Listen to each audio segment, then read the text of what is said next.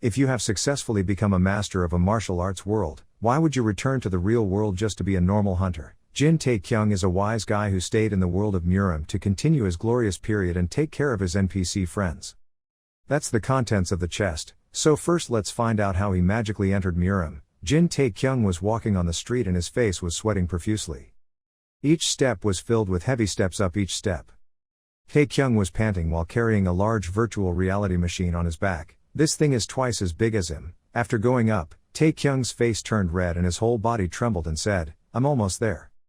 I just need to get to the 4th floor to complete this debt."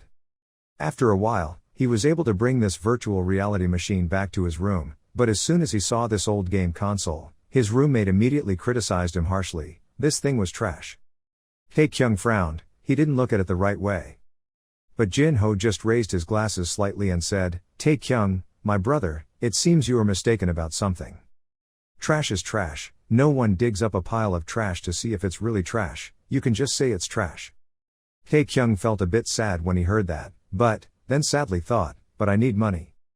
Jin Ho now laughed and said, "Wait, there, we don't need to feel guilty on our friendship trip." When Taekyung heard this, he couldn't hold back his anger, his eyes full of murderous intent, and said, "Senior." Jin Ho was suddenly scared speechless. "Ah, Taekyung." Seeing Taekyung angrily stand up, he tried to reassure her, "Calm down and think about the law of awakened people, more specifically, Article 1 Line 12, it says that force cannot be used against ordinary citizens and..." Hearing that, he immediately objected, "I said an F-rank hunter like you shouldn't be considered an awakened person." After hearing that, Jin Ho pretended to be confused. "What did you say? When? Were you drunk? Because you don't remember that damn thing." Taekyung was helpless to control his anger. "Whatever." Jin Ho did some strange actions and said, "Good thinking, that will make things difficult for him. If he hears him assaulting someone, citizens you will chase and..." "You've been kicked out." Jin Ho was stunned when he heard that. Taekyung bowed his head and said sadly, "When he just walked in to do what he did today, the captain thanked him for everything he had done." Taekyung became a hunter because his late father was also a hunter. Even though he doesn't have any talent in this field, being a low-ranked hunter, he still prides himself on his hard work ethic. Thanks to these efforts he was able to pay his mother's medical bills and support his sister, but now he feels everything he did in the past 7 years was a waste. Jin Ho felt a bit regretful and shed tears. Taekyung just said, "You're planning on apologizing for what you said, right?" Jin Ho tried to hold back his tears and said, "Just a little." As soon as he heard that, the young master couldn't help but say, "Then buy me a drink, that's what the seniors do, right?" Jin Ho showed his attitude and said, "You're an ungrateful piece of trash," he said, "but you never considered me your senior. Drink all night long, whatever it takes, drink like there's no tomorrow." A long night passed like that. On January 1, 2015, humanity was not welcomed by the warm light of a new year. They encountered a gate, a passage connecting this world to another world. Gates known as dungeons began to appear around the world. Strange monsters never before seen began to pour out from the gates. There was a battle between the awakened people and the monsters, through many victories and defeats. Finally, to end the Great War, they defeated the great demon lord, Asmodeus. That day was January 1, 2020, and it was called Victory Day. After that event, monsters stopped coming out of the gates, and a new age began, with hunters, who entered the gates on quests to kill monsters to gather resources and sell them to an auction house. Most hunters are awakened humans. There are those who surpass the boundaries of normal humans, and their rank depends on their abilities. For everyone, Taekyung's rank is the lowest, 1 F-rank hunters, and soon people won't need low-rank hunters like you. After eating a full meal, Taekyung picked up Jin Ho, who was drunk, and dropped him on the bed. He slapped his cheek hard and kept waking him up. "Hey Senior Jin Ho, Sung Jin Ho, wake up." But I couldn't even call Jin Ho. Taekyung looked at his shoulder covered in smelly vomit and felt bored. "I told you to drink slowly, huh?" The next second, he was annoyed and took off his shirt and threw it right in Jin Ho's face. "Damn, it was so dirty and dirty. Right now you're sitting on the ground in despair, I'm having some time." Suddenly he looked at the virtual reality machine again. "That's right, I almost forgot about this thing. Maybe I'll sell it to buy some snack packs. Oh well, I'm too lazy to do that, I should throw it away." He was a little curious and pressed on the machine to see what it was. Just then the chamber door opened. Taekyung saw a book inside and immediately picked it up. "What is this? Instructions for use." Taekyung read and was puzzled. Why would someone put instructions for use on something they threw away? especially a piece of trash like this. Instructions for use, description of the most realistic simulator, model number ARC 2020, manufacturer H-Soft, production date January 1, 2020. You are a little surprised, huh? 2020, that is not the date the war is over. Must have been a printing error, because only an idiot would have developed this all that time. Inside the user manual there is also a warning that the player will not be able to log out. If killed in the game, the player will die in real life. Reading this, Tae-kyung was a bit speechless. Then he didn't care and just lay down and threw it away. Whatever, I'm going to sleep. He closed his eyes and slept on the ground. Jin-ho was lying on the bed continuously making crowing sounds. That's why Tae-kyung couldn't sleep, which made him crazy. Damn him, I wanted to kill him. At this point he looked at that virtual reality machine again. Wait, that machine, it would be great if it was soundproof. After thinking about it, he went inside and sat down without thinking. Tae-kyung took off the hat and put it on his head. He lied down on the chair and said with satisfaction, "It's so quiet in here, I can't hear him at all, plus points for the comfort in here." While having fun, Tae-kyung sighed in frustration. What should I start doing tomorrow? He thought to himself, if you're not part of a guild, you need to rank up early in the morning at the Bylaw Commission office to register for any quests. They treat hunters without guilds quite well, harshly, and took away a large sum of money as commission fees. Damn it. At least my mom and sister live in a decent apartment. I live like an F-rated hunter dog to support my family. But, what do I have to do now to be able to pay the rent to my mother, if my father is still alive so he can tell me what to do? But when I do everything I can for them, please trust me. Thinking for a while, Tae-kyung's eyes blinked. I was so tired. I hope I'll feel a little better tomorrow after my sleep. After saying that, Tae-kyung fell asleep immediately afterward. At this time the machine starts entering players. The player cannot be identified. Do you want to register? Seeing that you haven't responded beyond the required time, the reply is automatically entered. After loading, the system notifies that player data creation has been completed. Player Kim Tae-kyung has completed registration. Do you want to enter the Murim world?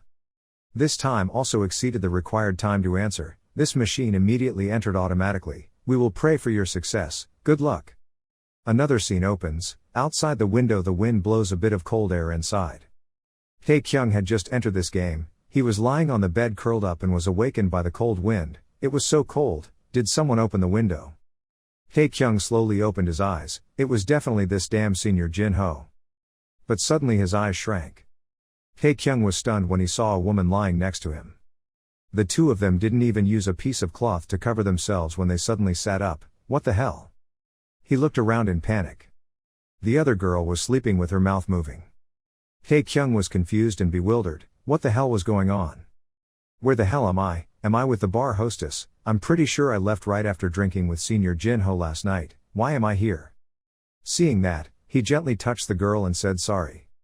The girl who was awakened sat up and rubbed her eyes and looked at him, a girl with bright white skin and beautiful pink hair. Tae-kyung looked a little fascinated and then asked, "Where am I?" The incomprehensible girl spoke to him in her language, Shenmi. The two have a language barrier. Tae-kyung misunderstood. Her name was probably Sunmi, but I didn't ask her name, and the girl just kept saying Shenmi, Shenmi. Ah, are you Chinese? The girl replied, Ni zai shuo Shenmi. Talking for a while without anyone understanding each other left him helplessly scratching his head. Damn it, I can't communicate with her at all. But at this moment, suddenly a system board appeared in front of him. You have unread messages. Do you want to read them, yes or no? Tae-kyung was startled and punched the system screen and shouted, "Damn, what the hell is this?" Tae-kyung was shocked, not understanding what happened. What the hell was going on? Basic, according to your understanding of the situation. The pink-haired girl stared at Tae-kyung suspiciously. Seeing her eyes fixed on him, he felt a little scared. What's wrong? The girl then sighed and said, I guess I'm just confused. Master Jin, you're acting strange today. Tae-kyung thought in surprise. She called me Master Jin, even though this is a game, it's quite cool. Thinking so he spoke up, how strange I am. The girl raised her shoulders and said, I don't know, everything, it looks like you're crazy or insane, you're even talking to me, so I'm sure what's going on is out there. At this time, the system displayed the start of the tutorial mission. Tae-kyung asked, guided, accepted the mission. The quest that opens announces, you are taking your first steps into the world of Murim, gathering information and adapting to your surroundings. Ranked Chain Quest Guide, ambient adaptation not completed, information gathering objective not completed, beginners only restriction, intense traditional robe set quest reward, character profile access, inventory access, skill access, quest chain progression, accept or ignore. Taekyung wondered with a bewildered face, gathering information and adapting to the surrounding environment. What kind of tutorial is this? I don't play many games, but most of them teach you how to catch some rabbits or use the user interface.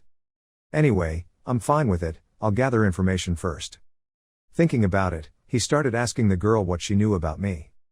Hearing that, the pink-haired girl couldn't help but laugh and said, "That's an interesting question, I guess you may have heard about the rumors." Taekyung frowned. What a rumor? I'm sure you've heard about them before, but it's still a bit uncomfortable for me to tell you. Before she could speak, Taekyung excitedly approached. I don't care, tell me. Looking at his impatient appearance made her a little scared. Taekyung burst out laughing again and slapped the table. I only asked because I was curious if it was similar to the rumors I had heard before, ha ha. Besides that, the rumors surrounding them did not affect me. Hearing that, the girl said in a low voice with a serious expression, "Good, if you say so." After a conversation with her, he successfully gathered information. First he found out where he lived. Taekyung was in the central city of Shan 11 district, known as Taiyuan. The brothel where he was staying was in the center of Taiyuan city, and it was called Honghua. Wolhua is a high-ranking prostitute at this brothel. And he is Taekyung, 20 years old, the youngest child of the Jin family residing in Taiyuan. The Jin family is a prestigious family and represents Shan 11 district. They are known for fighting bandits, providing food and supplies to people during famine or drought. For those reasons, the Jin family is respected and loved by the people. After completing the first mission, the system will notify you. You can find information related to the Jin family in Taiyuan. You receive the title of noble son, descendant of your father. You can check your name, sign and character profile. Taekyung saw this and felt extremely happy. I come from a rich family, I'm a damn rich man, Wolhua said next to him, but I heard that your family has some personal problems. System panel in front, restricted to beginners only, objective of information gathering completed, adaptation to surrounding environment completed, cloak set mission reward transmits access. Listen to Wolhua speak. He was a bit skeptical. The problem, what was it? She immediately replied, regarding the issue of sword diplomacy, the Hang sect is looking for an opportunity to take over the leadership position of Shan 11 province. There are internal problems. At this point, she covered her mouth and whispered, the third son of the Jin family is a troublesome person. Hearing that, Taekyung crossed his arms in disgust and said, of course, there are bastards like him everywhere she goes. In rich houses, there are always people like that. While speaking, Taekyung stopped, his forehead was covered in sweat. At this moment, Taekyung realized something was wrong. Wait, how many children does the Jin family have? Wolhua replied, Dad. Taekyung heard that and thought silently, damn, that's not me.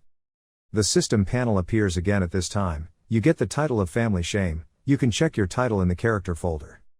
You have finished gathering information. Seeing her looking at him couldn't help but laugh. He felt a bit embarrassed. Taekyung clenched his fist and lightly hit the table to reassure himself, whatever, who cares if I'm the shame of the family, this is just a game, so I just need to complete the mission, so I collected information, all that remains is to adapt to the environment. Looking at his expression, Wolhua was a bit confused. She sadly shook her head and said, Master Jin, forgive me for speaking, but you're acting like a crazy person, why don't we rest? Taekyung was startled when he heard her say that. He held his head and wondered, I suddenly thought, what the hell am I playing in here? Then he stood up and made up his mind, I need to focus on finding a job. After saying that, Taekyung turned and walked away. He gently looked at Wolhua. Then I told myself, even if it's just a little, I'm still very happy. At this point, the corner of his mouth slightly curled up. Time passed quickly and it became dark.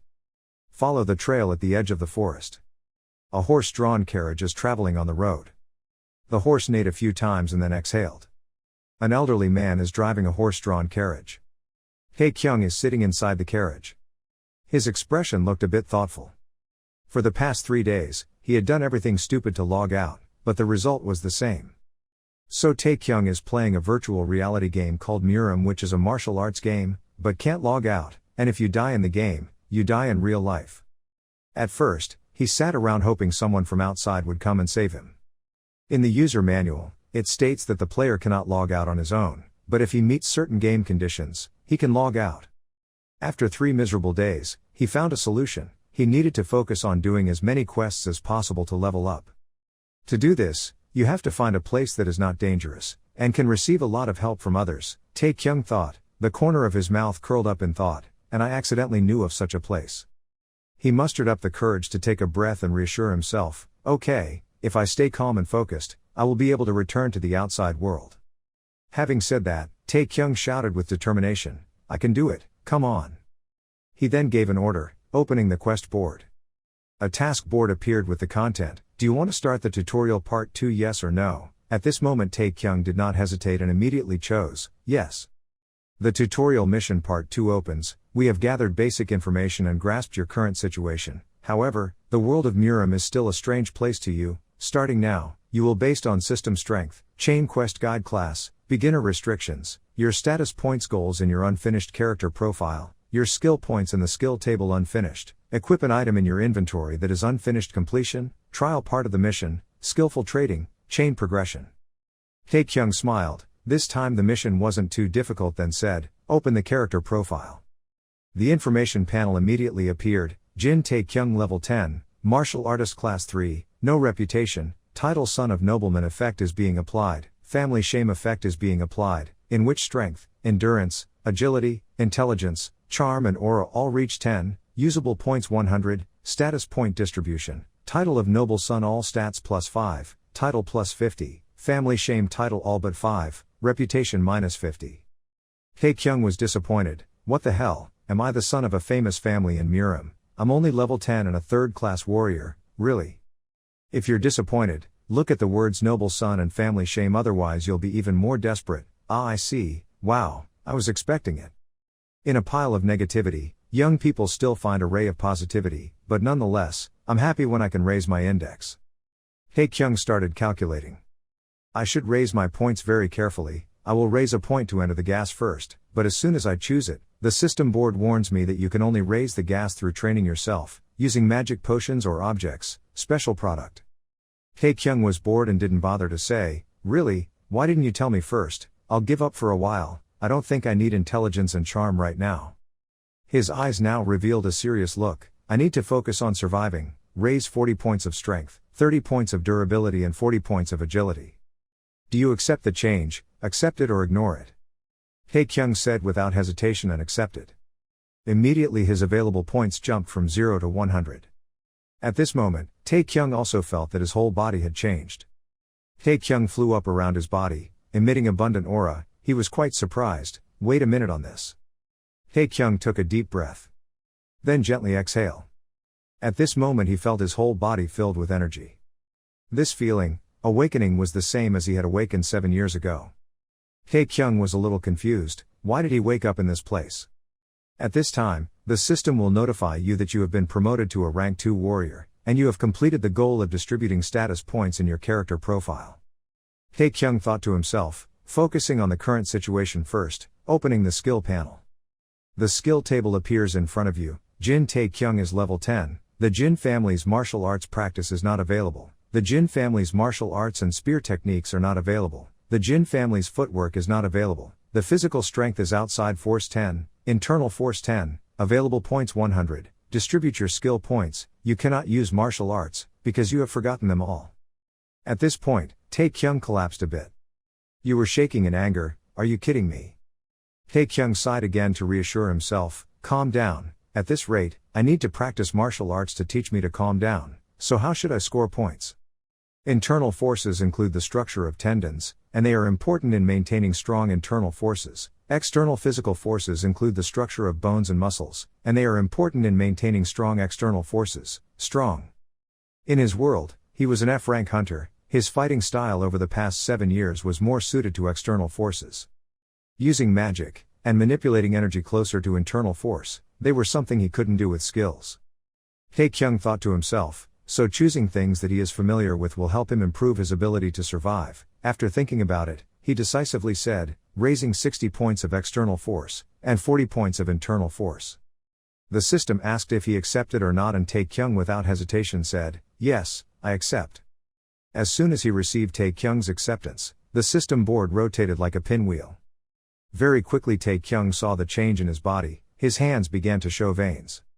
Shoulder blades and muscles are also developing at this time. A feeling of pain came. Every drop of sweat fell. Sweat was pouring down on the ground. Tae-kyung breathed heavily. His face was drenched in sweat. Tae-kyung's thin and sickly body in just a blink of an eye turned into a strong, toned body with strong muscles. Tae-kyung looked down at his body and whispered, his figure. This strength, I am full of life. He clenched his fists, that's right, this is a completely different place from the real world. At this point Tae-kyung smiled with satisfaction. With the help of the system, I will be much stronger than before, not to mention I have 7 years of fighting experience. I don't know the limits of this power, but I will use it thoroughly. And I will survive, he thought and said, opening the inventory. The inventory that appeared inside contained only one set of clothes. The traditional robe is class 3, has no restrictions, no effects and is made of light but stiff fabric. Tae-kyung then immediately put this item on. As for his old clothes, Tae-kyung immediately ordered to put away the items. Looking at this inventory, he said with satisfaction, wow, it will be very useful when I run away. The system sounds, you have completed the goal of equipping the item in your inventory, you have completed the tutorial mission part 2, you will be rewarded, you now have access to the tutorial mission series part 2-3. Tae-kyung saw that and was happy, great, I have a reward, open the inventory. Manhwa's second class spear, no limit, direct hit effect has 5% chance to cause bleeding effect, description can be used, sharp, you can cut yourself. Looking at this item, Tae-kyung lamented in disappointment, why don't you give me something better than this? But then he also told the system to equip items. A second later, the system gave Manhwa the wound to Tae-kyung. You will start the part 3 tutorial mission now, be prepared. Tae-kyung wondered, what are you preparing for? While speaking, someone called outside, Master Jin. You're startled, okay. The man driving the carriage spoke up, it seems we have a little problem. Hearing that, he immediately looked out the window and asked what he meant. A system panel now appears, instructions for part 3, you have become stronger from using the system. It's best to practice what you have learned, you will take care of the bandits that have just appeared, quest chain guide, limited to beginners only, goal of destroying bandits not completed, mission reward full recovery, mission chain, mission failure receives death. Only to see that at this moment they were being blocked by a group of robbers, Tae-kyung was speechless, what a small problem. Jang Sam is a robber, he never leaves the 5 famous mountains. He became the leader of a group of robbers at the age of 20 and forced travelers to pay tolls. The man driving the carriage said, there are a total of 6 guys, and we've been ambushed.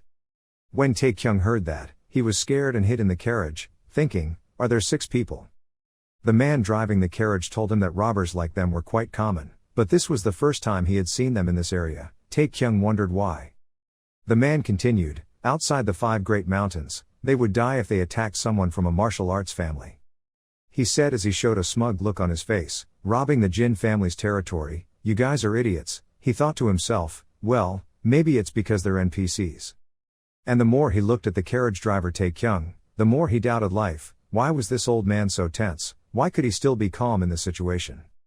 But for some strange reason, his name Jang Sam went out of the 5 famous mountains. Before that, when Tae-kyung's carriage was on the road, it became the target of robbers. Over there, big brother, Jang Sam, looking at your carriage, they look like they have quite a lot of money. On his face there was a big scar between his eyes. Jang Sam raised his axe and smiled and said, looks like I'm lucky. And they blocked Tae-kyung's way. The man driving the carriage saw them and threatened them without fear. You will regret saying those words when you see his face. Jang Sam spoke up, okay, I understand, now hurry up and show me that guy's face. Hearing that, the driver was angry, stupid bastard. Tae-kyung looked outside in the car and thought, finally I can witness the skills of a martial arts master. At this time, I only saw the man driving the horse-drawn carriage confronting a group of brazen and ferocious robbers. But the next second he turned around like a shy rabbit, making Tae-kyung bewildered, what the hell, why is he waiting here? The man approached and bowed his head and said, it seems you have to meet them, young master. Tae-kyung was afraid when he heard that, his face turned pale, me, why? The carriage driver opened the carriage door and said, they need to witness your fear and strength. Since they dared to stop the young master, they should witness the power of a true martial artist, he should teach them a lesson. Tian Kiem Jin, I heard about your talent, when you were only 20 years old, you were already a famous genius swordsman in Murim. After hearing the young master's story, this old man's heart felt nothing but fear and admire his achievements. Hearing that, Taekyung was a bit confused and wondered, Jin, a sword genius, what the hell is this old man talking about? Thinking of this, he smiled awkwardly and said, I think you are mistaken. The man driving the carriage turned around and shouted at those robbers, that bastard, don't you recognize this person? He is the second young master of the Jin family of Taiyuan, a famous martial artist in Shan 11 province. When Kyung heard this, he quickly grabbed him and tried to explain, wait, I'm not the second young master. The man laughed loudly and introduced, he was the heavenly sword Jin Mu Kyung. When he heard that, he immediately said, I am Taekyung, however. Hearing these words, the man immediately became speechless. He hesitated awkwardly, apologizing. Taekyung scratched his head, well, I tried to tell you earlier, I'm not Jin Mu Kyung, I'm Taekyung. Hearing this, the man immediately changed color and sweat profusely and said, you are Jin Taekyung, the useless third child. Taekyung also did not refute this statement. When the man saw this, he was so shocked that he foamed at the mouth. He was so excited that he fell to the ground and lay unconscious. Taekyung looked at this loudmouthed old man and was bored. I was stupid to think this old man was a martial arts master. Seeing this scene, the 6 robbers in front of me brought out a huge burst of laughter. Jang Sam, he raised his shining axe to threaten, I don't know if you are the third young master, but I will let you live if you listen to me. Taekyung remembered the mission, only for beginners. The goal of destroying the bandits had not been completed, completely restoring the mission chain. If the mission failed, he would die. He looked at them and thought to himself, let me live, trouser. But think of the dilemma, 6 against 1. He was a bit nervous. He had fought 6 goblins before, but these guys were completely different. At this time, among the robbers, there was a robber who threw his axe at him. Before Taekyung had time to regain his composure, he was startled, damn it, wait a minute, it's over. His axe rushed forward and stabbed. But luckily, only halfway, the connection was disconnected and crashed to the ground. When he saw that, he smiled awkwardly, he should have been a little stronger Taekyung looked at them and analyzed, wait, look at them. Besides the 1,000-pound name. They looked weaker than the goblins I faced before. He looked at them sideways, in that case, I thought I could defeat them. After saying that, Taekyung raised his hands. Jang Sam sneered when he saw that, he surrendered, that was a smart choice. Taekyung smiled half-heartedly, looking at them and thinking, just keep smiling. Jang Sam, he said contemptuously, I heard that the Jin family kicked out a son, he's clearly just a third-level martial artist, and he's only good at chasing women, I guess he's also good at knowing when to surrender. One of the robbers smiled sarcastically at Taekyung, hey, his boss is coming, reminding me of a dog. Taekyung blew his cheeks and thought, only 2 steps left. Jang Sam burst out laughing, looking like a dog. Taekyung didn't say anything and just slowly walked forward. Suddenly he felt a current in his stomach. Taekyung frowned, it's too hot, wait, this is gas. Taekyung stomped his foot on the ground, causing the ground to break under pressure. Then, without saying a word, he flew up and rushed towards them. Taekyung's body radiated pale light. Only to see a few minutes later that the spear in Taekyung's hand was covered in blood. Jang Sam was lying motionless on the ground, blood flowing non-stop between his chest. Taekyung turned his head and said with murderous eyes, who's next? When they saw that, they were scared and quickly begged for their lives, please spare us, sir. After completing the mission, the system appears, the bandits have lost their leader and will surrender. You complete the mission to destroy the bandit gang, you receive full recovery, suppress the bandits, reputation increases 10, you complete tutorial quest part 3, you have a reward, tutorial series quest part 4 is now available. Manipulate time to go back to the time when Taekyung was eating with Jin Ho. Taekyung said while eating chicken thighs, I heard about a VR game that can slow down time. I'm just curious for what reason they only use this great thing in video games and not in other aspects. Think about it, I think it will definitely be useful in many other fields. Jin Ho opened the beer can and shook his head and said, look at this kid, he's saying unreasonable things again. Jin Taekyung looked stupid as usual. He picked up the can of beer to drink and continued to say, you're some kind of ignorant person, like those people who think they can use VR games to learn about shit and get into Seoul University. This guy will just tell you, just once, so listen clearly, Taekyung. Firstly, nothing would be confirmed even if he studied there. Why? Because VR games don't make time slow down but only help him feel as if it really slows down. Simply put, Playing time is determined by the data the player can store in the brain, so the more data concentrated, the slower time becomes. However, the brain can hold a lot of data. Once he exits the game, most of the information he had just focused on retaining from the game will disappear, and only what was given during the game will remain. That's why there is no difference between studying in real life and studying in VR games.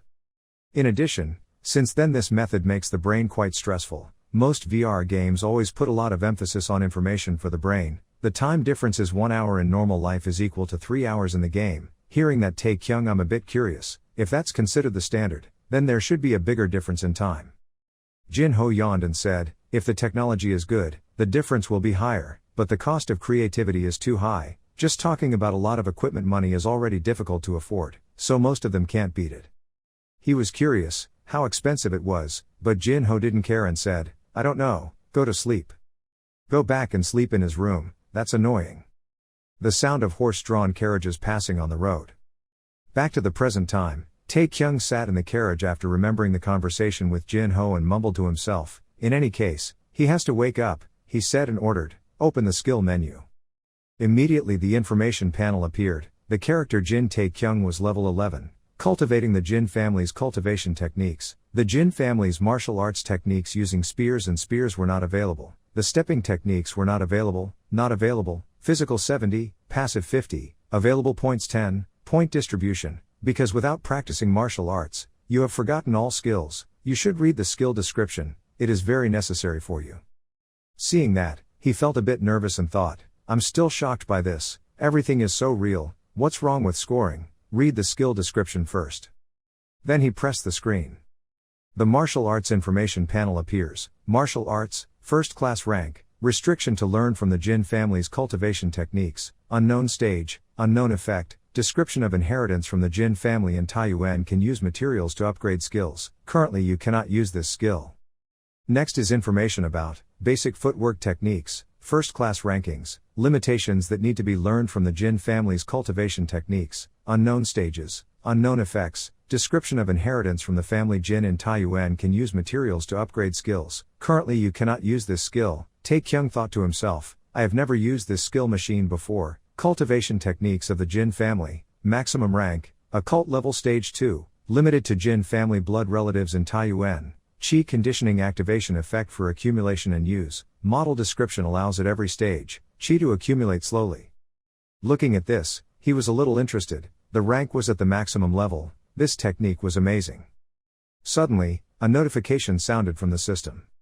Tutorial Mission Part 4, you have been granted a license to control the circulation of Qi, allowing you to use Qi energy. However, you are still not allowed to directly control your own Qi. Please be on high alert. Until the end. Final test guide rank, player only restriction, Qigong control objective not completed, item box reward get Qigong, go to main question, mission failed failure or deflection of Qigong or death.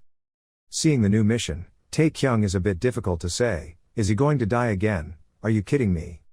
He pondered, if he waited a little longer, he was pretty sure Jin-ho could save the situation. He didn't know what would happen if he wanted to have a more adventurous life because of these missions. Notification system, waiting for a response. When he saw that, he was stunned. No, I didn't agree, I refused. Who would have thought that the system will play young players once? You cannot refuse the mission. Do you agree to accept this mission with both signs agreeing? Seeing that, Tae-kyung was so angry that he screamed, I said I refuse, refuse, refuse, why are there 2 agree buttons here? However, the system decided on its own and the mission was automatically accepted. Tae-kyung was so angry that he wanted to apparate. Are you kidding your dad? The announcement sounds continuously, your mission will begin immediately, the cultivation techniques of the Jin family will enhance your abilities, because this is the first time, you will receive help for this mission, you will be transferred to the mission site, whether you agree or refuse. Tae-kyung sat on the ground in despair, refusing. But the notification system automatically agreed, leaving Tae-kyung helpless and not even bothering to say, damn it. He was so angry that he couldn't do anything, now it completely ignored him. Damn it, once I get out of here just wait, but suddenly at this moment the chair in front of you suddenly twisted into a crooked shape. Everything around is moving again. It moved to form a vortex and sucked him into it. When Tae-kyung saw that, he was scared and covered his face and shouted loudly. He closed his eyes for a few minutes. A moment later Tae-kyung slowly opened his eyes. As soon as he opened his eyes, he discovered he was standing in an empty space. Taekyung looked bewildered. Suddenly there was a voice, "Come here." I only saw in the distance an old man with white hair and beard wearing a white suit, waving to Taekyung. Seeing that, he walked step by step closer to the old man, thinking to himself, "Is this old assistant going to help me?" The old man with kind eyes stared at him. Taekyung was a bit nervous. Then he gently said, "Sit down and relax." Taekyung was a little skeptical. I thought to control Qigong you had to sit on a lotus flower." The old man stroked his beard and laughed, saying that only weak people have to do that. With masters nothing is impossible. Taekyung was stunned. He could read my mind. He was truly a master. "Ho ho, you're quite interesting." After saying that, he stood up and his body rushed over to point the acupuncture point on Taekyung's body, immobilizing Taekyung. The old man standing behind spoke up, "Don't be too surprised, I'm simply pointing at your acupuncture points, concentration is very necessary." Taekyung thought to himself, "I can't move." He then placed a hand on his back and said, "Knowing how to regulate the flow of air in the blood is extremely important for any martial artist.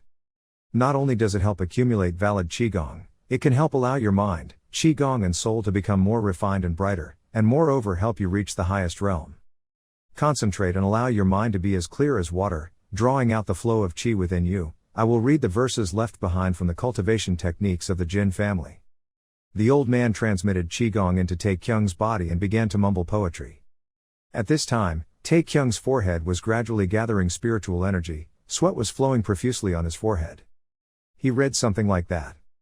Finally he spoke loudly, following their trail. Taekyung was a little wondering, what are you tracking? At this time the system appears, the circulation of the Jin family's cultivation techniques will begin at this moment. The bloodline in Taekyung's body now emitted yellow light spots. Follow the light from the blood vessels. The light marks are then joined together. A moment later, the system announces, "You have completed the mission of cultivating Qigong. You have completed the fourth mission. You will receive a reward. The Qigong skill has been recruited. You can freeze Qigong Gong, and confronting the power of other people's Qi. A small amount of poisonous gas has been released from your body. You have completed all tasks related to the master. You have unlocked the main quest." Returning to reality, Taekyung is now sitting on a carriage practicing. A moment later, the aura surrounding his body gradually dissipated. Taekyung opened his eyes and let out a breath. When he felt full of vitality, he exclaimed, "Wow, it feels so great, my whole body feels like it's been revived." Taekyung placed his hand on his stomach and whispered, "Qigong is indeed very interesting, but..." Just seeing a red ball appear above his head made him a bit confused. "What is that?" At the same time, the driver outside spoke, "Our young master is coming to the land of the Jin family in Taiyuan already." Jin Taekyung saw his strength while on duty. That is, 10 years of his Qi. Quite small but pure essence. Wait. Another source of energy, that source of energy was approaching his energy. If I absorb it, I will definitely become stronger. But he chose to refuse. Okay, I shouldn't do such unnecessary things, it's no joke. Just focus on completing the task first. This is the right decision. Just as he finished, he heard a voice calling, "Young master, we have arrived at the Jin family's property in Taiyuan." Taekyung hummed, told the driver to slow down to try out his new skill. He thought, then rubbed his chin and said, "Oh, so it's like that, like a level scanner." He sat in the correct position and said, "Okay, let's try it, activate the feeling." A blue circle surrounded him.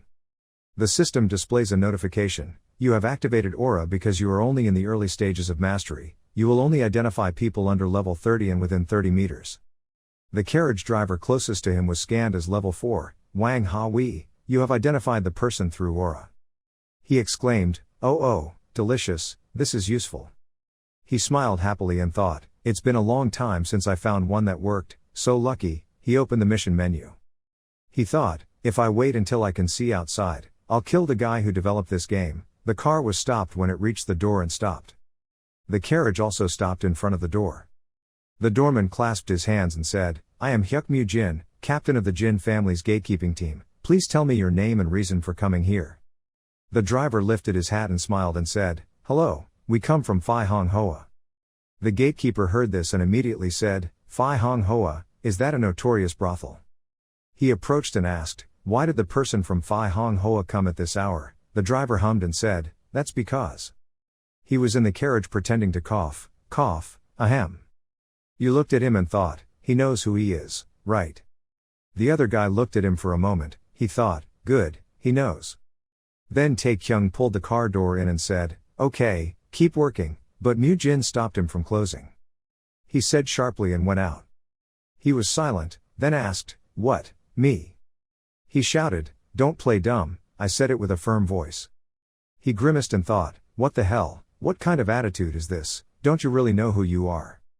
Tae-kyung smiled and pointed inside, I think you're wrong, I live here, he said with a frown, I also live here. He smiled and continued, no, I mean. He stopped him and said, you are the third young master of the Jin family, that's what you mean. He sprayed hard glue. He continued, I know who you are, so please step out of the car, we will still follow protocol. He nervously walked down, looked left and right and thought, why do I feel so strange? He held a pen and paper and asked, name. He grimaced and thought, treating me like a prisoner was unfair, then he answered, Jin Tae-kyung. He continued to interrogate, related to the Jin family, Taiyuan family, age and martial arts level. 20, second level warrior. He stopped writing and said, hey, put your pride away and be honest. He thought, honestly, tell him he went to middle school after removing stats or something. He continued, okay, I'll leave you alone for now, let's see, you've been gone for a few days, where are you going? He said calmly, flying flowers. He looked at him disdainfully, ha, look at you, hanging out in that luxury brothel for a few days, it must have been fun, you must have spent a fortune there. Or did you steal from the family treasury? He frowned and said, again. He walked over and replied, why do you look so upset, the third young master always does such dirty things, isn't that right? He thought, Jin Tae-kyung of the Jin family and Taiyuan, the family's shame, I'm a bit upset. He continued, third young master, even though I'm just a gatekeeper, I'll give you some advice. He leaned into his ear and said, stop smearing ashes on your family's honor, you should at least try to live like a human being. He waved his hand, let them pass, then turned and left. He stood there thinking, live a human life, you know this is just a game, but it bothers you. He couldn't stand it anymore, so he walked forward and said, hey, stop for me. The other guy turned to look at him. He came forward, raised his fist and said, your number has come. A few minutes later, the housekeeper came into the room to report to the homeowner. The homeowner sat behind a pile of long notes and said, go ahead. The butler said, his subordinate, he respected the homeowner, he was also very good, but because of his pride he did not think about the consequences of his actions and, urged the butler, went straight to the point. He had a fight with the third young master, the butler replied hesitantly. The homeowner continued asking, it was not difficult to guess, so what happened to my youngest son? The butler replied, I have already taken you to the infirmary, the young master fainted and was injured quite a lot. The homeowner remained silent and said nothing. The butler immediately bowed down and confessed, please forgive me, it is all my fault, I will accept all punishments. Then the homeowner replied, can I meet your subordinate, I have a word with him. The butler continued, yes, please forgive me, but he is also being treated. The homeowner asked if he was being treated, he replied, yes, he is also in the infirmary, I heard that he had a broken bone. He continued, really, then forget my suggestion just now, you can go, yes sir. The butler left, and the old man immediately threw away all his notebooks and called out, Wai Peng. Wai Peng immediately said, yes, master. He happily said, let's go out for a while. Wai Peng didn't know what to say and just sighed. Tae-kyung fights Hyo Mu-jin with all his strength. But he quickly dodged the attack, causing him to fall down and said, better than we thought. He quickly punched him in the face from below. He looked at him and thought, what level is this guy? Quickly seeing him at level 20, he punched him until his mouth bled and cursed him, this bastard. He thought to himself, I should learn to be quiet and focus on leveling up. After the match ended, Tae-kyung woke up in bed with a bruised face, you woke up from sleep mode. He slowly sat up and looked around. The doctor next to him said, the young master is awake. He immediately asked, where am I? This is the pharmacy hall, the young master has been in a coma for an hour. He lay down again and thought, infirmary, if I had fainted for an hour. He woke up startled and wondered, wait a minute. The pain came and made him hug his body and cry out. The doctor said that the young master still had some bruises so it would hurt a bit. Please don't exercise too much and rest as much as possible. After that, he went out. Taekyung said exhaustedly, opening his character profile. Profile appears, character Jin Taekyung, level 11, warrior profession level 2, reputation 10, position as son of noble, family disgrace, stats are normal, points are available as 10. He looked at that board and said, who knew I would end up like this, relying on my endurance. Taekyung thought, if he had raised his score earlier, he might have won. He sat up and practiced his arms. Okay, if I move so sluggishly, lifting would make no difference. If I want to defeat him, I need to master martial arts first. Someone walked in outside. A voice said, this room, thank you. Opening the door and walking in, right after that was a middle-aged man. That was the homeowner. He walked in and said, you look pathetic. Walking to the hospital bed. He asked the doctor how he was doing. He thought, who is this monster? He immediately activated his aura. The doctor replied that the young master still had a few injuries, but there was nothing to worry about. His aura didn't show its level because it was too cocoa. He looked at him and said, unfortunately, he should have lost a leg. He thought, this guy is over level 30, so tall. Look at how doctors behave. And the way this old monster treated me, and the look on his face. Summoning the full capacity of the brain, the answer is definitely. He said, Dad, making the homeowner spray the glue hard. The homeowner rolled up his sleeves and said to the doctor, you have helped enough, you can go. The doctor obeyed, bowed his head and walked out. Yes sir. Taekyung panicked and said, hey wait, calm down a bit, I'm sorry if I called wrongly but you don't look like my mother. Doctor, don't leave me alone with this old man. Help, he asked for help in vain. The doctor walked out of the room and suddenly became silent. He looked at the homeowner's fist and thought, oh shit, what kind of doctor would neglect his patients like that? The homeowner said, it's just stupid, how long are you planning to live like this? This kid, he closed his eyes and clung to the wall thinking, his life is over. The homeowner continues to curse, clinging to women's skirts every chance he gets. If you give money, you'll take it all to gamble. If you behave like that, why does this family despise you? You brat, if you keep going like this, just prepare to receive your punishment. Do you hear me clearly? He seemed fierce but was extremely worried about you, holding your hand and rubbing it. He looked at him confused and thought, what are you doing? In fact, the homeowner really pampered him. He patted his head and smiled happily. He asked, who are you? The homeowner said, oh no, my little youngest brother has a head injury. Doctor, where is the doctor? He cried, do you really not remember anything? He calmly replied, no. Not even a little bit, he asked. He thought to himself, just pretend to be insane. The homeowner looked at him thoughtfully. Then he asked, what about what I just told you? Ha, what do you mean? He asked. The two began to exchange. What is my name? Jin Y Kyung, successor of the Taiyuan family name Jin, age, 3 years, single. Parents, father is traveling, mother passed away 10 years ago, very good, and second senior brother, Tian Kiem Jin Mu Kyung, 2 years old, is a disciple of Tian Mon. Okay, wait, Heavenly Sword Jin. I didn't tell you that name, did I? He pretended to scream, oh my god, it hurts, my head. The homeowner is worried, brother. Taekyung thought, I only had minor bruises, it would take about 4 days for the swelling and bruising to go away. After recovering, Taekyung returned to his cottage. As soon as I opened the door, I saw all kinds of colorful costumes. He scratched his head and said, this guy is a fashionista, the whole floor is full of clothes and shirts. He went to the last room and said, not to mention this room too, the only one left. He opened the door into the dark room. Inside there are many books. Taekyung was extremely excited, he found it. He went in to get the book on the shelf that was covered in dust. He quickly dusted the book, revealing the inscription, the three-legged war technique. It's a high school martial arts book, the most basic foot techniques for actual combat, and can be exchanged at the market. The system notifies you if you want to learn this skill.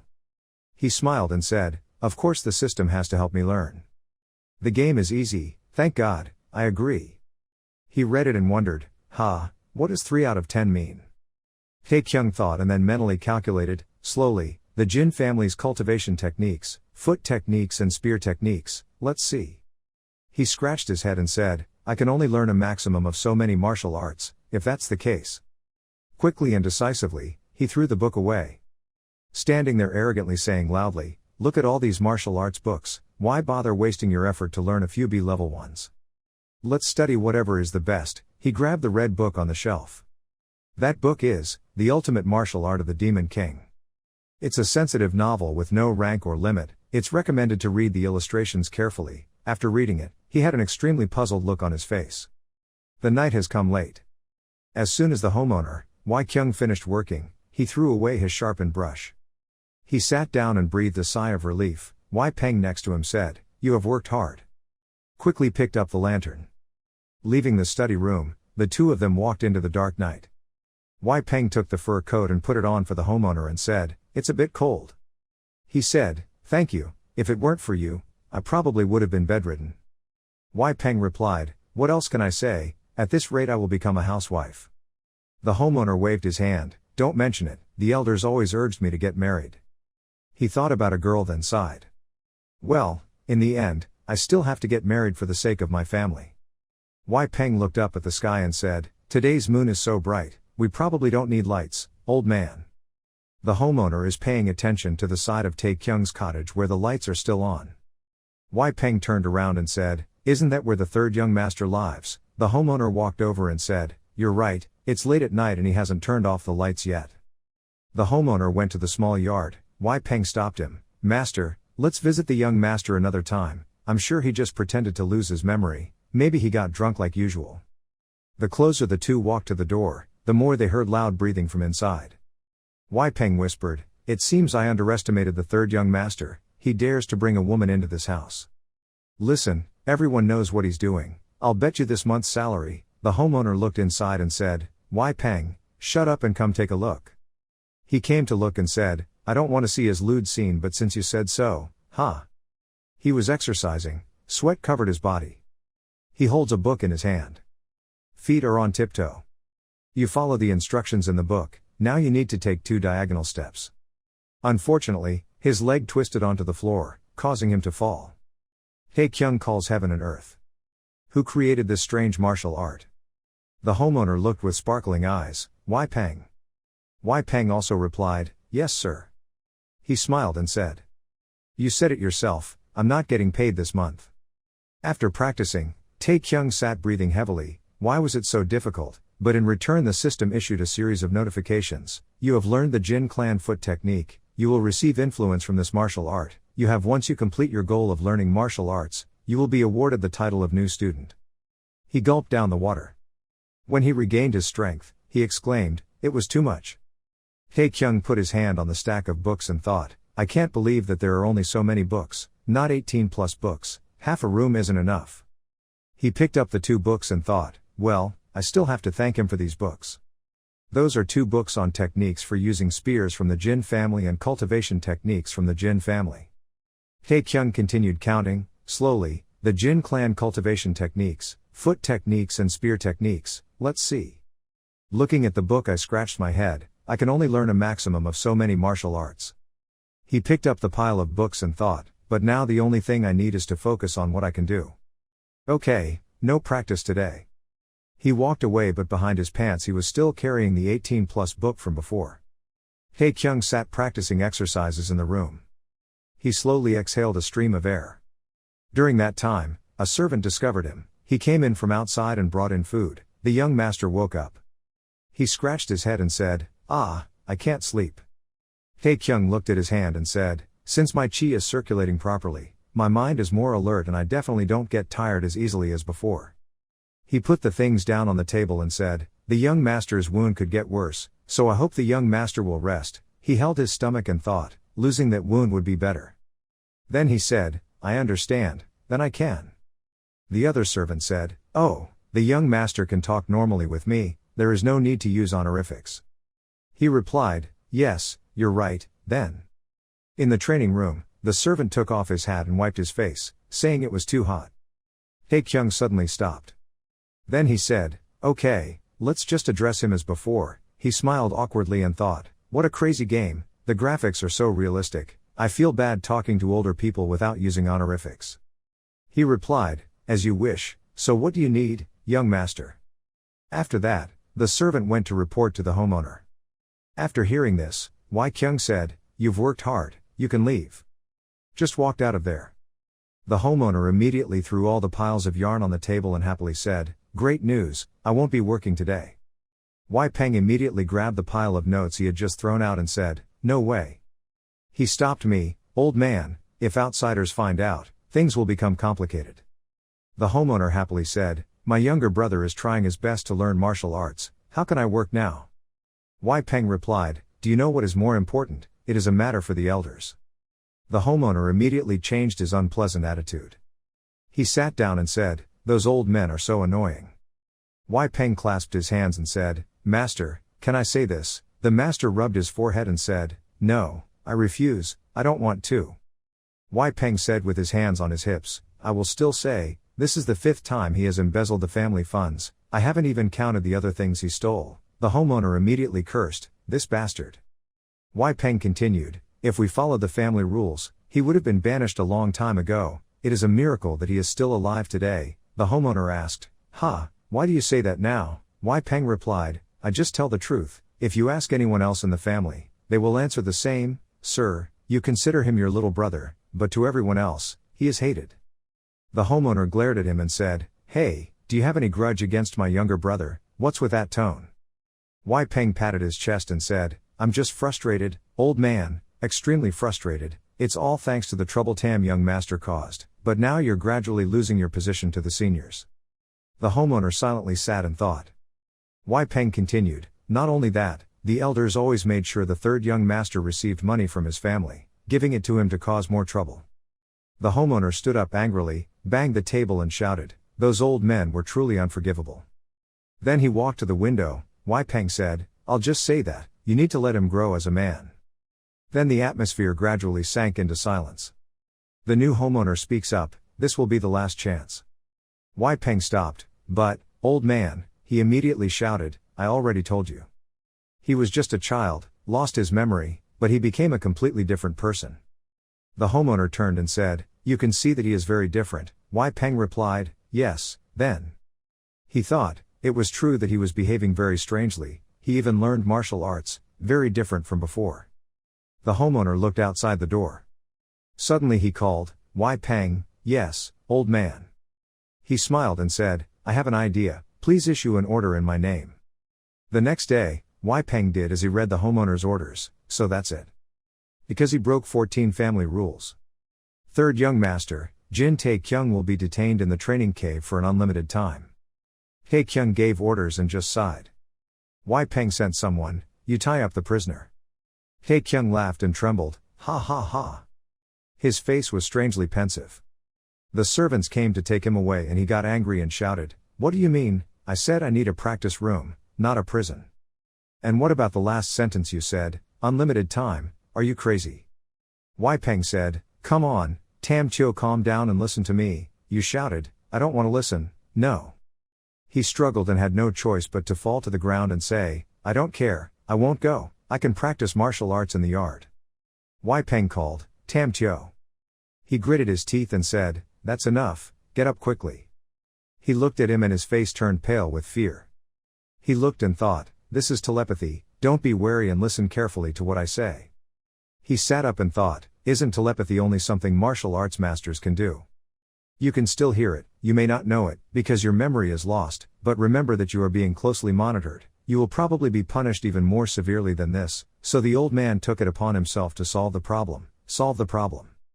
Even if I say it's an indefinite period of time, do you really think the old man will imprison you forever? He thought, he was right, that guy was far from doing that. First you will be there 7 days. Can you sign, just 3 days? Wai Peng replied, you're still lying. You looked at him and thought, scared, look at his eyes, he thought he could easily defeat me, then what, give it a try, get a feeling. He used aura with Wai Peng. He said, so what do you think? He immediately obeyed, okay goat, I'll stay right away, after seeing that Wai Peng's level was higher than 30. He was immediately detained there. The homeowner is already there waiting for you. Hearing footsteps approaching. He immediately turned to look. He was blinded and was kneeling on the ground. The homeowner said, you have finally come. You also looked at him and said hello, brother. Wai Kyung looked and said, I can no longer cover up your actions, as the family's successor, I declare that you will be placed in solitary confinement. Do you have anything else to say? He was about to say, of course, but then he looked at Wei Peng's face to see his attitude. Then he bowed his head and said, I will accept this punishment.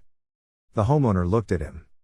He waved his hand and said, locking the prisoner into the dungeon. Your release date will be announced later. The cave door opened.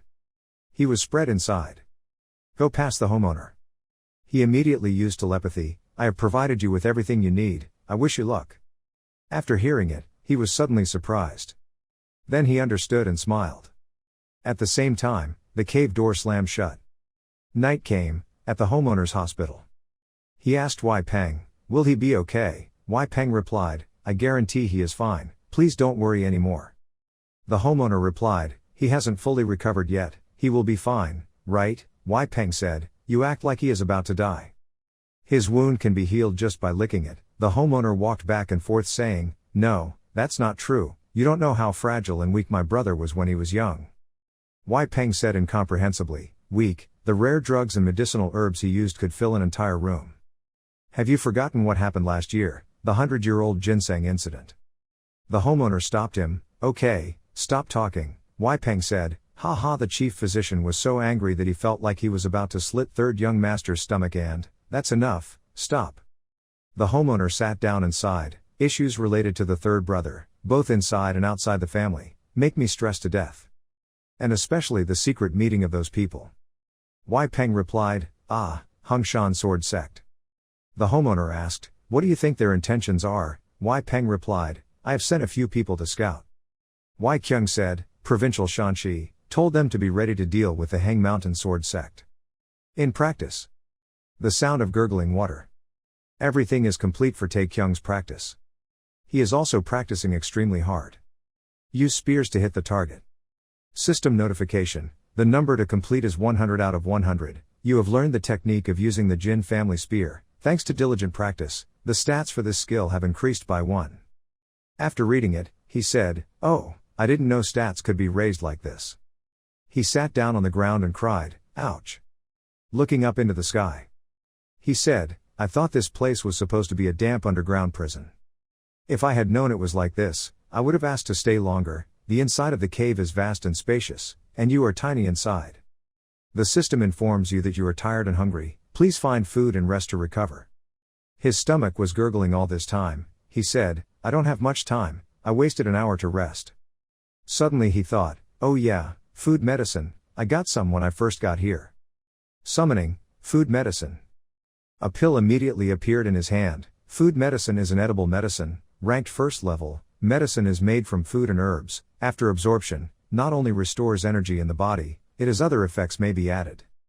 He looked at it grimly, but this thing. It really makes people eat, it smells like, he covered his nose at that smelly black lump. But he tried to put it in his mouth, but he couldn't help it, it was good for his health. He trembled and swallowed. Immediately your strength is full, you have absorbed the food medicine, you are full and rested enough, fatigue disappears, in the next hour, all stats will increase by 2 points. He shouted, opening the character profile. Tae Kyung was so excited after reading it, it was amazing, his index had increased significantly. He immediately summoned food medicine and ate all this shit medicine. A large chest appeared, he greedily ate them. Then the system displays a message, you have absorbed the food medicine, there is no other effect. You were so full, Tae Kyung quickly vomited and vomited continuously. The fire was burning, he continued to practice. The mastery level of the Jin family spear technique has increased to 23 out of 100. He continued to practice, the mastery level of the Jin family spear technique increased by 2 years above 100.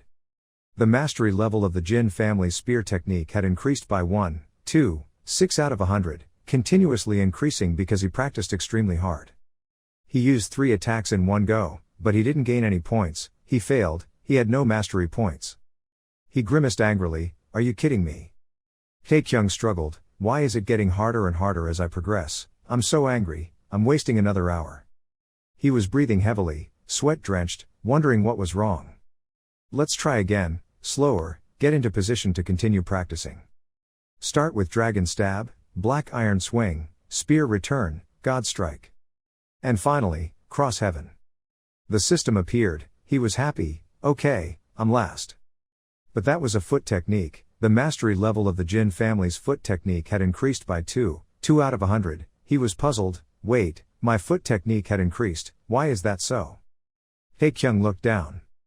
Then he smiled and said, I understand. He turned the spear around and thought, while practicing the spear. If I combine foot technique training. He immediately combined the spear technique and the walking technique to create a move. There was a big hole in the wall. He smiled and said, it turned out that was what he had to do. He immediately fell down because he was tired. Notification system, you have used up your energy, you are very tired, you have unlocked the achievement of mind-body becoming one, you have discovered how to utilize martial arts, increase your realm, master level of the Jin family spear technique has increased to level 3. Song Jin-ho also woke up at this time, he opened his mouth wide and yawned. He sat on the bed in a daze for a long time. Song Jin-ho looked around the room and said, I think I'm sleeping in Taekyung's bed again. He still couldn't see Jin Taekyung's figure, making him confused. He had to wake me up when he woke up. Where had he gone? 1. Seeing that, Song Jin-ho immediately got down from the bed and went to look at the game console. Then he used his foot to gently push open the lid of the game console. Seeing Jin Taekyung lying still inside, Song Jin-ho was surprised. He looked so uncomfortable, but he was able to sleep. This guy is really strange. Seeing that he was motionless, he gently tapped his head to wake him up. Hey, Taekyung, wake up, the sun is setting. Song Jin-ho took off his hat and kept calling, bro, wake up, let's go eat some soup to wake up. But at this moment, Jin Taekyung suddenly opened his eyes in a daze and mumbled, soup, you bought it. Yes, but when he regained consciousness, he still hadn't returned to reality and it all turned out to be just a dream. Jin Taekyung was a little desperate and lay helplessly on the ground.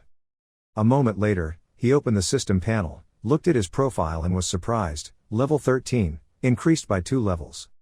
No wonder he felt healthy and relieved. 3 system tables appeared in front of him. Level 1 spear technique, Level 3 mastery stage, limited to only bloodline, Level 1 foot technique, stage Level 3 mastery, limited to only bloodline. The levels of these skills have all increased. Highest rank cultivation technique, Level 3 mastery stage, limited to only bloodline. Effects activate air circulation. The system gives Jin Taekyung a ring, peace of mind, ring type, rank no, limit no, hard ring, unknown ingredients, allowing the wearer to feel secure and safe, increasing the possibility concentration. Seeing that he exclaimed excitedly, he also received more items. After winning the trick, working hard is different. He started calculating again, dividing stat points, health and stamina, 10 points each. After thinking about it, the young man did not hesitate, picked up the spear and got to work. Jin Taekyung excitedly said, great, before I leave this world, I should try and increase my abilities as much as possible. He stepped wide and swung his spear a few times to start. The sharp tip of the spear touched the floor. Suddenly Jin Taekyung's face became gloomy again. He wondered to himself, with his current strength, could he defeat that Hyukmu Jin guy? Thinking of this, Jin Taekyung shook his head like crazy to protest, not yet, there is still a level gap, stop thinking nonsense, focus on practicing. At this time, the system sends a message, a new training mode function message. You can now summon illusions of past opponents. However, if the opponent is 10 levels higher than you will not summoning ability. You're surprised to see that, huh? In front of the screen, the system displays 2 characters, training mode, opponents can now summon, level 10,000, level 20 Hyukmu Jin. Immediately after that, he summoned Hyukmu Jin, and his copy also appeared. Seeing the Jin Taekyung figure was so surprised that his mouth was open. My goodness. He couldn't believe it. As he walked back and forth, looking up and down at Hyukmu Jin's body, he suddenly exclaimed, just like that guy. He couldn't help but touch the character. Let's see. As soon as he touched the character, his hand penetrated inside Hyukmu Jin's body. Seeing that, he immediately exclaimed, good, at least he won't be injured. When this system appears again, you can change the opponent's level. Jin Taekyung was excited. Really? So let's see Hyukmu Jin with half his power. Right after that, the data of level 20 Hyukmu Jin also started downloading. A moment later, the system informed Jin Taekyung that his current form would only be able to use 50% of his power, and the character Hyukmu Jin also slowly opened his eyes. He half smiled and said, that hateful look in his eyes didn't change anything. The opposite side of Hyukmu Jin's body also smirked. The system told him to start practicing. Jin Tae-kyung immediately and excitedly swung his spear and shouted, "Of course." As soon as the spear was swung towards Hyuk-Mu Jin's body, he immediately dodged. The next second he quickly rushed away. Jin Tae-kyung continued to swing his spear to attack, then jumped back and said, "Receive it." His foot grazed the floor. His eyes were full of murderous intent and he raised his voice, "Let's try to avoid it," then swung the spear like lightning. Hyuk-Mu Jin was also unable to do so and easily avoided it. His eyes also showed fighting spirit. But then he could not avoid Jin Tae-kyung's spear and was hit in the face by the spear. When you see that, you're a little surprised. Isn't this a bit easy to eat? Hyuk-Mu Jin's body was injured and knelt down. When he saw that, he looked down on him and said, "Is half of his strength that weak? So let's try Hyuk-Mu Jin at 100% power." The system immediately responded to his request and produced a version of Hyuk-Mu Jin that was no different from the original. The two sides were now rushing at each other like two moths, neither willing to be outdone by the other. Outside, the sunset gradually fell. Somewhere, from afar, there was the sound of horses slowly approaching. I only saw a middle-aged man with a beard and raised his hand to speak and stopped. The person sitting on the horse saw this and immediately pulled the reins and braked the horse. The middle-aged man glanced. On the carriage was a man wearing red clothes. At his side there is also a sword. Seeing that, the middle-aged man asked, "Where do you guys come from?" The guy sitting on the carriage's mouth slightly raised. Then the leader answered, "Hang Sun." Back to Jin Tae-kyung now. The fire in the jar is still burning. A second later, something suddenly blew through the fire. I only saw at this moment that a large hole suddenly appeared in the middle of Hyuk-Mu Jin's body. Hyuk-Mu Jin's original expression also changed to reveal a painful expression. Jin Tae-kyung scratched his head in surprise. So strange. He couldn't believe the truth. Why did he still win, or was it just his appearance that was the same? He looked down at his hand again, wondering if this simulation was supposed to show the difference in strength between him and the better person. What was the point of winning all the time? He had only been learning martial arts for a few days. How could he be so strong? Looking at the hand and looking down at the spear, or the difference in weapons, I need to know how Hyuk-Mu Jin fights if he has a weapon. Suddenly, the thought flashed in Jin Tae-kyung's head, wait a minute, let's try Jin's spear and foot technique. Right after that, the system told him, level 20 Hyuk-Mu Jin was equipped with the Jin family's spear technique and the Jin family's leg technique. Jin Tae-kyung immediately said, this way I can see if I'm still alive, where is the shortcoming? Hyuk-Mu Jin's copy was also armed. He smirked and said, now that's fair, right? The other Hyuk-Mu Jin held a spear and pointed it in front of him. Jin Tae-kyung saw this and thought in frustration, still clearly annoyed. He got ready, raised the spear and said, okay, let's see who will win this time. Jin Tae-kyung swung his spear. The two sides then rushed to fight each other. Hyuk-Mu Jin's main body attacked him with her spear. At this time, Jin Tae-kyung's forehead was also sweating. Just saw when Hyuk-Mu Jin stabbed the spear down, it was like the wind suddenly rushed into the air. He looked at Jin Tae-kyung with murderous eyes. Before he could continue, Jin Tae-kyung gave him a spear and slashed him down. This slash instantly caused him to be cut in half. After that, Hyuk-Mu Jin's body gradually disappeared. The system now displays a notification. Mastery level of Jin family spear technique has increased to level 4. Mastery level of Jin family spear technique has increased to level 4. Your movements have been refined and increased. Destructive power. Jin Tae-kyung broke through and increased his level again. He happily said, I'm level 14, open my character profile.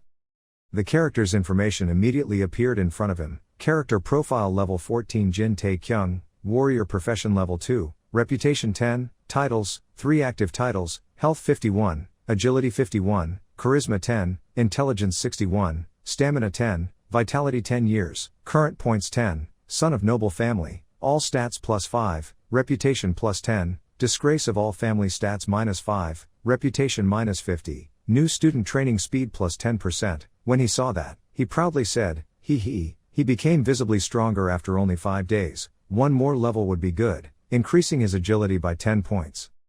At this point, he clenched his hands and said confidently, at that time I could freely beat guys like that 1,000-pound guy and reach level 30 easily, probably in just a week. While speaking, Jin Tae-kyung's eyes filled with tears and he muttered, then. He sadly remembered the image of his mother and sister and couldn't help but feel bitter. Mom, Ha-yun, I'm coming back to you too. Jin Tae-kyung could not control his emotions and sobbed and shouted, "Please wait a little longer for me." While crying, he heard the door open and immediately wiped his tears and looked at the door. Oh, why did the door suddenly open? Only at this moment did the door open and Wei Peng and two of his subordinates walked in. He coldly looked at Jin Tae-kyung and spoke, "Third young master, it's been 5 days." When he saw him, he walked up the stairs and asked in confusion, "Have you come to release me? Everything has been handled. Didn't you say 7 days? Wei Peng replied, "Yes, you are allowed to go out." However, he needed to go somewhere right now. He was surprised to hear that. Where to go? He continued, "Going to the official hall, the family successor was waiting for him." More. The superiors were also there, along with the disciples of the Hongshan sword sect. He heard him say that and secretly thought, Hang Sun sword sect, I've heard this guy somewhere before, but why bring me to meet them? At this point, Jin Tae-kyung was sweating profusely, with a bad premonition in his heart. I had a bad feeling about this. Thinking of this, he pointed down and told him, waiting for me to change clothes. Before he could finish speaking, he quickly said, "No way, young master." Seeing that, Jin Tae-kyung made another excuse, "So let me take a shower first." But as soon as I turned my head to leave, Wei Peng's hand was on my shoulder to hold him back. "Third young master." At this time, he looked at you again with bullet-shaped eyes and cleared his throat and said, "I will ask you a question, so please answer me honestly. Do you understand?" Looking at his face, wanting to eat him alive, made Jin Tae-kyung feel a little breathless and nodded, "Okay." Wei Peng let out a sigh. Then he questioned in a harsh voice, "Do you intend to rape the young lady of the Hang Sun sword sect?" Jin Tae-kyung heard a thunderbolt strike in his ears and immediately stiffened, thinking, God, this dog, what did Jin Tae-kyung do? Wei Peng then took him outside. He walked forward. Jin Tae-kyung followed behind and kept explaining to himself, "I'm serious, absolutely not, believe me." Just heard Wei Peng say coldly, "So that means your memory has returned." When he heard that, he quickly denied, "No, that's not true either." The two words pure, "I'm tired of talking," Jin Tae-kyung tries to explain at all costs, but after all, it's really not me who did it. I look like that kind of person, do you think I'm that miserable? But Wei Peng didn't listen and bluntly said, "Yes." Seeing that, he got angry and silently cursed. He answered without hesitation. At this time, he looked behind him and planned to run, intending to escape when Wei Peng stared at him and called out, "Third young master." He looked at him and said, "The old man completely trusts you, please don't forget that." Then he entered the palace. Wei Peng walked over and opened the door. Then he announced that I had brought the 3 young masters here. As soon as Jin Tae-kyung walked in, all eyes turned to him. Wei Peng clasped his hands to pay his respects to high-ranking people, while the young man Jin Tae-kyung next to him was as dumb as a cow wearing a hat. The atmosphere also became tense. The elders all looked at him with angry expressions. No one laughed even once. Jin Wai-kyung sat solemnly above. Jin Tae-kyung saw this and was so scared that his whole body trembled and said, "The atmosphere is too serious." He took each heavy step trying to reassure himself, even if he ventured into the tiger's den, as long as he concentrated, he would still find a way to live. Just focus. Thinking about it, he tried to stay calm and walked forward. Jin Tae-kyung walked away, telling himself not to be shy. But at this moment, a cold feeling suddenly came down his spine, causing Jin Tae-kyung to change his expression a bit. The system appeared and detected a bloodthirsty person. When he saw that, he was startled and turned his head to look. What? Jin Tae-kyung shouted excitedly, "What is wrong with the fairy master?" He just saw a man walk in and approach him and speak, "Long time no see, third young man." At this time, the young man's face was already pale and no longer bleeding and said, What, who the hell are you?" I just saw him smirking and saying in a sarcastic tone, what a thick-faced guy." The person who spoke was Lee Seo-gun level 30, he fixed his eyes full of indignation and gritted his teeth as he said, "How dare you pretend not to know me?"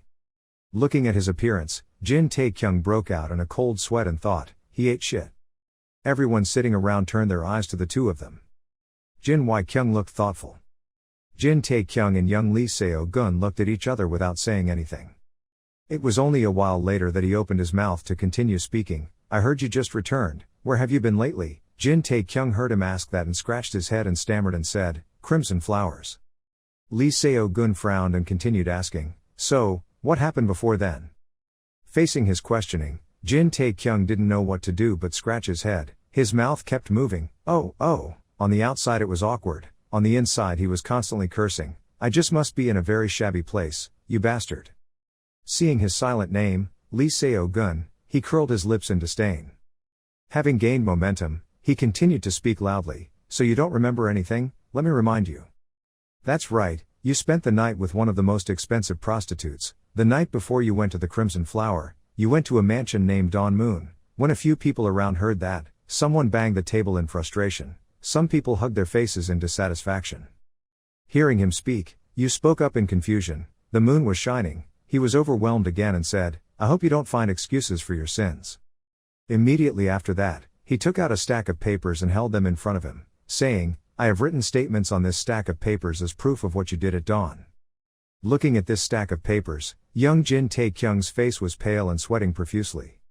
He held the stack of papers, his face suddenly stiffened, his hands trembling as he thought, damn, I had planned to apologize to escape, who would have thought that I would have this stack of evidence?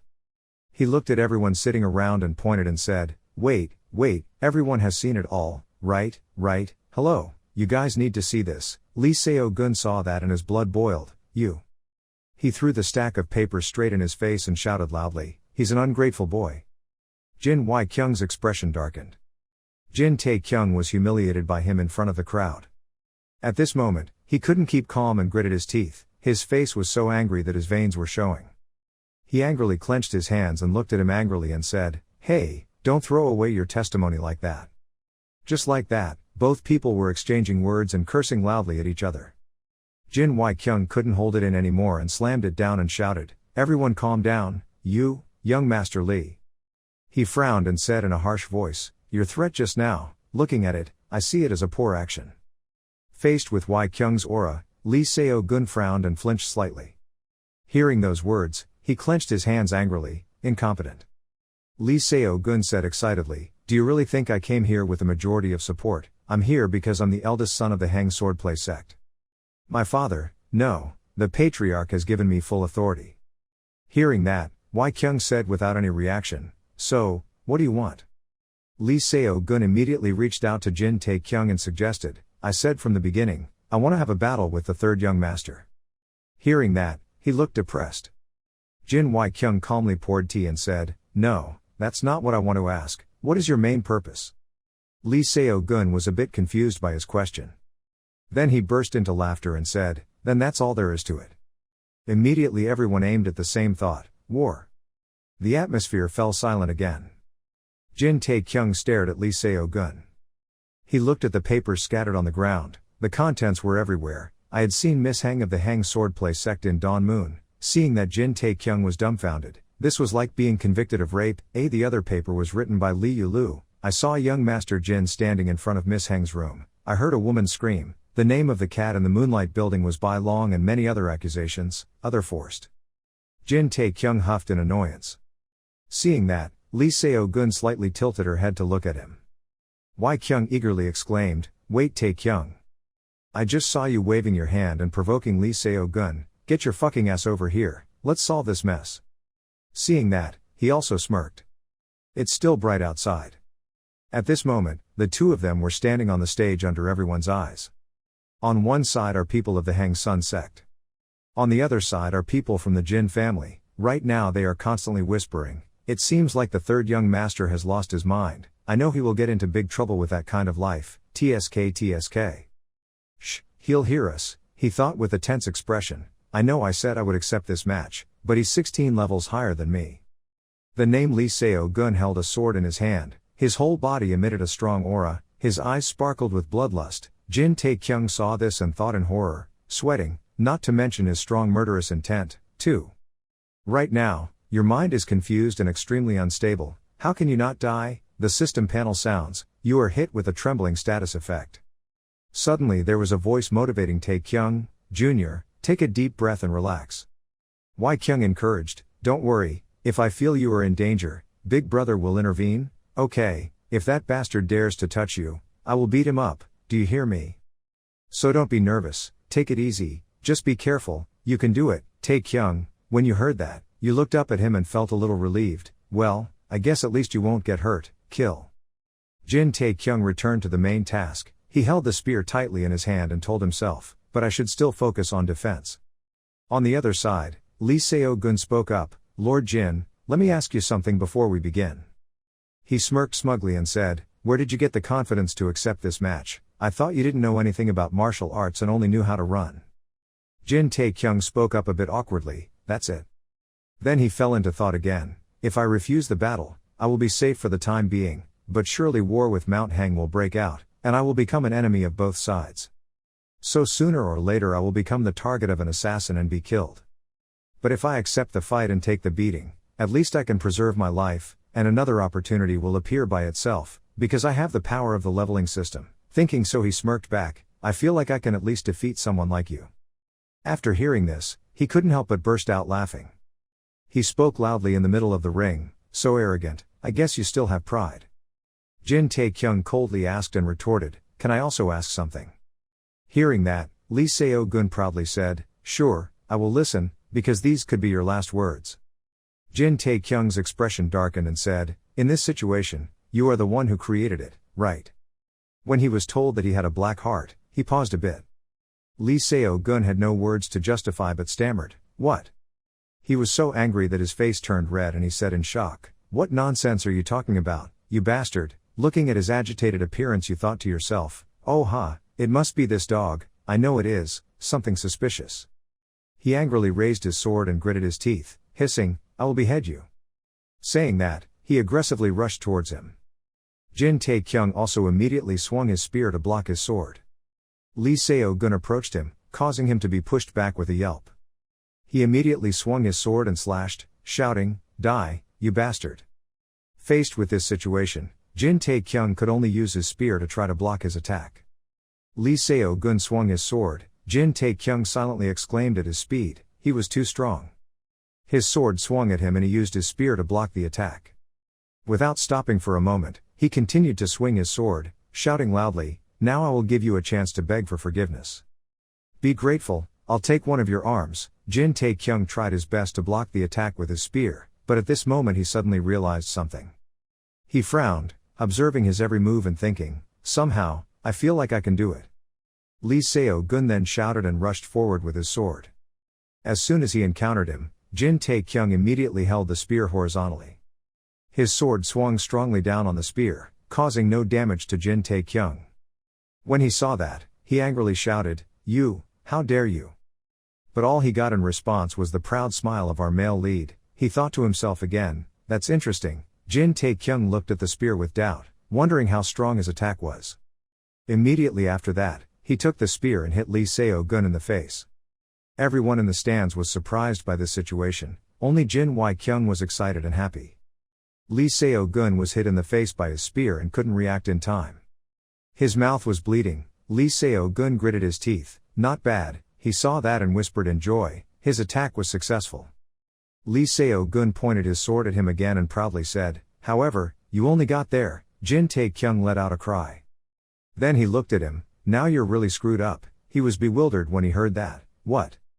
Jin Tae-kyung gave a sinister smile and said, you better prepare, I will make you stupid. At the same time the system also dinged, the tremble status effect has been removed.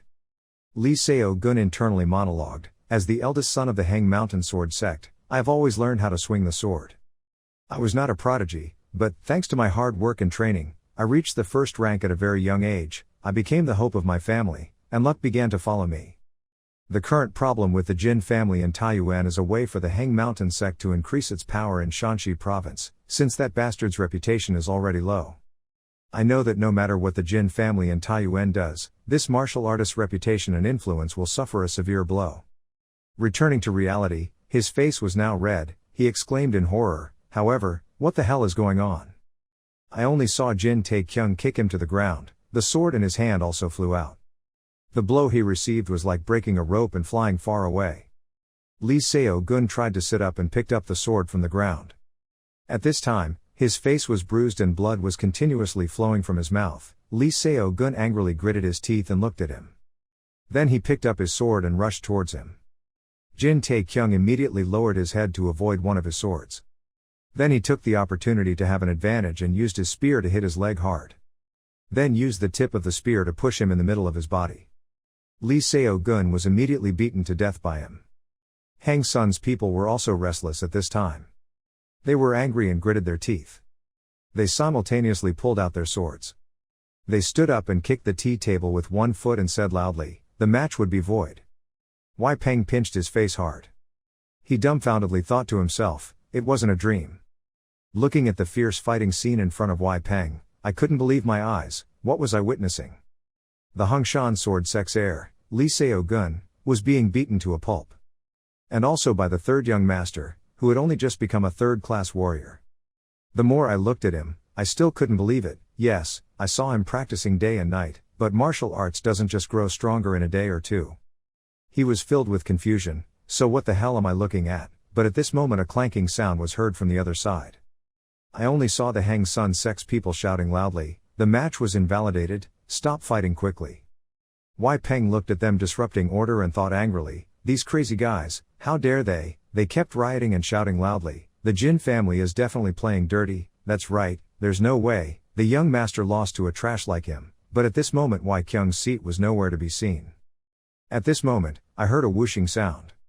I only saw a guy from the Hang Sun sect bleeding and falling to the ground. When the guys around saw that, they were shocked. A spiteful guy turned his head and cleared his throat and said, "What the hell?"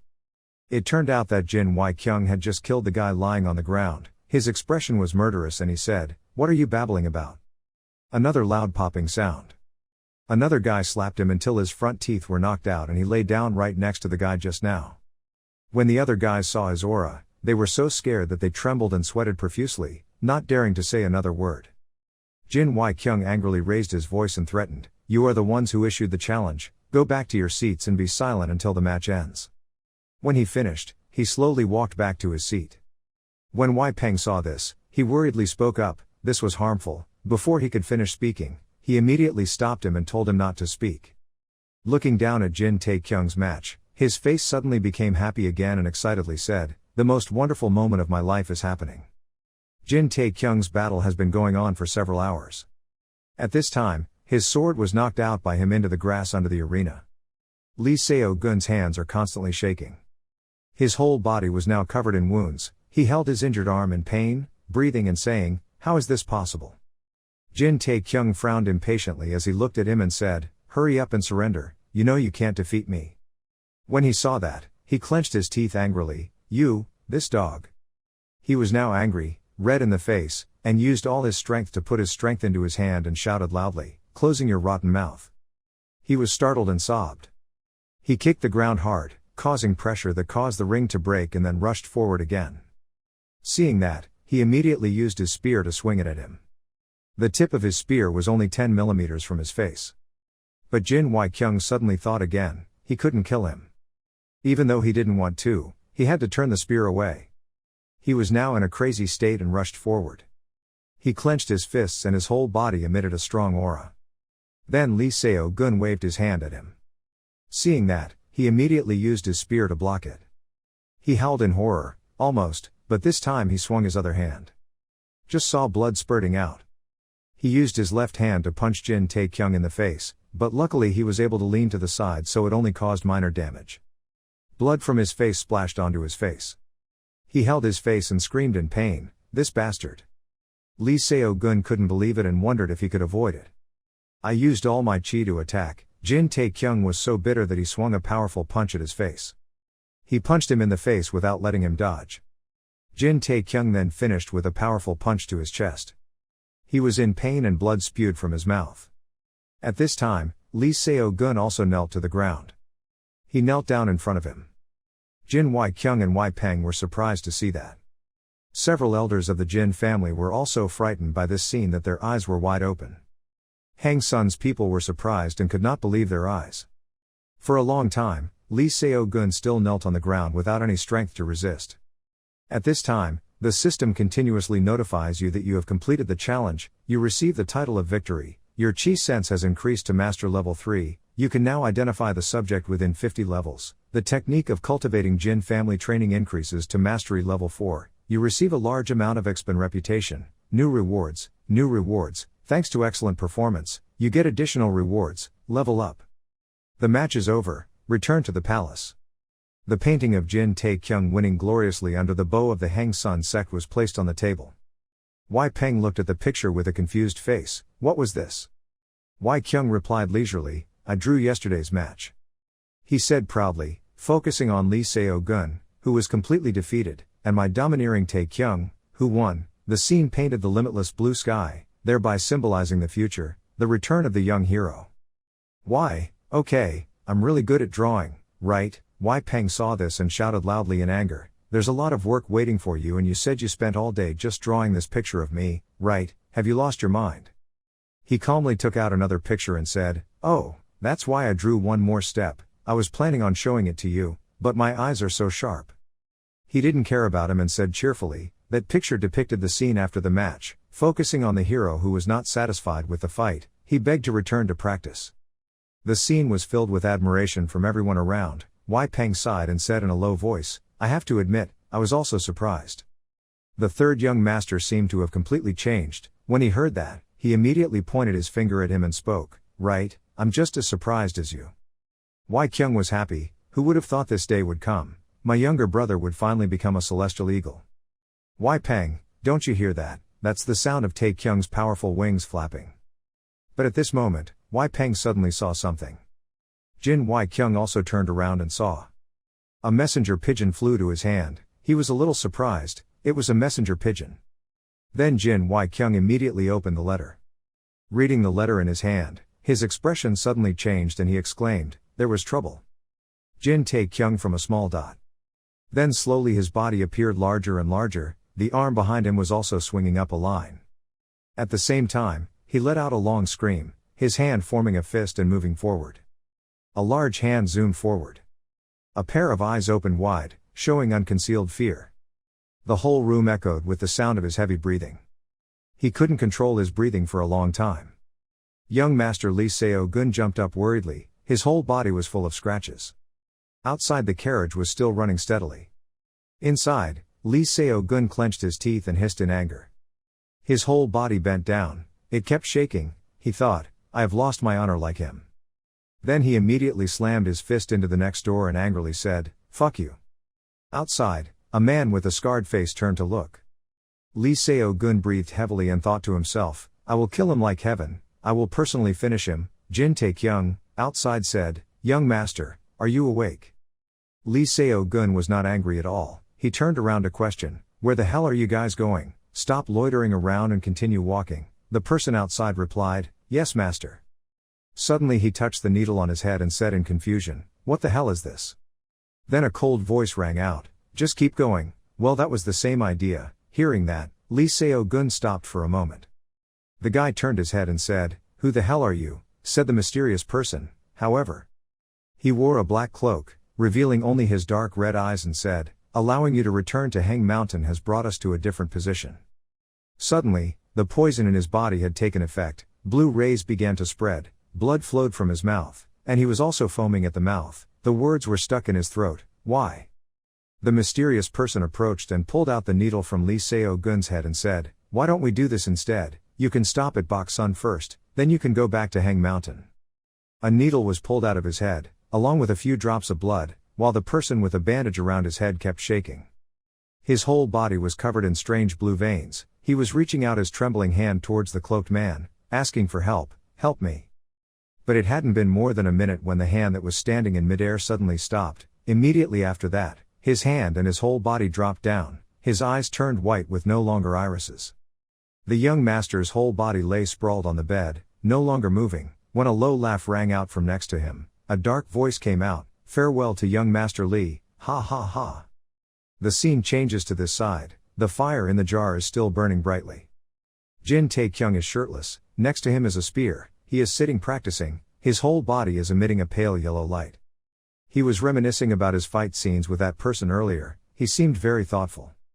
At this moment, the system suddenly echoed with a data table. Is this because I stacked the stat points instead of distributing them evenly? The strength, endurance, and sensitivity seemed to be high, than him. He thought back to the wooden people, stone statues, or white skeletons that he had fought, not to mention that he had received a lot of combat experience. The yellow power around Jin Tae Kyung's body flared up, he silently lamented. In general, it meant that he was strong enough to imprison someone at the same level 30 as Lee Seo-gun. Suddenly he smiled, he said, but Look at the moment the other person trembled nonstop. Then he unwillingly rushed at Jin Tae-kyung. Now that he thought about it again, even though he continuously attacked, he could still withstand it, but his poisonous attack, even if he could dodge it, still can easily graze your body. The Nei Dan was burning brightly, he thought to himself, showing the difference between the two levels of Qigong. Then Jin Tae-kyung exhaled a long breath to end today's practice here. As soon as he opened his eyes and returned to normal, the system popped up 3 notifications in a row. He frowned and looked at it. Looking at the first one, Jin Tae-kyung said dumbly, opening the character data. Looking at the heartbreakingly low number, Jin Tae-kyung sighed and said, "Sigh, you said Qigong created an increase, but it's still the same as usual." The notice board showed him being 17, along with a position of second-class warrior, 10 reputation, and number 4. He was extremely angry and pointed at the system saying, "I defeated Lee Seo-gun, and he is a first-class warrior. Why am I still in second place? The only thing I have is the power of Qigong and..." Suddenly Jin Tae-kyung seemed to think of something. He stroked his chin thoughtfully and said, "Oh, wait, based on his age, it can be said that his Qigong experience is around 20 years or so." He was sweating profusely as he thought about that horrible thing, so that meant he needed to increase his Qigong level twice before he could log out.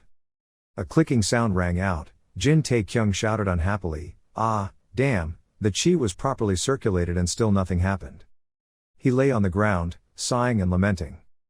Putting his arms on his head as a pillow, he asked the question, "Do I need some mental pills or something?"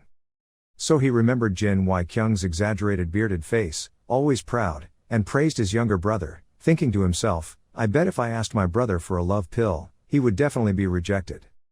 So he sat up and thought, but what if it doesn't work? He touched his stomach and thought of the internal pill that needed a breath of air to absorb. He thought helplessly, he had no choice but to consume it. Because if Jin Tae-kyung absorbs the wrong Qigong, the consequences will be unpredictable. During this time, you must be extremely careful or your life will be in danger. He went closer and picked up the spear from the ground, but now nothing serious had happened for a whole week. All that changed. While walking Jin Tae-kyung, I thought, sigh, now this temporarily solves the problem of Qigong. Having a headache and not knowing what to do, he said extremely annoyed, but how the hell can I increase my reputation? At this moment, the system popped up a new notification with a ding sound. 2 more dings rang out in succession. Jin Tae-kyung looked at the words, "Rumors related to the Jin family and sleeping dragon Taiyuan have started. Thanks to the rumors, your reputation has increased by 10. The more people believe, the more your reputation increases." He huffed and looked over. He focused on the word sleeping dragon and happily said, "Sleeping dragon, who, what about me?" Then turned to look at his reputation increasing by 3 and then went wow. It was late outside, the crescent moon hung in the starry sky. Inside the room, a strong voice rang out, "What's with the sudden summons?" "That's what I'm saying, he's not even the one who told us the reason, and gathered us in the middle of the night." Jin Wai-kyung asked the other person, "Is it because the head of the smaller family is so young, he can't even tell the difference between procedures and management?" The other person replied, "I guess he finally decided to take your position seriously." Opposite the cunning-faced man wearing a purple shirt, he drank tea and spoke, and also because his greatest weakness was finally exposed, to think that the third young master was so strong. Then the man in the blue shirt continued, "I bet you guys are quite disappointed." They made plans involving the 3 masters to gain an advantage. The 8 people sitting on both sides were having a heated discussion. It might not be a bad idea to let the elders take over the family. Ahem, let's review the language. On this side, Jin Wai-kyung was slowly walking into the other side. Everyone there immediately fell silent, not daring to say another word. He sat in the middle chair reserved for the homeowner, standing next to Wai Peng. After settling down, Jin Wai-kyung spoke up, "I would like to thank the elders for gathering at this late hour. I have a reason to summon everyone here." Suddenly another voice came from outside, "Let me guess, the swordplay style hang." Jin Wai-kyung frowned and hummed, silently complaining in his heart, "Impossible." On this side, that person had already entered the room and a few rhythmic footsteps sounded. Everyone in the room stood up. Everyone's eyes were wide open, they couldn't believe how the person in front had come here. Then everyone clasped their hands together and respectfully called out to their seniors. The old man standing first coldly looked straight at Jin Wai-kyung but said nothing. On this side, the 4 people on the left are pointing extremely arrogantly. The other side was the same, 8 people kept arguing back and forth, no one giving in. The old man from earlier had sat on the same level as Jin Wai-kyung, he coldly watched them argue. And the main character who was being discussed endlessly was standing lifelessly on the other end. He and the long-bearded old man were staring at each other without taking their eyes off. Jin Tae-kyung's eyes looked blankly at the old man but as if looking at some object. As for the long-bearded man, his eyes were somewhat evaluating him. Jin Tae-kyung started to feel uncomfortable by that look. The old man frowned even more and observed. He sweated and turned his eyes away, thinking to himself, "Look away." Looking at the man with a long beard radiating a thick layer of murderous aura, Jin Tae-kyung clutched his heart, sweat pouring out, thinking, "What's so strange, why does he keep staring at me like that, I'm scared."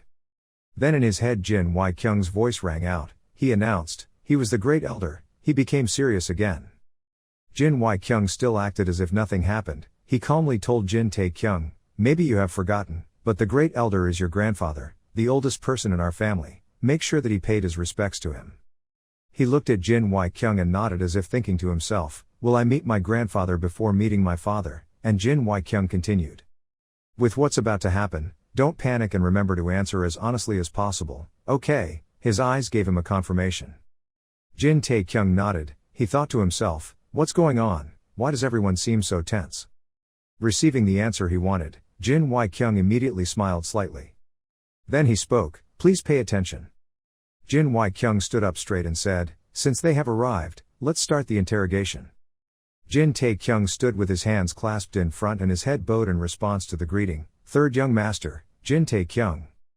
Jin Y-kyung started asking the first question, "On behalf of the homeowner, I, the deputy homeowner, will interrogate him."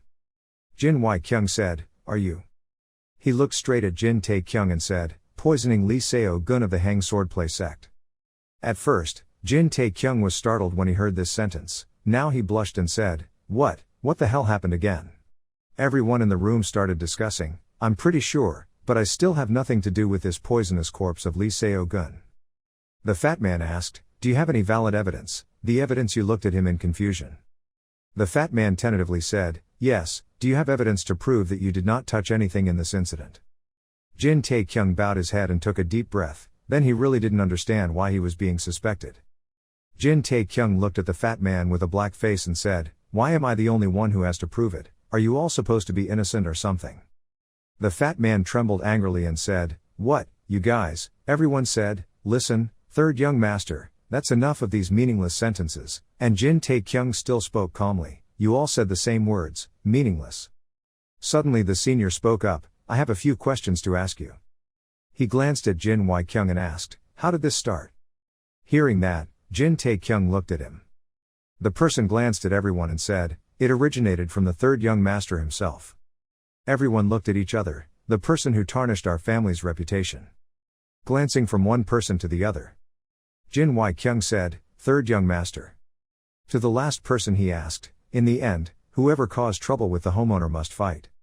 Everyone came to the conclusion that it was still the third young master, so all eyes were on him. The bald-headed elder stroked his beard and huffed. Jin Tae-kyung angrily glared at them thinking, "These bastards." Looking around this 10-person room, everyone was hateful and he silently lamented, "They were all colluding against me." The guy in the blue shirt suddenly stood up to give his opinion, but the three young masters had fought a fair match. The gray-shirted man retorted, "Fair, he must have poisoned his head, how can this be considered a fair fight? Do you think we are the mourning family of Sichuan?" He stood up, pointed at Jin Tae-kyung and shouted, but the third young master had already said it wasn't him. Everyone objected, of course he had to say that. The gray-shirted man stood up and said, "Moreover, I was the one who checked his body before young Master Lee left, even though there were many injuries from the battle, there was absolutely no impact of the toxin." The bearded man continued, "If necessary, we can just ask the third young master to stop that war." When Jin Tae-kyung heard that, he was extremely angry, he gritted his teeth. The gray-shirted man looked at Jin Y-kyung and said, "How dare you say those words?" He replied with closed eyes, "What, did I say something wrong?" Looking at the reality, the swordplay sect is many times stronger than the homeowner. He thought of the image of blood and death everywhere and said, "Once the battle broke out, hundreds of lives would be involved. If we didn't lose our lives, we would also be injured, and in the worst case, our family can be destroyed, completely." A hand pointed straight at Jin Tae-kyung and said, "All of this could have been avoided if we gave the third young master's head to them." The room immediately became silent, not even a sound was heard. The man smirked, and a voice rang out next to him. Jin Wai-kyung, who had not spoken until now, suddenly emitted a murderous aura and said, "You want to hand over the life of the third young master without concrete evidence, is that what you mean?" He stammered and said, "No, I just wanted to say," Jin Wai-kyung said with blue veins on his forehead, "is this what the respected head of the family should say?" His hand tensed, his hand burst with a stream of air. Jin Wai-kyung frowned angrily. But then his hand suddenly dropped. Jin Wai-kyung took a deep breath to regain composure. Jin Tae-kyung looked at him stunned. Even his grandfather opened one eye to look at Jin Wai-kyung. Jin Wai-kyung spoke up, "The truth is fair, and the plot to poison young Master Lee is someone else's. I want to make sure everyone here understands the truth." When everyone heard that, some were silent, some raised their voices but didn't speak. Jin Wai-kyung said, "Are you ready to surrender your body to the enemy of fear, even though we don't know who is behind it? Hey, but we are sure of one thing, that Mount Heng took the sword." Remembering the bloody sword at that time, he said, "We don't know when they will come here, but it is too late to stop them." Jin Wai-kyung clenched his fist and said, "So the only thing we can do is face the enemy. You guys want to survive?" The purple-shirted man looked at Jin Wai-kyung. Even the person in the blue shirt glanced over there. They wanted to protect their family. Jin Wai-kyung looked at the bald man and said, "If that is what you really want, then gather the men and prepare for the duel. Or, you can try and offer my brother's life to those bastards," Jin Wai-kyung said threateningly. He said coldly, "That's not a bad idea if you want to live like despicable people." Everyone fell silent again. Jin Tae-kyung's grandfather clapped his hands once and said, "Impressive." Everyone looked over there. Even Jin Wai-kyung glanced at him. The homeowner banged the stick on the ground for 1 hour. Jin Tae-kyung swallowed his saliva and said, "Finally, the homeowner appeared." He continued to say, "I always thought the deputy head was just a boy, but I didn't expect you to become such a wonderful man." He stood opposite Jin Wai-kyung and said, "I'm quite impressed with you, really, that was the action that a deputy head of the household should do." He bowed his head and said, "I'm really sorry for my careless actions in the past." The elder placed his hand on Jin Wai-kyung's shoulder. He said with great satisfaction that character can only be enhanced by pride. "There's nothing to apologize for here, deputy head of household." Then the elder dropped his hand and said, "On the other hand, that was the general spirit, to be ready to confront any monster at the threshold." The elder said with a serious face, "But how dare the core members of the family talk about handing themselves over to prevent war?" Jin Tae-kyung looked at him bewilderedly, not understanding what was going on. The bearded man jumped up from his chair and explained, "Great elder, are you mistaken? We are just pointing." He immediately interrupted and replied, "Right on the brink of war, the most important thing is to unify the family." The great elder pointed at the bearded man and said, "So why did we do that? Why didn't we give the head of the deputy head to them?" The bearded man's face turned pale in fear and he backed away without saying a word. Jin Tae-kyung and everyone looked at him with the same thought, "What the hell is going on? Why is that old man on his side?" At this moment, Jin Wai-kyung was coldly glancing at the deputy head of the household. Hearing the questioning, someone quickly explained, "No, we can't do that." Jin Wai-kyung looked at him and said, "He is someone who has been loyal to this family for many years." He said coldly, "So maybe I will ignore this, and consider it an unnecessary oversight." The homeowner glanced at him.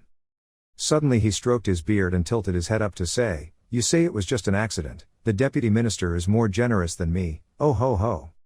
He put his hand on the stick and said, "Then as for their responsibility to explain this incident, I will stop here." Suddenly he turned to Jin Wai-kyung and clasped his hands and bowed his head and said, "On behalf of everyone here, I, this old man, would like to express my gratitude for your grace." Seeing that, 8 people quickly rushed up and said, "Oh my God, sir, it's all our fault." Everyone was in a hurry and said, "Please don't do that, we are the ones who made this mistake."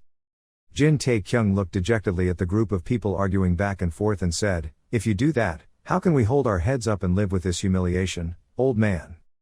He glanced at him and thought, "Oh, the one who saved you idiots was my brother, and those idiots only know how to worship this old man, huh?" Looking at the crowd, they kept talking about this and that. Some people are quiet, some people are thoughtful. Jin Tae-kyung frowned. Everything in his head was gradually becoming chaotic and thought, "I'm starting to have a bad feeling about this." The great elder held Jin Wai-kyung's hand and said, "Since the patriarch is not here, our deputy minister will not hesitate to take on this great responsibility." He raised his arms even higher and said, "Let's show him our willingness to fight in this battle. if we work together under your talented leadership. The Great Elder said strongly, those despicable enemies will never be able to defeat me. Seeing that, the 4 men on the right clasped their hands and said, we will quickly receive your orders. The other 4 people also said, we will follow your instructions, sir. The old homeowner let go of Jin Wai-kyung's hand and said, thank you. At this time, the Great Elder coldly glanced at Jin Tae-kyung. He seemed to feel that coldness and was stunned. Everyone was raising their determination with the words of the Great Elder, and he was now thinking to himself, it was impossible to know if this was completely part of their plan. At this moment, someone rushed in from outside. In his hand was a letter. He held it up and said, Nui Hang has a letter from the Mountain Hang Sword Sect. Jin Wai-kyung took it from the family. He immediately opened the paper and looked at it. The blood-red text gradually appeared.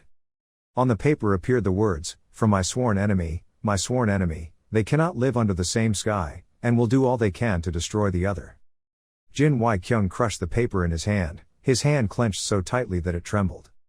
He angrily said, starting from now, our entire faction will prepare fiercely for battle. At the same time the system ding-ding sounded a few times. The Mountain Hang Sword Sect had declared war on the Jin Taiyuan family. The reality of the war had been recognized by both participating sides. The Mountain Hang Sword Sect had confirmed that you were the enemy, their enemies. Running away will not only put you at a disadvantage, but will even cost you your opportunity. Ding, an important notification appears. The main mission of the battle will now begin. After yesterday's extremely exciting discussion, it opened early in the morning. On the balcony, a man was getting mail from a pigeon. The horse next to him was breathing heavily. After getting the letter, the man let the pigeon go. Inside the riding arena, several horses were sprinting. A series of horses are running on the road. Warriors of the Jin Taiyuan family, please gather in front of the main mansion at the same time. The system sounds a battle announcement. With the mission of not being able to avoid the risks of disputes between two families, a battle must take place. Strength is the only way for us to show your trust in the battle. Martial arts world, the winner is always the strongest is always the last survivor. We look forward to your success. The main mission level, limited only for players. The goal makes the map check the nose hang. Must surrender or perish. Mission reward 222, mission failure unknown. Jin Tae-kyung helplessly looked at that hateful system. He blankly looked at the mission announcement there. Because he was so attentive, he didn't pay attention to anyone. At this moment, a hand came over with a glass of water and said, you must have worked hard. Jin Wai-kyung patted his head and said, this is inevitable, it's not your fault. There was a voice, but sir, Jin Wai-kyung replied, what's wrong? And Jin Tae-kyung slurred his tea and thought, of course, this is not my fault. Wai-peng said curiously, I still don't understand his real invention. Jin Tae-kyung secretly thought who he was. He remembered that in reality, leaders who gave speeches always had a face above what others thought. His behavior reminded me of some despicable political activists. Suddenly Jin Tae-kyung asked, what kind of person is he? Jin Wai-kyung answered his brother's questions and said that he was a military expert who had once won the highest position in the land, and his knowledge was profound. People like him were considered like the strongest person in the martial arts world. He replied, is he that strong? He continued, all the best people were under his command. He was the type of person who always hid in the shadow and manipulated the weak. He used his power to persuade the Lord to take his side. He has been doing so for thousands of centuries. At this time, Wai-peng said in a cold voice, those people deserve to die. His face was fierce with blue veins, his voice was full of gloom. He said, they were all traitors when he asked you to accept their orders. I really hope you agreed. Jin Wai-kyung calmly held a cup of hot tea and said, if I do that, there will definitely be a conflict. But that was probably something that was part of his plan, he said. Jin Wai-kyung calmly said, after all, this is just speculation, we cannot know what he is thinking, but he was the most experienced person in the family, and also an extremely strong person. He looked at Jin Tae-kyung and said, you should be careful with him, but it's best not to make yourself his enemy. He continued, the most important thing now is to find a way to solve the problems we are facing. Wai-peng chimed in, and our current situation doesn't seem to be very good, because the rumor about Lee Seo-gun being poisoned has spread throughout Shanxi Bay. Our reputation is dropping significantly. Tell. Jin Wai-kyung and Jin Tae-kyung said in shock, what, it's been less than a day. Suddenly he smiled and said, even if the rumor spread that fast, this is too fast, surely someone intentionally spread this news out. The three people fell into silence again. The room was so large that even a pin drop could make a loud sound. Jin Wai-kyung closed his eyes and said, asking for aid from our factions, is there still no response? Wai Peng whispered, we only have one response from one state. Jin Wai-kyung bent down and asked, who is it? Wai Peng said it was from a smaller state. Moving the scene to this side, the man wearing an official's hat holding a pen and notebook said, please tell me your name and reason for coming here, sir. The old man driving the carriage said, ahaha, I'm glad we came, from. The old mandarin quickly interrupted, we came from the Red Flower area. In his mind he thought, why does this would look so familiar? At this moment, a graceful foot stepped down and said, the name is a secret. The old mandarin went to her and said, girl, listen, we are preparing for battle, so this is not the place for you to cause trouble. As soon as he got close, he blushed and looked at her and said, oh well, anyway, let me ask why you are here. Wolhua sickle one sound. She happily said, to receive my debt back. Inside the house of young Master Heng. Lee Seo Gun lost his nose and bled, dying without closing his eyes. A trembling hand slowly reached out. He didn't dare touch his Lee Seo Gun. The red-haired man said, how could this happen, my son Seo Gun? He used his hand to caress Lee Seo Gun's glaring eyes. His eyes gradually closed, his hands also spread blue blood, his voice still trembling calling, my son. He looked at his hand and made a determination, I will take revenge. Then he clenched his fist, and the poison flew out. Then he turned and walked away saying, I swear I will let them experience hundreds, no, thousands of these pains. The homeowner, Lee, went outside the palace. Looking down below, there are a series of family elites waiting for orders. He cried extremely angrily and said, everyone prepare, today will be the day we avenge my son. Scene changes to Wolhua's side. She was extremely happy and said, how are you, do you still remember me? All three people looked to that side bewilderedly. Jin Tae-kyung's face darkened, remembering her face, and hesitatingly said, Wolhua. She walked towards Jin Tae-kyung and said, oh so you remember, young Master Jin, and Jin Tae-kyung stiffened and thought to herself, why did she appear now, why did I call her? Jin Wai-kyung came and pressed his head down and said, Tae-kyung, he immediately trembled in fear. Jin Tae-kyung quickly raised his hand to act without speaking, it's not what you think, I didn't do anything and I don't even know who she is. So he was sweating and went to Wolhua and said, sorry, you said you were lost, right, you should go home now, but you went ahead and said, young Master Jin is being cute again okay, but I'm here because I have work to do. He quickly grabbed Wolhua's arm and said, cute monkey. He angrily said, I don't know who you are, please go home quickly. Jin Tae-kyung pulled her to go outside, but pulled and pulled without any movement. Seeing that he couldn't pull it, he tried harder and said, why, no, but Wolhua laughed happily. Jin Wai-kyung said with a black face, Tae-kyung, stop and be polite, Wai Pen said helplessly, I don't know what he's doing. But he pretended not to hear, still trying to pull Wolhua out. At this time Jin Wai-kyung said, she is the head of the sect branch in the central district of Shanxi province. Hearing that, his movements also stopped, his face turned pale and he thought, what? Looking at Wolhua smiling happily, chills ran down his spine. Jin Tae-kyung frowned and observed, sweat pouring out like rain. Above Wolhua's head was a sign saying she had reached 50 years old, Yun Seo Wool. As she sat down on the chair, Wolhua bowed her head and said, allow me to be introduced, I am the head of the Central District Shanxi sect branch, Wolhua. Jin Wai-kyung also politely clasped his hands in greeting, I am Jin Wai-kyung, Jin family, Taiyuan, and I am, Wai Peng. Jin Tae-kyung could only stand silently and would rather whisper. Wolhua teased him and said, oh why can't I hear someone clearly? So he immediately received 4 sharp eyes looking at him, he could only scratch his head and say, this is Jin Tae-kyung. Wolhua generously waved at him and said, Yuki, nice to meet you, young Master Jin. Jin Wai-kyung growled once then smiled and said, I didn't know that the branch leader knew my third brother. Wolhua heard that and immediately replied, the young master is a regular customer at Phi Hong Hoa, that place is also our main branch. So Jin Tae-kyung received 2 bullet-shaped eyes shot at him. Jin Wai-kyung sarcastically said, ah, regular customer, you can only glance away. Wolhua put her hands on the table and said, anyway, we should get down to business, right? Jin Wai-kyung nodded and said, before starting, I would like to express my deep gratitude to the Middle District faction. She replied, of course. Jin Wai-kyung continued, however, one might wonder why she is willing to help us. Wolhua pursed her lips for a moment then said, why? She pointed upward and said, "First of all, for the branch's profit." In her mind, the balance of justice appeared, the heavy side and the light side, then continued, "The Central District faction always acts based on benefits and losses. After considering the possibilities, even losing the battle, we make a decision." Jin Wai-kyung listened attentively. "I believe the branch can still earn a large profit through cooperation with the Jin family." He wondered, what about profits? Sure, what exactly did she want? Wolhua also did not hide it and said, "I want half of Heng Sun's stores and goods." Jin Wai-kyung did not need to think but responded to her saying, "Okay." Next to Wai Peng urgently called, "Master." Wolhua didn't expect the negotiation to go so smoothly. She said, "You made a quick decision." Jin Wai-kyung says, "It's because we put family interests first." Hearing that, Wolhua also became serious and said, "Will this decision be approved? I heard that the Jin family doesn't get along very well with the elders, for example."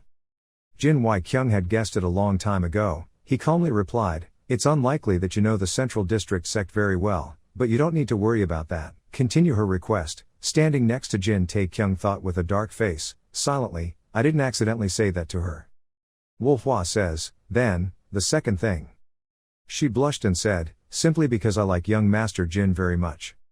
Jin Wai-kyung finished listening and was silent for a few minutes before saying, "Excuse me." Wolhua didn't pay any attention and continued, "The young master is both young and handsome." She continued to tease her. Her figure was delicious, her personality was so cute, and more. After hearing this, Jin Tae-kyung got angry and thought, "Is she making fun of me?" After a bit of teasing, the negotiation took place for the next hour. The two people signed an agreement. The Trung District faction received half of the Hongshan Sword Sect stores and goods, as well as exclusive control of the Red Light District. In exchange, the Trung District faction would not trade any information about the Jin clan, Taiyuan to anyone outside. Finally, Jin Wai-kyung and Wolhua both sealed the treaty, and collected all information about the battle for the Jin and Taiyuan clans. Those were the terms of the contract. After holding the commitment form in her hand, Wolhua smiled and held out her other hand and said, "Okay, now we're in the same boat, please take care of us, successor." Jin Wai-kyung also raised his hand and said, "Okay, I hope you do the same." The two happily shook hands with each other. Ding ding, the system sounded a notification. The Allied bloc would last until the battle ended. Wolhua bowed and said, "Then, I'll take my leave." Jin Wai-kyung said, thank you for your help." She turned around and left, saying, "Don't mention it." Jin Tae-kyung has always been avoiding her eyes. Waiting for Wolhua to pass, he silently said goodbye. Then the room fell silent again. Then all three were startled when Wolhua turned around and said to Jin Tae-kyung, "If you don't come and see me off, young master," he couldn't help but swear. Jin Tae-kyung trembled and stammered, "Why should I?" She interrupted, Because." Wolhua leaned into Jin Tae-kyung's ear and whispered loudly. Jin Wai-kyung also perked up his ears to listen. I don't know what the two people heard, but their faces turned red. Jin Wai-kyung excitedly said, "Is Tae-kyung real? Is it real?" Jin Tae-kyung said helplessly, "I will send her off," and Wolhua was extremely happy when she achieved her goal. Jin Wai-kyung shouted happily, "My precious little brother." The night has hung high. The fire from the torch was burning brightly, creating a crackling sound. Jin Tae-kyung bit his lower lip, tears welled up in his eyes. He couldn't believe it and thought, this is just a game. Looking at the body lying on the ground covered with a layer of white towel, a shoe was missing and the whole body was stained with blood. He was so angry that his face turned red and the blue veins on his forehead thought, it was all just a graphic and an illusion. Look at the cold and stiff hand. Then he looked at his body being slashed to pieces, his clothes all torn. Their foreheads were also marked with daggers, their eyes were wide open, and their mouths could not be closed, showing that they were in great pain before death. Many people, they were lying on the ground, they were all his classmates. He couldn't help but cover his mouth, and Jin Wai-kyung's trembling hand touched someone's body. He pulled the white cloth to cover the person's face and said in a trembling voice, "It's all my fault." He couldn't keep his whole body stiff as he spoke, forcing people who knew nothing about fighting to this extent. At this moment an old voice spoke loudly, "This is the true side of war, old man." The elder slowly walked forward and said, "Winners and losers, both sides suffered losses." He stroked his long white beard and said, "The head of the Hongshan Sword Sect, Blood Sword Li Chenba Epsilon Kappa, he is used to war, such a wanderer." He kept talking, you could tell by looking at how he treated these children. Jin Tae-kyung thought coldly, could he say that in this situation? Jin Wai-kyung slowly stood up. He angrily looked towards the elder and said, "Please be careful with your words, these children are part of the family." The elder replied, "No, those children were no different from soldiers who would die much more than this." He said with a serious face, "Maybe it's happening while we're talking." Jin Wai-kyung said through gritted teeth, "Elder," he still calmly said, "you knew this was coming, right?" The two people had an extremely tense confrontation. The elder looked at Jin Wai-kyung, who was trembling angrily, and said, "Shanyan, Yingxian, Shuozhou, those are all areas in direct vicinity of the Hongshan sword sect, meaning those are the areas they will invade first." He said, and he knew it well, "You know messenger pigeons won't be of any use, yet you still send them out just because you feel sorry for your conscience." But Jin Wai-kyung replied. The elder continued, "I'm not here to blame you, you made the right choice." Hearing that, he trembled even more and stammered and said, "I just..." The elder hit the point again and said, "The war has only just begun, everything has its price, you must never forget that you are the successor of the Jin Taiyuan family, and the one responsible for providing food and clothing for our people." Jin Wai-kyung bit her mouth tightly and did not answer. He clenched his fist and said, "It was annoying, but he was right." He made the determination to think, "At this time, we need to concentrate." Standing in the middle of a crowd of people, Jin Tae-kyung tried to bow low to reduce the feeling of existence. He looked at Jin Wai-kyung and thought to himself, "I guess when things are peaceful, he is the enemy, but when things go wrong, he is the one you can rely on." He was absent-mindedly thinking that it would save him a little bit of money when his eyes met the elder's. The elder spoke up and said, "Is the third young master also here?" Jin Tae-kyung replied, "Ah, yes, hello, elder." The elder stroked his beard and said, "There's been an interesting rumor lately, I heard." He said coldly, "The sleeping dragon of Shanxi." Hearing that, Jin Tae-kyung turned black and did not dare to speak. The elder said, "This person had clearly combined his power with the Lord of Hell and defeated the bandit's big brother at the 1,000-pound sound of Jang Sam." He coughed and then covered his mouth to not make a sound.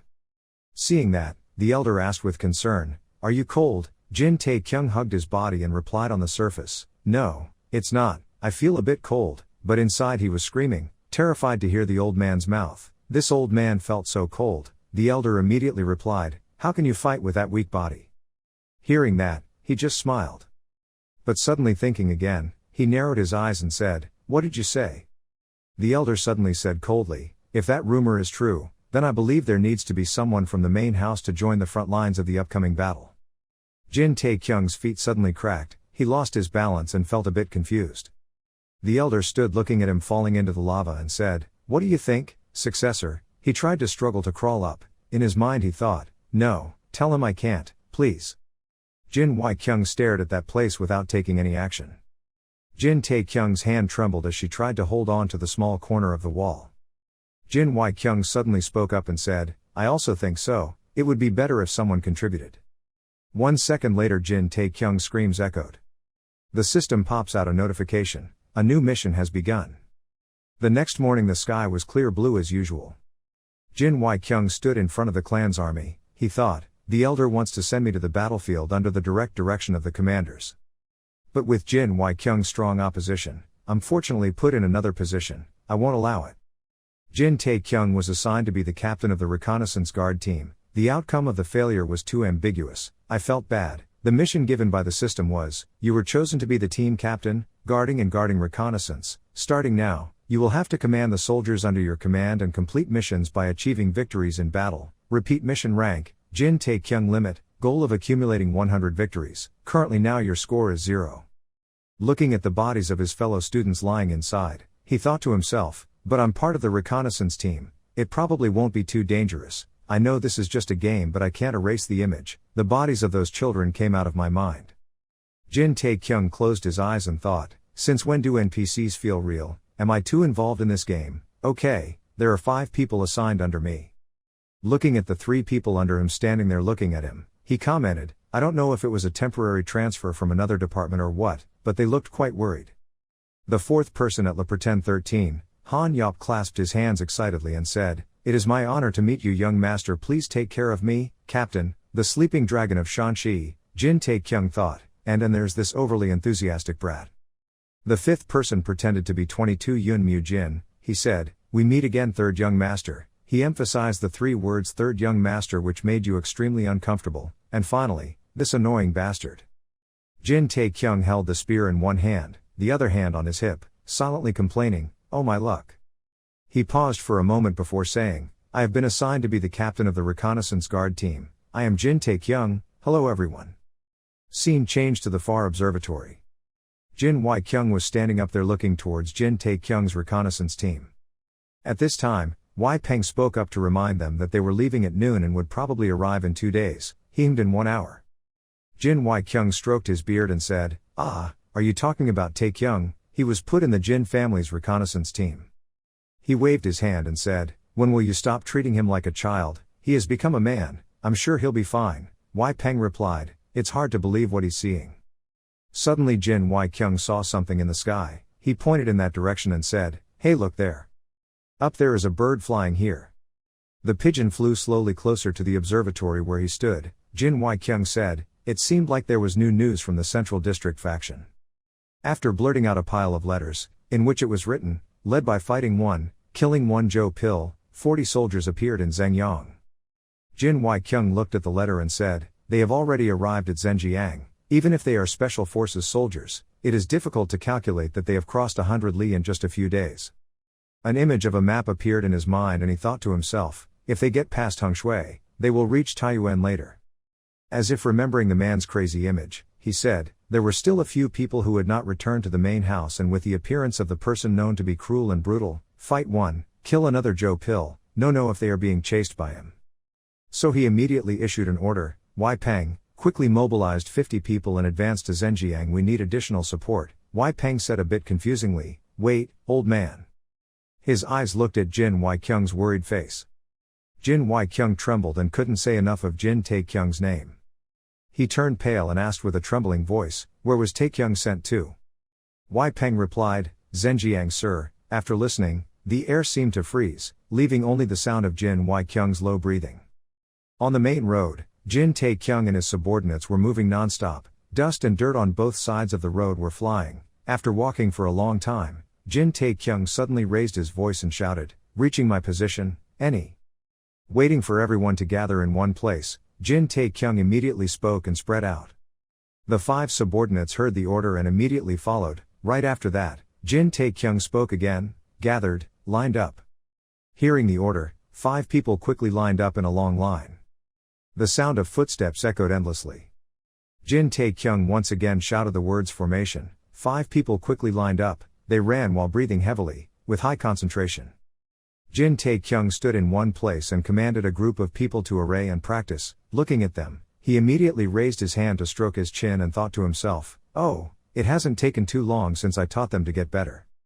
They are the same as the others, F-rank hunters. They don't know anything about how to use mana, but these NPCs are much better than those since they can use some form of gas. Thinking at this point, there was a loud cry from the opposite side, ah, damn.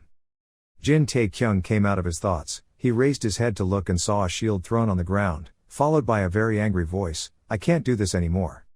These words were Hyuk Mu Jin's words. Pausing for a moment, he pointed straight at Jin Tae-kyung's face and continued to say, Third young master, is war a joke to you? Time is of the essence, that's why we can't waste time, but look at what you're doing right now. Hearing the other person say that, Jin Tae-kyung sighed. He was extremely depressed and thought, sigh, and I have to be here to teach these bastards. Below, these people after listening to Hyuk Mu Jin say after that, we whispered, he was right, that's right, he's not like us, after all, we are part of the royal army. Han Yop stood behind and heard what the others said, so he scratched his head and said, maybe our captain has other purposes behind these things. The captain taught us about battle formations.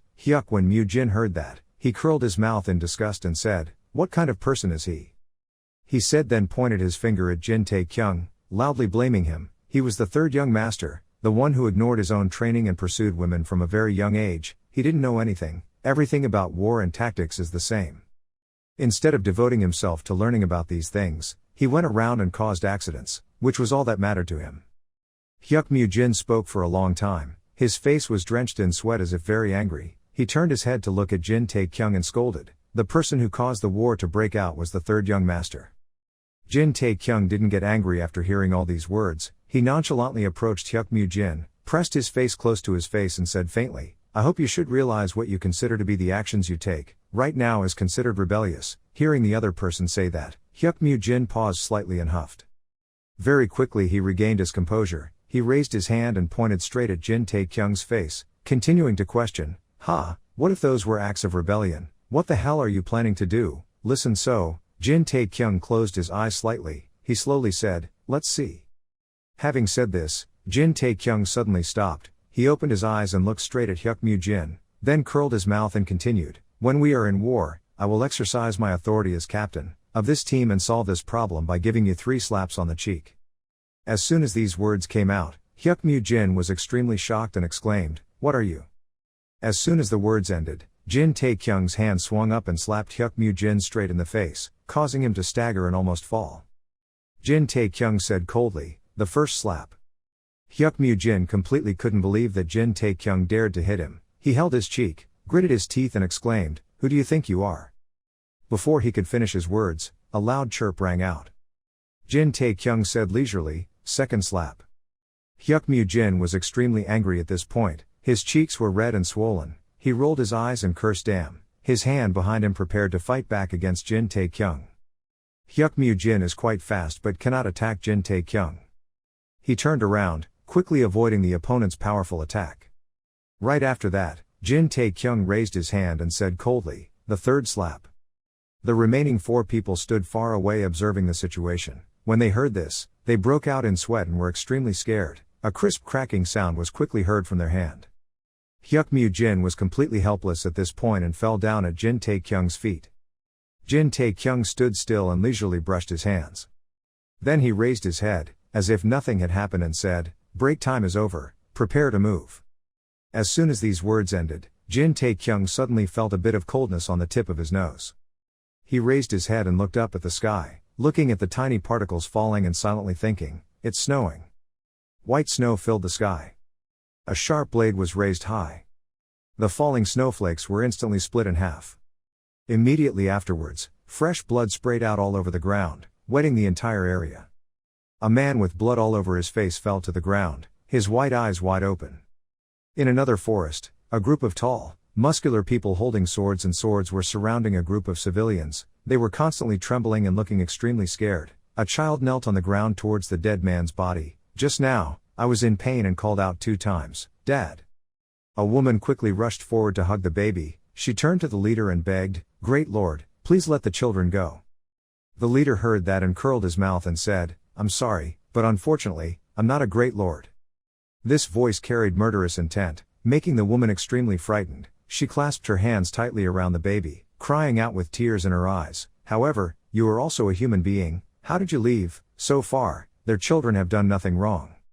Hearing that, the leader raised the blood-soaked sword and said coldly, but you see, in this cruel world, how can children survive without their mother? The woman heard that and shouted angrily, you cruel bastard, where did you plan to kill us from the start? Ignoring what the woman said, the leader waved his sword in front of her head and said with wide eyes, I will remember her last words carefully. As he finished speaking, the desolate forest immediately echoed with the sound of swords along with the painful screams of the people. After dealing with the people, this group of people immediately got on their horses and prepared to leave. A person wearing a fur coat spoke up and said, it seems like the wild animals will have a big party tonight. Hearing that, the leader from earlier wiped the bloody blade and replied, no, because we also will hold a party. If everything goes smoothly, we can earn 1,000 gold coins. It's hard to believe that the day we can hunt those Jin bastards of Taiyuan is already over. Having said this person seemed to remember something and immediately turned around and asked, were the people we just killed the last of them? The person wearing the fur coat heard that and shook his head and replied, no, where's the big brother? Hearing that, the leader slightly frowned and rubbed his neck and said, well, they definitely know how to hide. How many more are there? The person wearing a fur coat replied, there is 1 warrior and 2 children, a total of 3 children. I heard that they have passed through Hangyang and are heading towards Hangshui as we speak. No need for Big Brother to go anywhere, please allow me to deal with them quickly. In the middle of a bloody area full of corpses, the leader turned and patted the shoulder of the man in the fur coat and said, oh, can you do it for me? As always, you always understand me. Okay, let's do it, go and take care of them for us. Hearing this, the person in the fur coat clasped his hands and bowed his head respectfully and replied yes.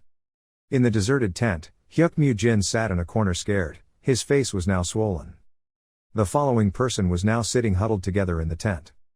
Hyuk Mu Jin was not convinced. He clenched his hands into fists, cursed damn, and rushed towards where Jin Tae-kyung was sitting. Very soon, a rumbling sound rang out in the tent. Hyuk Mu Jin fell down in the corner. He lay quietly in one place as if he couldn't move anymore. Jin Tae-kyung acted like nothing happened and crossed her arms. Sigh, because the weather is pretty bad, so I guess we can't go to Hangyang tonight, at least we found an empty tent to stay. At this moment, Han Yop approached Jin Tae-kyung with his hands clasped and asked, Captain, we were wondering, could we have a moment? As soon as these words ended, Han Yop and the other three people all turned their sparkling eyes towards Jin Tae-kyung. Jin Tae-kyung rolled his eyes at them and then cautiously asked, do you guys want to train more? Hearing this question, 4 people immediately nodded. Seeing this, Jin Tae-kyung narrowed his eyes and smiled.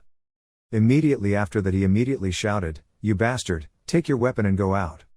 Opening the tent door and stepping out was a white space filled with snow. Some people exclaimed, it's so cold, so much snow. Jin Tae-kyung stood behind and thought, look at those bastards, they went through many hardships when I first started, but now, they are begging to be trained. As I expected, instead of giving them orders 100 times, it's better to hit them. Jin Tae-kyung was thinking about this when someone called in and said, Captain, there's a child out there. Hearing the call, Jin Tae-kyung immediately poked his head out and asked, what are you talking about? Why is there a child in the middle of the mountain? As Jin Tae-kyung spoke, he glanced away. He actually saw a small figure standing in the snow. Jin Tae-kyung exclaimed, hey, you're really serious? Jin Tae-kyung thought for a moment then asked, who is he? Does he live in this tent? Having said that, he suddenly worried and thought to himself, I have a bad feeling about this. Why do I feel like something big is about to happen? While thinking about this, a notification sounded. The system screen appeared before Jin Tae-kyung's eyes. On the screen was the content of a new mission. An unexpected mission had begun. On a dark green lawn, under a peach blossom tree, a couple was leaning against each other watching their 2 children, a boy and a girl, play. The boy walked past a small rock. His eyes glanced over and saw a yellow flower. She reached out to pick the small flower and quickly ran to place it in her mother's hair. The little boy narrowed his eyes and smiled brightly at his mother. The happy mother raised her hand to pat the boy's head and softly called out Seo-chan. Stopping for a moment to look at her child, the mother gently instructed her child to live. The little boy named Seo-chan suddenly stopped when he heard his mother say that, and the smile on his face quickly disappeared. The boy raised his head, his eyes wide open in bewilderment, not understanding what his mother meant by that. The boy's father next to him and his wife stood up. Behind them there was no longer a peach blossom tree but the silhouettes of many people. The boy's father said, promising us that you must live. The boy stood next to his sister. Seeing that, he was confused and asked, Dad, where are you guys going? The boy's father did not answer but just said a promise to us and then gradually faded into nothingness. The boy and his sister saw this and called out in panic, Mom, Dad, wait for us. Each call for mother rang out nonstop. The boy named Seo-chan, covered in wounds, stood up. His forehead was drenched in sweat. Under the small cave, Seo-chan and her sister huddled together in one place. Seo-chan woke up from her coma, silently exclaiming, Damn, I fell asleep. Remembering what he had experienced, Seo-chan muttered, it had not been more than 5 days since he witnessed the brutality of his father and the Shuzhou warriors. I'm just a useless boy, I can't do anything but run away, I can't let my guard down again. Thinking like that, Seo-chan clutched the small knife in his hand, his whole body trembling. His sister was by his side. Leaning close to Seo-chan, the little girl shivered and said, Brother, I'm so cold. Pausing for a moment, the little girl opened her eyes wide and asked Seo-chan, when are we going home? Seo you'll misses her mother. Seo-chan held her sister's hand, softly coaxing, just a little more, we're almost there. After comforting his sister, Seo-chan remembered his mother's words that I must live. He thought to himself, Mom, the mother I saw in my dream is so real, I wonder if she is at peace. Maybe she, no, don't think like that, nothing will happen. While thinking about this, suddenly there was a rustling sound outside the cave. Seo-chan alertly pulled out his knife and rushed out. The boy screamed, Ah, show yourself. In a bush not far away, an arm was sticking out. Although Seo-chan was scared, he still did not step back. His hand tightly grasped the sword and pointed forward. Very quickly a man walked out. He put his index finger to his mouth and said softly, Shush, it's me. Realizing who was coming, Seo-chan immediately called out, Uncle. Putting away the sword, Seo-chan took a breath and said, "It's been half a day, we're so worried." Seo-yul also realized who had just arrived. The little girl ran towards Uncle Gong. Uncle Gong reached out and picked her up, conveniently replied, "We have to hurry, we are being followed." Following, Seo-chan asked. Uncle Gong carried Seo-yul on his back, walking forward nodding and saying, "Yes, there's no time left." Seo-chan ran behind and asked, "Where are we going?" Uncle Gong replied, "Hang Shui." Pausing for a moment, he continued, "No matter how cruel they were, they couldn't follow us there." The three people quickly left the temporary shelter. Under the white snow, there are still clear footprints. A figure from afar stepped out of a hidden corner, following the footprints in the snow. Right after that, he waved his hand to give an order, and immediately 3 or 4 people behind him rushed out towards the group of people Seo-chan had just left. Uncle Gong carried Seo-yul, Seo-chan followed behind and quickly moved forward. They were completely unaware that their whereabouts had been revealed. Suddenly Seo-chan lowered his head and looked down at Uncle Gong's footprints in the snow. Uncle Gong also realized the problem. Both stopped and looked back in silence. After listening, Seo-chan asked suspiciously, "What are they?" A worried look appeared on Uncle Gong's face and he nodded in response. "About a dozen of them were almost here." "Stop for a moment," he said apologetically, "it's all my fault, we should go faster before the snow falls." Seo-chan did not blame Uncle Gong at all. He pulled out his knife and said very seriously, "Uncle did the best he could. I also learned some martial arts. If I had to die, I would sacrifice myself like that, a warrior, determined to fight to the death." As soon as the boy's words ended, Uncle Gong suddenly placed Seo-yul on his back. Seo-chan quickly hugged his sister, worriedly turned towards Uncle Gong and called out. Uncle Gong firmly held the hilt of the sword in his hand. He walked in the opposite direction and softly warned, "I will catch up with you too soon." Saying this, he stopped for a moment, turned his head slightly, looked at the 2 children, smiled and continued, "So don't worry, I, Gong Yicheng, am not a weak person."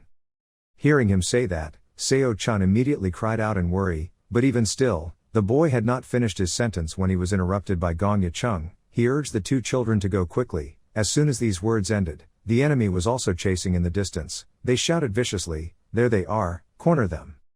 Hearing these words, Seo-chan was extremely scared. The boy hugged his sister tightly on his back and softly called out. Seo-chan knew that this might be the last time he would see him. He was determined to protect the 2 brothers until his last breath. Seo-chan did not dare to stay any longer. The boy carried his sister on his back, turn around, raise one hand to wipe away tears and painfully say, "Forgive me." Snow fell more and more densely, covering the desolate forest. A small hand reached up and grasped the cold snow. Seo-chan hugged his sister Seo-yul on his back and struggled to climb up. The boy opened his eyes wide, looking at the group of people in the distance. There was a letter embroidered on his shirt, the letter Jin. The group of people Jin Tae-kyung staying in an abandoned tent. Seo-chan looked for a while, as if she saw that group of people were preparing for some training. Jin Tae-kyung shouted seriously and started walking. Jo Yum raised his hand to catch the snow and said, "Ha, in this weather, even the horse doesn't want to move." Ma Hiem-yo next to him pointed at Seo-chan and Seo-yul who had just appeared not long ago, and asked in a low voice, "So what about that baby?"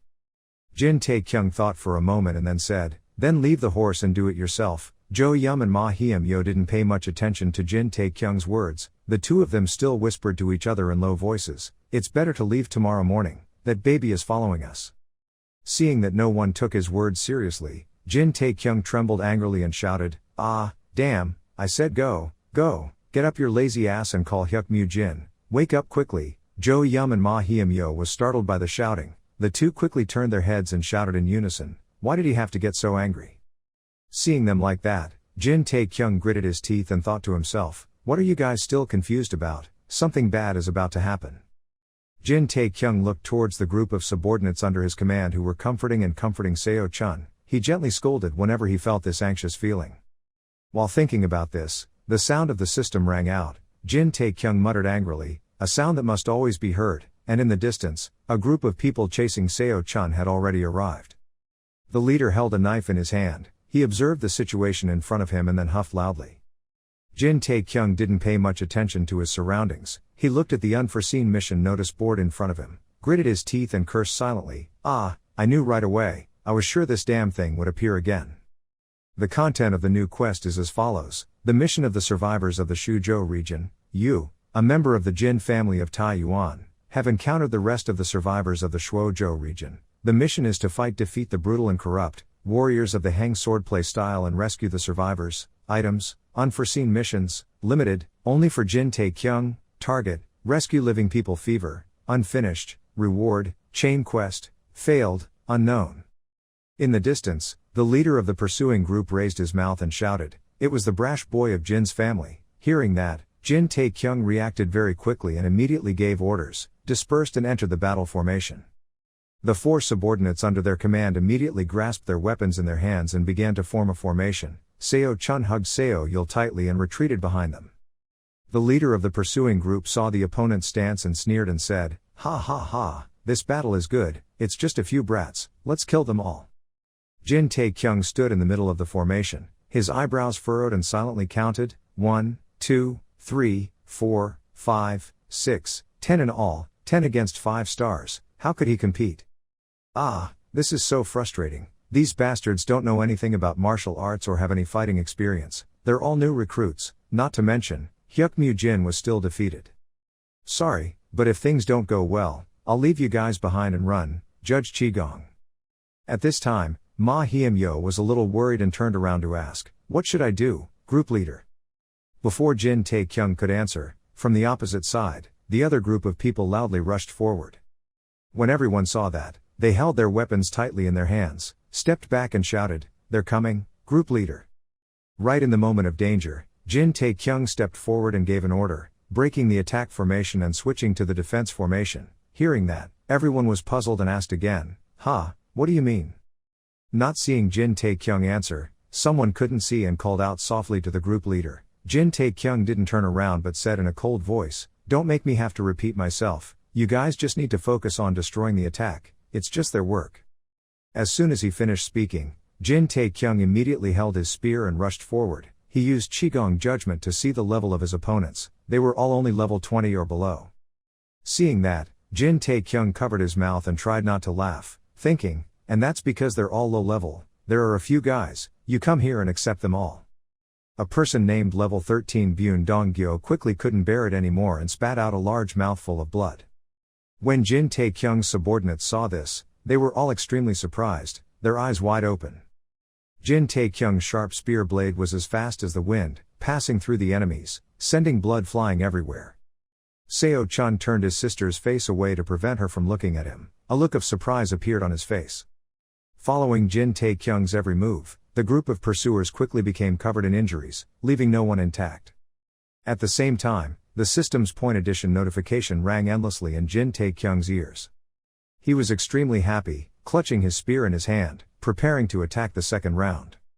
The group of people had not yet had time to breathe. Seeing this, they began to panic extremely. Jin Taekyung took an offensive stance, the sharp tip of his spear pointed straight at the leader. He said coldly, "I will win against you." When the leader heard that, he was furious, he roared and then swung his sharp blade up to slash. The two leaders of both sides began to fight, causing smoke and dust to rise around them.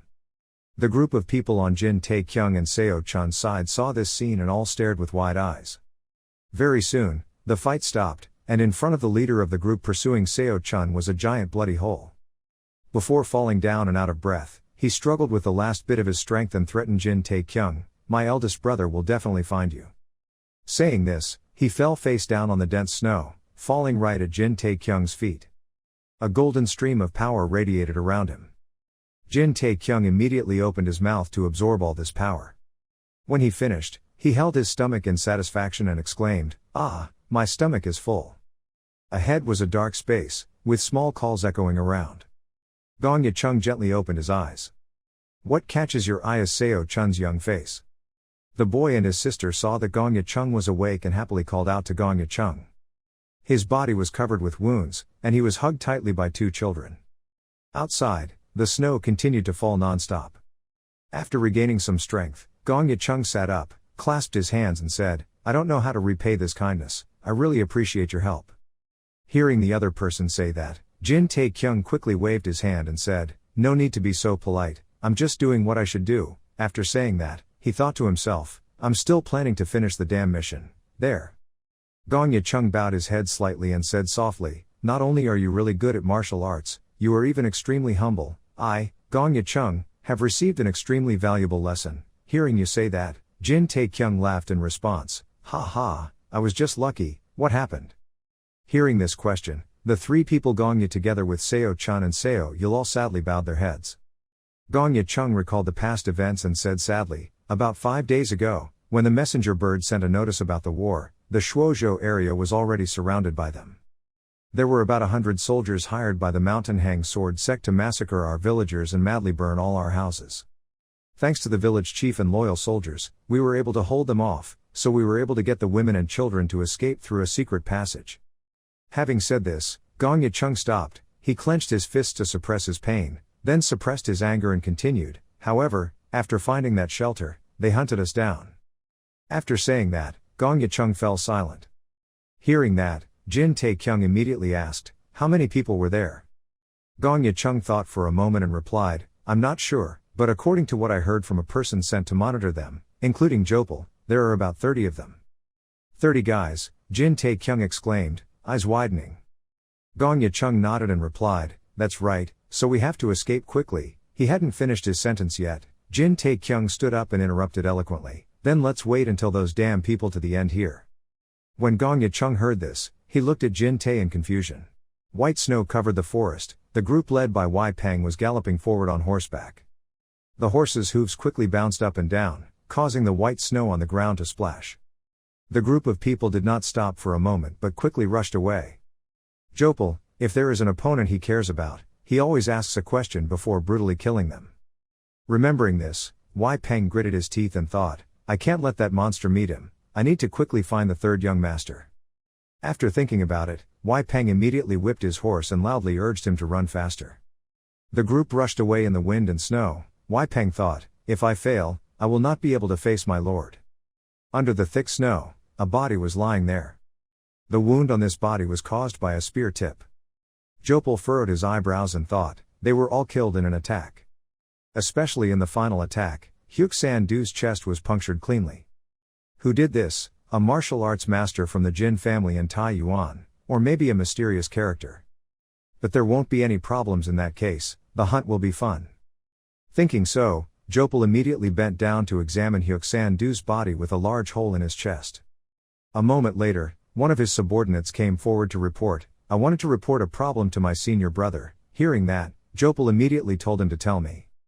This subordinate had a long scar on his face from his forehead down to his chin. He arranged his words a bit and then said, we discovered a group of 7 or 8 people, and one of them was injured. It seemed they had long left their house and headed towards the mountains, towards Taiyuan.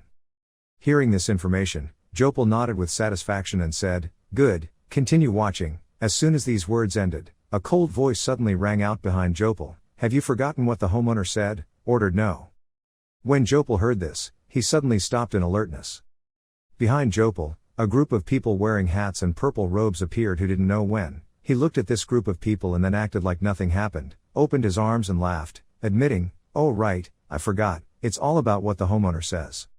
Reducing the smile on his face, he questioned in a harsh voice, but what does the command you said mean? I only remember being authorized. The person who spoke just now immediately objected that these two things were the same. I have been asked to regroup the main forces after eliminating the people of Shuzhou. We have forgiven your decision to disobey orders, but we will not allow you to continue illegal actions like this. Jopal did not pay much attention to this problem. He raised his hand to the corner of his mouth and said, allow you to speak, allow. Having said this, he suddenly stopped for a moment, then continued in a cold voice, this is impossible because I really don't like this word, it is extremely difficult for the other person to hear that. He raised his eyebrows and said, what are you doing? But before he could finish his sentence, Jopal approached and squeezed his neck. In just a blink of an eye, this man stopped breathing and was thrown to the ground by Jopal. He retracted his hand and coldly said to the rest, you see, this is why I love war. Seeing this scene, the group of people were extremely frightened and immediately pulled out their swords and exclaimed, what, you bastards? Jopal grinned without paying attention, his eyes flashed bloodthirsty red, his hand raised in preparation to attack. In just a blink of an eye, Jopal slashed with his bare hands at amazing speed, sending blood flying everywhere. He just reached out with his bare hands and immediately sent the group flying back. The group of people had absolutely no ability to resist and were knocked down onto the snowy ground, not knowing whether they lived or died. Jopal retracted his hand, he licked the corner of his mouth happily and said, "And that's because I can't remember all the people I killed." Standing up straight, Jopal turned back and ordered, "We will continue the chase." Strong footsteps sink deep into the thick layer of snow. A group of people followed each other forward. After walking a long way, the person in front immediately stopped, his hand resting on the snow-covered tree trunk next to him. In front of the group is a small cave entrance. "This group of people is Jin Tae-kyung's group," he said, "we will sleep here tonight." The dark night falls, the bright moon hangs high in the sky. In the cave, Jin Tae-kyung's subordinates were sleeping. Seo Chul hugged his sister Seo Yul tightly, lying on one side. In the middle is a burning red fire, making the space in the cave somewhat warmer. Jin Tae-kyung and Gong Ye-chung are sitting in front of the fire. Jin Tae-kyung raised his head and said, "It's good that we found this place. It's not the best shelter in winter, but it can keep most of the light from leaking out." Having said that, Jin Tae-kyung stopped and observed Gong Ye-chung. Gong Ye-chung remained silent and said nothing. Jin Tae-kyung thought to himself, does he know that he is involved in this war? Most people have some sort of reaction. But after the events there, he didn't say a word. I guess I was the only one worried. Thinking like that, Jin Tae-kyung immediately glanced at the group of people sleeping. He gritted his teeth and silently scolded, "Oh, it's because of that bastard, Hyuk Mu Jin." While thinking about this, Gong Ye-chung suddenly spoke up, "Yes, as expected, it's best not to listen to other rumors." Jin Tae-kyung didn't understand why. Gong Ye-chung continued, "I heard from others that you are known as a lazy, arrogant bastard who doesn't know anything about martial arts. But after only 2 days that I've known you, I can tell Jin Tae-kyung that I see nothing like fake rumors." Hearing the other person say that, Jin Tae-kyung looked dumbfounded and didn't know how to respond. Gong Ye-chung continued talking, "That's why it made me ask myself if I should believe the rumors behind our war with the Mountain Hang Sword sect." Hearing him say that, Jin Tae-kyung thought silently, "Just as I thought, he knew who I was." The atmosphere between the two people fell into silence again. Suddenly Gong Ye-chung called out, "Master Jin." Jin Tae-kyung heard it and immediately replied yes. Gong Ye-chung coughed a few times before trembling and said, "I have a question." Before he could finish his sentence, he coughed up a mouthful of fresh blood. Jin Tae-kyung saw that and furrowed his eyebrows a bit worried. He stood up and asked, "What the hell, are you okay?" Gong Ye-chung looked at the blood in his palm and said nothing. A moment later, he slowly said, "They are cunning bastards, they smeared poison on weapons." Hearing that, Jin Tae-kyung immediately asked, "What do you mean, why didn't you tell us sooner?" Hearing that, Gong Ye-chung smiled a bit and said, "Their poison is cheap and has quite poor effects, but once my condition worsened, it was too late to cure it." Hearing this, Jin Tae-kyung worriedly thought to himself, "He is in a very bad condition, do I have any medicine to cure him?" He searched the system's menu from top to bottom. He silently said, "No clothes, well, what about the cereal pills? No, they don't have any antidote properties at all, damn, the rest of the items are just shields. I don't have anything, the only thing I have is a weapon." Jin Tae-kyung is on one side trying to search. Gong Ye-chung sits in one place quietly turning his head to look at the two sleeping babies Seo-chan and Seo-yul. Suddenly he called out, "Master Jin." Jin Tae-kyung heard the call and immediately turned around, only to hear Gong Ye-chung say, "Children, I ask you to take care of them." Gong Ye-chung's face was now drenched in sweat, as if in pain from the poison. Jin Tae-kyung stood still, looking at him, speechless. At this moment, the system rang out a new notification. Gong Ye-chung's last mission request. The man only wants one thing, which is to ask you to escort the children back to their home safely. Mission level, no. Restrictions, only Jin Tae-kyung. Mission objective, safely protect Seo-chan and Seo-yul. Mission reward, no. A new mission notice appeared in front of Jin Tae-kyung. The content of the mission was as follows. Gong Ye-chung's last request. This man only asked for one thing, to escort the two children home safely. Rank, no rank, limited, only for Jin Tae-kyung. Target, safe Seo-chan and Seo-yul escort. Reward, no. Carrying Seo-chan and Seo-yul in the snow to leave, Jin Tae-kyung thought to herself, "It's okay, my decision was right. He is just an NPC programmed to give quests while it is poisoned and about to die and has no quest part." Jin Tae-kyung's forehead was drenched in sweat. He frowned and continued with his train of thought. The player just needs to agree to accept the mission. He doesn't need to act like a hero and end up putting everyone in the situation. Unfortunately, once that happens everyone will be killed and that's when the game ends. For me, there's nothing more, this is just a game. Thinking of this, Jin Tae-kyung observed the people walking next to him. Seeing that even though it was a cold winter, their faces were still sweating profusely, Jin Tae-kyung frowned and mumbled, "But why do I have this uncomfortable feeling? I have a whole family to take care of, not just a graphically created family but a real one too. I can't afford to die here, damn it." While thinking about this, the question rang in Jin Tae-kyung's ear, "Are you leaving Mr. Gong behind?" Jin Tae-kyung heard that and nodded and replied, "Yes, that was the decision he made himself and started to sneak away when we departed." Receiving this answer, Hyuk Jin suddenly shouted angrily, "That's unacceptable."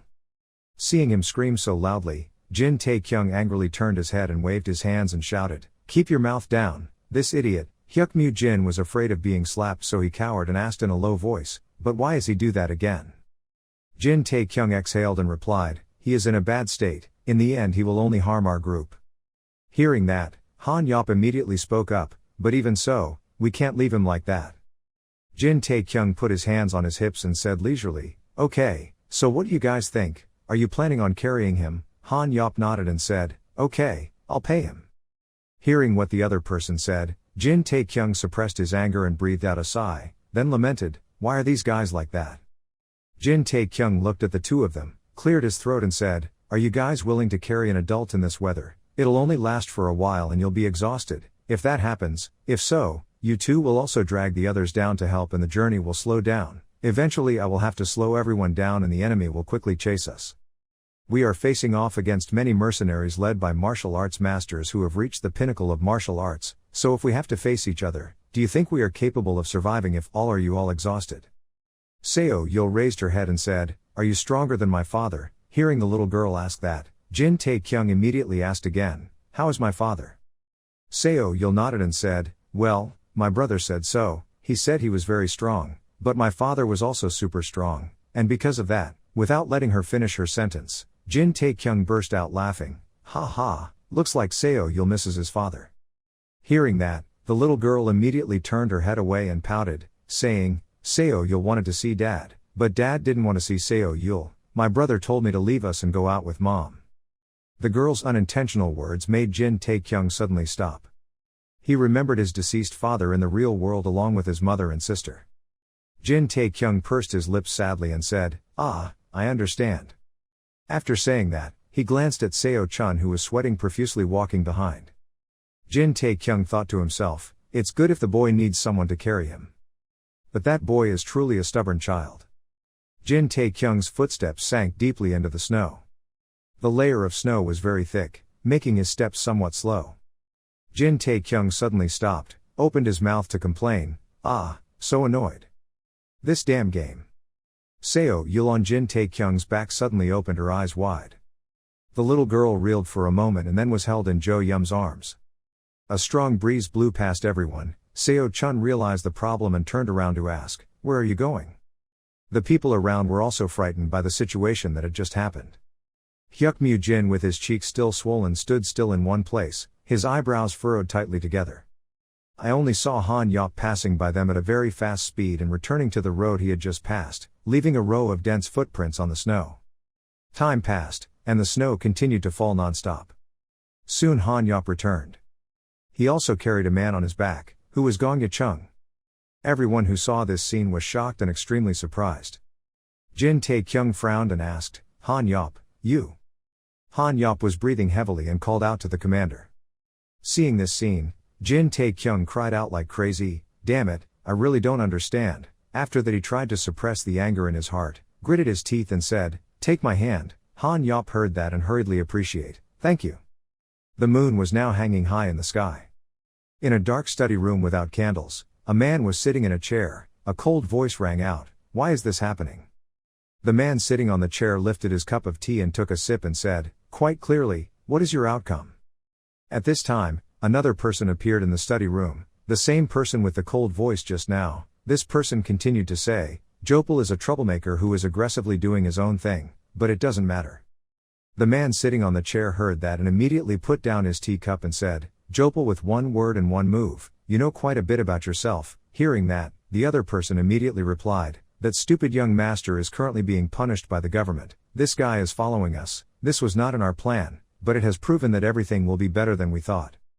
The man sitting on the chair, hearing this, raised his eyebrows and continued, "The younger brother, who is loved by the lower family head, once he has to witness his own death, he will gradually lose his reason. When that happens, if so, the Shanxi citadel will be submerged in a sea of blood." Hearing that, the other person quickly exclaimed as if he remembered something, "Ah, I almost forgot, it seems like the sect from the lower district will also participate in the battle this time." "The lower district sect, for what reason?" the man sitting on the chair asked. The other person quickly replied, "Their new branch leader has a very good scent, but there is nothing to be afraid of. Once the matter is resolved, we will take care of him." Hearing these words, the man sitting on the chair breathed a sigh of relief, then advised the other person to be careful. "No matter how great heaven is, the moment you let down your guard." The words he had just said suddenly stopped. Behind him 2 cold red eyes appeared from nowhere. Just listening to the other person's cold voice remind him, "You should speak more wisely." Hearing that, the man sitting on the chair immediately said, "It seems I said something wrong, sorry." Hearing that, the other person didn't say anything more. A hazy smoke began to appear around him. At this point, he continued, "So try leaving it here today. If a problem arises, I will come see you again." After saying that, he quickly disappeared without a trace, leaving only the man sitting in the chair in the study room. He leaned back and took a deep breath, then thought to himself, "Unknown ghosts." After sitting for a while, this man immediately stood up from the chair. He went to the window and pushed it open. Looking at the moon with its cold light high in the sky, this man thought to himself, "I have had to persevere for too long. Soon, everything will ultimately belong to me." At night, Jin Tae-kyung's group rested next to a large cliff, temporarily sheltering them from the wind and snow. Gong Yicheng was laid down in one place, his whole body was covered in sweat and looked extremely painful. Jin Tae-kyung sat next to him, looked at him, then frowned and said, "We're almost done, just try a little more." Saying such a sentence, he thought to himself, "We don't have time anymore, we have to quickly leave this place." Thinking so, Jin Tae-kyung immediately stood up and said, "Okay, prepare." Hearing him say that, Jo Yum immediately shouted to the people next to him, "Let's prepare, everyone stand up and let's go." Seeing him so enthusiastic, Jin Tae-kyung widened his eyes in confusion. Not bothering to pay attention to him, Jin Tae-kyung reached out and said, "Seo Yul, come here." Before he could finish his sentence, Jo Yum took the girl one step faster, smiled and said, "Seo Yul, come here, I'll carry you, any." After saying that, he immediately carried Seo Yul on his back, walked forward and commanded the group to quickly depart. Jin Tae-kyung in the back saw this scene and thought, "What the hell is he doing? Why is he doing this, acting so bluntly like that makes me really angry." Without bothering to compare, he picked up the spear next to him and then looked at Gong Yicheng lying on the ground and muttered, "Never mind, he's still very annoying." Right at this moment, a strange noise rang out, making everyone extremely alert.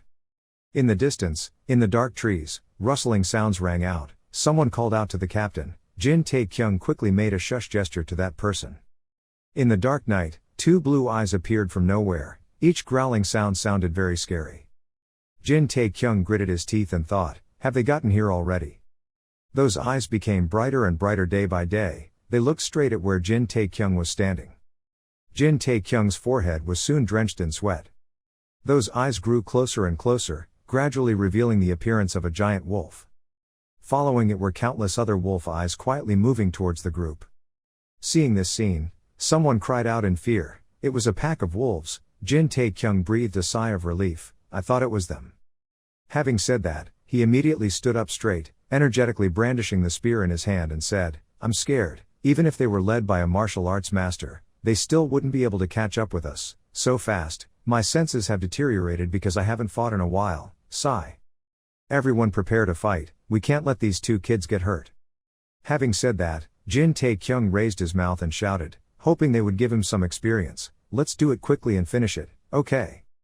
As soon as his words ended, the wolves began to attack.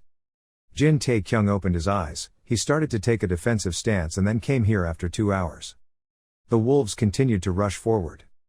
But as soon as they were a short distance away from the group of Jin Tae-kyung, they immediately turned around another street and ran away. Jin Tae-kyung's group saw this scene and completely did not understand what was going on. The people behind him were confusingly talking. What was that? Why did they run away? Did they just see something scary? Jin Tae-kyung stood still, his face furrowed and stammering, "Here, to be." After saying these 2 words, he immediately stopped, thinking to himself, "No, This is like the ultimate skill in comics where I can scare them or attack them at will just by thinking. I don't understand why I can do it, but if this is a game, then anything is possible. At this moment, the system notification sounded in Jin Taekyung's ears. He smiled and thought, great, I get it, this is definitely a notification that I have unlocked a new skill. When the notification screen appeared, Jin Taekyung frowned and exclaimed, another mission. New quest content is one word, one strike Jopal, the long chase is finally over, you must face one of the most brutal and violent men in all of Murim, one word, one strike Jopal, and now you have to face him, we hope you have good luck, no, we will pray for your success, top rank, designated, only for Jin Taekyung. Looking at the content of the new mission, Jin Taekyung's eyes opened as wide as possible and made a huff sound. Immediately after that, a new notification popped up with the content. There is no other choice but to accept the challenge. The challenge needs to be accepted compulsorily. Seeing this message, Jin Taekyung scratched his head and mumbled, what the hell is that? No, what is it saying?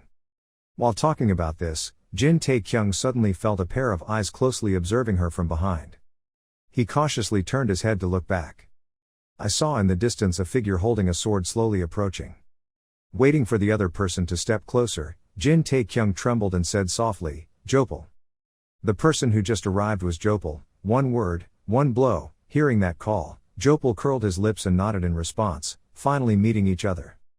The people behind Jin Taekyung also saw this scene. Everyone who took it was extremely scared. Seo Shon stood in a corner, clenching his teeth in anger. Jin Taekyung raised the spear in his hand, looking extremely wary towards Jopal. Jopal stopped to one side, raised his eyebrows and said, nice to meet you. After saying this sentence, a dangerous red aura began to radiate around his body. This aura slowly moved closer to Jin Taekyung. At this moment, his face was drenched in cold sweat. He seemed to realize something, thinking to himself, the wolves, they don't avoid me, they just run away from him. On the opposite side, Jopal stomped his feet on the snow and slowly said, no need to do that, I just want to say something to you. Hearing these words, Jin Taekyung immediately shouted, don't come near here. Jopal stood still and said, you are stimulating my curiosity.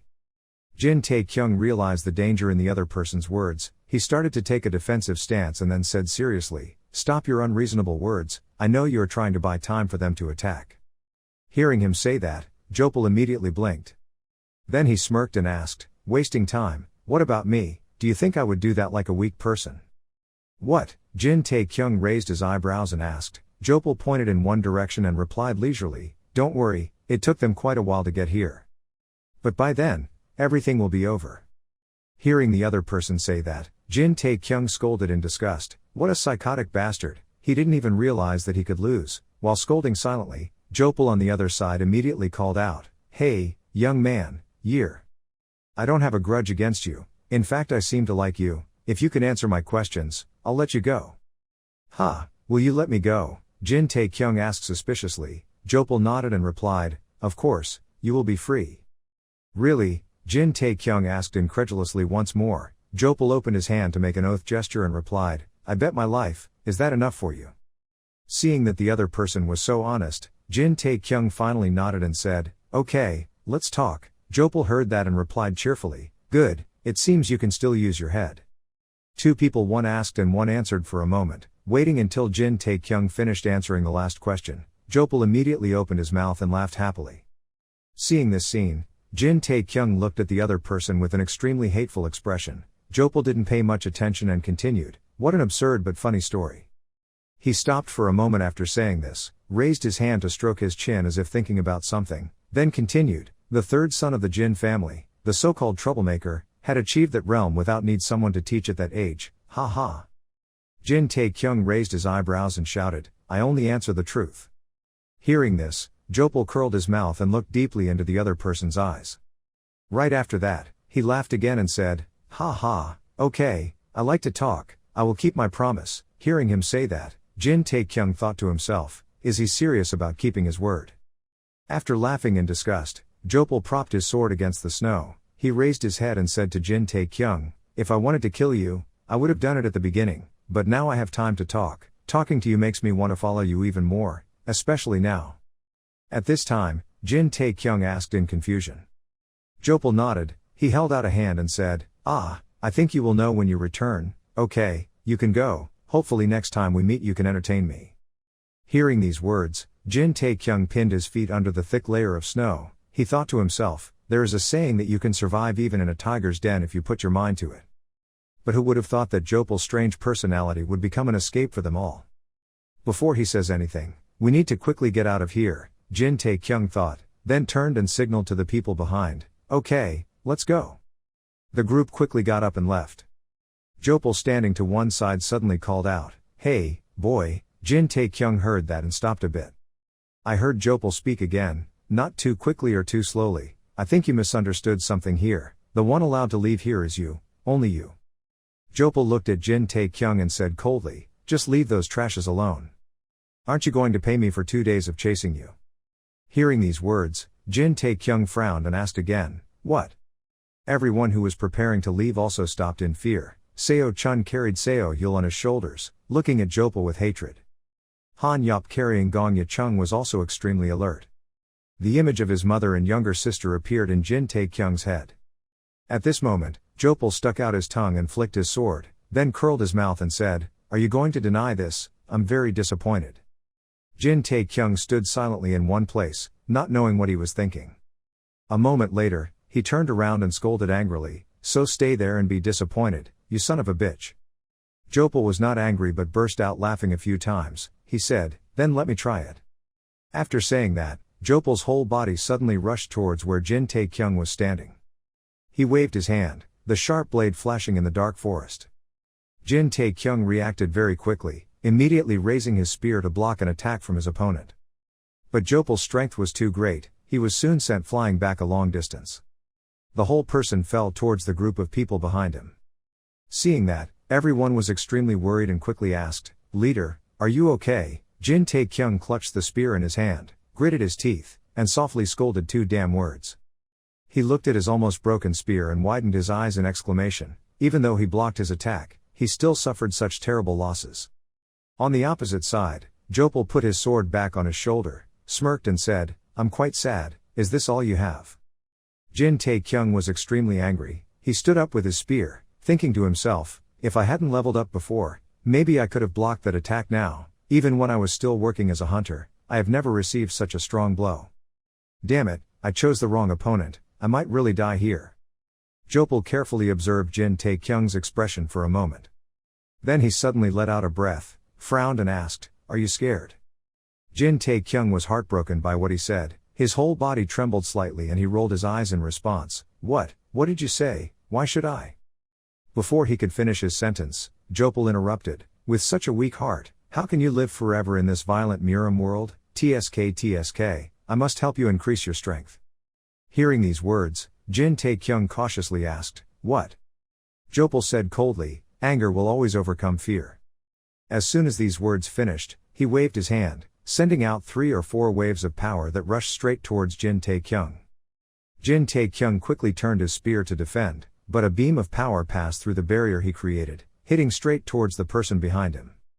Fresh blood began to spray out in all directions.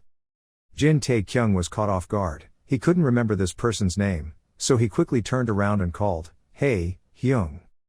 The person who had just been beaten clutched the wound on his neck and stammered, leader, please help. Before he could finish his sentence, another wave of power continued to attack him.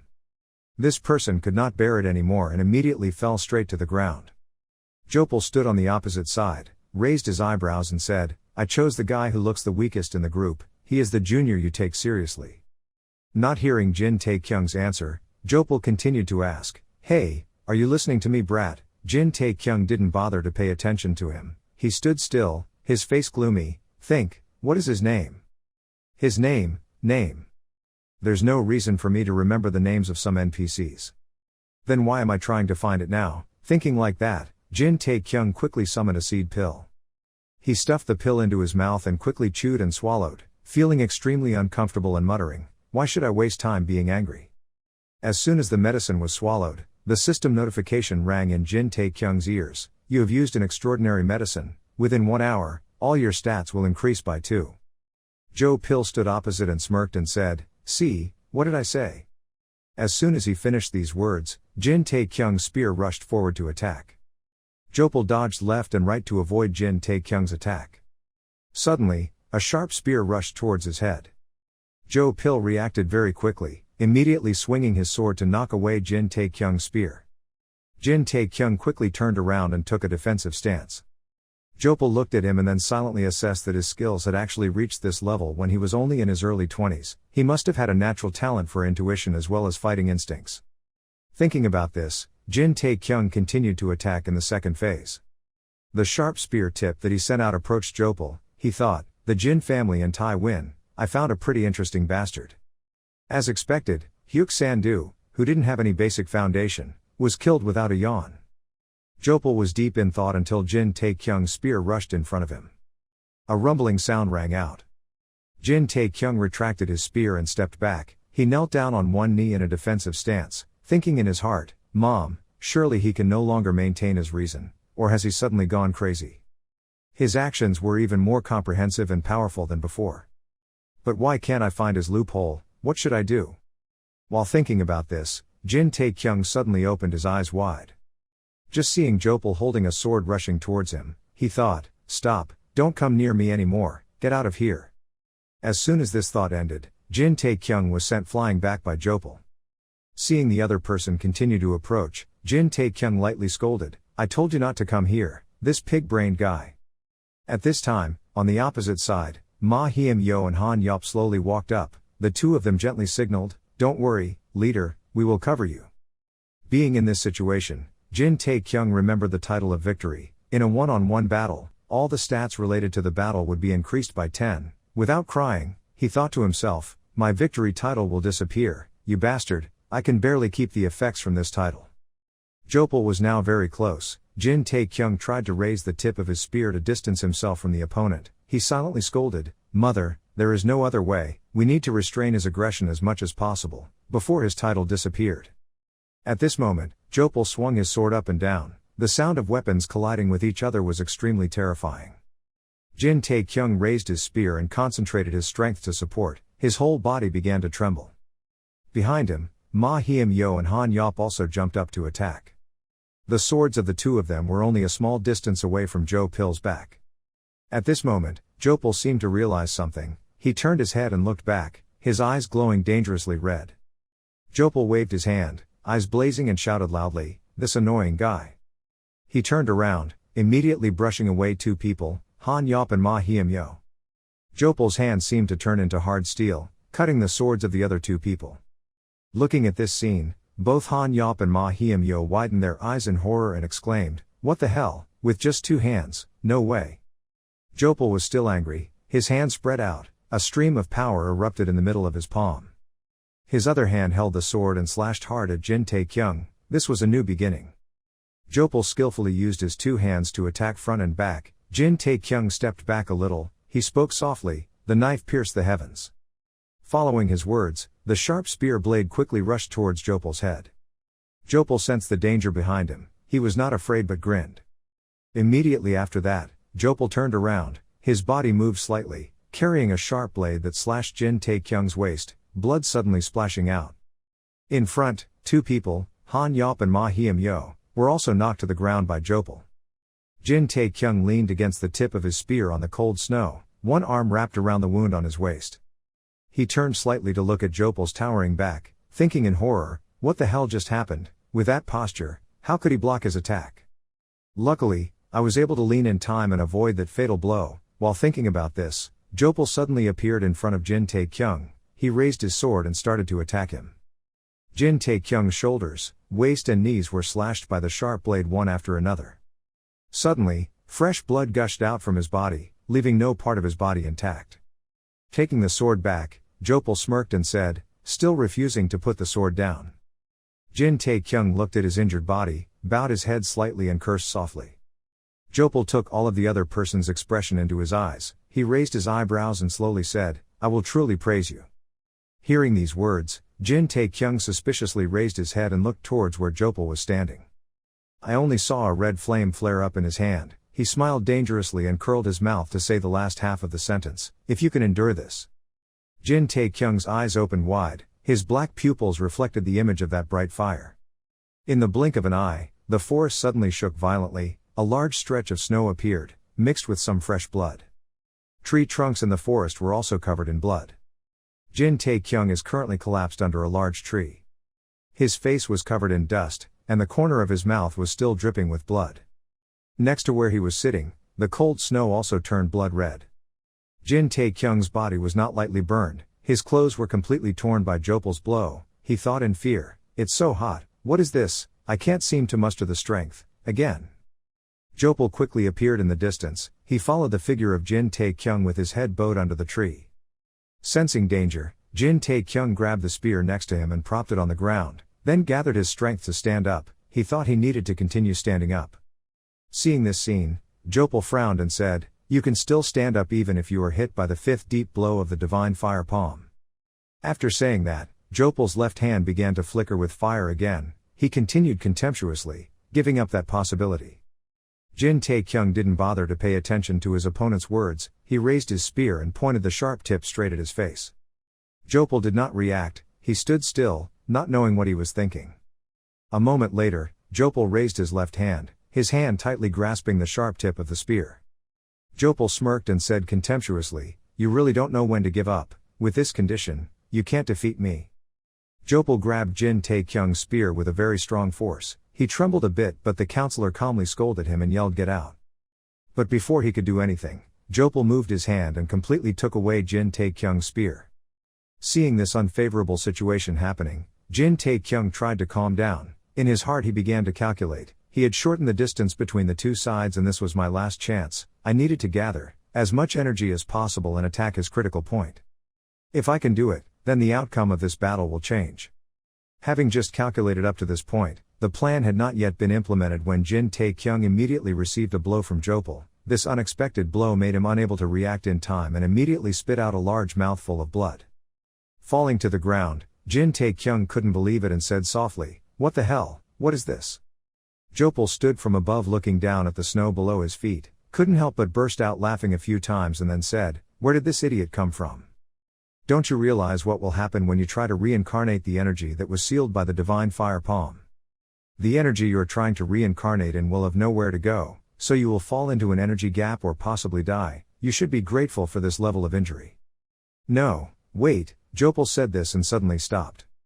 He bent down to look at Jin Tae-kyung, raised his left hand to launch the holy fire palm. The dangerous voice continued to echo, "You will die anyway, so it would be better if you die now." Hearing the other person say that, Jin Tae-kyung no longer had the strength to move. He could only open his eyes wide and think, "Am I really going to die like this? That's impossible. In the past 7 years I've survived so many matches, but I was killed in just a few matches in the game." Thinking of this, Jin Tae-kyung seemed to realize something, his eyes glowing and mumbling softly, "Game, that's right, this is just a game." At this moment, Jopal's hand carrying the divine fire palm approached. He grinned and said, "Goodbye." Hearing that, Jin Tae-kyung silently screamed in his head, wait a minute."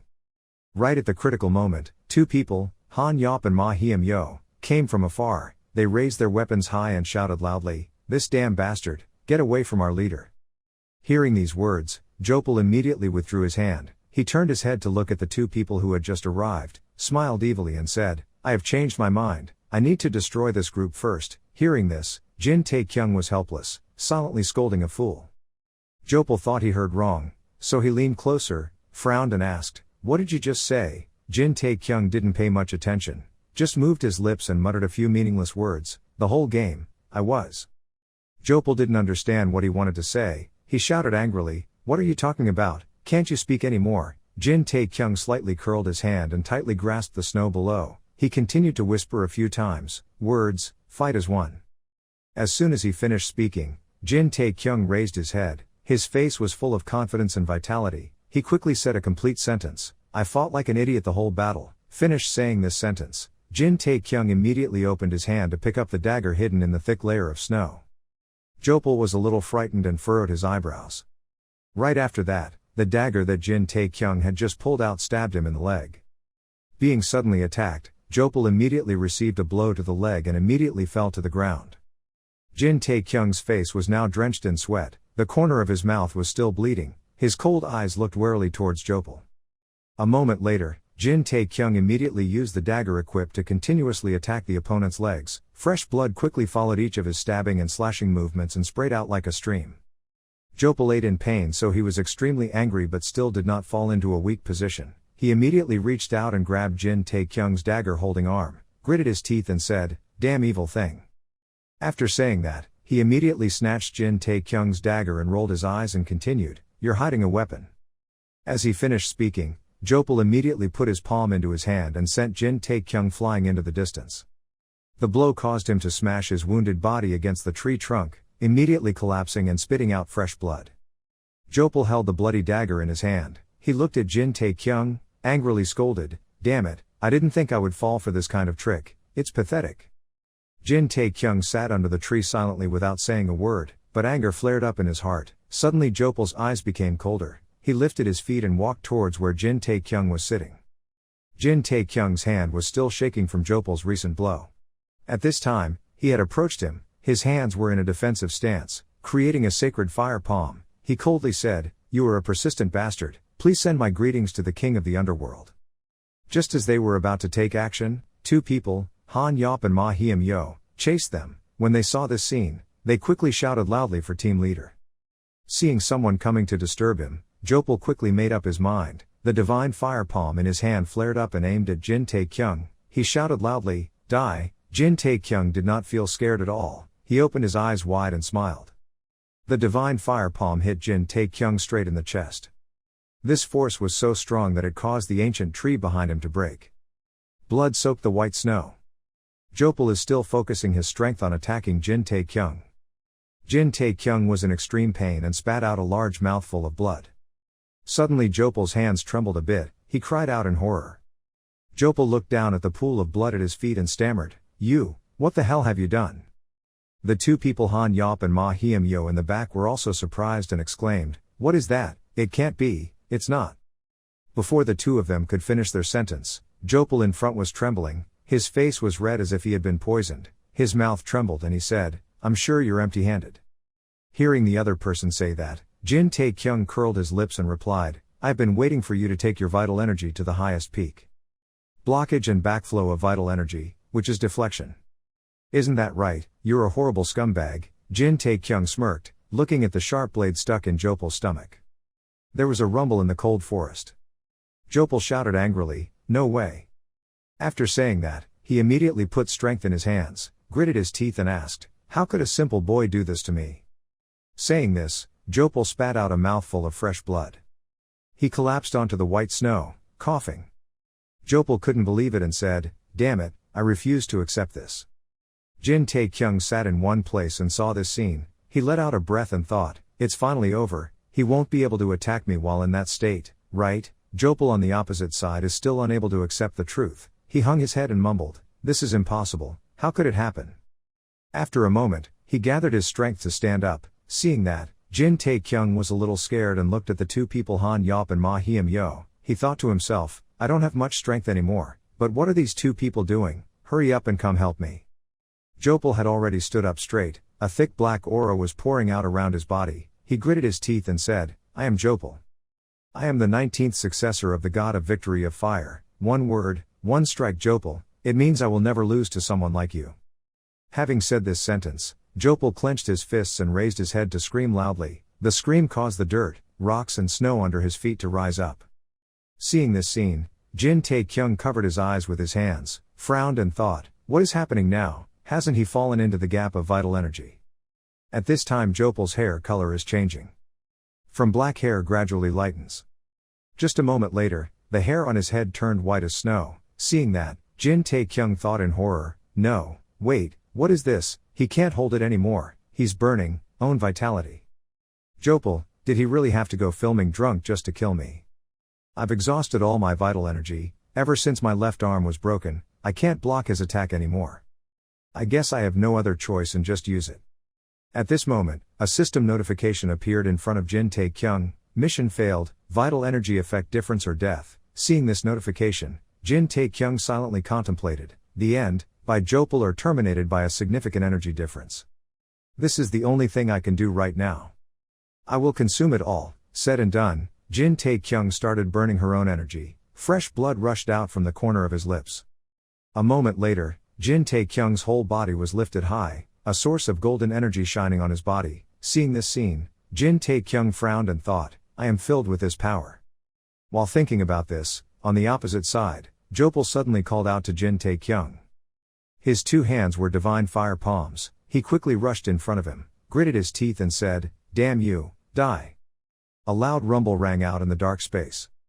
In the real world, in a training room, hunters who were practicing fighting monsters heard a loud noise and immediately stopped their movements.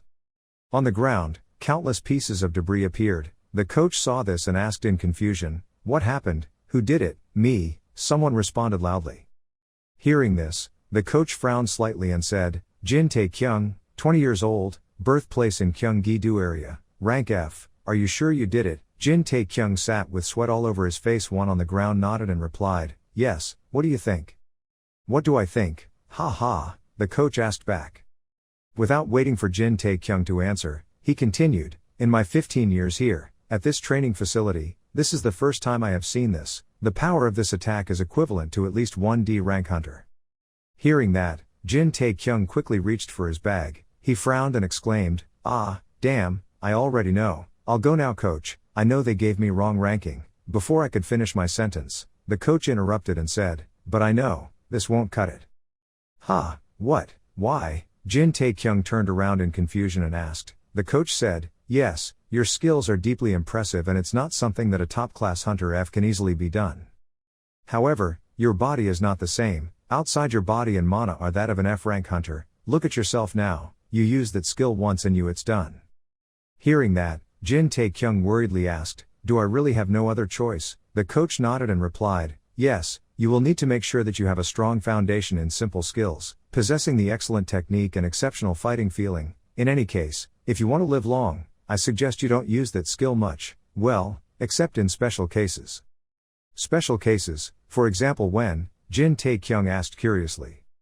The coach raised a finger and said, When you are in danger, I'm sure that skill can protect you at least once. Pausing for a moment, he asked again, In any case, have you named your skill yet? A name? Jin Tae-kyung said vaguely, I mean I did, but what is that? Power. Images and past events in the real world appeared in Jin Tae-kyung's head. In the deserted forest, he clutched the spear in his hand. Jin Tae-kyung put all the strength he had and opened his mouth to scream, piercing all my strength. On the opposite side, Jopal's divine fire palm was also loudly attacking. The 2 sides faced each other head-on and fought each other. With all his strength, Jin Tae-kyung grabbed the spear and shouted loudly. On the opposite side, Jopal also unleashed a divine fire palm to attack. 2 people, 1 left, 1 right, face-to-face combat. The confrontation carried amazing power. The wind and snow rose loudly, causing the surrounding trees to shake as if they were about to be uprooted. Day 1, the forest was covered with cold white snow, rocks and dirt flying everywhere. The wind and snow grew stronger day by day, about to form a big tornado. The storm raged. The quiet forest was covered in white. The 2 people, Han Yop and Ma Hiem Yo, quickly hid in a corner and looked around warily. Very soon, fresh blood began to spray out on the white snow. Jin Tae-kyung's right arm was trembling, covered in blue veins, his sleeve was torn. He tried to hold the spear tightly in his hand, not daring to let down his guard. Soon, the body of the spear slowly cracked, then shattered and fell all over the ground. When Jin Tae-kyung saw that, he was extremely frightened. Jopal's face turned red, his teeth were clenched together, he sat kneeling on one side without moving. Jin Tae-kyung stared at the other person without blinking. At this moment, the system notification sounded in his ears. You have completed the mission, you have defeated 1 Ask 1 Kill Jopal, receive the reward. After reading this notice, Jin Tae-kyung seemed to have lost all his strength and fell straight to the ground. Just then, he felt a pair of feet coming from behind him. Jin Tae-kyung raised his head slightly to look. The other pair of feet slowly walked towards Jopal. 1 second later, his head was rolling on the ground. Jin Tae-kyung breathed a sigh of relief. Eyes closed tightly. And the person who just arrived is the boy Seo-chun. The boy's hand tightly grasped the small knife. He tilted his head back to the heavens, crying and laughing, looking extremely pitiful. In a certain cave, someone pointed forward and shouted, There it is, there. We found more stars. Look at these magic stones. Great, we did it. A group of people went into the cave looking for magic stones. One person held a newly found stone in his hand and happily said to the side, Captain, you've won the trick. The person called the captain was also holding a stone in his hand. He looked at it intently and then curled his mouth and said, "This size should be about $100. Hearing that, Jin Tae-kyung walking behind with modern clothes also happily exclaimed, "Wow, really, so how much will all this cost?" After saying that, he tilted his neck and looked up, his eyes filled with tears and thought, Ha-yun, we can finally move to a safer district. Thinking about this, the girl next to Jin Tae-kyung suddenly called out, Vice Captain. Is it normal to find this many magic stones?" After asking for a while, there was still no answer. The girl called out to the deputy captain again. Jin Tae-kyung still didn't know anything. He was immersed in his happy thoughts. With this stone coin, I will get about $200, and if I sell some equipment, I'll make another $500, plus a bonus. A man next to the girl saw Jin Tae-kyung just standing there smiling stupidly, so he leaned closer and asked softly, "Is this your first time going on a raid?" The girl heard that and immediately turned around and nodded and replied, "Ah, yes." Hearing that, this man immediately explained, "In fact, this situation rarely happens. In rank F portals, there are usually only 1 or 2 magic stones, and no matter how lucky you are, you can't find them on the top 5 pills, okay? Not to mention we haven't finished this level yet." He was talking about this when the captain suddenly turned around and asked, "How far have we gone?" "It's almost the end of the road," someone said. "If we go to the right we will probably see a boss monster." Hearing this, the captain frowned and thought. Jin Tae-kyung seemed quite interested, so he picked up his spear and shouted, "Hurry up and destroy that monster." Having said that, he still did not forget to turn back and ask a member of the group if all magic stones had been banned. "Captain," seeing this scene, I quickly stopped and said, "Wait." He stroked his chin and frowned, saying, "Let's think again first." Hearing that, Jin Tae-kyung was confused and asked, "I mean, the school team, what else is there to think about?" The team leader shook his head and said, "No, that's what's suspicious. The monsters we encountered were all regular goblins. It was puzzling that there were so many magic stones. It's all very strange." "Why is it strange?" Jin Tae-kyung asked, leaning his spear on the ground. Right after that, he spread his arms out very confidently and said, "I think you're the strange one for planning to skip such a great battle. The members also want to complete it."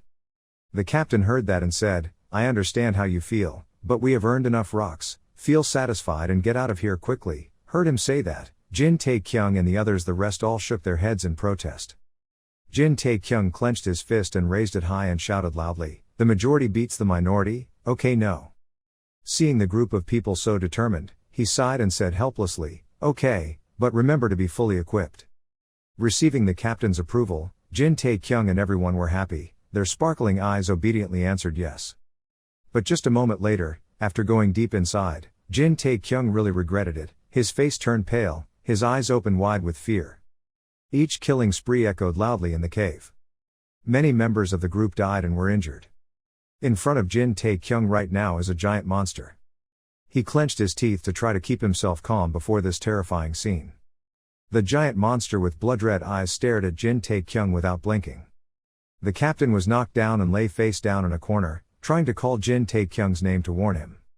The monster heard this sound and immediately raised its foot and stomped down on the position where the captain was lying. Seeing this scene, Jin Tae-kyung was scared and quickly called out to him.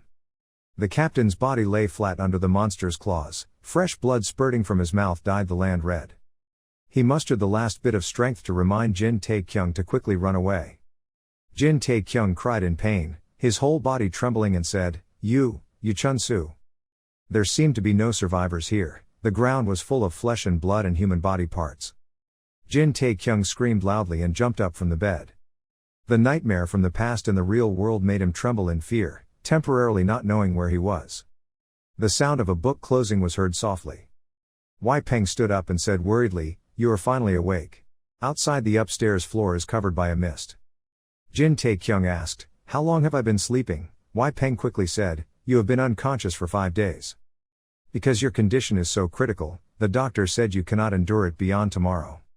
After hearing those words, the Lord was extremely angry. If I hadn't been there, he would have beaten the doctor to death. Jin Tae-kyung heard that and tied his hair up while exclaiming, So other than that, nothing major happened, right? Wei Peng shook his head and replied, No, a lot of things happened. I have both good news and bad news. Which one do you want to hear first? Jin Tae-kyung's whole body was wrapped in bandages and he slowly said, Good news. Wei Peng clasped his hands behind his back and nodded once, then said, The survivors in the Shuozhou area, all have returned home safely. As for your group, only 2 people were injured, the injuries were not too life-threatening. Wei Peng was about to continue speaking when Jin Taekyung suddenly interrupted him. He frowned and asked, survivors. Pausing for a moment, Jin Taekyung remembered a subordinate under his command, but he couldn't remember the name Jopal killed first. He quickly continued, can you find his body again? Wei Peng nodded slightly and replied, maybe, and we gave him a proper burial. He seemed to be an orphan, so we couldn't find any relatives to return his belongings. Hearing this, Jin Taekyung sullenly fell silent and did not say anything. Wei Peng saw this and softly called Tam young master. Jin Taekyung did not answer. Wei Peng continued, a fierce warrior is not someone who seeks protection but should be someone who defeats enemies to fight for his own survival. Even if the opponent is stronger and kills them. Therefore, those who stay behind should remember them and take them to their desired place. Only then, their sacrifice would not become meaningless. Hearing these words, Jin Taekyung suddenly remembered his dead comrades when searching for magic stones in the real world. He sat still on the bed, eyes wide open filled with pain. Time passed like that. I don't know how long Jin Taekyung sat like that. Suddenly he opened his mouth and let out a long breath, then smiled in relief, thinking clearly about what Wei Peng had just told him. Jin Taekyung raised his head and looked out the window at the sky. He mumbled softly, to the place they wished for, I wonder what his dream is. Originally this question had no answer. Who would have thought that Wei Peng would answer? He wished to become the best martial artist in heaven. Hearing that, Jin Taekyung was startled and almost fell. Wei Peng exclaimed, it will be a long and harsh process. Jin Taekyung nodded and chimed in, yes, it's funny, ha ha nah. Wei Peng continued to say, maybe you have returned being himself. Jin Taekyung was a bit shy when he heard this. He quickly said, thank you. Wei Peng nodded. Then he said again, don't let this matter happen again. Wei Peng's voice suddenly became extremely serious. He frowned and said about the matter, now I will tell you even better news. 2 days ago, a big fight happened. In Hengshui, 100 elite warriors of the most beloved lineages fought against 200 vanguard soldiers from the sword sect in Heng Mountain. In short, we had a resounding victory. Only 30 soldiers from the sword sect at Mount Heng survived and escaped. This number was just equal to the number of injured people on our side. Even if we couldn't capture Li Seo Guang, the leader of the sword clan in Mount Heng, we still succeeded in defeating the 2 top martial artists under him, known as the Beast Duo, of Mount Heng. Hearing him say that, Jin Taekyung turned around and asked, was it you? I mean, was it the clan that defeated them? Wei Peng raised his hand and scratched his face and said, no, it was me and my lord who made each of them join our side. To be honest, they were okay. Unfortunately, it was a war that required putting one's life on the line. It was dangerous, so it was inevitable that those 2 people would be killed by us. Hearing these words, Jin Taekyung thought, the fight with Joe Pill also almost killed me, but he fought with a fighter of the same sect as his opponent, so what did he say? It was okay. While thinking about Jin Taekyung while observing Wei Peng who was drinking water opposite him, he softly exclaimed, this guy is truly a monster. Wei Peng finished drinking the cup of water and placed it on the table, then he slowly said, anytime. We are also impressed. Having said this, he immediately stopped. Jin Taekyung let out a curious sound. At this point, Wei Peng continued, each word with a jopal palm. Stopping, Wei Peng immediately clasped his hands together and respectfully turned towards Jin Taekyung, continuing, there are no words to describe how surprised I was just quite surprised. Hearing this, Jin Taekyung sheepishly scratched his head and replied, ha ha ha, well, I somehow repelled it, but I think that's even more impressive than you and my brother, who are speaking of this. Wei Peng suddenly spoke up and said, but with all the trouble you caused, I still get extremely angry every time I remember it. This statement made Jin Taekyung embarrassed. The smile on his face disappeared. Wei Peng continued to say, no one could have imagined, third young master, you stole the family fund and spent it all in the brothel, you were drunk and stumbling on the street. As someone who always defames the family's reputation to be able to become respectable and trustworthy like this, Jin Taekyung knelt with both legs on the bed and silently listened to Wei Peng say each sentence without daring to interrupt. A moment later, Wei Peng said very seriously, I, Wei Peng, am quite impressive. He looked at Jin Taekyung, then said in a low voice, even though I hate to admit this, Jin Taekyung was sweating. He secretly glanced at the other person and thought, then just curse me, instead of just secretly being angry like that. This damn guy. Jin Taekyung used his hands to fiddle with the bed sheet while speaking. I was just lucky because Joe Pill was caught off guard. Saying something like that made him think, I will be patient. just because of his level, he is taller. Hearing this, Wei Peng was extremely confused. He thought Jin Taekyung was misunderstanding something and explained, "No, that's not the case, that was a completely different possibility. Losing just because of losing the situation, feeling that your opponent has a secret weapon are just excuses. If all that was needed to defeat the infamous Joe Pill, then the nickname Every Word Every Stroke would not be given to him, and that is also the reason only the strongest can survive in this world, Murim world." As if understanding something, Jin Taekyung happily shouted, "Does that mean I'm stronger than Joe Pill?" Wei Peng frowned, confused and said, "What the hell are you talking about? It's obvious that Joe Pill is stronger than you. Do you think martial artists at the top level are just a joke? You are only strong enough to defeat Joe Pill with sneaky tricks." Looking at the opponent sitting on the chair talking loudly Western, Jin Taekyung hates and silently scolds, "Stop humiliating me, you damn guy." The two of them continued on without talking for a while, and finally Wei Peng said, "Anyway, the important thing is that the sword sect in Hang Mountain has received a heavy loss from this incident." Jin Taekyung nodded and replied, "I think so too, they lost 3 powerful fighters." Wei Peng's eyebrows raised slightly. He said, "Not only that, it caused them even greater damage than before." "What do you mean?" Jin Taekyung asked curiously, but before Wei Peng could answer, a voice rang out outside the door, justifying it. A person pushed the door and walked in, not too fast or too slow to continue. They lost the excuse for why they started this battle. When the third young master of the Jin family in Taiyuan was strong enough not to rely on cheap tricks like poison, as soon as he saw the person coming, Wei Peng immediately stood up and respectfully said, "Respectfully, my lord." The person who just arrived was Jin Wei Kyung. His eyes were watery. He cried out in pain, sure enough, I'm here." As soon as he saw clearly who was coming, Jin Taekyung showed an extremely hateful face. Jin Wei Kyung quickly spread his arms and rushed towards the bed, happily shouting, "My younger brother." Jin Taekyung was extremely scared. He turned around in panic and shouted, "Get away from me." But there was no time left. Jin Wei Kyung quickly hugged her younger brother and didn't let go. Tears and snot smeared all over her face. Seeing this scene, Jin Taekyung shouted in panic, "Oh, I'm the patient, is the patient." No matter how he tried, he couldn't push Jin Wei Kyung away. Jin Taekyung let out a long, miserable scream. The scream echoed throughout the large building. He thought helplessly, "Please, leave me alone."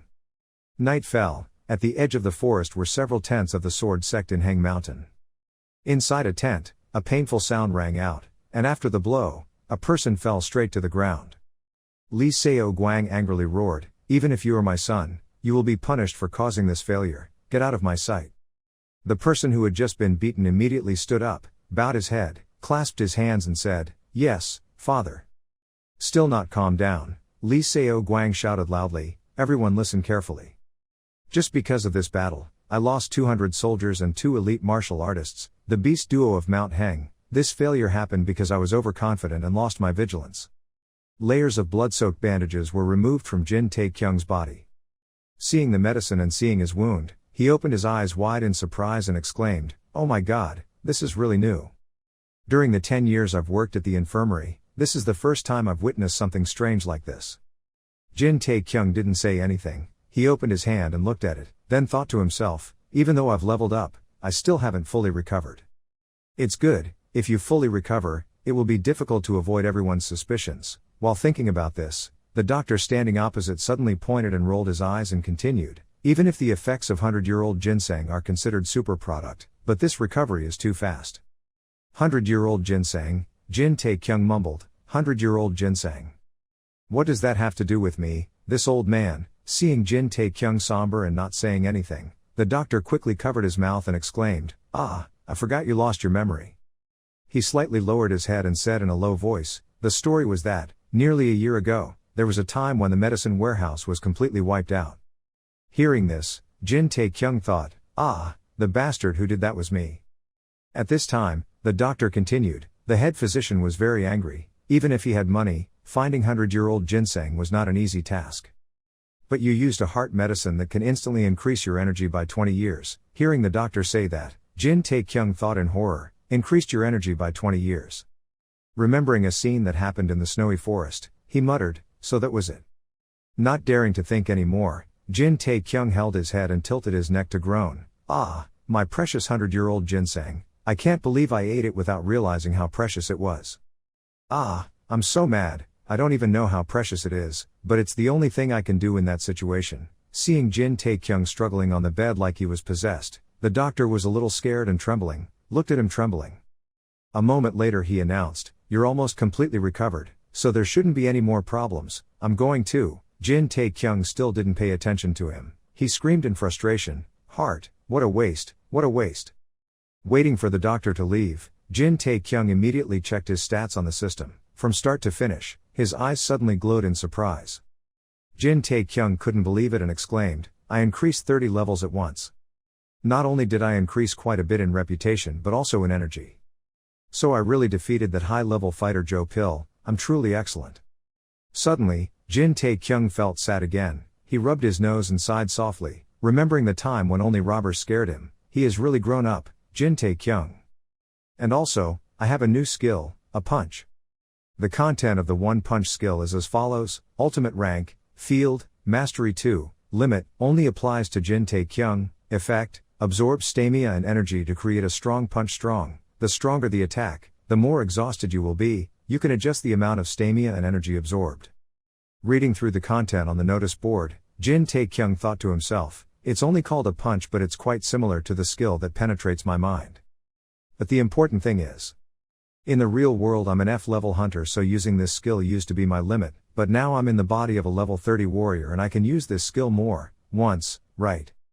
Jin Tae-kyung quickly left the infirmary. On the main road, he walked and thought, was it because he was in a game, or was it really just a skill he could use many times? Thinking about it, here, Jin Tae-kyung's ear suddenly rang out a soft conversation. "I heard that it was the person who killed Joe Pill."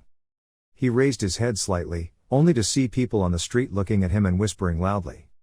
The content of these sentences is almost all of surprise and admiration. It only took him a day. "I heard that he carried a group of hundreds of people, listening here." A fat man chubby walked up to Jin Tae-kyung. He bowed slightly and respectfully greeted, "Good morning, Mr. Jin." Jin Tae-kyung suddenly remembered what Jin Y-kyung had told her after waking up. There were rumors that she had brought an army of soldiers to defeat Joe Pill and hundreds of his people, and that she was the one as the hero who saved the lives of a group of people in the Shuozuo area.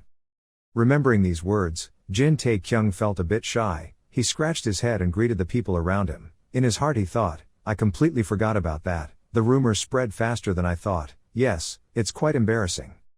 Even so, this isn't necessarily a bad feeling. Who knows when I'll have an opportunity like this again. Thanks to this, my reputation has increased dramatically." I mean, it's actually thanks to Jin Y-kyung too. He wanted to prove to everyone that the rumors were true. It was so embarrassing, I just wanted to hide deep in the forest.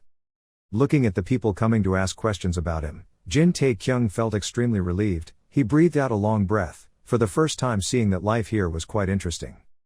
He thought, this is why the game is so crazy. I have started to enjoy the life of Jin Tae-kyung in Murim game.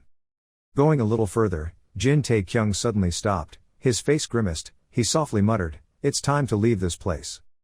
Jin Tae-kyung suddenly remembered the mission in the game. It was limited only for him with the goal of reaching the first rank, reaching level 30, reaching 500 reputation and hunting for rewards, 2 of which were the goal had been completed. Jin Tae-kyung silently calculated, he only needed to meet 2 more conditions to be able to escape. Since my reputation is automatically increasing because more people know about the rumors, I just need to wait. The problem is my rank. I was planning on using the energy from the 100-year-old ginseng to realize the difference between level 1 and level 2, but I lost that chance, so I really have nothing else to do. In a case like this, I have no choice but to find someone to answer this problem for me. While thinking endlessly, Jin Tae-kyung's feet brought Jin Tae-kyung to the front of his house. He stood outside and looked up, thinking to himself, asking is the best thing to do when you lack understanding. The quiet invitation to come in rang in my ears. Jin Y-kyung smiled at the teenager who had just entered the room. Jin Tae-kyung clasped his hands and said a greeting. Jin Y-kyung waved his hands and said while turning over the report, "I received news from the military district. It seems that the sword sect in Hang Mountain is preparing to recruit more people, soldiers too." Hearing that, Jin Tae-kyung frowned slightly and asked if this match would be difficult. Jin Y-kyung didn't answer yes or no. He said slowly, "That's why we need to plan to attack the main forces on the other side before they have a chance to do so." "When will it be done?" Jin Tae-kyung asked seriously. 2 more days, Jin Y-kyung replied. After saying this, the atmosphere in the room suddenly fell silent. Jin Tae-kyung noticed that next to his brother was a towering stack of books. Thinking for a moment, he said, I understand. Saying something like that, Jin Tae-kyung silently cursed in his heart. Ah, why so early? Jin Wai-kyung seemed very satisfied with his brother's answer. He smiled and said, fortunately, the important family with whom I have always maintained relations has decided to help us with the 5 gates in Shan 11. I hope you can contribute and protect the rear. As soon as he finished speaking, a new mission notification screen immediately appeared before Jin Tae-kyung's eyes. The content of this mission is as follows. Rearguard mission. Jin Wai-kyung has assigned the mission to you. Protect the rearguard. By accepting this mission, the other fighters will be moved by your courage and determination, and then begin to praise you. Type, short mission, rank, level 2, limited, only for Jin Tae-kyung. Target, accept Jin Wai-kyung's conditions. Quest reward, reputation increased by 10, mission failed, reputation decreased by 10. Jin Tae-kyung's eyes were glued to the number 10 on the screen. He was extremely urgent, hurriedly said, I will do it, I accept the order. Saying such a sentence, Jin Tae-kyung thought to himself, meaning I'm not sure if I'll stay here until then or not. While thinking about random things, Jin Wai-kyung said gently, thank you, I'm glad that I can rely on you. With your presence, it will certainly increase the morale of our troops. Hearing that, Jin Tae-kyung immediately hummed and looked at Jin Wai-kyung, who was writing something on paper. Jin Tae-kyung scratched his face and cautiously said, I have a few questions. Hearing my brother say that, Jin Wai-kyung immediately stopped writing. He raised his head and said, go ahead. Jin Tae-kyung arranged his words for a moment and then said, you see, I'm still on the 2nd level and... Before he could finish his sentence, Jin Wai-kyung interrupted in doubt, are you on the 2nd level? That's right, Jin Tae-kyung replied, that's why I wonder if you know what I need to do to upgrade my rank. Before he could finish his sentence, Jin Wai-kyung interrupted once again. He smiled fully, proudly say, you are the highest level. Jin Tae-kyung didn't understand. He repeated again, I'm only level 2. Jin Wai-kyung waved his hand and said, no, you are the highest level, no need to say, you are a first-class warrior, having defeated even the high-ranking guy. Seeing that the opponent didn't seem to understand what he meant, Jin Tae-kyung frantically exclaimed, no, I'm pretty sure I'm only at level 2. Jin Wai-kyung asked suspiciously, who said that to you? Hearing this question, Jin Tae-kyung scolded softly, damn, I'm so frustrated, I can't even let him see the system status. Muttering a few words like that, he then raised his hand and scratched his head, stuttering and replying, no one told me that, it's hard to explain, but I still think I'm only at level 2. Jin Wai-kyung's eyebrows frowned slightly. He continued to ask the question, so you think you are a level 2 warrior? Yes, Jin Tae-kyung bowed his head and said. Hearing that, Jin Wai-kyung immediately said, that's easy. As soon as this sentence was said, Jin Tae-kyung's eyes glowed. He excitedly exclaimed, really? Jin Wai-kyung didn't answer but stood up from the chair and walked out. He dipped a finger into the cup of tea sitting on the table. Then he brought some tea and wrote something on the table. Jin Tae-kyung's eyes sparkled with anticipation, following his brother's every move. A few seconds later, a word please appeared in front of him. Jin Tae-kyung watched intently. Then raised his head and asked, does please mean faith? Jin Wai-kyung clasped his hands behind his back and nodded slightly, saying, you just need to believe in yourself. Hearing that, Jin Tae-kyung said sadly, what does it have to do with upgrading my rank? Jin Wai-kyung calmly replied, of course it does. Because martial arts comes from faith. It started from belief. Jin Tae-kyung's whole body was suddenly a bit surprised by this. He thought to himself, what should I believe? All this time, what have I believed in? Suddenly the image of each bulletin board appeared in Jin Tae-kyung. He suddenly exclaimed, it was the system. The reason why I keep thinking I'm at level 2 is because the system keeps saying I'm at level 2, but isn't the system designed to just tell you the truth? There is no system in this world that can provide users with false information, but as Jin Wai-kyung said, he is already a level 1. So if the system isn't lying, then the truth is that I always think I'm 2nd level because the system is just a reflection of my thinking. I can defeat the 1st level warrior Lee Seo-gun, push back an entire group of henchmen with just me and even kill the most powerful fighter. Jin Tae-kyung cursed a damn time. He looked at his brother and silently lamented, so how come I'm only on level 2? I'm already level 1. As soon as Jin Tae-kyung finished speaking, a thin layer of smoke suddenly appeared around his body. Immediately after that, a ding rang out. The system displayed a new notification. You have achieved 1st place in the soul field. Your skills have also gradually increased. Your internal and external status has also improved. Significant improvement. Abdominal muscles have been developed. Level up. Level up. With each system notification ringing in Jin Tae-kyung's ears, your reputation has increased by 1. Your reputation has increased by 1. Your reputation has increased by 1. Walking on the street, Jin Tae-kyung listened to people cheering and waving back, thinking to herself, looking at the way they treated her, it was as if she had always been loved by everyone. My reputation doesn't increase anymore, while now everyone has heard about me, that's why I have to do these stupid things. While I was thinking about this, someone walked up and clasped his hands to introduce himself. Teacher, Jin, I, the guardian of the third gate, June, would like to pay my respects. Hearing this, Jin Tae-kyung replied, hello. After saying that, he smiled and continued walking forward, not forgetting to wave to the people on both sides of the road. After walking a few steps, Jin Tae-kyung seemed to remember something, so he turned around and asked June, wait, are you one of the 5 people guarding Shan 11? June heard the question and immediately nodded and replied, that's right.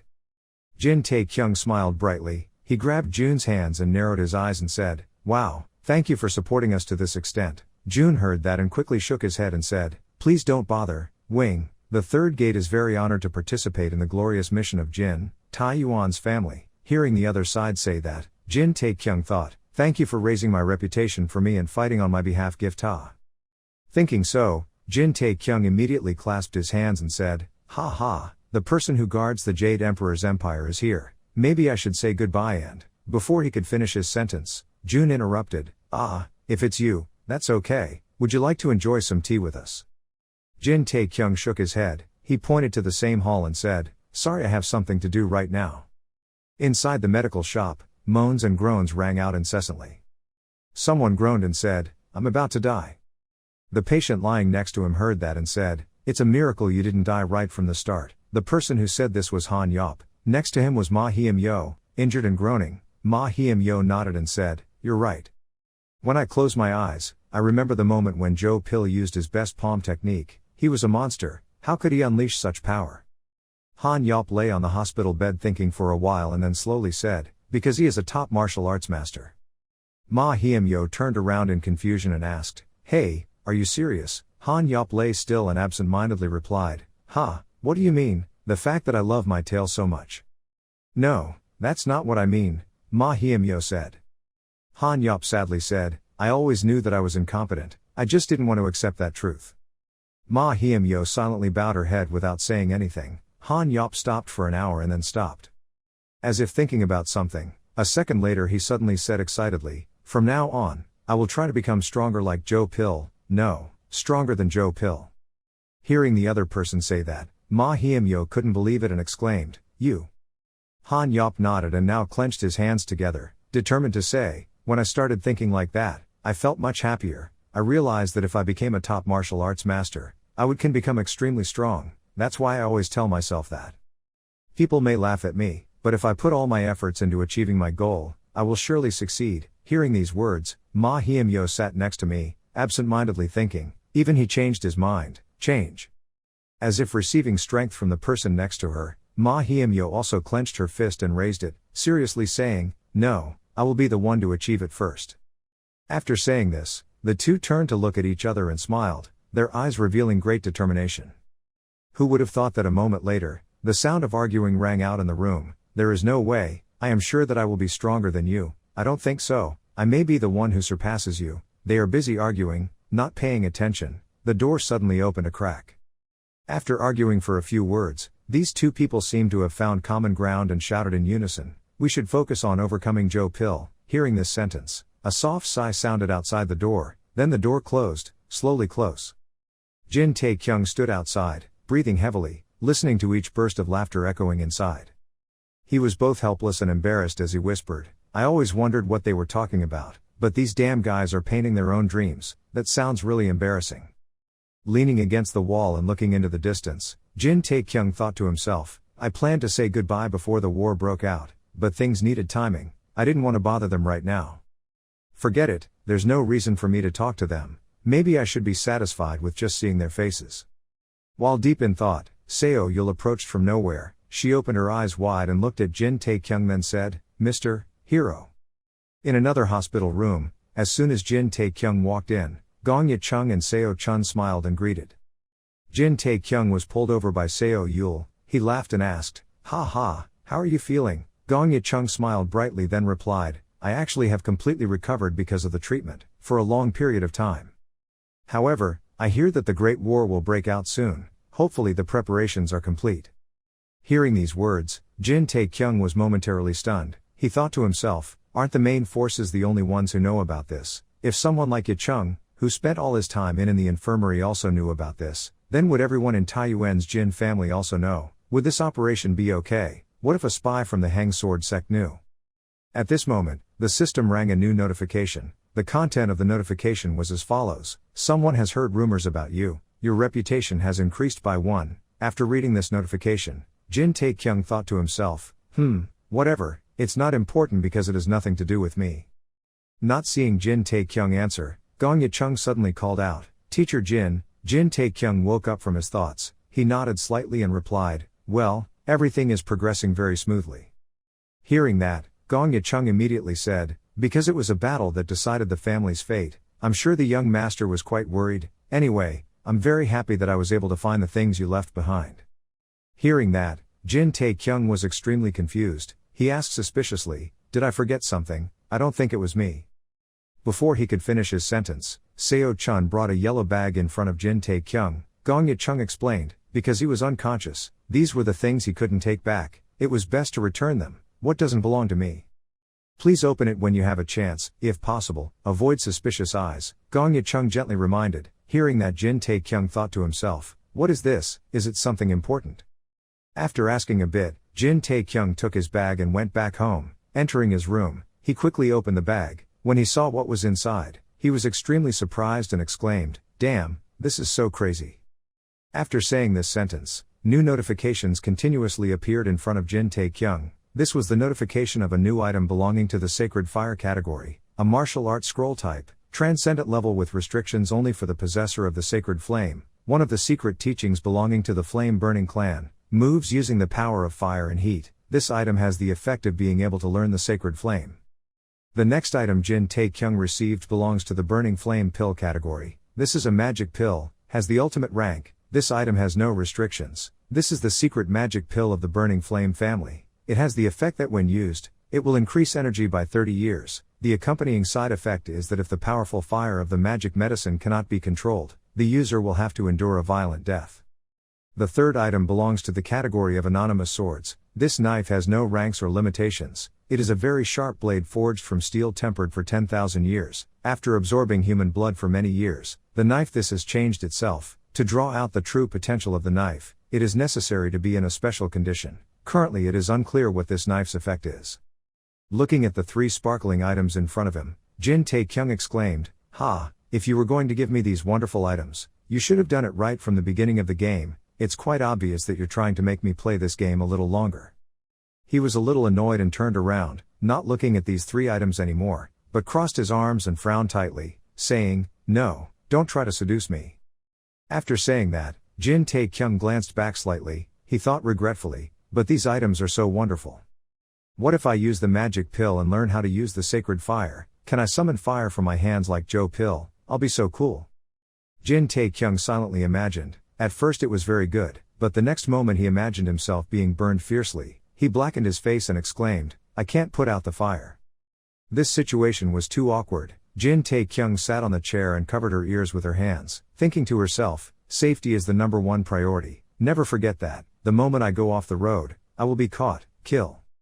At this moment, the announcement about the increased reputation rang out again. Looking at the screen in front of her, Jin Taekyung silently calculated, "That's right, I'm almost done. I just need to focus on staying safe until I leave, out of this place." At night, in a small hall, a cold voice rang out. Everything was still under control.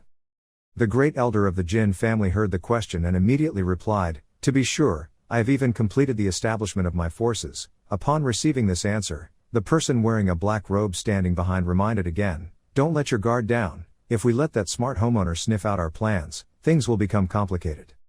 Hearing that, the great elder faintly said, "Don't worry, I have finished preparing everything." Hearing this, the person wearing a black cloak burst out laughing a few times. He did not say anything more and quickly disappeared into the forest. Night.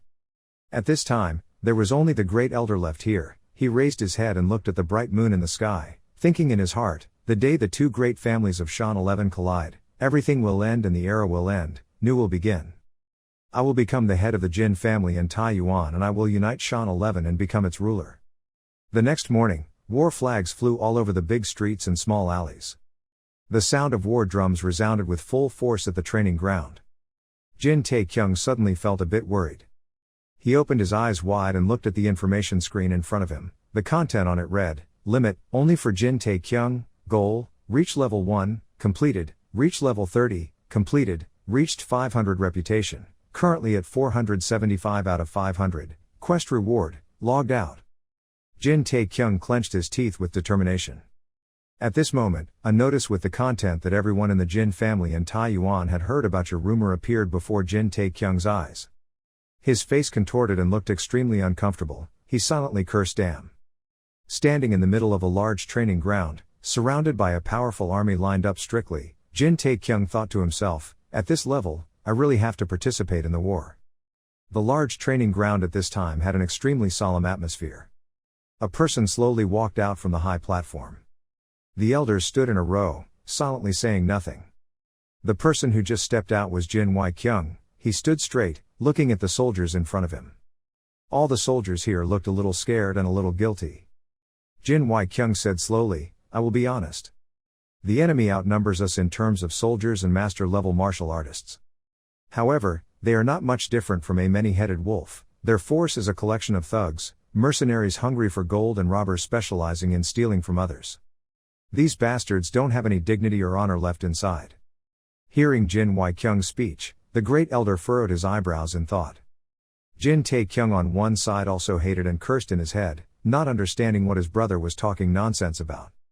Jin Wai-kyung stood high, not bothering to pay attention to the things around him, but continued to speak. It will become a brutal battle, where we put our lives on the line of survival. I cannot guarantee that you will come back alive. But we will definitely win. The worthy will survive. Risk everything you have and must survive until the end. As soon as these words ended, the soldiers below immediately stamped their feet and shouted, causing dust and sand to fly up. Everyone quickly set out on the march. The winding mountain road could not stop their footsteps. At night, the soldiers rested at the edge of the forest. Small groups gathered in one place to start a fire. Food and water were placed on the ground. Someone suddenly asked, "What are you doing here?" This voice belonged to Jin Tae-kyung. He looked at the soldier sitting across from him and frowned and asked, "Shouldn't he be in the infirmary?" The person being asked was actually Hyuk-mu Jin. He straightened his back and puffed out his chest, replied, "I am the person who understands my body's condition better than anyone. Do you really think I would miss a battle that involves our family's name?" Jin Tae-kyung didn't bother to pay attention. He raised his eyebrows and reminded, he looked tired, "It's not too late, so why don't you go back?" Being told such a sentence, Hyuk-mu Jin immediately stood up. He flexed his arms to show his strength and then replied, "What do you mean? I, Hyuk-mu Jin, am a man, only walking. How can one day make me tired?" "You're really not tired?" "Yes, sir." "So you mean you're completely fine, right?" "Of course, sir." One question, one answer here. Jin Tae-kyung immediately pointed to the group of people setting up camp not far away, raised his eyebrows and said, "Then stand up and help these guys set up the tent." Hearing this sentence, Hyuk-mu Jin suddenly shouted, "Ah!" An hour later, after being attacked by Joe Pill, the aura in my body was still chaotic. Before he could finish his words, Jin Tae-kyung rushed forward. He threw up his hands and shouted angrily. He said he had fully recovered, but this damn guy was arguing loudly in front of him. Suddenly a person appeared and asked, "Is this guy injured?" At first, Jin Tae-kyung and Hyuk-mu Jin didn't realize who they were. They both stopped moving and looked up. When it became clear that the person coming was Jin Wai-kyung, Hyuk-mu Jin quickly clasped his hands and said, "Ah, I'm better, Chief." Jin Tae-kyung also quickly bowed and paid his respects to the chief. Jin Wai-kyung heard that and immediately dismissed him. He waved his hand and said, "Sit down, you don't look like you're in the best shape." After saying that, he immediately patted Hyuk-mu Jin's shoulder, smiled and said, "However, I can guarantee that your internal injuries will completely recover." Hearing this, Hyuk-mu Jin stammered in fear, cried out, "Forgive me." Jin Wai-kyung laughed and turned away, leaving Hyuk-mu Jin trembling and standing still, not daring to move. He said to Jin Tae-kyung, "Will you go for a walk with me?" The two quickly found a quiet place to go. The night had now fallen. The cold moon hung high above. Jin Wai-kyung asked, "How do you feel?" "I'm fine," Jin Tae-kyung replied. Hearing that, Jin Wai-kyung immediately nodded and said, "Very good." At this time Jin Tae thought, since leveling up and allocating rank points, my body is even in good condition, more than before. The two continued to walk forward. Jin Wai-kyung spoke again. He has been assigned to protect the rear and will only have to deal with a few fighters on our side. Hearing this, Jin Tae-kyung thought to himself, since my reputation points haven't increased yet, this is a good opportunity for me to ask him. Thinking so, he immediately bowed his head, clasped his hands and said, "Please give me a task." Jin Wai-kyung was surprised by this statement. He turned his head and asked again, "A task?" Jin Tae-kyung nodded and replied, "Since my body has completely recovered, I want to accomplish great feats for my main family."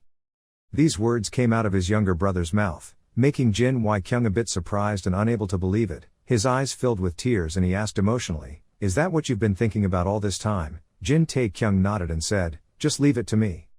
As soon as these words ended, Jin Wai-kyung suddenly raised his sleeve to wipe his tears. He said, thinking admirably, "Thank you, little brother." Seeing his brother like that, Jin Tae-kyung thought inexplicably, "Why are you crying?" "Well, I'm not sure about this, but I need to hurry and log out before the actual battle begins." At this moment, Jin Wai-kyung spoke again, "But I'm afraid I can't do that." Hearing that, Jin Tae-kyung inexplicably exclaimed, "Why not?" Jin Wai-kyung clasped his hands behind his back and slowly explained, "I will appreciate your thoughts, just focus on protecting the rear." Hearing that, Jin Tae-kyung quickly protested, "No, but you really need to establish feet and..." Before he could finish his sentence, Jin Wai-kyung interrupted, he had done enough. Jin Tae-kyung refused to give up. He continued to persuade, "Then I can assign you a reconnaissance mission or something. You can go check to see if there are any enemy soldiers ambushing out there." "Listen to me." Having said this, Jin Wai-kyung immediately placed his hand on his shoulder and softly called out to his younger brother. He said seriously, "You have been assigned one of the most important missions for us." Hearing this sentence, Jin Tae-kyung was confused for a second. He felt quite interested, so he looked up and asked, "What is it?" Jin Wai-kyung smiled silently and said nothing. A moment later, he slowly said the two words "survive." As soon as these two words were said, Jin Tae's eyes suddenly opened wide. Jin Wai-kyung placed his hands on his younger brother's shoulders and said gently, "He must do whatever he can to survive. Even if the Jin family is on the brink of destruction, he must run as far as he can. Yes, you understand. If the roots still exist, the trees will grow again. You and your second brother are even likely to do better than me now, remember." Having said this, Jin Wai-kyung immediately reached out and patted his little brother's head. Very quickly he turned around and left, leaving only one sentence for Jin Tae-kyung, "This is your mission." Jin Tae-kyung stood still and said nothing. He followed his brothers departing back with his eyes. The next day, when dewdrops remained on the tree branches, the group finished cleaning up everything. Everyone quickly set out to march forward. Jin Tae-kyung frowned as he walked, not knowing what he was thinking. At this moment, suddenly a person came from behind and said, "With our current speed, we should reach Ding Sing before tomorrow." Hearing this, Jin Tae-kyung turned his head and looked back a bit warily. What caught his eye was the smiling face of a man. Jin Tae-kyung didn't recognize this person for a moment. He raised his eyebrows and asked, "Who are you?" In the middle of the vast mountain road, the man answered, "I'm the guard of the third gate, Kwak Jun. I'm pretty sure I introduced myself before. It turns out this person is the one who said hello Jin Tae on the street a few days ago." Seeing that Jin Tae-kyung didn't seem to recognize him, Kwak Jun continued, "We even shook hands." Jin Tae-kyung heard that and secretly thought, "Do you think you're the only person I've ever shaken hands with just to increase that popularity? I guess he's just one of those people." Although thinking like that, Jin Tae-kyung raised his hand and scratched his head, feeling a little guilty and said, "I'm sorry, I don't have a good memory to express my words." Kwak Jun heard that and immediately waved his hand and replied, "It's okay, keep going." Having said that, the two continued to walk side by side forward. While walking, Kwak Jun turned around and said, "To be honest with him, I was quite disappointed because of the fact that we were assigned to the rear." Hearing that, Jin Tae-kyung curiously asked, "Why that?"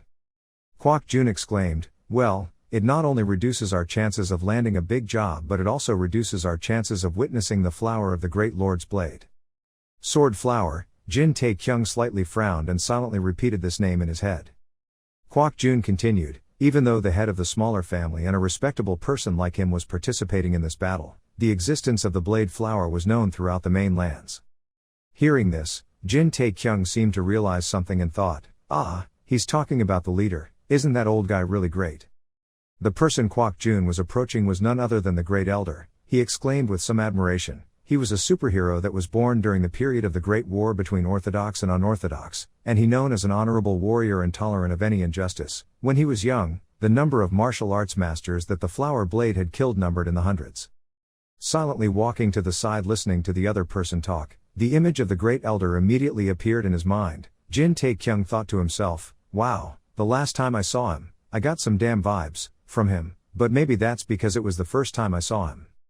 If he's really great, I guess it'll be good that he helps me out of this war. Kwok Jun panted as he walked, his face was red and he whispered, just thinking about tomorrow's match makes my heart beat. Hearing that, Jin Tae-kyung thought incredulously, it's still war, how is this dude not worried? Thinking so, he immediately turned his head and asked, do you think we will be confident that we will win? Kwok didn't need to think too much and immediately stopped and nodded and replied, of course. I'm sure we will win, we will definitely defeat. After saying that, he continued to lift his legs and walk forward. Jin Tae-kyung was a little surprised by Kwok Jun's strong belief. He stood still in one place, looking at the opponent straight back. At this moment, Hyuk Mu Jin leaned closer from behind and asked, who is he?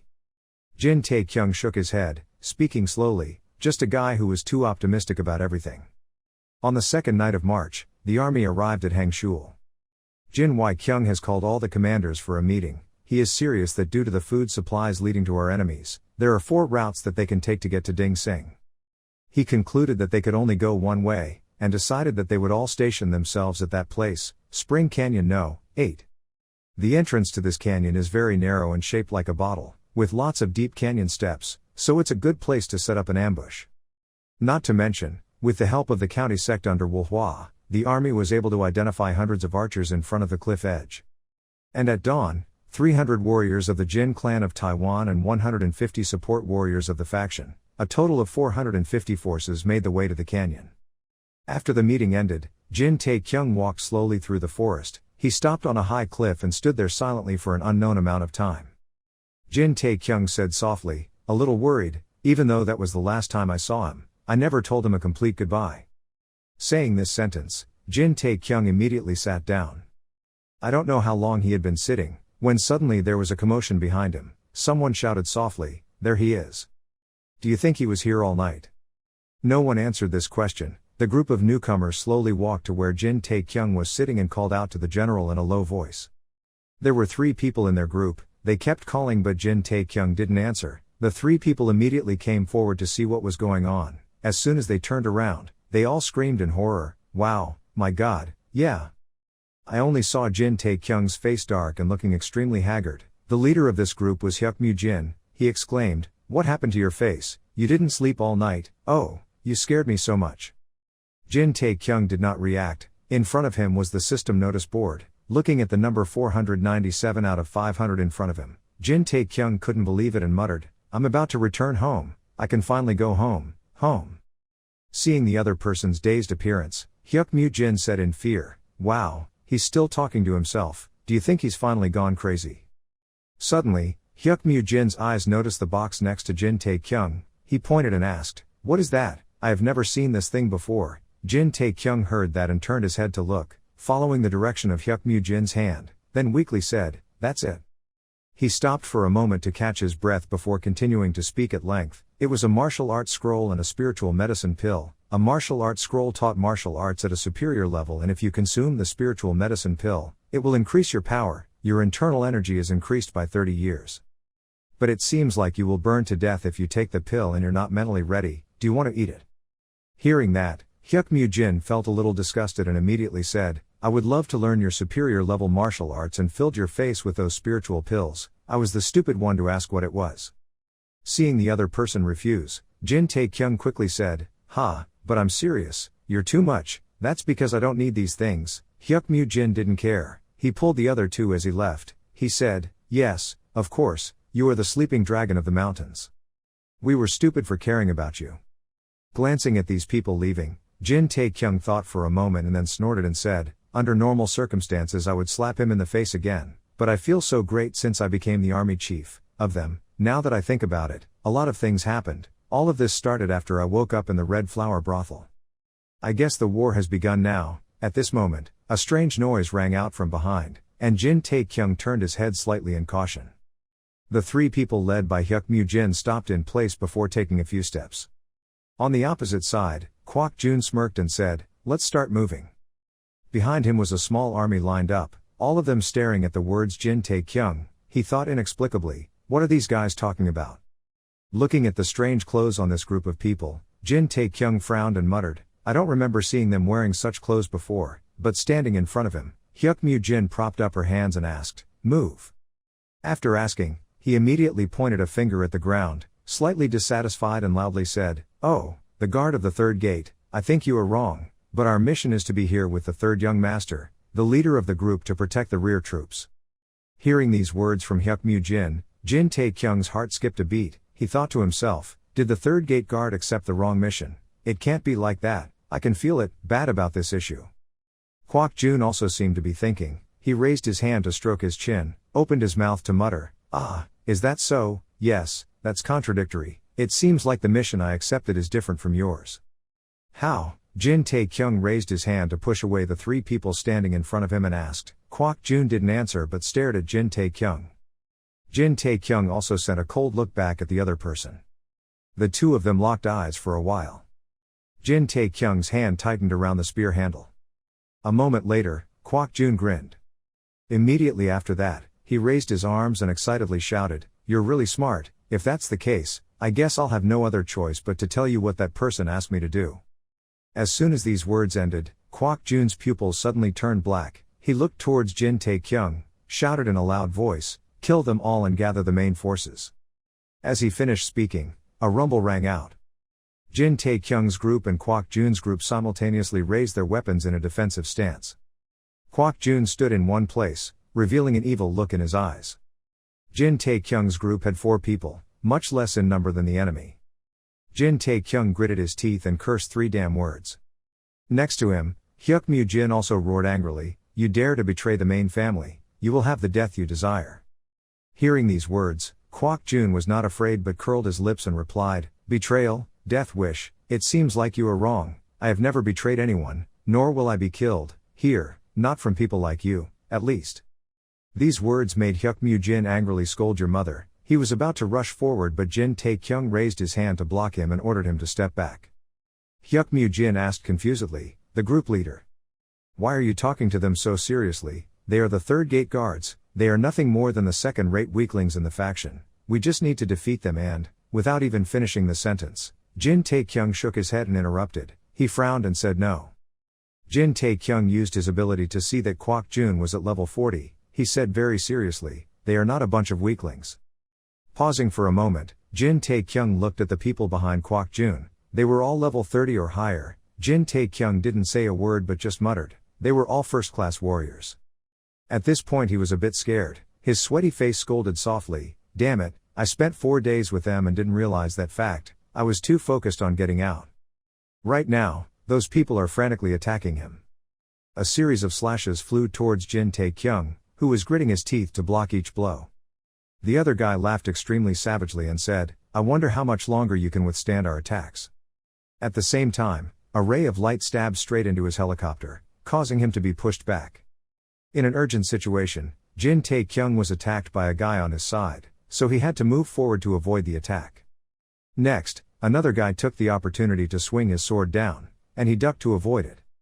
Out of nowhere, an axe flew straight into the head of one of the 3 men. The brown-haired guy had a look of utter shock and disbelief. There was a sharp thing cutting someone from the big guy. He looked down in panic. Finally, a sword stabbed straight through the other guy's chest, blood splashing everywhere. Another sword stabbed into the next guy's chest, blood spurted out of his mouth. The brown-haired guy gritted his teeth in disbelief. This wasn't how things were supposed to go. Looking at Jin Tae-kyung alone holding a sword, a spear, an axe, and all kinds of weapons, he wondered, where the hell did he get these weapons from? His eyes were constantly scanning the situation, not to mention, what was going on over there. Seeing a group of people holding shields and swords killing one of his own people was extremely difficult for him to understand, and they spoke with enthusiasm, stopped him, and stabbed him. The brunette looked at the chaotic situation unfolding and said, "Damn, I thought this damn stabbing wouldn't be a problem." Suddenly a boom rang out in the distance. All his subordinates disappeared. Even the sword in his hand was broken. His eyes flashed with blood and he thought in panic, the news, our information about them is completely wrong. Looking at his people lying on the ground, while Jin Tae-kyung was fighting his injury and wiping his sweat, he said, "Wow, my attack skills are really pretty damn good." He was scared inside. Jin Tae-kyung, he's no lucky spoiled brat, he's a superb martial arts master. His heart pounded a few times, he trembled and wanted to run away because now he only had one sentence left in his mind, "I'll quickly leave here," but before he could leave, Jin Tae-kyung's joking voice rang out, "Stop, if you want to live." He was extremely confident, pointing the spear at him and said, "If you calmly obey and answer my questions, then I will grant you a painless death." It didn't seem to go very well. A moment later Jin Tae-kyung used a spear to hit him. He clenched his teeth and let out a painful groan. Jin Tae-kyung said angrily, "I told you not to try to run away, no matter what you say, it won't stop me from trying to escape from this place. A painless death, what you're implying will only give me a few wounds, so do you want me to stab you to death? Now I'm thinking about it, you guessed right, I think I would like death. The more you talk, the more painful it is, then." Finally, the other guy clutched his stomach and knelt down on the ground, spitting out a few drops of blood. Seeing Jin Tae-kyung sitting down in front of him, his body trembled even more violently. Jin Tae-kyung looked down at him with cold eyes and said, "Let me ask you again, who the hell are you guys? Where are the true guardians of Mountain Ridge? You guys are from the Hang Mountain Sword Sect." The other guy still didn't want to answer. Taking the opportunity to bend down, he spit out the hidden weapon from his mouth. He glanced once and then tilted his head to one side to avoid it. So Jin Tae-kyung raised his fist and gritted his teeth at him. The sounds of punches and screams rang out continuously. After a moment, when he couldn't stand it anymore, he spoke up, "Like the Guardians of the Third Canyon, we are truly the Guardians of the Third Canyon." The fat boy came closer and said, "He is lying. The Guardians of the Third Canyon are a faction that was exterminated 30 years ago. Well, they are more of a group than a faction at the moment. They are famous for taking in orphans to train warriors, martial arts soldiers, but they are not the type of people who would do such things." Another person also chimed in and said, "Could it be that these guys murdered the real Guardians of the Third Canyon and are impersonating them?" When the other guy heard that, he suddenly laughed and said, "Fake, you guys still don't understand."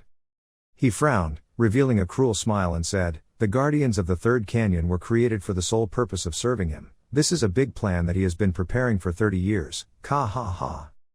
Jin Tae-kyung didn't seem to believe it and said, 30 years. In his mind, the image of the Great Elder appeared. He thought to himself, the only person who could have planned such things during 30 years in Shanxi province could only be one person, the Elder, but for the purpose what? Jin Tae-kyung also remembered his fellow disciples who died in battle and thought, he was the one who blamed Jin Wai-kyung for the deaths of those children. Then remember the night of the retrial, he was also the one who prevented the political conflict within the family. Thanks to him the Jin family in Taiyuan was united for the upcoming battles and... He suddenly remembered something, he couldn't wait. He quickly turned to ask Hyuk Mu-jin, "Hyuk Mu-jin, how many of the faction's new recruits are participating in the war with us?" Mu-jin replied, "If you combine the Guardians of the Third Ridge with the Royal Guard there are a little over 100 soldiers." He asked again, "What about the Elder's warriors?" Without stopping he continued, "If we include the warriors from the Elder's political faction, then more than half of our force is..." Hyuk Mu-jin seemed enlightened. He spoke up. The other two people were also extremely shocked. His mind was confused. He helped Jin Wai-kyung unite the family just for this day. When all the clans pointed their swords at Jin Wai-kyung like that, it was successful, he thought to himself. He did that to gain everything from this war. The main clan's forces were in trouble. Having figured everything out, Jin Tae-kyung started giving orders to everyone. "We will depart immediately, hurry up and get ready to go." I haven't seen the mountain keeper speak for a while, now his ears are bleeding. He whispers, "It's too late." Everyone looked down at him in shock. He said, You, the Jin family in Taiyuan, as well as the Mountain Hang Sword Sect." He laughed wildly and said, "The big plan has begun." His 7 intestines were bleeding. He knelt on the ground and raised his hands to the sky screaming, "From now on, Shanxi province will have to welcome the new owner." After speaking, he spat out a large amount of blood. Then he fell to the ground and died. 4 people watched in bewilderment as he died like that. Hyuk Mu-jin said, "It seems like he killed himself. What a cruel bastard." At the same time Jin Tae-kyung's system dinged a notification. "You eliminated Le Pretend 40, Kwok Jun, the assassin eliminated all. You completed the challenge, eliminated the assassin, leveled up." The final message appears. You have completed all necessary requirements to sign out. He was overjoyed and thought, I can finally go home. Thinking of his sister and mother waiting at home, he was extremely happy. He gave a rare sincere smile. Jin Tae-kyung picked up the spear from the ground and thought to himself, I'm sorry, please wait for me a little longer. Thinking about Jin Wai-kyung's image, he angrily thought, there are some things we have to do right now. The system saw that he did not log out. It jumped out and said, after 3 seconds you will be logged out. Jin Tae-kyung roared and said, what, are you forced to log out? Countdown system from 3. Jin Tae-kyung began to feel that his surroundings were gradually becoming hazy. Numbering system 2. Hyuk Mu Jin suddenly turned to look at him. 1 counting system. Hyuk Mu Jin called out worriedly, leader, what's wrong? But at this moment Jin Tae-kyung could no longer open his eyes. Seeing that he was about to faint, the 3 Hyuk Mu Jin shouted, leader. Through their worried calls, Jin Tae-kyung saw a bright light. Covering him is black. Still a never-ending black color. Jin Tae-kyung suddenly cried out, the light blinded him. Jin Tae-kyung took off the hat linked to the gem. He clutched the hat in his hand, he was shaking. He stammered for a long time before he could say the words. His whole body was trembling as he spoke to the system, bringing out the character profile. In front of him there was no character sheet at all. Not using it again, Jin Tae-kyung snapped his fingers and said, opening the task list, opening the inventory. But there was still nothing in front of him, nor could he hear the system's sound. He was somewhat surprised. After a click, the space turned dark again. 1 second later Jin Tae-kyung jumped up happily and said, I'm back. He looked out the door and shouted, I'm finally back. Then he looked around his room and said, I haven't been here for a long time, like I haven't been here for decades. Jin Tae-kyung saw hairy feet lying on the bed. Jin Tae-kyung looked at him blankly. Song Jin-ho was sleeping and didn't know what was going on. Jin Tae-kyung looked at him with crazy eyes with fiery eyes. He remembered that they were both sleeping, then he went into the gem machine. Now he was extremely frustrated. His whole body tensed as he looked at Song Jin-ho and said, I have had to go through so many hardships just because of your snoring. As he finished speaking through gritted teeth, he punched Song Jin-ho in the neck. Continuously like that, Jin Tae-kyung cursed and hit, saying, let me hit you once, don't let me hit you twice. After being knocked unconscious by Jin Tae-kyung, Song Jin-ho bared his teeth and said, are you crazy? Jin Tae-kyung frowned and said, I'm serious. Song Jin-ho took the ice pack and asked, okay, Tae-kyung, let's think about this logically. He put the compress on the bruise from being beaten earlier and said, an idiot suddenly jumped straight into the neck of a peacefully sleeping person, to say that they had been locked in the real reality for more than a month. He kept grumbling and talking, but if you pay attention to the time, it was only 3 hours, not to mention the sun cable they were trapped in was an ancient membrane that should have belonged in a museum. Guessing the time manipulation from the beginning was very good, Jin Tae-kyung frowned and thought, I don't even know anymore, thinking that my 30 days only add up to 3 hours. Song Jin-ho let out a breath, then calmly said, you're a writer now, you should have said that you just pulled the trigger on me because you can't stand speaking in my language, Jin Tae-kyung said angrily, this guy. So he quickly grabbed the helmet and connected it to Song Jin-ho's head, making him unable to move in time and said, why don't you try it yourself, you'll immediately understand what I'm talking about. Song Jin-ho lifted his hat from his eyes and said, you're welcome. Jin Tae-kyung's entire body radiated murderous aura and glared at him sharply. So Song Jin-ho leaned back in his chair and said, phew, okay, then I'll try this damn thing. Jin Tae-kyung put his hands in his pockets and said, good. He raised his phone so he pressed the button to speak, it would be quick, enjoy your time with the little flowers. Song Jin-ho replied, what the hell are you spewing out of your mouth, hurry up and close the sun hood. Then, with a click, the sun cap was closed. Jin Tae-kyung adjusted the clock to say 10 more minutes, he thought to himself, 10 minutes is more than enough. He pressed the start button.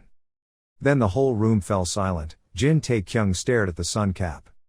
Jin Tae-kyung stared at the phone, he thought to himself, 8, 9, 10 seconds have passed, which means he has been in the game for half a day already. I bet you are very confused right now and haven't had time to grasp the situation yet. Image. Before anything happened, Song Jin-ho opened the door. Jin Tae-kyung was so surprised that his mouth opened and his phone fell to the ground. He asked in horror, what, why did you come so fast? Song Jin-ho put on his glasses and asked in bewilderment, what's wrong with you? He bent down to adjust something on the machine, Jin Tae-kyung stammered and pointed at him and said, "How could you not? How could you manage to get out of there?" Song Jin-ho pulled out the row plug and gritted his teeth and said, "How can I play this game when this sun cap is not very stimulating? You're such an idiot." Looking at that plug, he said dumbfoundedly, "What?" Song Jin-ho yawned and said, "When the sun comes up, I'll go to the mental hospital for a checkup and go to sleep." On this side, Jin Tae-kyung sat down on the ground without responding. Jin Tae-kyung was scared and hugged his body that was breaking out in cold sweat. He thought in confusion, what was that game he played just now? The ceiling lights are brightly lit. Jin Tae-kyung looked around blankly. He silently looked at that cold sun cap. Jin Tae-kyung leaned against the wall and thought, could it be just a dream, or am I really crazy? In his head, he was repeating the extremely realistic images he had experienced in the gem, the emotional characters, and even the relatives in them.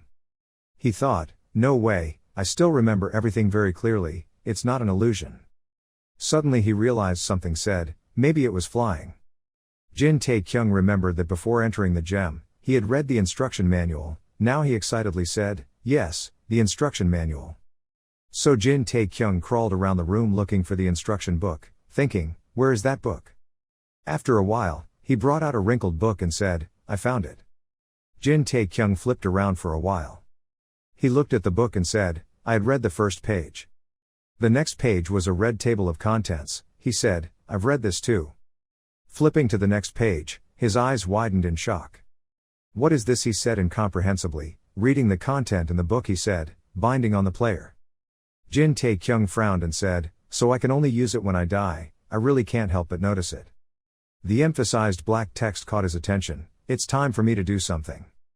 Jin Tae-kyung climbed up on the bed and read the instruction booklet. They also emphasize that time here passes very slowly, but it doesn't affect the feeling. After reading it, he fell into silence again. He remembered his body fainting in the gem world and thought, then I can control the time. And the image of Hyuk Mu-jin calling me worriedly, can Hyuk Mu-jin and the others convey the news that the elder has betrayed him to Jin Wai-kyung safely? He remembered the image of his brother in the gem again and thought to himself, would Jin Wai-kyung be able to defend against the elder's attack? So Jin Tae-kyung silently calculated the real and virtual time, from the first month in the game to only 3 hours in real life, then came to the conclusion that he still had some time left, thank God. Hearing that, he was stunned for a moment. He shouted, hey, I'm sure they're fine, they can handle everything their way, there's no need for me to worry. Jin Tae-kyung looked at the last few lines of the manual. Then I looked at the notification on my phone and said, isn't it the same definition as I already knew? Jin Tae-kyung frowned as he read the manual over and over again.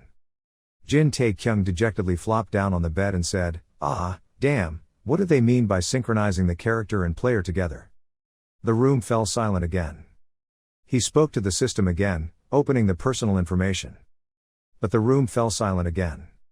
He said angrily, vaguely, it didn't want to run, it felt too noisy, the room below was echoing, did the little mouth intend to let someone else sleep? The next morning, Jin Tae-kyung went to the vending machine store. Every morning I go to each vending machine store, and see the newest models at the market at the moment. He also went to the center to try, but there was nothing here similar to the model I used to play. I also noticed a model with 70% authenticity. After a while of trying the same machine over and over again, he sighed and thought, but the NPCs moving and interacting with players were still too rough and unnatural like the game I used to play. It seemed like no one knew or listened. Through the game Murim login, yes. Jin Tae-kyung just came home and saw Song Jin-ho. Since the beginning until now I haven't been able to find anything. I decided to go find Jin-ho, he seems to know, because he must be a card game addict. Song Jin-ho picked up the manual and read it for a while then said, that's wrong, what idiot would develop and popularize a game on the 1st of January 2020, after all Jin-ho doesn't know anything about H-sort and the machine model is 2020. Jin Tae-kyung just pointed at the back and said there was a back face, but the most unexpected thing was. Song Jin-ho held up the book and said, I can't believe you told me to read this blank sheet of paper. He thought helplessly, he only read the first page, and he didn't even bother to read any other pages. So Jin Tae-kyung was chased out of the room by Song Jin-ho. He thought dejectedly, so I'm the only one who can see the information on the paper, sometimes it's really hard to understand. So he sat alone in the park in a daze. Looking at the contact list, my sister's name appeared. Finally, Jin Tae-kyung pressed the phone to call. A noise rang out, a voice rang out on the other side, hello, who is it? A breath of water suddenly appeared in Jin Tae-kyung's eyes. His sister on the other side said, "Hello, who is it?" Not receiving a response, she said, "If you don't say anything then I'll hang up." Jin Tae-kyung quickly said, "Hey, wait, it's me, it's my brother." He thought to himself, her grumpy voice, my daughter really can't go back anymore. On the other side, the girl wearing an earphone said, "So why are you calling me? Ho, then I'll hang up." On the other side Jin Tae-kyung said, "It's because I miss your voice." He smiled and said, "Wait, I'm just kidding, what are you doing?" Next door, the little girl was twirling a pen in her hand and said, "Mom isn't home yet, if you're curious, why don't you call her yourself?" Jin Tae-kyung emotionally tilted his head up to the sky and said, "Ah, okay, what are you doing?" He thought to himself, if I heard my mother's voice right now, I'm sure I wouldn't be able to hold back my tears. In the real world, it's only been a day since I last saw them. Wondering what would happen if I never returned. It doesn't matter anymore. What matters is that I return to my world. I have a family, and I have to protect it. Jin Tae-kyung's younger sister was attentively looking at the lecture on her laptop and replied, "What do you think a high school student is doing?" "Of course studying," Jin Tae-kyung thought. "That's all I thought." He remembered the people inside the gem, thinking to himself, I had a very strange dream, the kind of dream that would disappear over time. I just want to focus on my life. The two of us were constantly chatting with each other. How's studying? Do I need more pocket money? I don't know, I didn't do well on the test. I'm angry. Well, but in reality I can still do it right. I got a few questions wrong, 2 questions wrong. So what score did I get? I got it. Wow, that's pretty good. But you think I'm stupid like you. What do you mean? You're good too. Early the next morning, the sky was clear blue. Song Jin-ho stood on the rooftop and stretched. He held a cup of coffee in one hand, and with the other he punched my shoulder and said, "Oh, my shoulder must be because I slept in the wrong position." He looked at the clock, it was just after 6 o'clock, then looked at the figure of his friend wearing a backpack and holding a spear and said, "Isn't this Jin Tae-kyung? He's already going to work now." Song Jin-ho bent down and shouted, "He's working, he seems to be working hard." Song Jin-ho looked down at the discarded device below and said, after all his nonsense about Murim or something, I guess, he finally threw the device away. He slurred his coffee and said, but even so, he was still determined to do it. Looking at his friend's back, he seemed quiet. Standing on the rooftop, Song Jin-ho said, Soft, I'm sure he must hate me, but I told him it wouldn't affect my research. In the waiting room, a voice echoed, Wah ha ha, when did you get so good? You look like a professional hunter. The other person spoke loudly, do you remember the first time we met? You were so scared that you couldn't say a word. Jin Tae-kyung whispered, it's just a small mouth, people are paying attention. Of course, that's been 7 years now. The round man scratched his face and said, but why are you here? Aren't you working for some low-level guild? Pick what's its name? In your mind you thought, he is Mr. Rough Guy. I don't even know his real name, but he was the first hunter I met when I played this game. I know he's been a hunter for a long time, so I'm a little surprised that he still does this job. Jin Tae-kyung scratched his head shyly and said, that guild is called Picnic. I just got fired at the end of the month. I mean, just yesterday, Mr. Rough Guy shouted. What? He bumped into Jin Tae-kyung's back and said, Wah ha ha, it sounded funny and pretended to ignore it. He gave it a name that sounded really funny like Picnic. Shit, it sounded like he went to the game to have a picnic. Jin Tae-kyung replied, oops, that's not what they meant.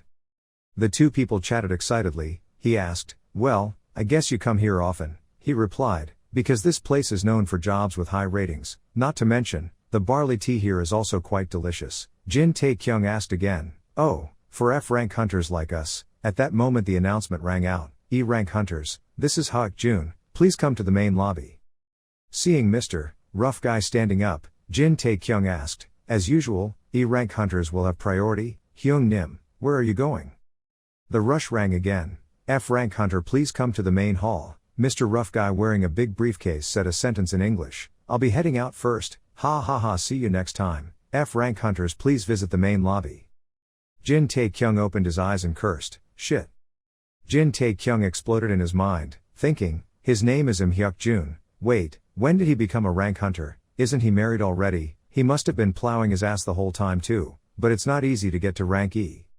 The announcement loudspeaker rang again, rank E outside, rank E in the main lobby. He looked at a bunch of people carrying their belongings and silently groaned, oh shit, everyone here has upgraded to rank E. Announcements kept ringing, E-rank hunters, please come to the main hall, E-rank hunters, please come to the main hall. The more he listened, the harder he bit his nails, he kept stomping his feet.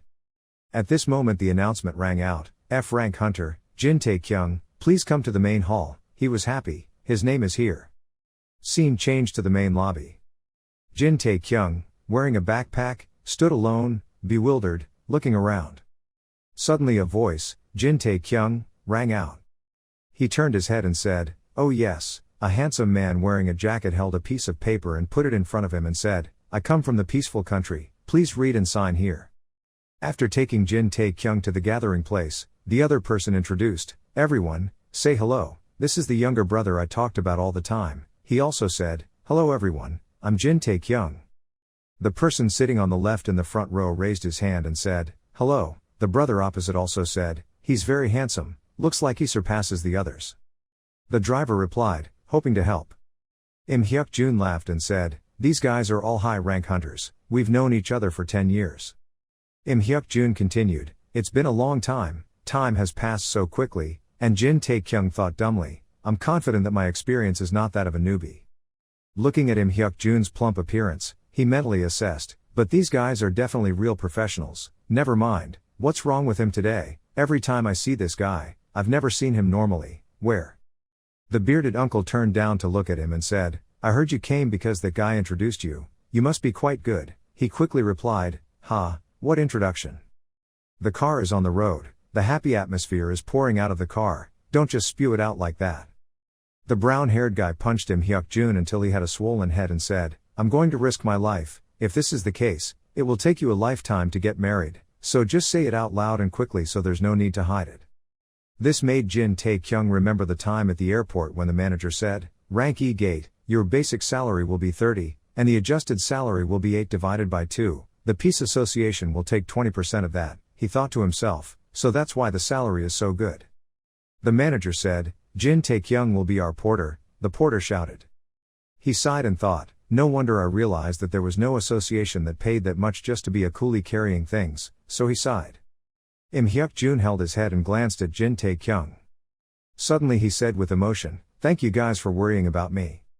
Im Hyuk-jun leaned back in his chair, pretended to cough twice and said, "It's okay, I didn't do anything, I just made a suggestion."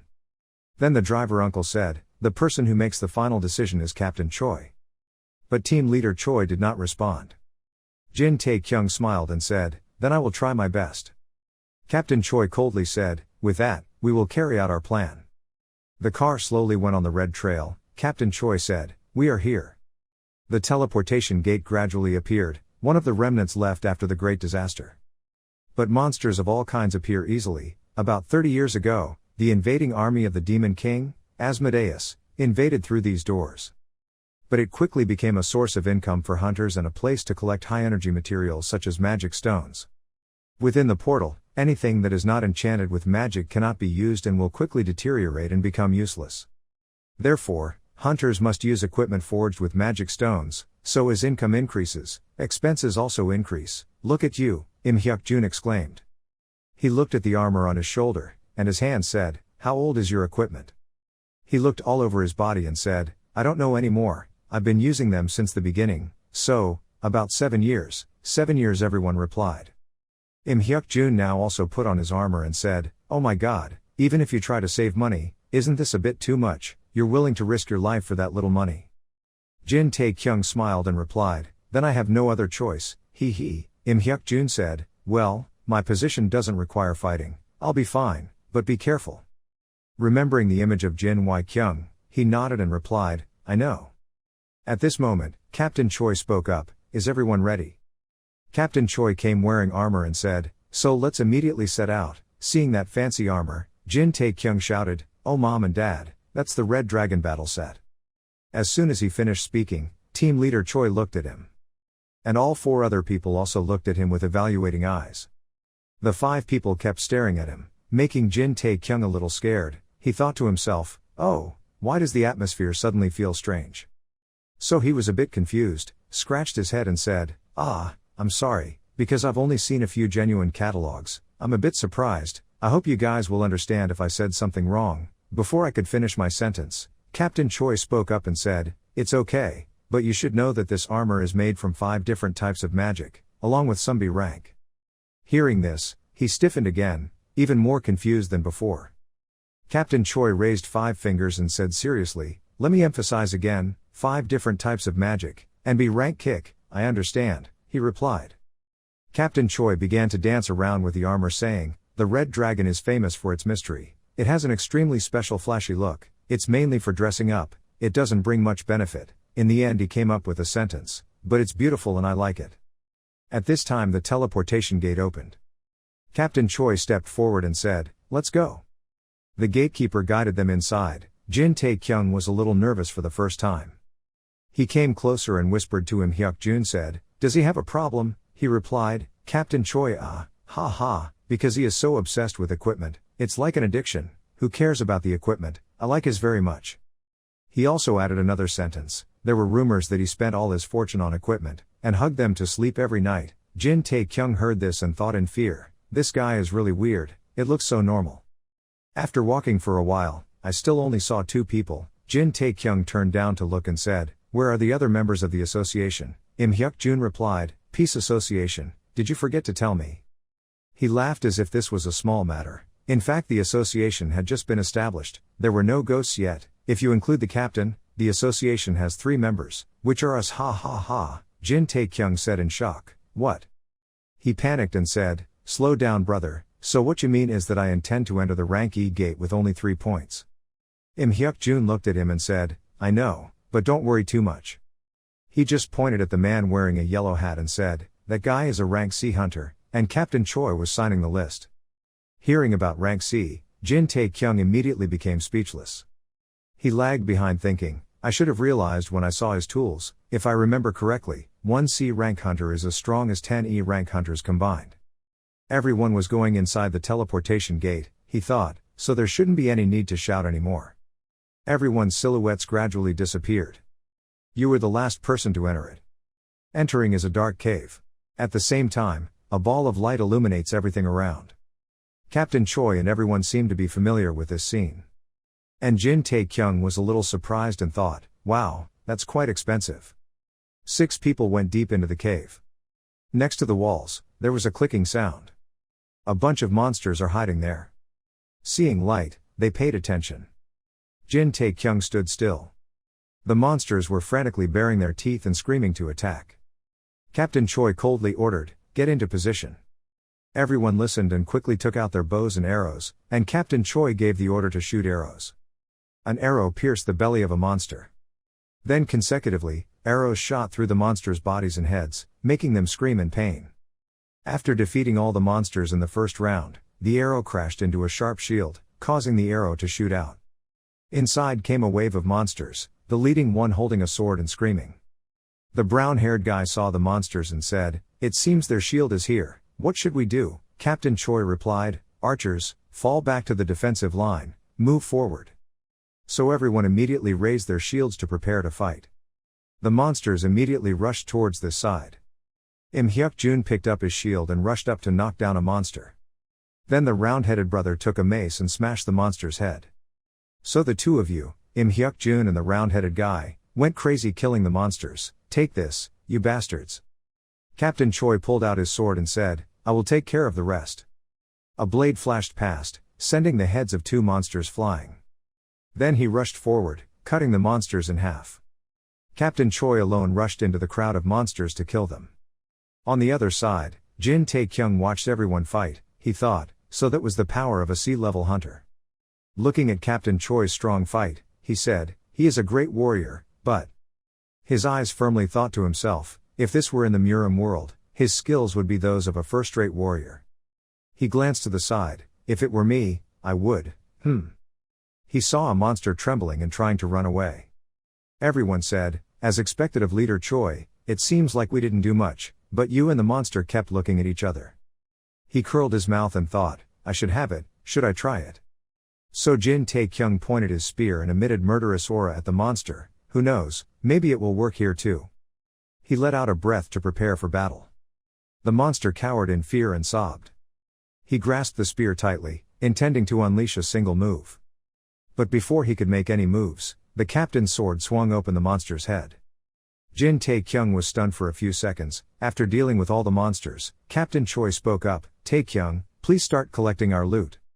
Seeing that Jin Tae-kyung didn't answer, the school team called back, he was Tae-kyung. Jin Tae-kyung looked at the monster with its head cut off and replied, good. He shouted, good sir, focus, I should stop thinking about nonsense while I'm in a raid. Waiting for him to finish collecting the items, the whole group went deeper. The monsters from afar saw them. So everyone rushed to fight again. Everyone was excited. After finishing fighting the monsters, Captain Choi said again, asking Tae-kyung, you will be in charge of handling this contract. He quickly ran back and replied, yes sir. So the whole group continued walking, encountered monsters, fought them and collected supplies. And Jin Tae-kyung will stand behind and wait for Captain Choi to call, boy Tae-kyung, I'm coming sir. After a while of fighting monsters, your bag was already heavy, you reported back that I had completed my work. Im Hyuk-jun also had to evaluate one question, wow, you've been working all this time, you're really fast. Jin Tae-kyung put on his backpack and said, at least I have to do this if I want to make a living. Seeing that, team leader Choi raised his hand and said, you're quite good. Jin Tae-kyung caught it and then stood up and said, thank you.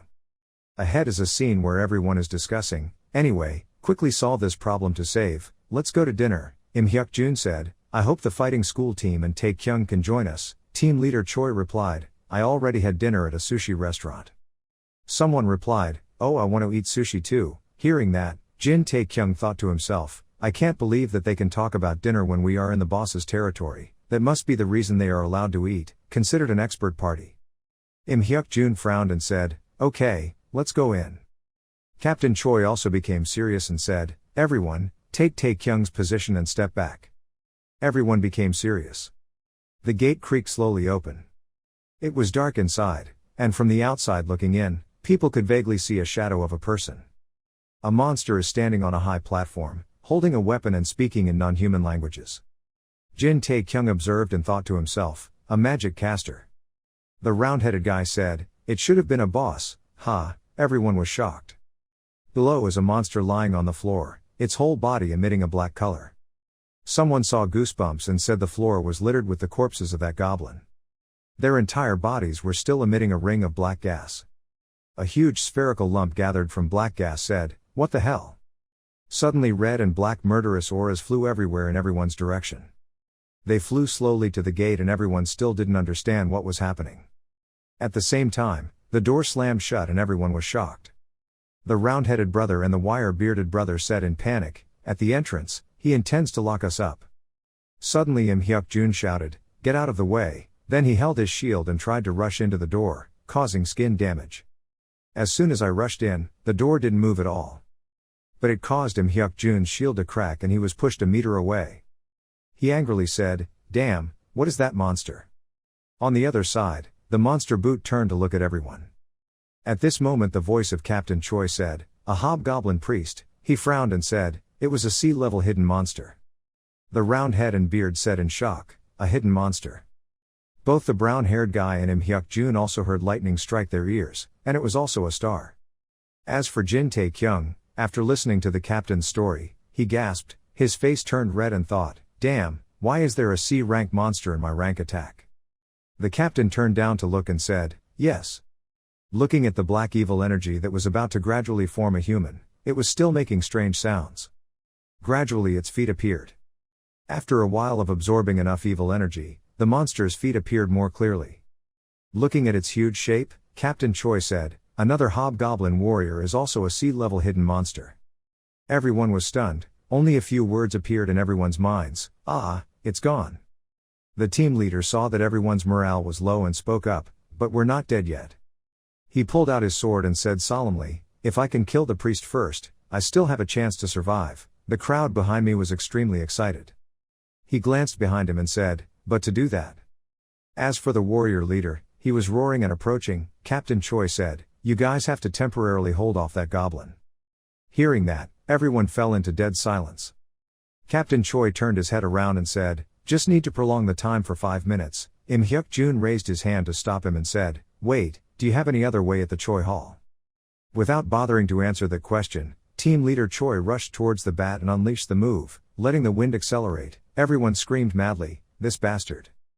Jin Tae-kyung's huge backpack was put aside. He looked at it and thought, "They say that unlucky people will break their noses even if they land on their backs when falling."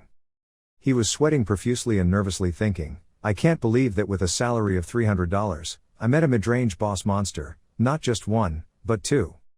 Two people holding shields stood in front, two people holding bows stood behind to defend, and Jin Tae-kyung was trembling holding a spear in the middle. He thought, "Moreover, I thought you guys said I didn't have to fight. You guys say I'm just a luggage carrier. What can an F-rank hunter like me do? It's coming."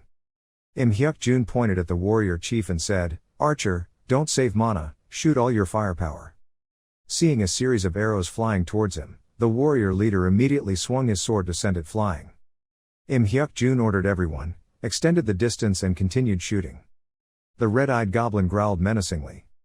It bounced up, causing all the surrounding rocks to break. It screamed and flew towards Jin Tae-kyung's group, shocking everyone. Im Hyuk-jun tried to calm down and said, "Covering up." With a boom, the column of light penetrated straight down to the group of people. Everyone scattered around. "Kick the brown-haired guy in the head." The guy with the zinc beard was hit in the eye and they cried out in pain. He has a round head because he has a shield to protect him from flying rocks. He bent down and turned around to talk to Im Hyuk-jun, saying, "Seniors, Sok-ho and Hong-min." Im Hyuk-jun reminded, "They're behind." A booming noise rang out and everyone turned their attention to look there. Looking forward, Im Hyuk-jun exclaimed, "Damn." He suddenly named Jin Tae-kyung. He was startled and replied, "Yes." Im Hyuk-jun said seriously, when he distracted it, "Bring someone else and hide." Jin Tae-kyung tightly held the spear and replied, "Okay." Looking at Im Hyuk-jun confronting the goblin one-on-one, Jin Tae-kyung thought to himself, "Is he okay alone?" The goblin growled looking at Im Hyuk-jun. He roared and unleashed his power, increasing his strength and strengthening his shield. Im Hyuk-jun's muscles gained strength. Even the shield became stronger. Im Hyuk-jun put the shield on the ground. Then he proactively rushed towards the goblin, super attacking. The goblin saw that and also prepared himself. Im Hyuk-jun gritted his teeth, his forehead full of blue veins.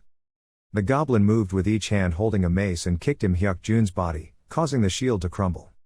Seeing that Im Hyuk-jun had fallen, Jin Tae-kyung cursed once. Scared images appeared in his head. He shook his head and thought, "Why do these kinds of things keep happening to me? If this continues, everyone will die again." There were still a few tears in the corner of his eyes and he glanced towards team leader Choi. He was enthusiastically fighting with the boot. He thought to himself, "It's been more than 5 minutes, damn it." So Jin Tae-kyung slowly held the spear and approached the front. He thought, "Now it only depends on me." At this moment the goblin was trying to grab Im Hyuk-jun's head. He said seriously, "I have to stop this bastard at all costs. Please make it work, make it work, make it work." He prepared to launch a one-hit attack. The goblin saw movement and immediately looked at him with sharp eyes. His spear stabbed into the goblin's butt. The spear was also bent, but this was good because it let go of Im Hyuk-jun. The goblin growled. He looked at the spear stabbing his butt. Jin Tae-kyung's eyes were extremely determined. A second later, he could only put down his shield and tearfully said, "It's really bad." The goblin raised his arm to strike Jin Tae-kyung, who was helplessly crying and kneeling on the ground. Suddenly there was a ding in his head and he quickly opened his eyes. Jingle, the system hasn't appeared for a long time. Now a notification appears, synchronization is complete, yours has been converted. 1 second he was helplessly awaiting his fate, the next second he was holding a spear to block the goblin's stone mace. His inner core is gradually brightening. Then it burst into flames. A stream of power spread throughout his body. His eyebrows furrowed, his eyes became determined. The goblin raised his stone mace. It swung up and growled terrifyingly. Jin Tae-kyung's whole body is surrounded by a protective aura. His eyes became cold. The system goes ding ding again, synchronization is complete, yours has been converted. Sensing the gas, he spoke coldly. After having the support system, he now saw the ghost of the goblin, which was at level 45. Jin Tae-kyung laughed loudly and said, "Interestingly, this is how it turned out." The goblin screamed again and rushed towards Jin Tae-kyung. Now that he was possessed, he avoided it easily because he was using the Jin family's telekinesis. Seeing that he couldn't beat him, the goblin screamed in anger. It stomped its feet and rushed towards him. But he quickly dodged away. Jin Tae-kyung glanced at it and said coldly, "The Jin family's spearmanship, first form." Chasing the dragon's head, he swung the spear and cut off the goblin's arm holding the stone mace. He turned around again from front to back and saw the goblin, the second form, the raging black snake. The beaten goblin screams. Jin Tae-kyung uses the third form, fourth form, fifth form. Continuous attacks hit the goblin's body, it screamed in pain. The black blood in its body spurted out and it fell down. Seeing that it was stuck to the wall, Jin Tae-kyung slowly approached. The goblin groaned in pain. Jin Tae-kyung looked down at it from above and said, "I probably don't need to use a single strike to fight you." He picked up the spear and stabbed it straight into its throat. After killing it, the ding-ding sound echoed in his head.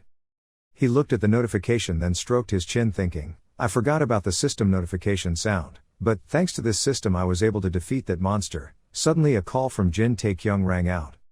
On this side, Captain Choi killed the boot. He looked towards him and the slain warrior chief. He trembled and said, "You? Who are you really?" said Captain Choi. After the mission ended, the people in charge of the gate were caught up in a commotion. 2 monsters were hiding in the middle of the attack.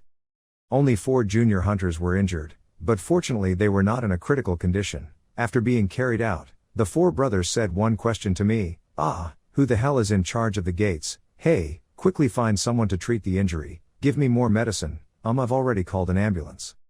Every time an incident occurs, there will be a need for law, for the government to compensate for equipment, hospital bills and lost mission rewards. On this side, Jin Tae-kyung is digging into the bag, while the boy looked at him with his eyes, and the gatekeeper shouted, "Please list all your equipment." Looking at the heavy bags on the ground, if we add up all the things we got from this mission, it's quite a bit. He watched Team Leader Choi leave and thought, after the 4 injured hunters were transferred to the ambulance, Team Leader Choi was escorted to the civil agency to report. He immediately went and sat in the car. In the car, he spoke to the system and opened the character profile. Looking at the notice board that appeared, he happily said, "Wow, it really appeared." In it were name, age, occupation, strength, and score data. He looked at the data. New trainee gained 10% experience, won a one-on-one match, all combat stats would increase by 10 points, synchronization was completed. Title and reputation. Have you changed? Has your character profile changed? The reputation of 500, the son of a noble, the disgrace of the family. He thought to himself, the things that affected him in the martial arts have all disappeared. Well, am I a noble son or a hidden dragon monster? Nothing. He spoke up, opened the mission list, the system appeared, "Traitor, you have found out who the traitor is. Reunite with the main force and warn them about the traitor, then lead your subordinates to victory." Top rank, limited to Jin Tae-kyung only. Goal of eliminating traitors, not completed. Returning victorious, not completed. Quest rewards a large amount of experience and reputation. Valuable value. Mission failure, dead. Jin Tae-kyung frowned looking at that announcement. He remembered that time. He silently assessed, was it telling him to return to the martial arts world? As if realizing something, he silently thought. Sitting in the car, he thought to himself, the system still exists in the real world. That means the martial arts world is not a game, maybe. Suddenly, Team Leader Choi pressed his face against the glass door to observe him. As soon as Jin Tae-kyung looked over, he was startled and said, "Damn it, you scared me." The captain turned around to the other side. Inside the car he silently lamented, "What a jerk." When Team Leader Choi put his head in, he immediately asked, "What's going on?" He leaned back in his chair and sighed, "I gave them a brief report of what happened, and they will contact me in the next few days. I'm sure you will too." Jin Tae-kyung thought to himself, "I don't want to see them again as investigators." On the surface he said in fear, about what I asked before." Captain Choi frowned. He remembered that time in the cave. Jin Tae-kyung said, "Can you keep it a secret?" Captain Choi replied, "Are you asking me to report falsely?" Now Jin Tae-kyung thought to himself, "At first I didn't even know if the system existed temporarily or permanently. It's best not to reveal a situation like this." Captain Choi looked at his watch and said, "You Jin Tae-kyung?" "Yes," he replied. "Look," Captain Choi held out his watch for you to see. "The clock strikes the Roman number 2. Jin Tae-kyung said 2 hours. Captain Choi said, "For a long time. This watch is made from C-class magic stone processed by N Company. It's enchanted with defensive magic, and I can use it as a shield in an emergency situation." He said, "Let's go eat something." Captain Choi asked with concern, "Do you like luxury Korean-style steak?" Jin Tae-kyung replied, I've never eaten it before. The car left, Captain Choi took him to the grill. The meat on it was sizzling and being grilled. The order list is on the table, he said. I told them I was the one who defeated them. Captain Choi said, Chief Priest and Chief Warrior. Jin Tae-kyung, who was happily eating meat, replied, wow, thank you, sorry for making such an annoying request, even though this is the first time we met. Captain Choi said, so, will you join my team, spit you out? Jin Tae-kyung puffed his mouth and rolled his cheeks and said, oh me. An hour later, the food plates were cleaned. The meat on the grill was also gone. Jin Tae-kyung's place is empty. Captain Choi stared at that side without blinking. He was silent at Jin Tae-kyung's words, I have some important things to do now, please give me some time to think about this. When he was about to raise his glass of wine to drink, his phone suddenly rang again. After taking the headphones and putting them on, he answered the phone and said, yes, have you seen it yet? The other person replied, well, since you asked that question I've seen it, but about the name Jin Tae-kyung, what do you want to know about him? Captain Choi replied, I'm also curious about that, let's see what you have for me. The two chatted for a while longer. He had quite a history. He was awakened 7 years ago when he was 20 years old. He was determined to be an F-rank hunter. There wasn't much information in the book, all the time he was a hunter, but he had this rather interesting thing. Hearing this information, his eyes came back in disbelief and said, what? Captain Choi remembered what happened before and said, what happened at the Dong Dong Gate? It seems he was the only survivor of that accident. I was a bit shocked to hear that news. He frowned tightly, extremely surprised to know that it was related to Jin Tae-kyung. The person on the other end of the line continued endlessly. After the accident he went missing for about half a year. After that he was interrogated by the inspectors. Recently he returned to the guild and worked non-stop, but just got fired 4 days ago. Captain Choi asked, what was the reason he was fired? They are reorganizing the guild, but I think such a small guild can't even afford it. Do that. I bet he was fired because of that incident. They let it he left after carefully avoiding the inspectors. I guess it was because he was the dumbbell of the team. After listening, he asked, do you have everything here? The other person replied, yes, this is all I can collect. Do you want me to send a copy? Captain, let me disconnect and send it right after turning off the computer. I have to go out now, wait a minute. His hand on the table tapped on the table, looking very tense. Remembering the scene where Jin Tae-kyung killed the chief warrior goblin in the cave, he silently said, Jin Tae-kyung was the only one who survived the incident in Sangdong and Gong district. He solemnly concluded that he must be at least a C-rank hunter. He sat up and thought to himself, but you're telling me he's just an F-rank hunter? Taking the mother and going to the checkout, thoughts kept popping into his head, so there were only two possibilities. Either he's hiding his power, or he just recently awakened a new power. He probably has a reason to hide his power all this time, but the most likely possibility is that he just received it, new power. Giving the beer to the watch boss, he still thought, but is this possible for a guy who is going from F rank to C rank so quickly? Captain Choi helplessly held his forehead and thought, the bad idea is that it's not like in the game at all. At this time the salesgirl said, it's only $1, sir. One sentence interrupted his thoughts, making him look stunned. Captain Choi's face darkened and he felt like he was haunted. He held out his bank card and said, can this card be swiped? Scene changes to Jin Tae-kyung. He is rolling his eyes and saying, it's not here. He blushed and looked around once more, but there was still nothing, not even here. Looking at the concave area, he said, the capsule machine was gone. Jin Tae-kyung raised his head and screamed at the sky, clearly stealing his father's capsule machine. A familiar voice rang out. He ignored him. He looked up angrily. Song Jin-ho shouted down from the rooftop, you know he put a lot of effort into preserving it for 10 years and yet. The guy below stomped his feet and replied, damn it, stop messing around with it, this is the real problem. Song Jin-ho teased and said, oh no, I really have it, and he screamed and said, what a pig.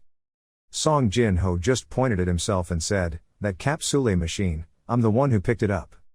Hearing this, Jin Tae-kyung's life seemed to bloom. He shyly said, I love you. So the two of them argued back and forth and no one gave in. I sold that capsule game player for $100, you sexy pig, are you trying to make me crazy? But Jin-ho is innocent said, because I thought you didn't need it anymore. Ah, damn it, I'll buy it back. After a while of struggle, he finally got the device back. Jin Tae-kyung was lying on the bed staring at something. That's Captain Choi's business card. I guess if I live long enough I'll have more experiences. He crossed his legs to look at it and thought to himself, It feels like just yesterday I was wandering around watching other players work. I couldn't believe that I was recognized and understood like that. He remembered his conversation with Captain Choi at the restaurant. He offered a salary, $100,000. This was a large amount of money. It's also your salary. We pay you equivalent to the salary of a C-class hunter. What do you think? Now remembering that high salary makes him excited. Usually in these cases, I have to sign, seal, and fill in the contract, but still. Suddenly he remembered something. What would happen if that system disappeared tomorrow? At that point, he will be killed by the captain and say, "Oh, you fake bastard, there, give your girlfriend back the money," he thought in his heart, feeling like he had overeaten and overfed. As a child, I realized that this world has no altruism. Jin Tae-kyung looked at his clenched hands and thought to himself, but with the power I have now. He decided, what would that system be like if I could use it forever? After thinking about it, Jin Tae-kyung sighed again. He held his head, not knowing what to think anymore. Suddenly he sat up and said, "Ah, damn, I can't hold back anymore." He quickly rushed out of the room. He ran across the street and thought, even though I've worked hard for the past 7 years, I still can't escape the rank F hunter. He thought to himself, those chains have kept me in trouble for long enough. I really want to deal with them as soon as possible. I really want to get rid of that rank as soon as possible. He determinedly thought to himself, reevaluate the hunter rank. Going to the side of the road, he quickly called a taxi. The driver stopped and said, "Hello, where can I take you?" He quickly said, "Take me to the Bunchun District Hunter Association." Then he whispered, "Think, let's try this." The driver said, Bro, you're sitting in a taxi operating in Seoul. At the Hunter Association headquarters. Inside there was a happy voice. D rank, it's true my son, you will become one of the leaders in the future. The brown-haired boy scratched his head and said, "Ha, I'm not an official hunter yet, I haven't gone through any training yet, and I'm looking for a good guild." The chestnut-haired man said, "Don't worry about it, I've already found a place for you." The brown-haired guy said, "Oh, really? I remember Dad saying there was no more room in his guild." And the nut-haired uncle said, "Ha, I always find a way." In his heart he thought, I've been able to chase down some dizzying low-ranking guys here for a few years now. He patted his shoulder and said, "Sometimes you need to rest and relax your mind." But at that moment everyone ran away whispering and gossiping. There was something big going on in the evaluation room. It seemed like there's a C-rank hunter doing the unthinkable. The chestnut-haired man looked at everyone and thought, "Oh, a C-rank hunter, I must be getting involved in this. Everyone is talking. A C-rank hunter, that's not bad, but that's not it. Big problem, right? Yes, but..." The other person said, "His ability to control mana is even higher than a rank A." The chestnut-haired man said in shock, "What?" The elevator goes to the 3rd floor. Then it stopped at the 3rd floor. Outside, everyone was whispering and gossiping, coming down. The chestnut-haired guy stared at the machine with great anticipation, thinking, I don't know where that guy suddenly ran out from, but, this is a big opportunity.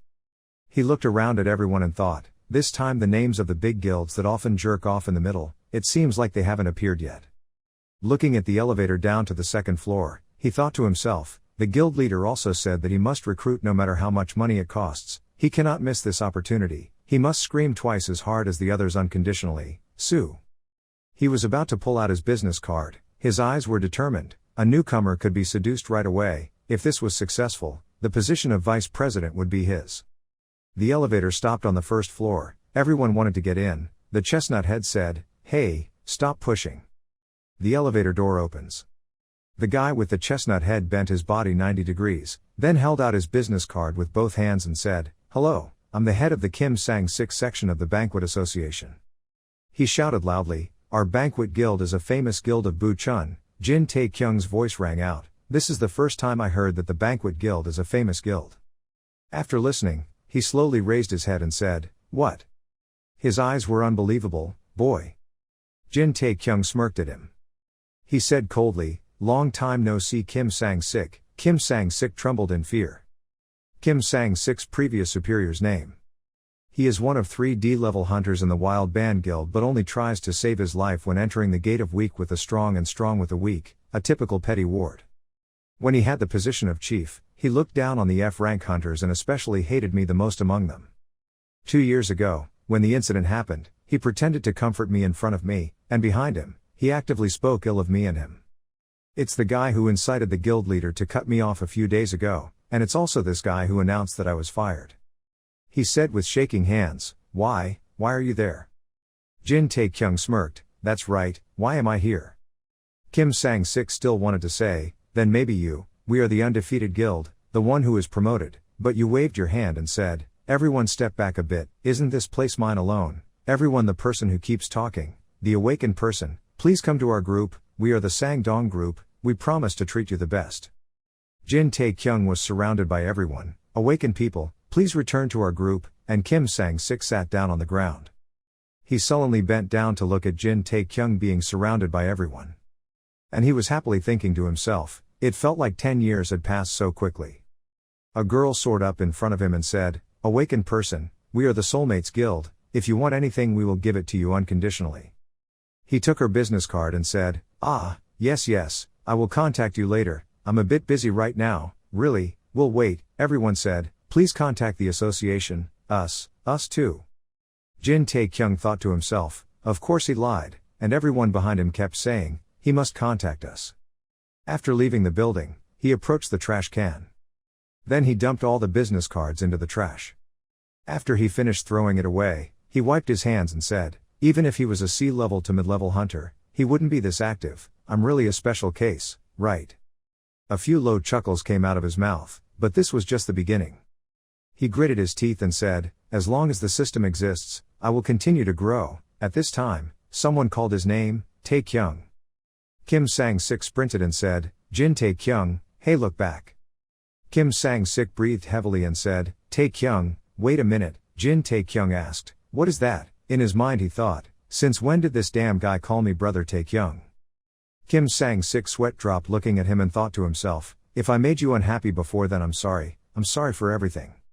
He said sincerely, so, forget everything and just think about business. What business? He asked. Kim Sang-sik said, frankly speaking, Tae-kyung also knew, if it's not a big guild, then everyone is at that level. He replied, I know, but I know that if it's C-level, you can reach out to a big guild. Seeing that Ta-11 had arrived, he didn't say another word, and Kim Sang-sik still kept talking, try to think carefully, that direction is not easy, since this is an area where it's not difficult to find a C-level hunter, the treatment is the same, around this level. But he didn't pay attention. Kim Sang-sik crawled in front of him and continued, no matter where I am or how much, I will give it to you unconditionally, I guarantee this part because the guild leader also agreed, idea. Looking at his scared, sweaty face, he thought to himself, he looked like he was about to pee. Jin Tae-kyung walked over to open the car door and thought to himself, besides, my assessment of this guild is about the same. A few days ago, I arbitrarily cut off F-rank hunters and then when I woke up, I became C-rank. Then he laughed maniacally and thought, if the leader of the picnic party, famous for his hot temper, knew that truth, he wouldn't let it go. Kim Sang-sik blocked the door and said, please think positively, no, this means I will take you somewhere good and talk frankly, even the guild leader is currently busy, come, Jin Tae-kyung said coldly, Kim Sang-sik. He threatened and said, if you want to recruit me, please tell the guild leader not to leave anything behind, he said in fear, why, yes. He coldly pointed at him and said, just looking at his appearance makes me hate him, if I can just get rid of that one person, I'll try to think about it. Kim Sang-sik trembled and cried out. A second later, he angrily raised his fist and shouted at Jin Tae-kyung, but let's see if we can beat this bitch. He clicked and glanced at the guy. The sound of punching each other rang out. When he was done, he slammed the car door and left. Getting into the car, he leaned against the seat. He clasped his hands over his forehead and sighed. Jin Tae-kyung thought to himself, this size is enough, this size. With his mouth he said, the boarding house hopes for Songni Station. The driver took one look at him and said, ho, is that a student from yesterday? This can't carry passengers. He got out of the car, closed the door and thought to himself, Seoul taxi is windy, why do you keep turning back? Here, next to Kim Sang-sik is bruising the banana tree cage next to the tree. Scene changed to the forest. Surrounding is gloomy. The teleportation gate appeared there. Person 2 is standing next to the teleportation gate. Jin Tae-kyung and Captain Choi are looking around. Jin Tae-kyung bit his lip in fear and thought, it's finally here. Going back to a few hours ago when he was still in the motel room, he was doing kung fu to increase his luck. Ding system notification sounds, the hangover is disappearing. Jin Tae-kyung closed his eyes and thought, hey, now he's alive again. Because there were too many unexpected events yesterday, when he received the money transfer notice, the Peace Guild received 10,300,000, he happily went to the supermarket to buy beef, and there was also a cart of meat. After that, Yu and Song Jin Ho ate and drank all day. Because I was so excited, I drank a penny.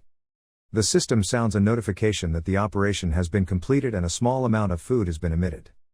Phew, he rubbed his full stomach and said, but why did he have so little energy coming out, and it was also stuffy?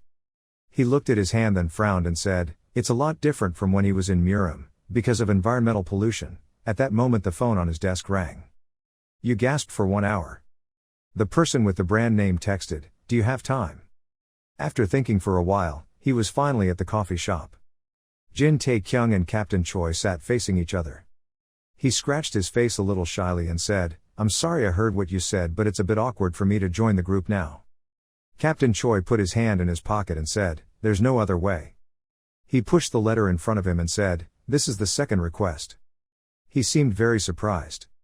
After holding the letter and opening it, he read the content in it and said, temporary contract means becoming a henchman.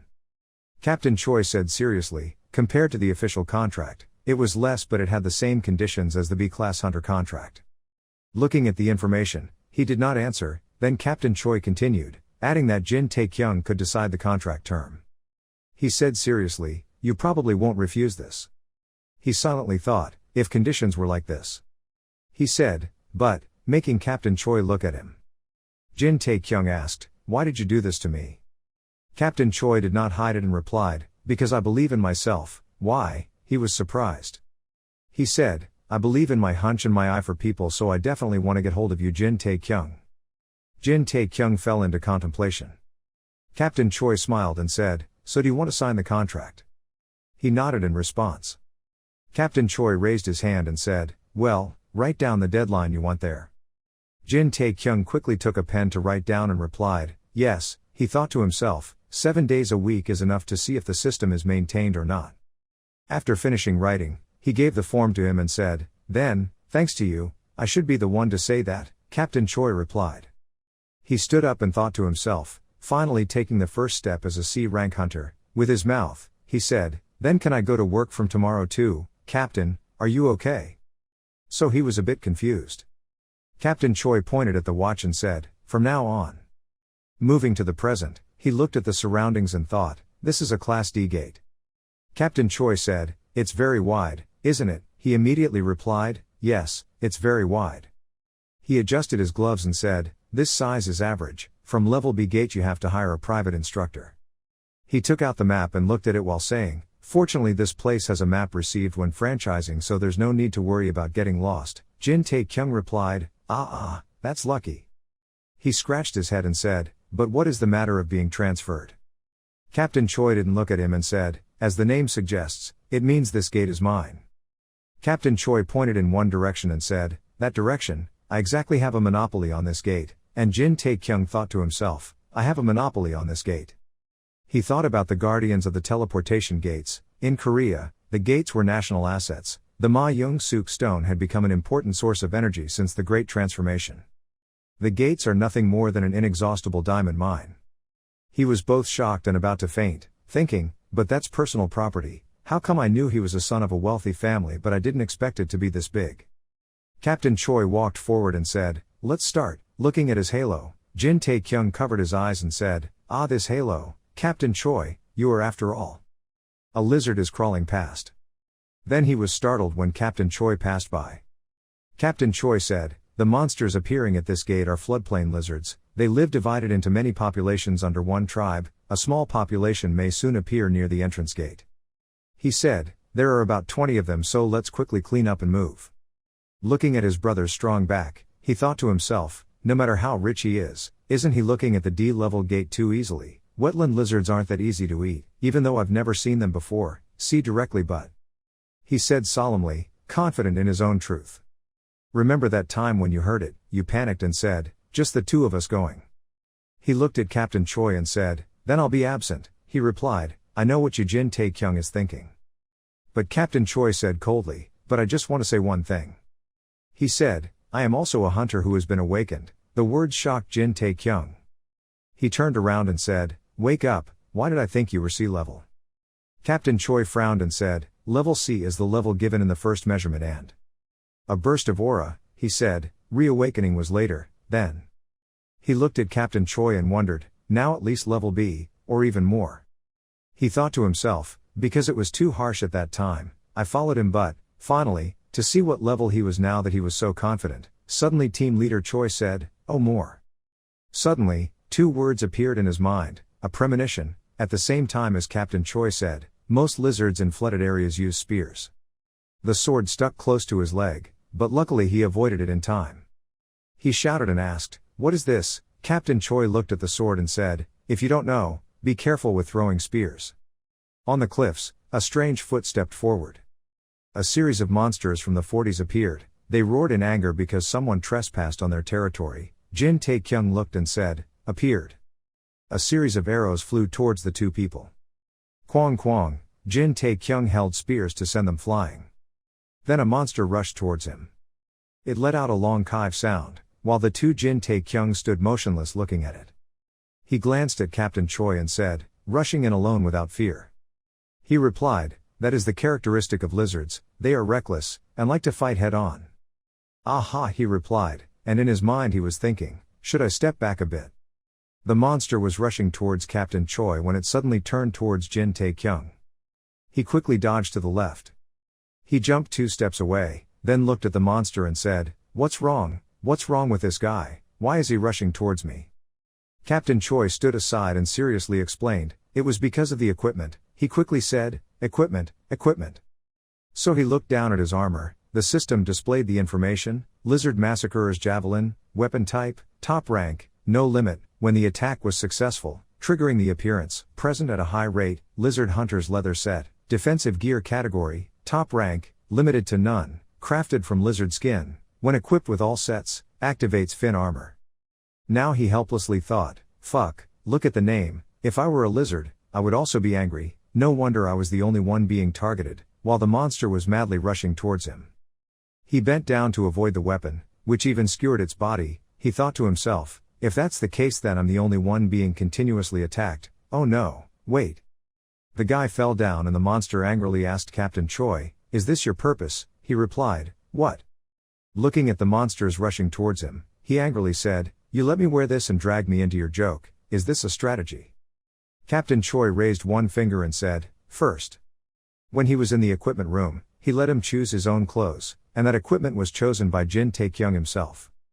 Captain Choi raised one more finger and said, "Second, I definitely will not stand up and Tae-kyung will be the one to lead the attraction of lizards."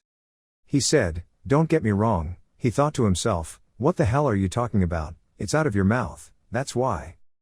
Jin Tae-kyung said firmly, "Do you mean I fight alone?" "Yes," the school team replied gently. "Captain Choi took my arm and came here to see the sights," he continued. Captain Choi said, "Then I won't hold your hand anymore." "No, let him scream," Captain Choi reminded. Behind was the key of the monsters. "Zhuang, you use your spear to block the monster's weapon." Just like that, one animal then another rushed towards him alone. He quickly asked, telling me the reason why it was like that. After asking, he looked at the team leader but couldn't see anyone. As for team leader Choi, he was sitting perched on the tree talking, his neck up. He thought angrily, that guy is a complete madman. At this moment, two monsters bared their sharp teeth and rushed towards him. Bang bang, he quickly grabbed his spear to block. His face was red with anger and he gritted his teeth and said, "But what are these damn lizards planning to do?" His whole body radiated murderous aura at the monsters and said, "The best way to use spears against herbivores and poisonous dragons appeared." Then the monster's blood spurted out.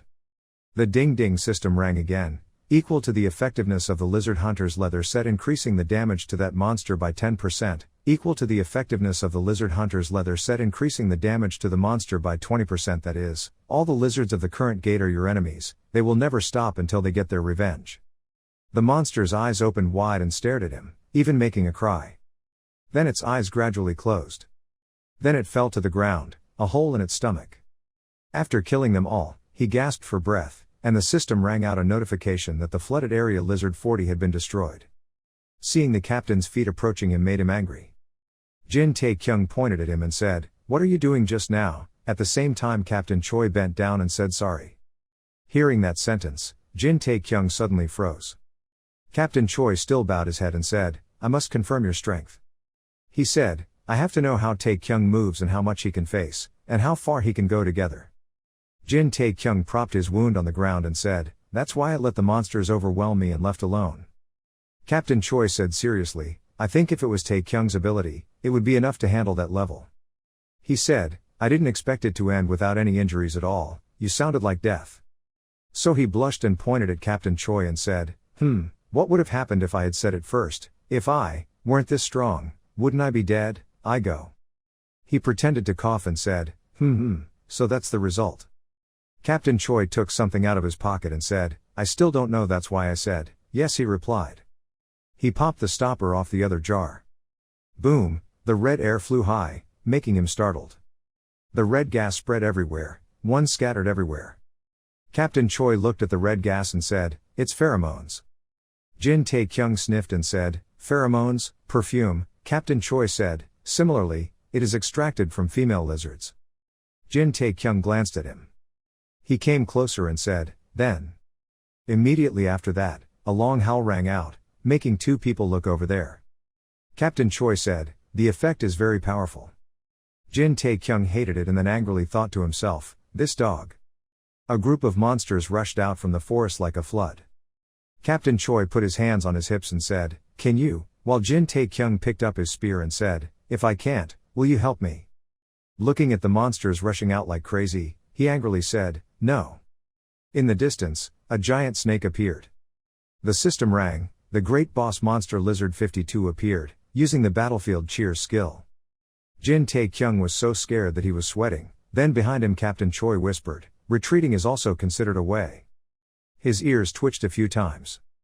Jin Tae-kyung's feet steadfastly stepped forward. Captain Choi frowned and observed. He stepped forward and said, if there's a better way, why do it? A triangular waterfall of monsters rushed towards him, many monsters. On this side, Jin Tae-kyung calmly gave orders to the system and opened the status window. The system displays the character table, pretending to be the top 40 Jin Tae-kyung soldiers. Charm 20, remaining points 100. He looked around and then said, strength and stamina were each 30, agility 40, and then ting-ting the number changed to 0. A series of powers crept into his body, he screamed extremely uncomfortable. After absorbing all the power into his body, he breathed a sigh of relief and said, yes, this is the feeling. The baby looked at him and then let out a cry, looking very hungry. Jin Tae-kyung's eyes narrowed, then he coldly said, Il Soam. A great power appeared, he did not aim at ordinary monsters, but the light shot straight towards the monster's throat. The boot screamed in fear, blood splashing out of its body. Then there was a whirlwind that sucked the monsters straight into the air, they had no time to react. Looking at this scene, Captain Choi gasped in surprise. Looking at the majestic scene in front of him, he thought to himself, what is this, just a C-class hunter who was reawakened a few days ago. With just one move, Jin Tae-kyung destroyed all the monsters. This scene of destruction made him think, how can this be possible? Captain Choi remembered the teleportation gate at Gate E, also remembered the conversation he had with him that day, then in the cave he killed that warrior leader. Now thinking back he thought to himself, that day will come. I'm afraid I didn't think anything of it, this overwhelming image of a rare monster that would take about 2 C-rank hunters to hold on to, and this current power. Looking at him calmly covering the dust and looking at his surroundings, he thought, is he a C-rank hunter? No joke at all. Captain Choi crossed his arms and thought, there are only 2 of us here to see the limit, but we can't know more, so we'll wait until the next time. Suddenly he was stunned and thought, wait a minute, it can't be compared to me. Suddenly there was a scream echoing, oh no. The teleportation portal appeared, and Jin Tae-kyung collapsed and cried, touching the dead animal's body and screaming, oh no, my skin, this is very expensive, leaving the captain speechless. He thought, there's no way that other person could be like that, no, then it wouldn't be possible. Then Captain Choi spoke up and said, come on, let's go out. He quickly replied, aha, why, I did that again, my skin. The evening was peaceful again, the crescent moon also appeared. 2 sets of armor were taken off, a deep voice said, you have worked hard, young master. Captain Choi changed his shirt and replied, Butler Kim has had a hard time, standing next to Jin Tae-kyung and thinking to himself, I'm not a secretary but a butler, I only know the butler at the church. Captain Choi has buttoned up his shirt. Tae-kyung has worked hard today. He looked over and said, "What time will you come tomorrow?" "I'll ask tomorrow." Captain Choi looked at him and replied, "Do you also work on weekends?"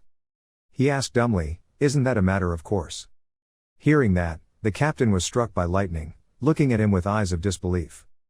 Butler Kim put on a jacket for him. Captain Choi said in a deep voice, "You have to rest on the weekend. Is that a violation of hunter labor laws, when you in the old guild also work on weekends?" "Yes," he replied.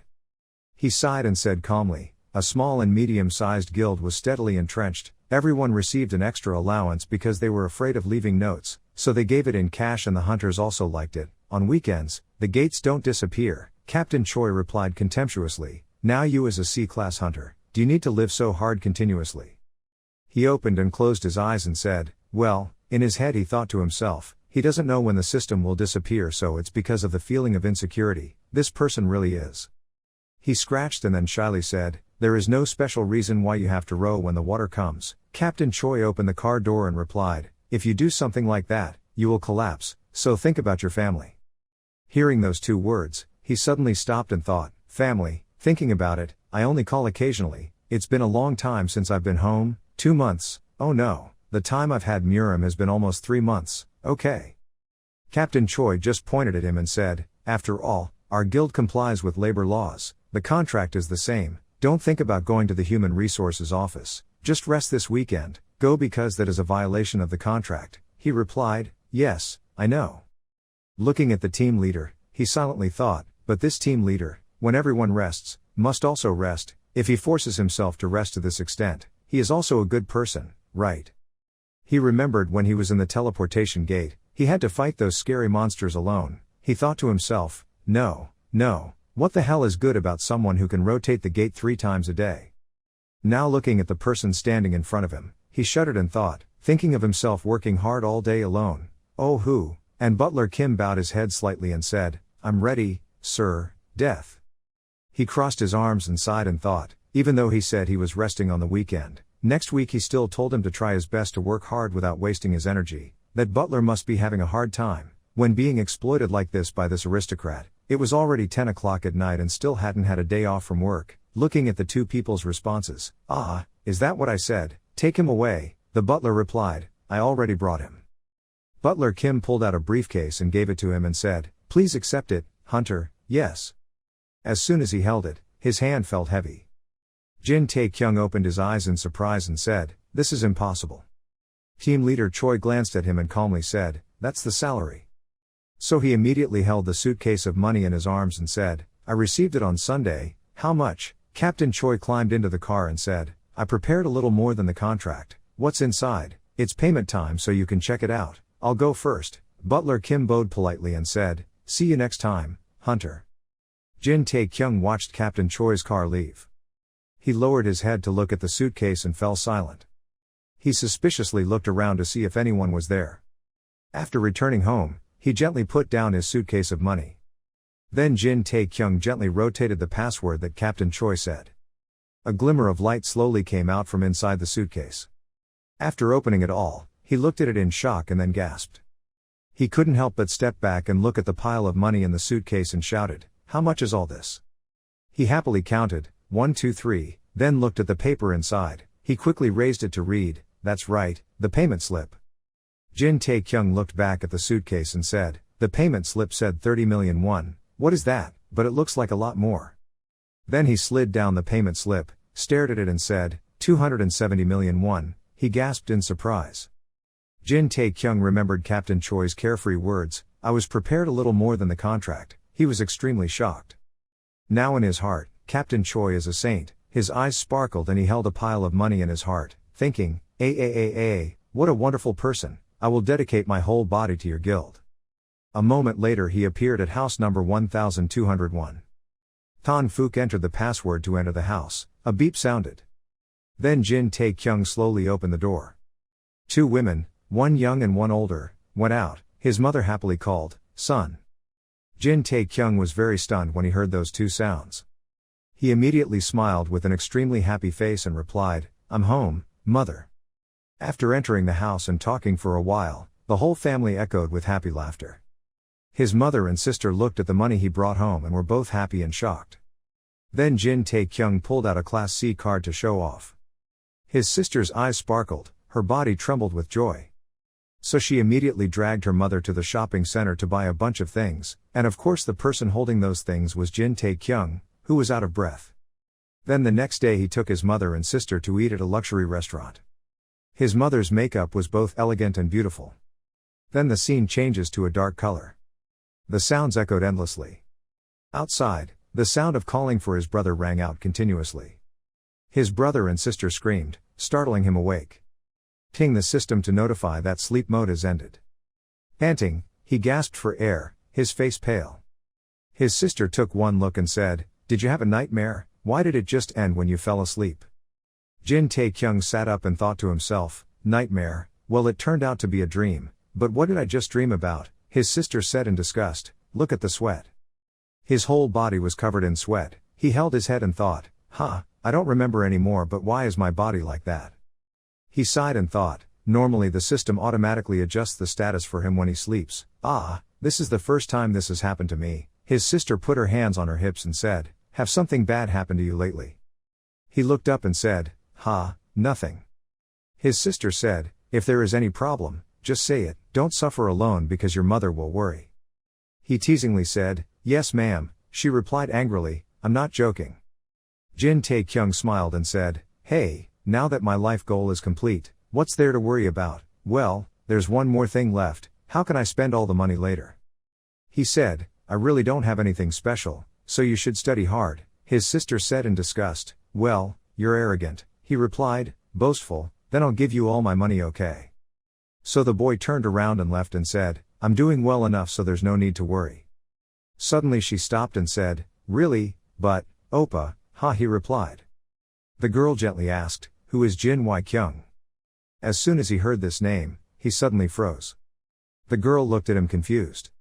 Suddenly his thoughts returned to yesterday when he was fighting the monster. At that time, one of its cuts grazed his arm, causing it to bleed.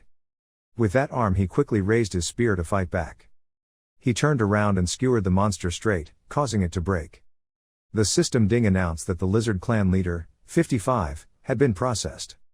At that time, when he finished solving the problem, team leader Choi stood and observed the surroundings. He walked away from the wall and said 3 times. He gasped and replied, "Why?" Captain Choi said, "That's the number of times Tae-kyung got hurt today."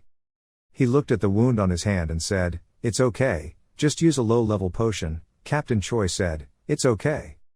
He said very seriously, "At the same gate, facing the same monsters, but last time he was not injured at all. If so, there was only one reason." His eyes narrowed slightly and stared at him. Then he calmly said, "Jin Tae-kyung, are you worried about something?" The scene changes to 3 days later, he once again cuts off the head of another monster. Several more wounds appeared on his body, and he fell to the ground, unable to breathe. Team leader Choi stood to the side watching inside. He seriously criticized, "This situation is not good, I will contact you later, you get off work." Night fell. At this time a bus passed by. Jin Tae-kyung was sitting in a corner of the bus looking out. He fell into thought, what's the problem? The system didn't disappear and was paid out more than 200 million. Looking at himself reflected in the glass, he frowned and thought, now he just needs to win and rush forward as a C-class worker. Back to the present, his sister asked again, "Who is Jin Tae-kyung?" His face was dark, his voice trembled as he said, Where did I hear that name?" The girl calmly replied, "From you, just now when you were sleeping, you kept calling that name." The girl innocently asked again, "Why, who is that? If it appeared in the dream, it must be very close, the name is the same as yours and..." Now he was scratching his head and thinking, it was from that day onwards I had nightmares every day, no matter how much I raised my body index, I couldn't concentrate. He remembered the image of Jin Tae-kyung, then he said in fear, Jin Tae-kyung suddenly. Sitting on the bus, he thought to himself, I probably have to go to the psychiatric ward. He returned to his rented room. Twist the door handle. He sighed and walked into the house mechanically. Jin Tae-kyung glanced at his room once. Light shined in from outside, and he saw Song Jin-ho struggling with his recorder. He stiffened and looked at the machine. Song Jin-ho, wearing a flashlight on his head, turned to look at him and said, "Are you home?" So Jin Tae-kyung frowned and glanced at him. Song Jin-ho asked again, leaving so early today, but his eyes fell on the screwdriver in Song Jin-ho's hand. Angered, he threw away his bag and rushed to kick Song Jin-ho away. Jin Tae-kyung shouted, "What are you doing with someone else's capsule room, this electric guy?" But Jin coughed quickly to explain, Hey, you haven't even started yet, just as you lifted your hand, you're back." He angrily pointed at him and said, "I told you not to go in and out of my room without permission, get out now." But Jin-ho picked up the glasses and said, "Hey, why just because of an old capsule room, even though I can function, you kick me away like that, you see me as less than a thing." He turned to the concerned machine and asked, "Are you okay, are you surprised? If you touch me I will kill you." Then he turned to say to Song Jin-ho, "That was the time, anyway I absolutely don't touch it, you know." He stood up helplessly.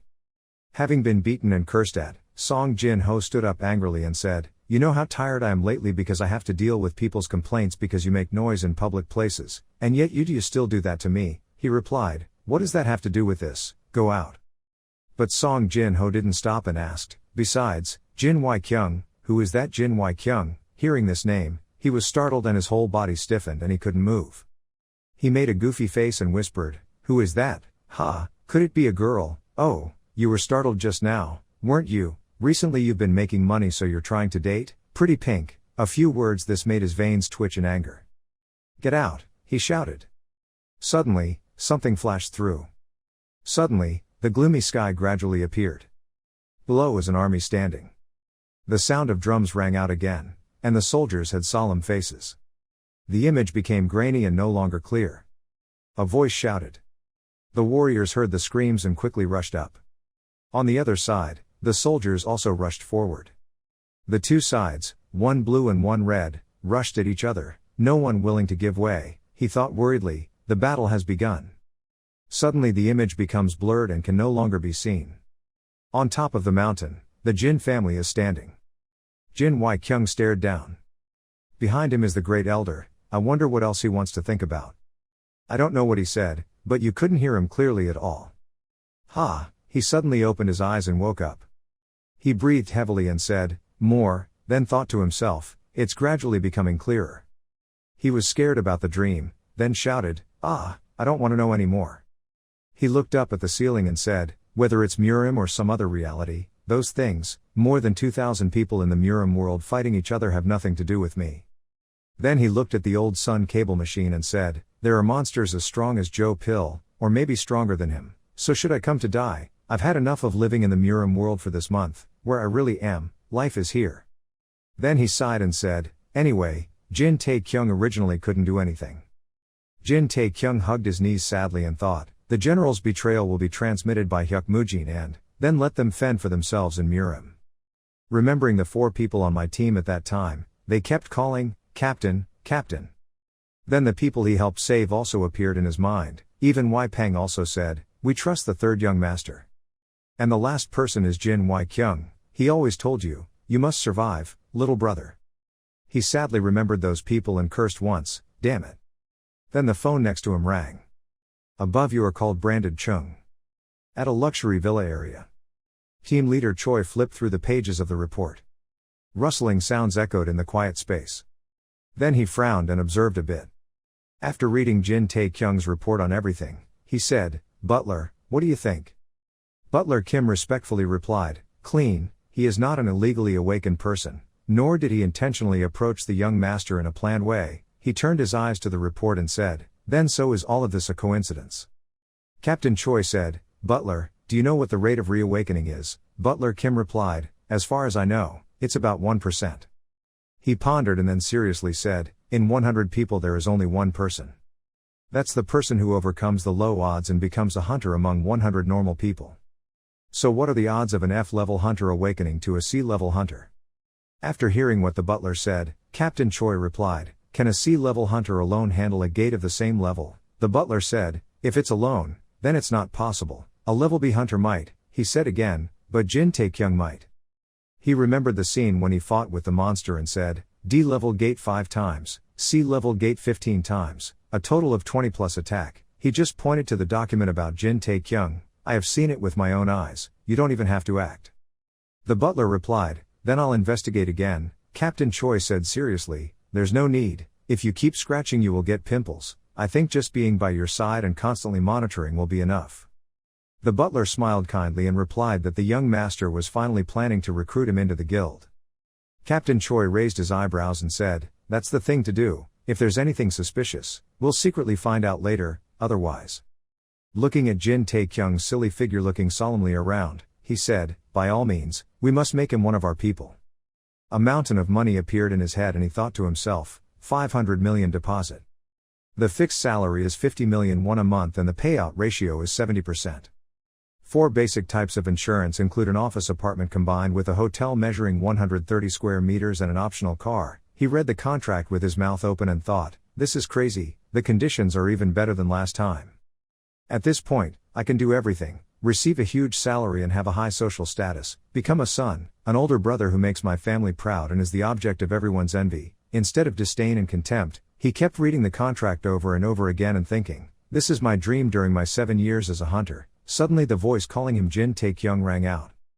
Captain Choi said seriously, "Have you solved the problem from the previous day?" "Yes," he nodded and replied, "Oh yes, that's pretty much it for now."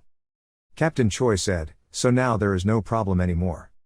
He happily said, "Yes." Captain Choi's eyes glanced at him. And he still closed his eyes and smiled. He quickly opened the pen and signed his name, "Then I'll sign it." In his heart he thought, "Let's get it done before having any other thoughts." The sound of a pen rang out, and Captain Choi calmly raised his cup of coffee to drink. After signing the contract, the words in the contract do not vibrate until the ink stains. Then he flipped to the last page to read, the last page.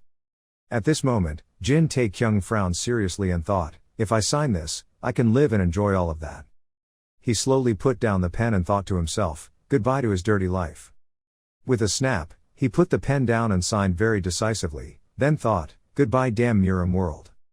He shot the pen and broke it, he thought happily, and said goodbye to this fountain pen. The atmosphere fell silent, the ink in the pen flowed all over the page. Captain Choi was silent for a moment then spoke up, Jin Tae-kyung, I asked again. He said seriously, did you really solve the problem last time? Jin Tae-kyung put down the pen and replied, not yet. Captain Choi said, if it's a problem I can help with, he happily replied, thank you for your concern but.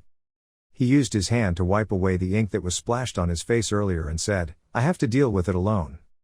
Hearing that, team leader Choi stood up. But then he sighed and said, I didn't think signing the contract would be this difficult.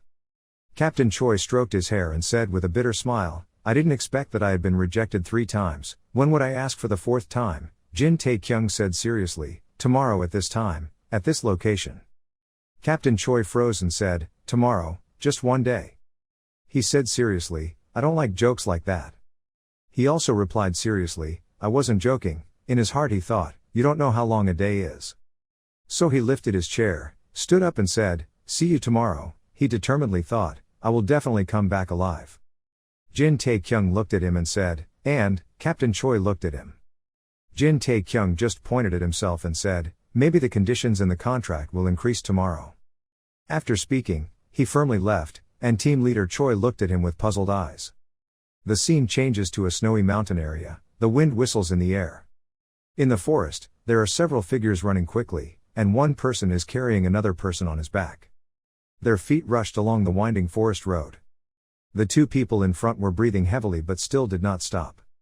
And Im Hyuk-jun was carrying Jin Tae-kyung on his back, he was also out of breath. He gritted his teeth and thought to himself, he'd go crazy. Recalling Lee Seo-gwang's order, declaring war on Hang San, the assassins disguised themselves as disciples of small and medium sects. He also remembered the great old man, and the general's betrayal. Just coming here was already a situation that would make everyone's heads explode. He glanced at Jin Tae-kyung behind him and gritted his teeth, thinking, why did this guy suddenly faint like that? Suddenly the person behind him let out a slow breath, he thought to himself, obviously he had closed his mouth but it was a real devil. Im Hyuk-jun remembered that he was still injured, moreover, he still had the wound that Jo Pil had beaten him before, he remembered what the doctor said, he had to rest for at least half a month before he could regain his health. How could I miss the battle that would decide the family's fate? Now the wound is still hidden and painful, Im Hyuk-jun thought to himself, if I knew things would be like this, I would have listened to the doctor, why suddenly speak so loudly? Looking at the blurry figures ahead, He thought to himself that he must quickly inform the general's betrayal to the main force and body. Im Hyuk-jun's eyes wanted to close, more. Suddenly a halo of light flashed in front of him, causing Im Hyuk-jun to startle his eyes open. Im Hyuk-jun dreamily saw the figure of Bodhisattva Avalokitesvara. She said, "Sentient beings, you have worked hard, now you should rest." Im Hyuk-jun screamed in his heart, "Avalokitesvara Bodhisattva." At this time, Im Hyuk-jun's eyes gradually closed. He thought, yes, this is enough. Then he blamed Jin Tae-kyung, who was lying on his back, thinking, this so-called captain always collapsed at the crucial moment and the other team members didn't bother to ask if he was okay, need help or not. Im Hyuk-jun's legs trembled and he wanted to collapse. He cursed in his heart, dazed, not knowing anymore. At that moment, Jin Tae-kyung woke up. He breathed into Im Hyuk-jun's ear, causing him to wake up. His eyes were filled with tears and he happily called out, "Captain." And Jin Tae-kyung smiled extremely generously. He showed his face and teasingly said, "There's candy in your ears." The sound of weapons colliding with each other was extremely deafening. Finally, the scarred man in the red shirt was slashed, causing him to cry out in pain. But at the same time, a sword stabbed straight into the body of Accelerator Jin's person. Blood also spurted out from his chest. In succession, the living killed the next person. Corpses were scattered all over the ground. Standing on the cliff, the people of the Jin family watched the sounds of fighting below endlessly echoing. That person thought to himself, "That's right, this is the place." At that time, it was also a fierce war. The soldiers who were killed fell like straw down the cliff, in the Battle of Gyeongma decades ago, in this narrow canyon. Under the cliff were scattered human corpses in a small pile. There was one whose shape was unrecognizable. That person thought, there were countless people who died because of chivalry. The great elder stroked his long white beard, falling into contemplation of the past. He thought to himself, at that time I was still young, what would be the use of a scholar's injury? If he died he would just become a ghost. The great elder glanced at the person standing in front of him and then asked, "Homeowner, in your opinion, how is the current situation?" Jin Wai-kyung was seriously observing the battle below. Then he replied, "Although we have the advantage in terms of troop quality and terrain superiority, but..." Jin Wai-kyung looked at his fallen disciple, blood still flowing from his mouth. Then the living person suddenly felt a sword pierce through him. Jin Wai-kyung frowned in hatred. He gritted his teeth. His voice sounded somewhat heavy as he said, "The damage on our side is also increasing." The great elder glanced at Jin Tae-kyung and said, "The leader must know when to act. The longer the battle lasts, the more impatient they will be, so don't act rashly." Hearing that, Jin Wai-kyung pondered for a moment, his voice trembling slightly, and he replied, "I know that, we have to save our energy until the brain on the Hang San side comes out." He looked very sad, tilted his head up to look at the dark sky and said, however, it was a pity that he couldn't use the fire attack he had prepared. He really didn't want a war to happen like today, he said dejectedly. He could only blame God. Behind him the great elder looked thoughtfully at Jin Wai-kyung as if he was thinking about something and did not speak.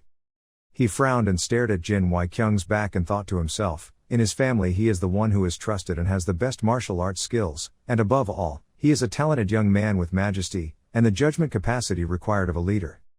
Because the great elder did not want to disrupt the plan he had laid out, he looked at Jin Wai-kyung with eyes of approval and fear, thinking, Jin Wai-kyung is the right person to be able to revive the family easily, but, what a pity, what a pity.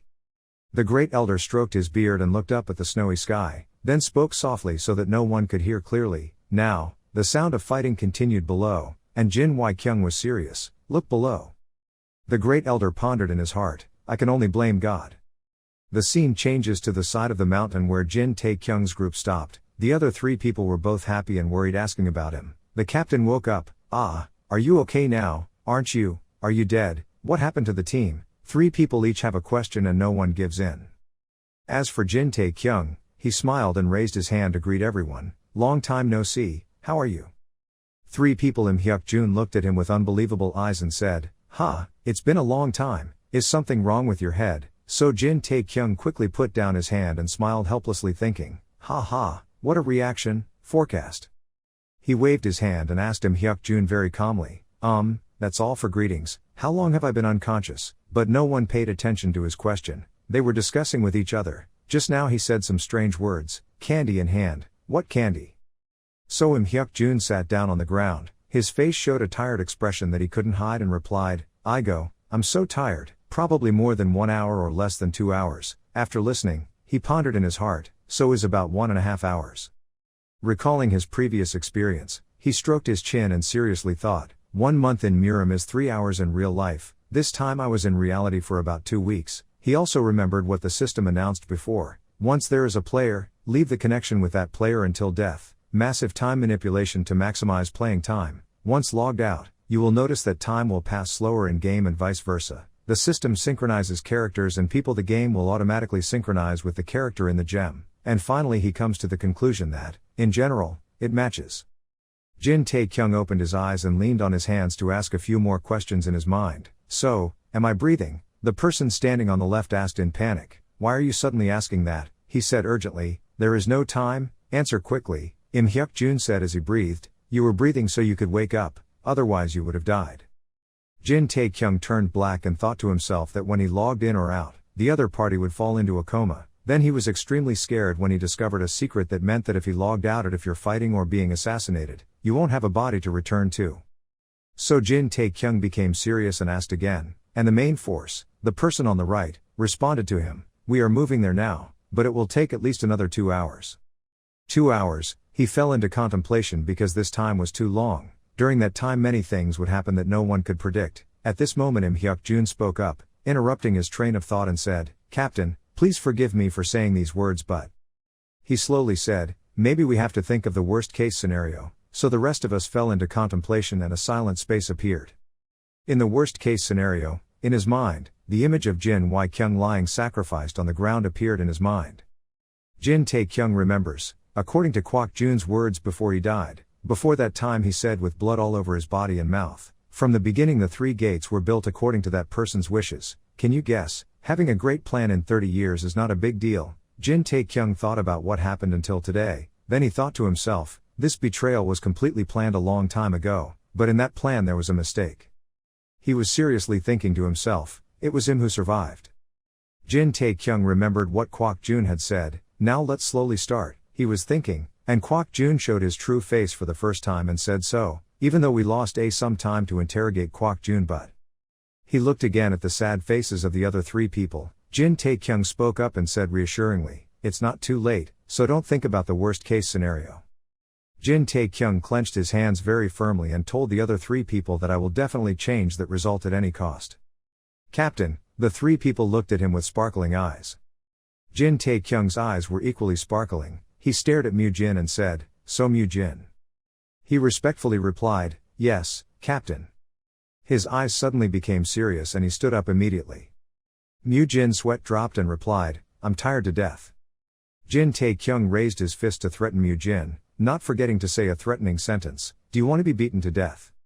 Mu-jin cried and looked at him, while Jin Tae-kyung shouted and said, we have to arrive within an hour. 1 hour, Im Hyuk-jun said in surprise, even if we go as fast as possible, it might not take 2 hours to arrive. Okay, he said again, that's why, just an hour, Mu-jin replied, how can we do this? Jin Tae-kyung acted like nothing happened and said, run as hard as you can. The 3 of them hesitated for an hour. Jin Tae-kyung ran towards first and then shouted to the people behind, hey, what are you doing standing there? Run away quickly.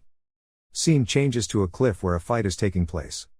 The army of the Jin family, led by a person who shouted at the person behind, wiped out everything. They were just a group of soul soldiers. On the Jin family's side, they slashed the head of the crested man, then one slashed the neck of a black-haired guy, causing them to spit out a lot of blood. At the same time, a person on the opponent's side was extremely scared and confused. He held the axe but trembled backwards thinking, if this continues, I will die. So he turned around and spoke to his teammates. His voice was shaking slightly. He shouted until he was hoarse. All the blood brothers quickly retreated. At the same time, there was a very thin red line cut on his neck, a cross. A second later, his head left his body, and he still cried out unwillingly. A bright red cloak fluttered in the wind. The Lee family looked stunned at the person holding a sword standing in front of them. The blue veins on Lee Seo Guang's forehead popped out. His voice was low as if coming from hell. He said, call the Blood Vusao team.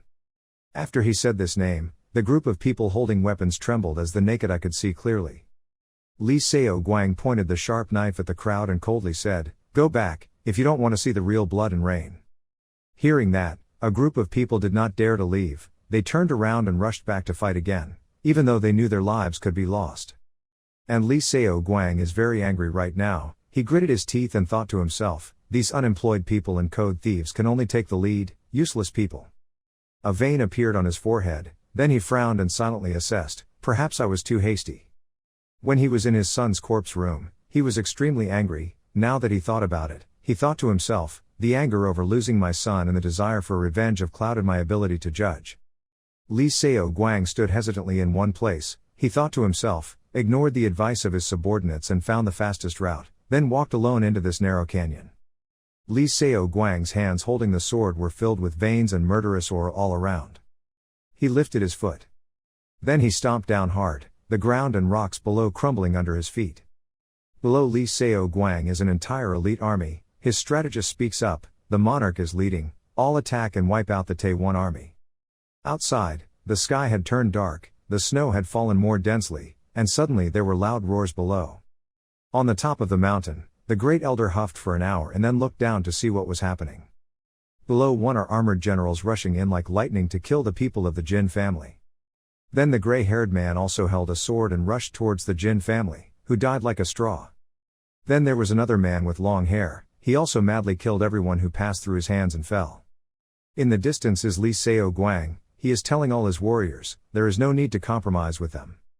On top of the mountain, when he saw that the person he needed to see had arrived, Jin Wai-kyung coldly spoke up, it's time. The great elder also solemnly continued, yes. Then he suddenly glanced at Jin Wai-kyung. In his eyes there were a few barely perceptible rays of scrutiny. He thought to himself, it would be better if he appeared a little later, no problem, they will rush in eventually. The great elder approached the cliff, he said, I will pay attention to Chun Baek. Jin Wai-kyung replied indifferently, just do what you want. Two heads of two families, right now are confronting each other, two people have two different thoughts. Li Seo Guang has a very big ambition. Jin Tae-kyung remembers his face and thinks, wolf beast Li Chun Baek. He was a transcendent master, the one who single-handedly built the mountain Kumhang sect to its peak. Then he thought, what an unfortunate fate, I have always wanted to talk to him. Jin Wai-kyung said, Wai Peng, leave the rest to me. Wai Peng respectfully took the sword and walked over and said, as you wish, my lord. Jin Wai-kyung reached for the sword. He stared at the sword looking very thoughtful. He remembered that man, in the letter he left behind, he wrote, I want to travel on land, use this sword instead of my dung. Jin Wai-kyung was silent, his face was hidden in the darkness, and then he thought to himself, I don't even know where the person who should be the leader of the family is now, give me a break, traveling on the mainland, boy, I've done nothing but stupid things all my life, and my middle brother should have received news of my situation by now. Jin Wai-kyung's eyebrows furrowed tightly, in his mind he secretly thought, I must be the one to protect the Jin family. He pulled out his sword, swung it into the air, and thought, I must win. Jin Wai-kyung turned around, stood stunned before his warriors, then raised his sword and said loudly, don't let any of them live. Moving the scene to the bottom, Li Seo Guang personally killed people of the Jin family. The people who passed through his hands were no longer intact, but Li Seo Guang still did not stop. Naturally, Li Seo Guang's eyes looked in one direction. His eyes were very cruel when looking in that direction. That person was Jin Wai-kyung. He was calmly walking forward. Li Seo Guang secretly resented saying the name Jin Wai-kyung. The sword in his hand emitted a layer of red murderous aura. He gritted his teeth and thought, here you are, I will have to kill you myself. Li Seo Guang was very angry because he saw Jin Wai-kyung. Suddenly an old voice rang out, oh, swordsman Chi. He suddenly jumped. After hearing that voice, he was a bit stunned, slowly turned his head and thought to himself, since when did he? Then, without saying a word, he swung a knife back. Behind the sword, a pile of dust appeared.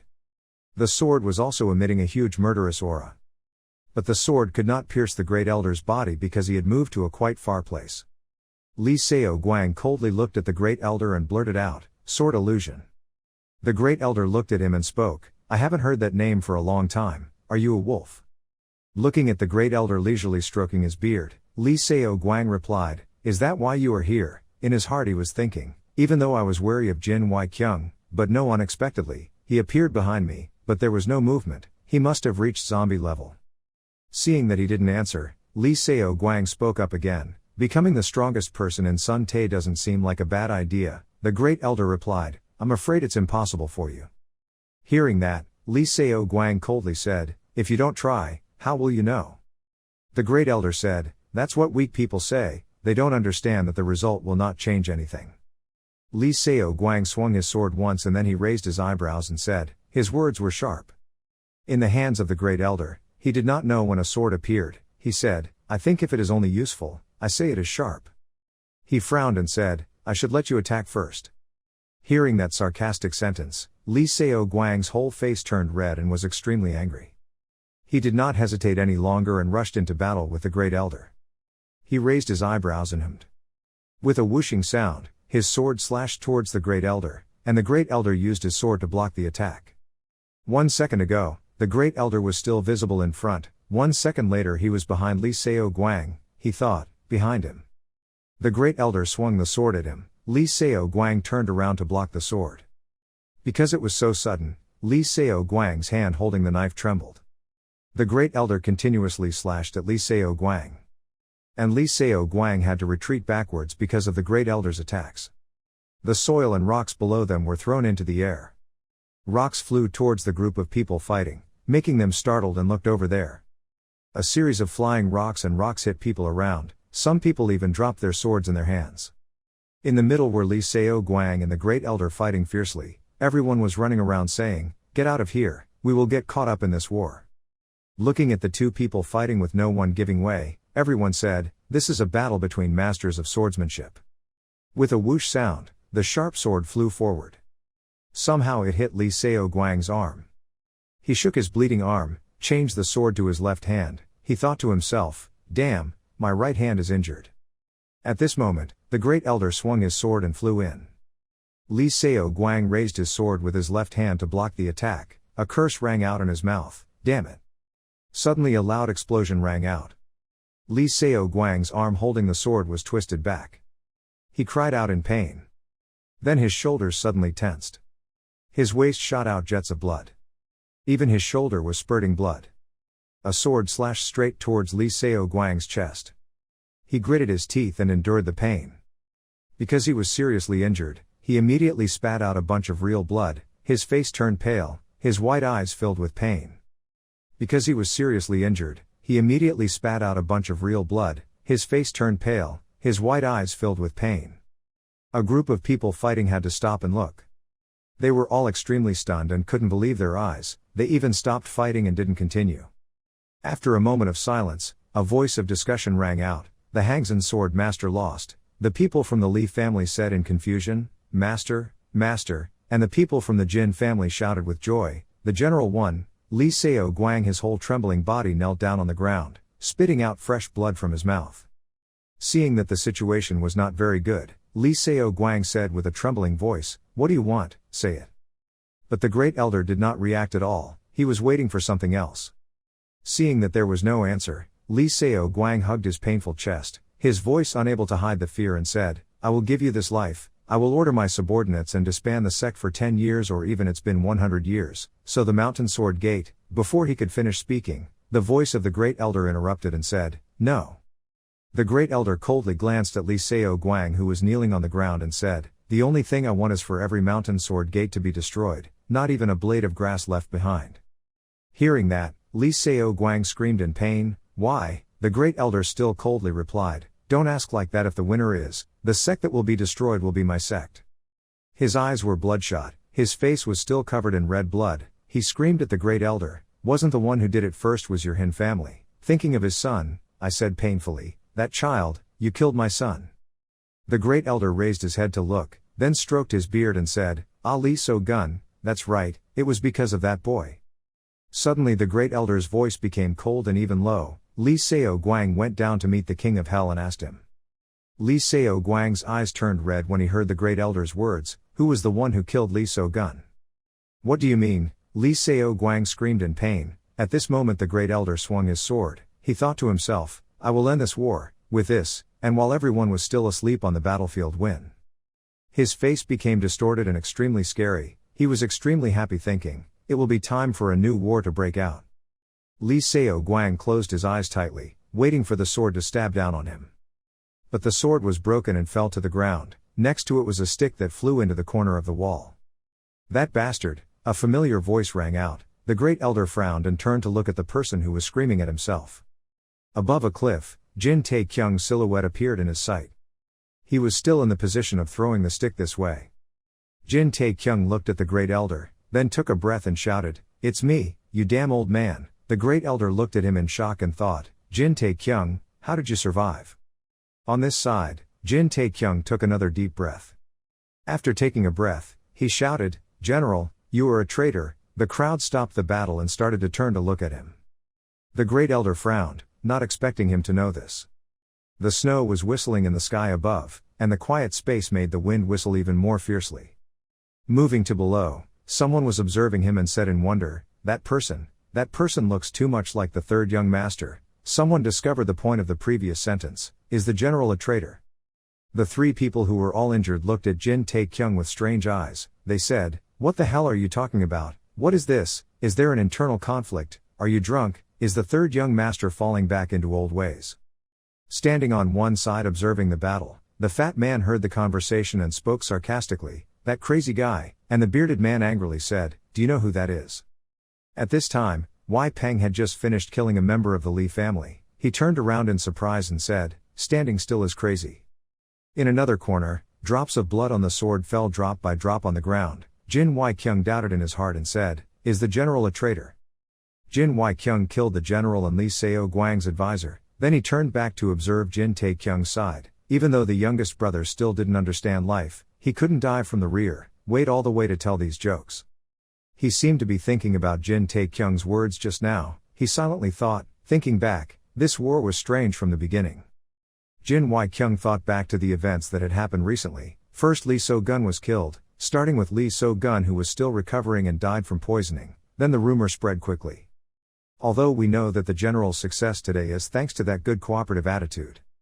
Jin Wai-kyung felt like he was standing still as he pieced together these stories. He remembered the Great Elder's face and silently lamented in his heart, but did it turn out like this because the general wanted it that way? Then he coldly called, "Wei Peng." He wiped a few drops of blood on his shirt and replied, "Give your orders." Jin Wai-kyung calmly spat out a sentence, "Beheading the Great Elder for me." Wei Peng was silent after hearing that, and the crowd behind him said in shock, "What, are you serious?" The homeowner compared. Jin Wai-kyung looked at his loyal subordinate with a serious face and said with a very determined voice, "Try your best." Hearing that, Wei Peng turned around and nodded at the same time as if responding. A bald old man shouted, "Homeowner, are you crazy?" Seeing that his master was threatened, Wei Peng rushed towards him with his sword, and the bald old man backed away in fear. Bang bang, three swords collided with each other. The two people next to him moved to block Wei Peng's sword from rushing in. The three swords all emitted terrifying murderous aura as they faced each other. Wei Peng said coldly and with disdain, "It turned out that he deliberately hid his martial arts skills." The bald old man snorted sarcastically. Hoppy raised his hand and launched a shot at Wei Peng. A gust of wind shoots Wei Peng far away. The crowd looked bewilderedly at the scene unfolding. The bearded man panicked and said, "Great Elder, what exactly is this?" The newspaper man pointed forward and said, "No way." A second bald man waved his sword and said, "It's still a bit early, but it can't be helped."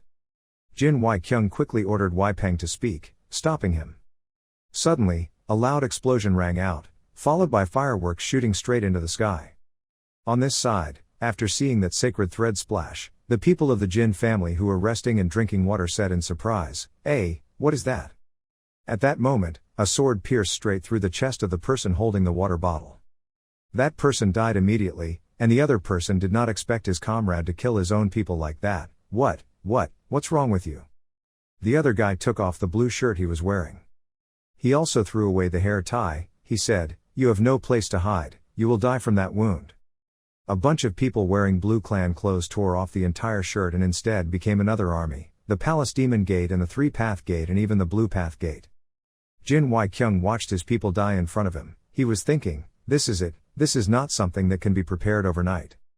The three sects continuously killed people of the Jin family. Jin Wai-kyung thought to himself, if according to plan, the incident would happen after the sect of Hang San's sword was destroyed.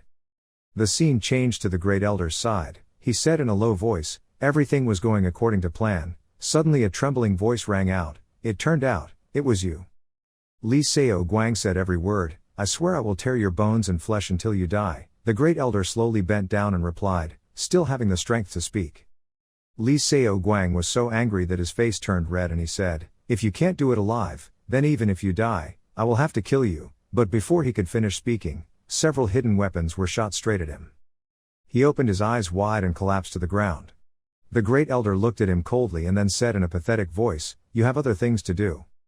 He bent down and did something with Li Seo Guang's body. A shrill scream rang out from behind, "Old bastard, don't touch him with your stiff hands." When the great elder heard that, he coldly glared at that voice.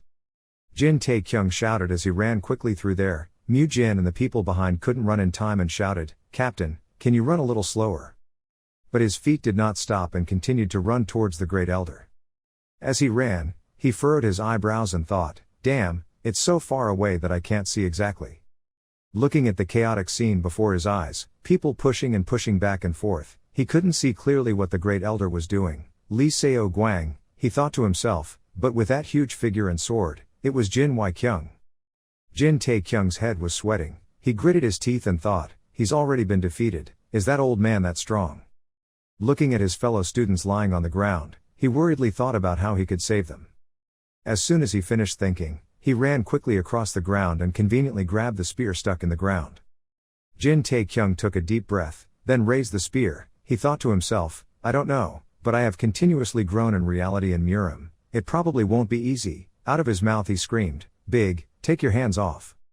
Seeing Jin Tae-kyung release the spear without any regrets, behind the two people Mu Jin shouted, "My senior brother, this bastard." At this moment the spear was rushing towards the great elder.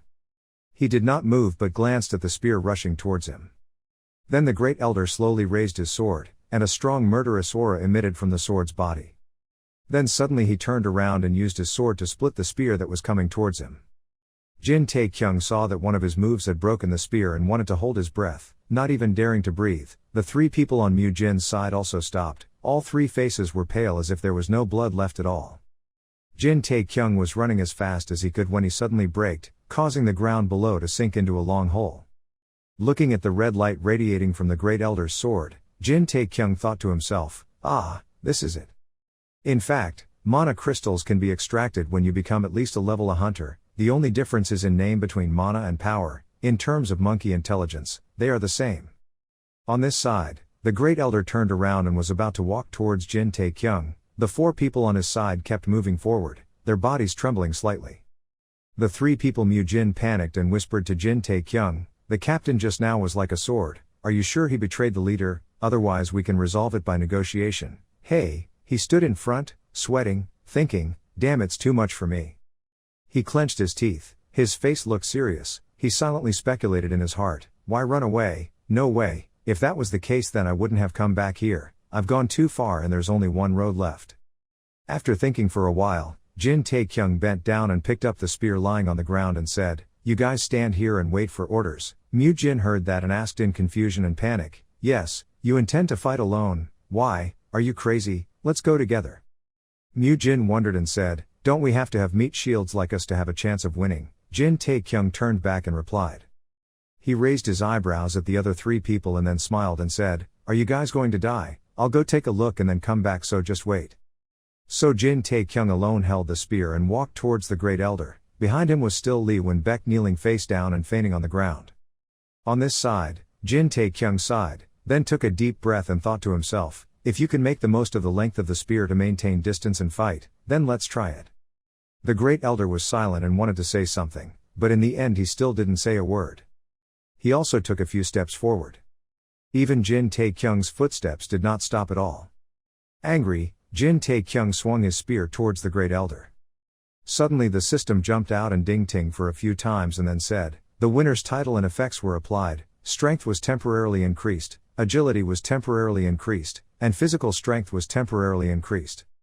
The great elder did not move, but his hand raised his sword to block the spear. His face was extremely cold. The great elder's eyes were somewhat appreciative, but most of all they were contemptuous of him. He opened his mouth and said, "That's pretty good, it can go this far." Jin Tae-kyung raised his eyebrows to notice his words, and at the same time, a light sound rang out. The great elder lightly touched the blade to the spear, causing it to break very easily without any effort at all. The great elder coldly swung his sword at him without mercy. He quickly rushed out of that circle and jumped to the side. In his hand was a spear that had been cut into 3 equal lines by the sword. His face shone with surprise that could not be hidden. Quick as lightning he threw 2 sticks towards the great elder. Without waiting for him to react, Jin Taekyung changed his direction to another side, making him extremely confused. He turned his head and glanced at him and said, "Are you planning to escape?" At this time, Jin Taekyung ran to where Lee Won-baek was lying in a pool of blood. He laughed and said, "Running away, how ridiculous." Seeing that he was being played, the great elder waved his sword angrily and said, "This brat." The airflow he threw out just happened to hit the spot where Lee Won-baek was lying. At the same time, the figure of Jin Taekyung, hugging Lee Won-baek, rushed away. After he retreated, 2 groups of people quickly rushed out with weapons, protecting the captain, protecting the third young master, and gathering everyone around. Mu Jin was among the crowded people. He stuck his head out and asked, "Is the captain okay?" Jin Taekyung didn't pay attention to his question, but he was staring blankly at the dying person. In his mind he was extremely confused, thinking, "What is this person?" He shyly looked at Lee Won-baek and said, "Sorry, but who is this?" At this time Mu Jin had managed to squeeze out. Looking at Lee Won-baek he was extremely shocked.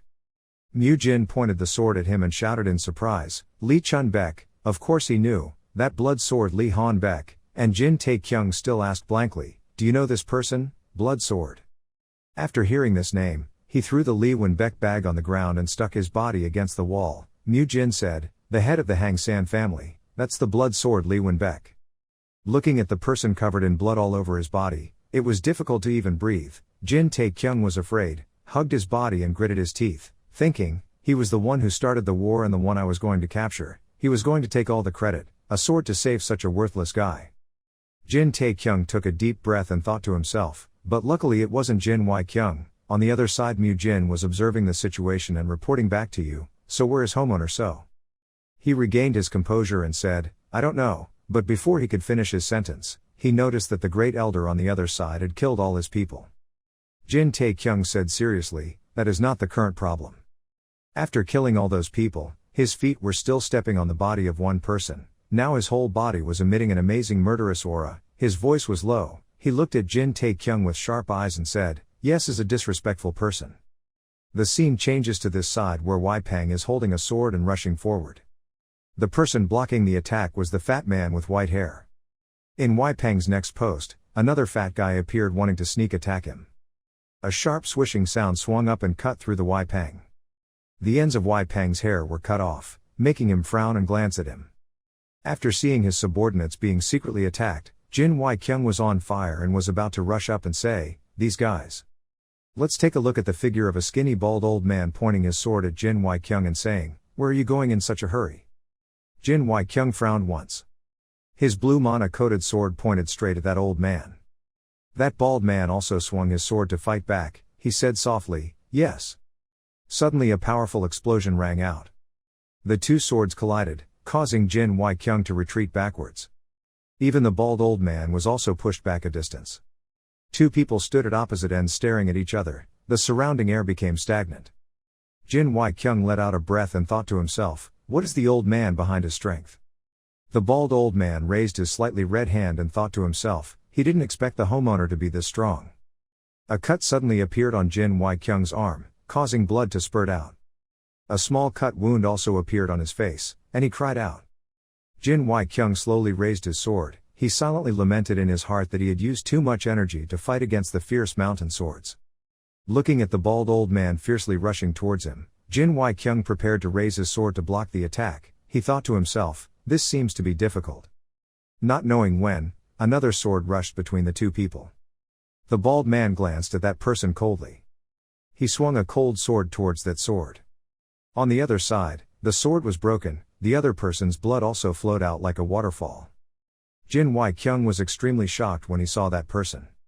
The injured person trembled and hugged the wound on his stomach. The bald man pulled out his bloody sword and coldly spoke, "Mr. Military, you are really troublesome, you really want to, so dead." The so-called advisor was holding out his broken sword and trembling as he said, "You great elders betrayed the family." The great elders said, "Oh then what?" The advisor said, "You are a warrior, master of the Jin family." The strategist spat out a large mouthful of blood. He still steadfastly pointed his sword at the great elder and said, "I order you to stop." His voice was trembling. Suddenly, a loud and shocking scream rang out. Then a series of people called out to the military advisor. The great elder looked at the group of dirty-clothed people whispering and talking. He thought, so these are the leaders, elite warriors and bureaucrats. TSK, that's so disappointing. They turned to see the fat man and the wire-bearded man already in battle, inexplicably shouting, "What the hell is this?" The bushy-bearded man was extremely shocked when he looked at the two dead bodies of his fellow disciples and thought to himself, so have you guys really been lying to us all this time? Next to him was another person. He gritted his teeth and thought, thinking that I didn't know anything and still helped them before, how shameful. Next to him was a man with long brown hair who thought to himself, I don't know when they plan to destroy the whole family. A second later, all the people were holding swords, knives, and spears, so they said, kill all those traitors. The three people in the elder team had to step back into a group to observe the situation. The great elder looked at a group of people who didn't know anything but rushed towards him. He smirked and said, it's truly indescribable stupidity. Jin Wai-kyung stood still, watching the group of people rushing towards the great elder's place. He could also hear the words, this day next year will be your day of coaxing. Even Wai Peng couldn't get in. Those people still confidently said, damn it, show them the power of the Jin family. 1 second later, Jin Wai-kyung turned his feet and turned back to the other group of people. He raised his voice very loudly and said, listen to me, the Mountain Sword Hang sect is the enemy of the Jin family. He sternly gave his opinion to the crowd and said, all of these things were meticulously planned and carried out by the elders. We must use all our strength to repel them together. To become a martial arts master, you need to practice your sword and arm muscles fully. Then stand on 2 wooden poles on your body to soak 5 bowls of water. You must undergo harsh training to prove your strength. Then it is necessary to train others to improve, and not rely on tricks like assassination. And one must always uphold one's honor so as not to have any bad reputation or dirt. But is it because we have lived too long? A handful of soil flew forward. The general panicked and turned away the lump of soil so it could avoid flying into his face. On the other side, Jin Tae-kyung commanded the group of people to continuously roll dirt and mud into a handful and hold it towards the general. Without stopping, he continued to throw the mud away quickly. When looking at this scene, the general thought to himself, throw mud, I've lived for 80 years, this is the first time I've witnessed a battle like this. A group of people bent down, some dug, some grabbed, some passed, some threw. The general silently groaned in his heart. Even the weaker factions we had fought before never gave up, but still, the crowd kept saying, bow down, don't stop. All around the general, Jin Tae-kyung's subordinates were throwing dirt at the general. While he struggled to avoid bullets made of mud, Jin Tae-kyung kept commanding, don't stop, general. The general thought angrily in his heart, you told me they were martial artists. In the general's head at this moment, 2 words echoed, pathetic. He was extremely angry, his eyes were red with anger. Jin Tae-kyung shouted one sentence, these idiots. Mu Jin looked at them just throwing insults, then angrily stomped his feet and spoke up, what the hell are you doing at this time? The general heard that and thought with a sigh of relief, wait, it seems like there's still one guy left, there's atmosphere here. But a second later, Mu Jin didn't know where to pick up a huge rock and held it up, so he said very firmly, do you think mud is enough? We have to mix more. Hearing this, the general felt speechless. Because he did not pay attention to the direction of the mud bullets, the general was extremely accurately hit in the face. Jin Tae-kyung looked there in surprise. Mu Jin was also stunned and looked at the general. The mud on the general's face fell to the ground but he did not move at all. A stone in the mud also fell to the ground, and the general suddenly gasped for a few seconds. Now the general was really angry. He coated the sword with mana and then laughed hysterically. The general was so angry that his eyes turned red. His face could not hide his murderous intent. He coldly spoke in a voice that contained a few threats and said, I hope you are mentally prepared for this. On this side, when the people heard that, they were sweating in fear, and Jin Tae-kyung looked dejectedly at Mu Jin and said, who borrowed that? Mom, you shouldn't have thrown it all at him. Mu Jin stammered in response, but I'm not the only one who does that. The general did not wait for anyone, he proactively advanced to attack. Seeing that his situation was very good, Jin Tae-kyung quickly told everyone to step back, not forgetting the instructions, step back quickly, and continued to throw mud at him. The group of people who were wrongly recognized quickly picked up mud, stuffed rocks inside and threw it towards the general. This time he gently raised his sword to clear away the mud. The whole crowd gasped in disbelief. Then Mu Jin was the first to run away. As he ran, he screamed in extreme fear. At the same time Jin Tae-kyung grabbed his collar. The general's mana-coated sword just happened to pierce the exact spot where Mu Jin was standing by just now. Jin Taekyung didn't know where he got a spear, threw Mu Jin back and coldly said, ran, leaving him alone to confront the general. His sword grazed his right hand, the blood in it quickly flowed out. Jin Taekyung cried out in pain. The general looked at him and said menacingly, "You dare to stop me, aren't you afraid?" Jin Taekyung turned around and ran and replied, "If I told you I was scared, would you let me live?" The general followed his footsteps and ran after him, then replied sarcastically, "Oh, I can't believe it." He raised his sword and prepared to stab Jin Taekyung in the back. "It seems like you need to learn how to behave first." He cautiously turned his head to observe the situation, looking at the mana-wrapped sword that was about to stab at him. Jin Taekyung opened his eyes. He was depressed and thought to himself, "I left my mother." Just as the sword was about to stab him, another sword blocked it. The general frowned at the person who had just appeared, so he jumped around and backed away. As for Jin Taekyung, he fell freely to the ground with a big thud.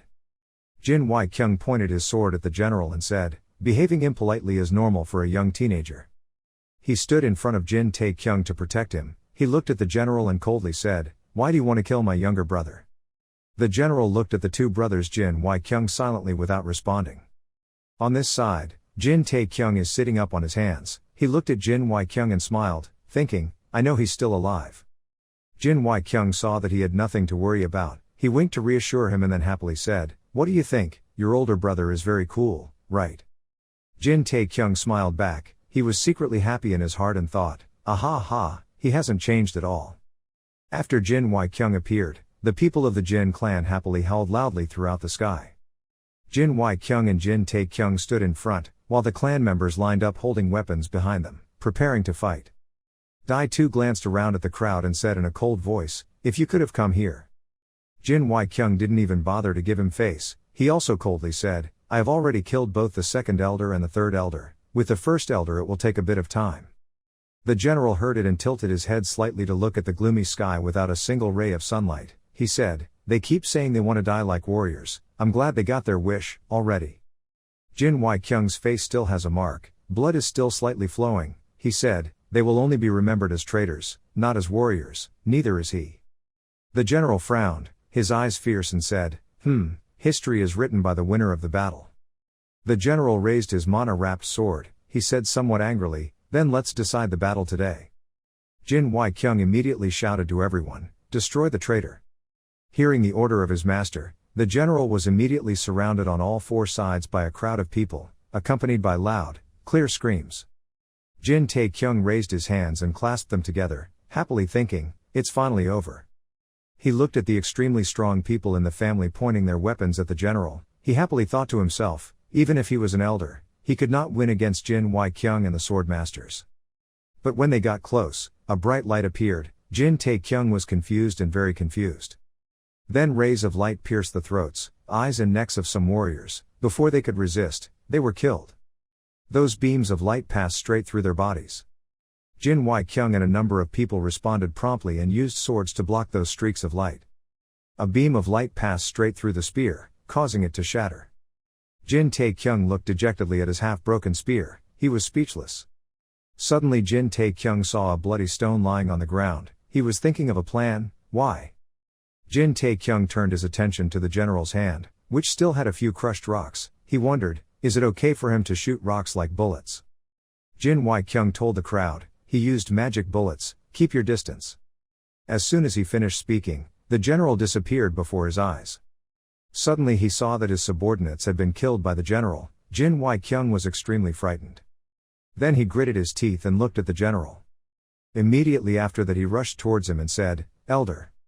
The general saw Jin Kyung rushing towards him with a sword and also raised his sword to block it.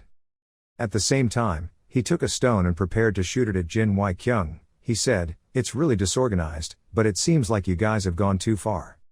The stone was shot away. Jin Kyung quickly jumped in the other direction. The stone was flying straight towards Jin Taekyung as he was running towards it. Seeing a hidden weapon flying towards him, he immediately jumped up and turned around in midair to avoid it, and that stone flew straight towards the middle of a person's head. The other person screamed in pain and then knelt down. While Jin Taekyung was about to stand up, he looked at the other person and whispered apologetically in his heart, "Oh God, I'm sorry for pretending. I should have broken that attack." Dodge bullets without thinking about it. Seeing Jin Tae-kyung rolling around on the ground, the general was holding a sword in one hand to block Jin Wai-kyung's sword, and he said, "It's a shame to have to roll around on the ground like a donkey." Jin Tae-kyung heard the sarcasm in his voice. He stood up slowly and walked over to say, "Shut my mouth so I don't have to die." The general was conveniently knocking down a person and he replied, "Oh, he sounds like a real warrior when he talks." Hearing that, he made a face and thought to himself, "Damn, how can an old man be so strong?" He blocked all attacks while being surrounded. Jin Tae-kyung observed everything around him and silently calculated in his heart, "What should I do? I wish I could skewer him with a spear, but there's nothing I can do here." Suddenly he looked down at his fallen teammate and thought for a moment. The scene changes to this side. The man with the beard slashes at the general, but his sword is broken by him. And behind him, there was a person who was about to stab his sword into the general's stomach and said, "Die." The general turned around and placed his sinewy hand on that person's head. Without hesitation, he turned the person's neck once. The other person's neck was twisted 180 degrees, blood flowed from his mouth, and at the same time, Jin Wai-kyung rushed to fight with the general. Jin Wai-kyung gritted his teeth as he fought and thought to himself, "Damn, he didn't even have the slightest flaw, I can't believe he hit it all this time." The general pushed Jin Wai-kyung back a bit, at the same time a person holding a sword slashed straight at the general. The general took a stone and shot it towards that person's eyebrows, then conveniently blocked Jin Wai-kyung's sword attack. After blocking Jin Wai-kyung's attack, the person who was shot fell down. The general glanced at the other person and then looked coldly. Then he took the sword and cut off that person's head. He was unhappy and said, "How dare you interfere?" Jin Wai-kyung seized the opportunity and prepared to search. He thought to himself, "This is the opportunity." The general glanced at Jin Wai-kyung, then gritted his teeth and said, You think you?" Before he could say a word, Jin Tae-kyung's voice rang out, "Sorry for using the corpse of a fallen warrior." The general's body suddenly trembled. Taking this opportunity, Jin Wai-kyung shouted and stabbed his sword at the general. Behind Jin Tae-kyung took a spear and stabbed at the general. He coldly said, "But, I will definitely avenge you." His face was serious and he said, "One strike." Behind and in front were surrounded by Jin Tae-kyung's two brothers. The general did not move anymore. He realized the danger was approaching. The general thought to himself, "I am in danger." Suddenly he let out a breath. The general stomped his foot deeply, causing all the rocks to crumble. The general raised his mana-coated sword. He also added another layer of mana to increase his strength. Jin Wai-kyung frowned in recognition, increasing his sword energy. At this time, Jin Wai-kyung was preparing to stab the sword into the general's head. The general waved his hand and used his sword to break Jin Wai-kyung's sword. He returned in shock. A second later Jin Wai-kyung's face became weaker, not a single ray of life could be seen on his whole face. Jin Wai-kyung cried out in pain and then spat out a large mouthful of fresh blood. On this side, the sharp tip of the spear controlled by Jin Tae-kyung was about to touch the general's body. He only used 3 fingers to gently touch the spear and also passed a little mana into it. But Jin Tae-kyung also refused to be weak. He wrapped a layer of yellow energy around his body and shouted with determination to rush towards the general. He saw that he could not break the spear, then looked at the yellow light and was somewhat shocked. Then a beam of yellow energy hit him in front of him. Corpses of soldiers lie all over the ground. The survivors were not much better, with countless large and small wounds on their bodies and bleeding profusely. Jin Tae-kyung rushed forward and stabbed the spear straight into the great elder's body. This scene happened so suddenly, he rolled his eyes and said, "What kind of trick is this?" Jin Tae-kyung said coldly, "It was a flash." The sharp blade stuck deep into the ground. The great elder retreated slightly. He raised his hand to press the bleeding point at the wound Jin Tae-kyung stabbed, opened his mouth and mumbled, one flash, huh?" The great elder lowered his head and looked down at his empty sleeves, raised his eyebrows and exclaimed, "I didn't expect that at this age I would still have to become an armless man." After saying this, he immediately turned back, towards where Jin Wai-kyung was standing and said, "You 3 brothers will grow up to be good people, good enough to lead the Tae-won Jin family." Hearing these words, Jin Wai-kyung let out a breath, holding his front wound with one hand and slowly replied, "My brothers are the pride of the Tae-won Jin family."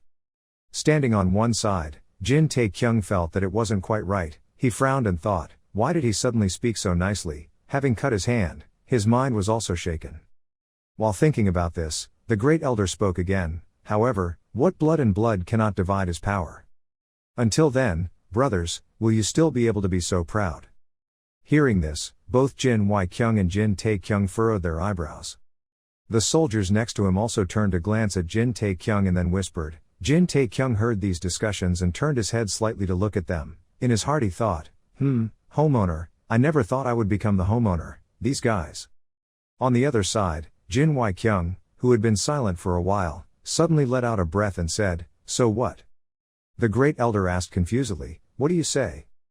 Jin Wai-kyung said coldly, the reason you betrayed me, along with the reason why today happened. Standing there listening to these two people speak correctly, Jin Tae-kyung helplessly put her hands on her hips and thought, the war between the heirs, is it because of this? At this time, Jin Wai-kyung asked again, what was it all about? The great elder did not speak but silently stared at the other person. Then he asked, do you know anything about your grandfather? I have never heard anything, my father also mentioned him. Jin Wai-kyung replied, the great elder said, he is a man, merciless, cruel to both his children and his only grandchild. We used to be good brothers, but for some reason we gradually became distant, and at the same time, a great war broke out. 10,000 devils, they came in droves, although the martial arts world had made up their minds, they could only form an alliance with 9 sects and 1 gang, so they were very busy protecting the base. Because I am a member of the Tae-1 Jin family, I had to gather all the people with martial arts skills in Sun Tae Citadel. The battle broke out right here, at this bowl of martial arts. Hearing this, Jin Wai-kyung frowned and said, it was an unequal match, so in the end the victory belonged to us. It was a very great victory, that is also the reason the name Hua Young earned, still remembered until now. The great elder let out a long breath, he said, the result is the same but. Hesitating for a moment, he slowly finished the last few words, I was ambushed. Hearing this, Jin Wai-kyung was momentarily stunned. The great elder put his other hand on the hilt of the sword next to him and spoke neither quickly nor slowly, being pushed to the depths of the mountain to fight. All my efforts were like eggs against rocks, I swung my sword like crazy but not even the slightest doubt. At that time, looking at the dangerous and helpless situation in front of him, the great elder thought to himself in fear, how could they be waiting in ambush here? It was clear that the great elder had already blocked the way to the 8-ton Hayop. Remembering the past, the great elder exclaimed, in the suicide group, except for me, there were only 8 survivors, when I finally returned to the family home. That day, I will never forget his expression that day. Is that true? Jin Wai-kyung asked doubtfully. The great elder nodded and said, that was the time when the country changed several times, but you think I only came here to doubt. Later, to protect their lives, all 3 became elders, the remaining 5 left the sect and established another small sect, waiting for revenge. Hearing this, Jin Wai-kyung was startled and thought, the 5 masters of Sun Tae 5 Mons are these 5 people.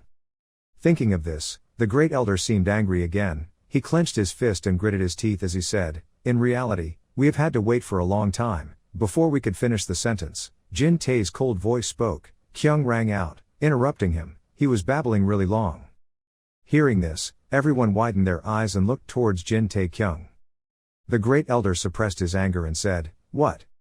Jin Tae-kyung raised his hand and scratched his ear and replied in disgust, I listened carefully to see what it was, but the ultimate goal is to take revenge lightly. After eliminating the obstacles that are Tae-1 Jin Jia and Hang San Sword Gate, you will take over the entire Sun Tae city, right? Having been told this, the great elder gritted his teeth and scolded. Jin Tae-kyung didn't bother to pay attention. He continued contemptuously, isn't that right? Otherwise, why would he come to take revenge now? This happened at least 40 years ago. How many people are still alive from the person who stabbed you in the back? It's been a long time since the incident and you're still trying to do it. Being questioned like that, great elder rolled your eyes and shouted, why do you say insulting things every time you open your mouth? Hearing this, Jin Tae-kyung immediately fell silent and did not say another word. He looked around at the bodies on the ground, thought for a moment and then continued, it's come to this, I still have to compare it with you. Below their feet were countless human corpses. Everyone died because of this battle. The great elder lost an arm and stood silently in one place. I don't know how much time passed when he suddenly opened his mouth and said, okay, then what else can I say? Having finished speaking, the great elder's remaining hand slowly grasped the hilt of the sword and lifted it up. The blade of the sword flashed red light. He pointed the tip of the sword straight at Jin Tae-kyung and gritted his teeth and said, come and show me the end of everything. Hearing these words, Jin Wai-kyung hurriedly shouted, great elder. Jin Tae-kyung on the opposite side was extremely excited and shouted orders, fight, hunt this injured animal for me. Each sharp sword was swung out and slashed straight towards the surrounding soldiers. The sword slashed right into the neck, causing fresh blood to spurt out. The air around here had a sweet, fishy smell of hot blood. The sword energy was so sharp that with just one swipe, it slashed the weapons of the surviving soldiers. The corpse of a soldier fell straight at the feet of the Great Elder. With just one good hand, he killed countless people with just one sword strike. The soldiers behind were extremely angry, immediately raised their swords and rushed towards the Great Elder. The sharp blade slashed straight into his back. Seeing this scene, Jin Tae-kyung frowned and thought, has he been defeated yet? Seeing that the other person was no longer moving, Jin Tae-kyung silently exclaimed that this karmic old man had finally collapsed. Having said that, he immediately raised the spear in his hand, shouted loudly and rushed forward. When the spear was about to hit the Great Elder, he suddenly leaned to the side to avoid it, but even so, a large wound appeared on his side. The Great Elder was extremely angry and immediately waved his sword and shouted, "You, this rat." Seeing this situation, Jin Tae-kyung thought to himself, haven't fallen yet. He turned his wrist once, stepped back slightly and then slashed out a sharp move. The Great Elder's back was immediately slashed, causing blood to spurt out like a stream. He opened his mouth in pain and spat out a large mouthful of blood. Immediately after that, his whole body suddenly staggered, and the Great Elder coughed several times and could no longer stand. He knelt down slightly, looked at Jin Tae-kyung with cold eyes and said, "I forgot about you. You learned the habit of stabbing others in the back from my brother, right?" Hearing the Great Elder say that, Jin Tae-kyung immediately objected, "His loved ones are slowly dying, what's so important about these moves?" The Great Elder tried to suppress the trembling in his heart and said in a cold voice, "I am inherently a loner, and have nothing to be ashamed of." Jin Tae-kyung doesn't think so, he says, but before he was a loner, he was a homeowner. Homeowner, ha ha. The Great Elder laughed as if something was funny. At this time Jin Tae-kyung spoke again, "Great Elder, times have changed. Let's end this meaningless war." Jin Tae-kyung stood to the side looking at this scene without saying anything. I don't know how long it took, the Great Elder's voice rang out again, he was right. He stood up with his sword and said slowly, "I don't know if this match is meaningless or not. But before I stopped, after saying this, one of the Great Elder's eyes suddenly flashed red light. Jin Tae-kyung suddenly hit him, he seemed to see something in the eyes of the Great Elder. Jin Tae-kyung remembered Joe Pill's crazy appearance, he thought to himself, that figure was exactly like that time. Before he died, he self-immolated and held up the air of genius. At this moment, in front of him, the Great Elder suddenly raised his sword. Looking at this move of his, Jin Tae-kyung rolled his eyes and said, even the way he raised his sword was the same. Jin Tae-kyung seemed to realize something and was startled. He quickly grabbed his sword and rushed forward, then shouted loudly, "No luck." I only saw the Great Elder jumping high, then not bothering to pay attention to Jin Tae-kyung but rushed forward. The sharp sword slashed loudly towards Jin Tae-kyung. This situation happened so suddenly that he stopped dead on the spot, silently saying in his heart, "Stop dying." Jin Tae-kyung thought he had to do something, so he gritted his teeth, raised the spear handle and stabbed forward. The sharp tip of the spear stabbed into the flesh. Jin Tae-kyung quickly opened his eyes and looked around. Seeing in front of him, the Great Elder's eyes widened, his face full of horror. Yet Jin Tae-kyung's spear crashed into Lee Shon-beek's back. And his sword also stabbed straight into the Great Elder's stomach. Although Lee Shon-beek was in pain, he still curled his mouth and said, "That's why you have to shed your own blood." After saying this, he threw his head back to the sky and laughed happily. Laughing, Lee Shon-beek immediately fell straight down, revealing the tip of the spear still soaked in Jin Tae-kyung's fresh blood. Right now, the system notification pops out, "You have won level 75 Lee Shon-beek, level up, level up, level up." Thanks to the continuous effect of leveling up, all your statuses will be restored. As soon as this announcement came out, a stream of blue light immediately rose around his body.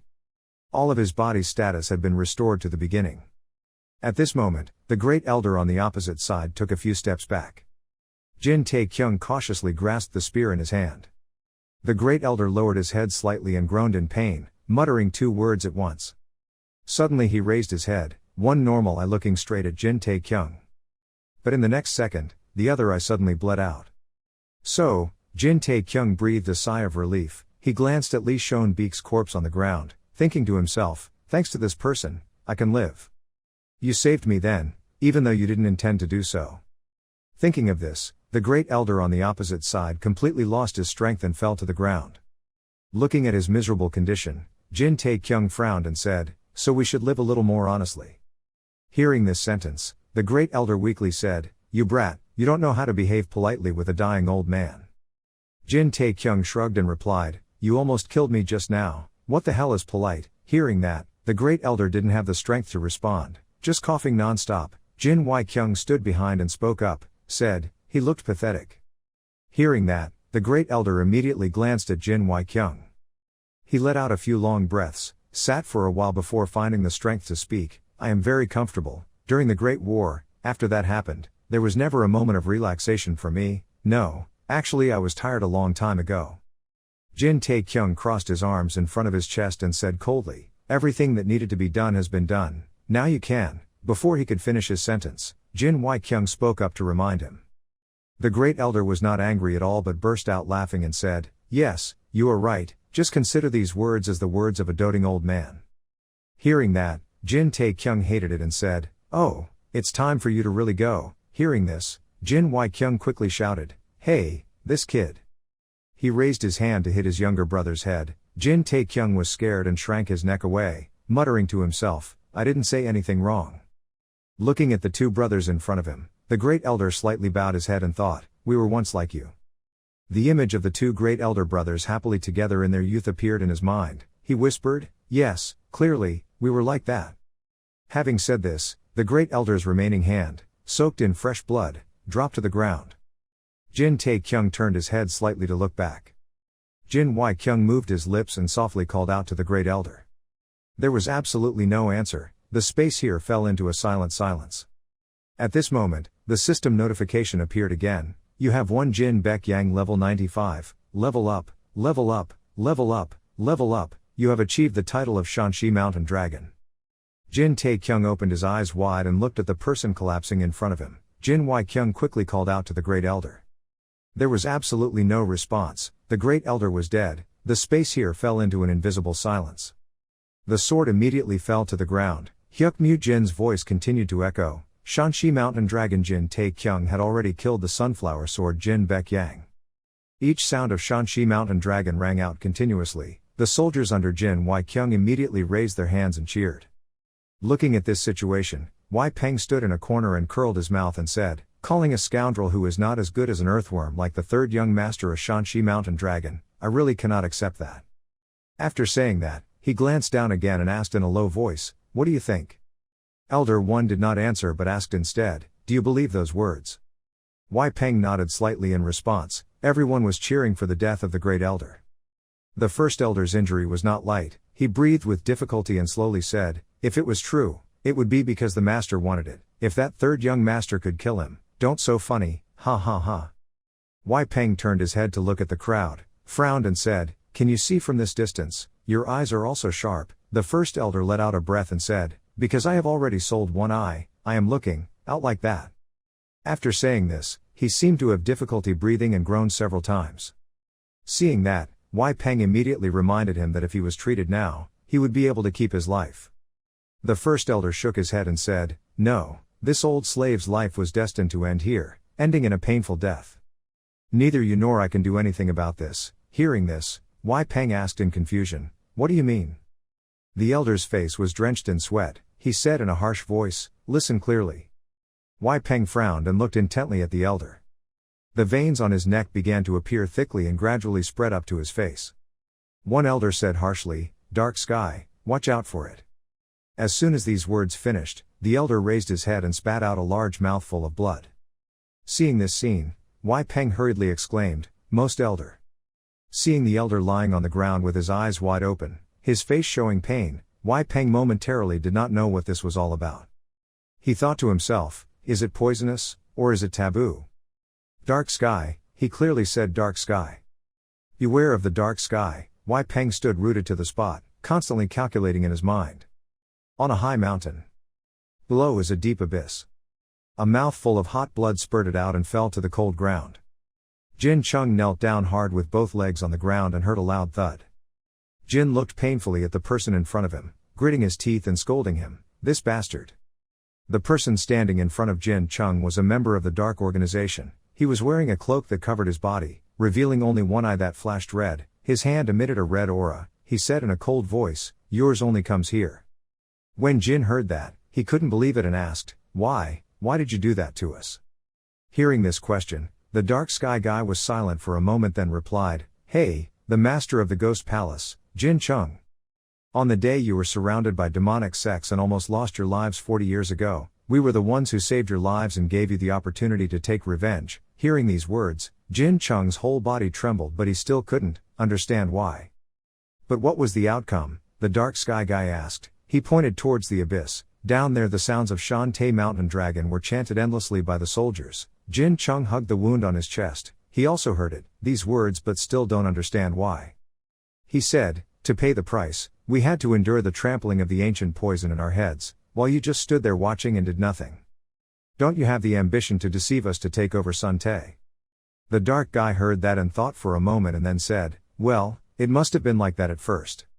So why in the end?" Jin Chung's anger grew closer. This dark guy's eyes flashed coldly again. He approached Jin Chung and said coldly, "What, for a better prospect?" Following the attack's movements, a handprint was imprinted on Jin Chung's chest. This blow caused him to lose momentum and fly straight into the abyss. This dark guy stood still, watching the person fall, then exclaimed, "Oh goo, that must be painful." He was about to say something when the chants of Shanxi Mountain Dragon, Jin Tae Kyung echoed from below. This dark guy's whole body trembled.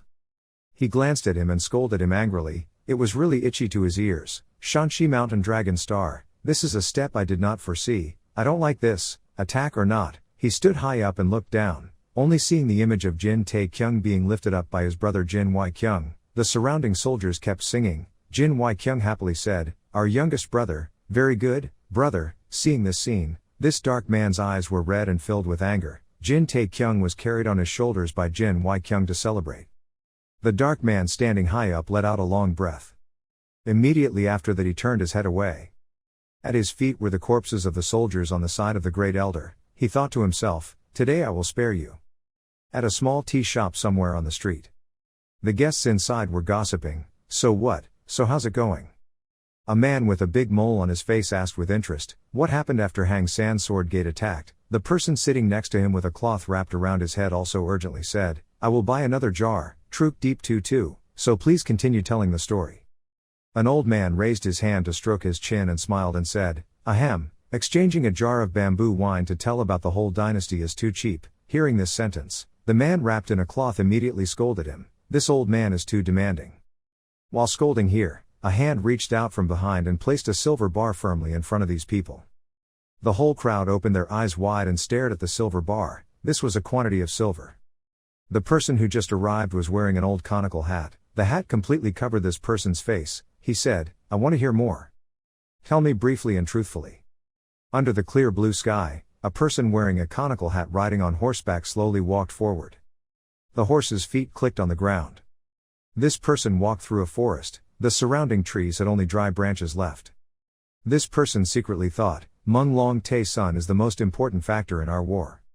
He remembered what the old man in the tea shop had told him. He said that if the Meng Long Tae Sun and the Jin clan joined forces, their victory would be easy. So when the Hang Sword Mountain was pushed to the brink of disintegration, it's easy to understand. I just don't know what happened when the second young master, Lee Seo Gun and Lee Chun Baek all died, and since the first young master, who was supposed to succeed the crown, died in the process, bandit raid a few years ago. This old man picked up the white silver bar and touched it a few times, then said the 4 words Meng Long Tae Sun. People outside have been constantly talking about this name, so Meng Long Tae Sun single-handedly resolved the most powerful force in the Hubei region, the 18th Forest Army. He is truly a handsome man, he is truly a son of heaven on earth. The righteous warrior will not forgive any bad guys. The old man now asked the people around him, "Aha, do you want to know who that person is? It's none other than the master of the Jin family, Jin Tae Kyung." The person wearing a conical hat was riding on horseback. Thinking about what he had heard, he raised his hand to support his forehead. Then he raised the corner of his mouth, not knowing what he was thinking. After walking for a while, a shout of stopping was heard ahead. A gatekeeper stepped forward to block the horse of the person wearing the conical hat. The gatekeeper raised his head and said, "I am the guardian of the West Mountain Gate, also the gatekeeper of the great Jin family. I am Hyuk Jin, the powerful right hand of the West Mountain Dream Dragon. Now, quickly tell me your name and the reason for your visit. Hearing Hyuk Jin's words, the person wearing the conical hat got a little angry, gritted his teeth and cursed, closed his mouth and quickly opened the gate. In her room, Jin Tae-kyung was so excited that she opened her mouth wide. Looking at my stats that had reached level 50, Jin Tae-kyung happily exclaimed, I had leveled up 13 levels in just one go. The combat power is also over 1000. I also received a new title, the family's disgrace has disappeared, haha. As long as I can, risking my life and fighting with the elders is worth it. Speaking of this, Jin Tae-kyung remembered the scary battle with the great elder before. He curled his mouth in admiration, but that old man was really terrible. How could a level 95 guy lose to him? What would it be like to fight him one-on-one? It probably wouldn't last more than a minute. But anyway, I survived. Title check. Jin Tae-kyung's current title on the notification screen reads, Mung Long Tae-sun is top class. Effects, increase all parameters by 10, increase combat power by 100. Your title is known coming all over the Western Mountains. However, the world of Murim is extremely vast and mysterious. You should not let your rank drop. After reading these lines, Jin Tae-kyung thought to himself, Mung Long Tae-sun. He remembered that in the real world, Goyang City is one punch away from death. Incheon City has a sea of blood. Isn't that your title? It must be like that. Remembering these names, Jin Tae-kyung thought, probably because I'm not the strongest, but at least I know who I am. Delicious, at least I'm stronger now. I will become the strongest person in this world and then return to the real world and then ask for a raise. I probably have to log out when I reach Hunter rank B. No, I probably have to reach rank A to log out. While thinking endlessly, Jin Tae-kyung suddenly stopped. He jumped up from the bed, sweating and shouted, wait. I think I forgot my damn pants or something. Just saying this, the door of the room seemed to be hit by a strong force and immediately broke and flew towards where Jin Tae-kyung was sitting. Followed by a person who slowly walked in. This person raised his voice and said, so it's you here. Jin Tae-kyung looked warily at the person who had just arrived, completely unaware of who this was. The person who came was the person wearing a conical hat and riding a horse just now. Behind him, Hyuk Jin was filled with fear. Who the hell is this guy? Jin Tae-kyung pointed to the person who had just appeared and asked Hyuk Jin. He stammered and still couldn't say a complete sentence. Hyuk Jin tried to suppress the fear in his heart, turned his head to look at the person wearing the hat, then stammered and said to Jin Tae-kyung, don't you recognize this person? Hearing that, Jin Tae-kyung asked in confusion, how the hell do I know? Who must it be? You brought him here.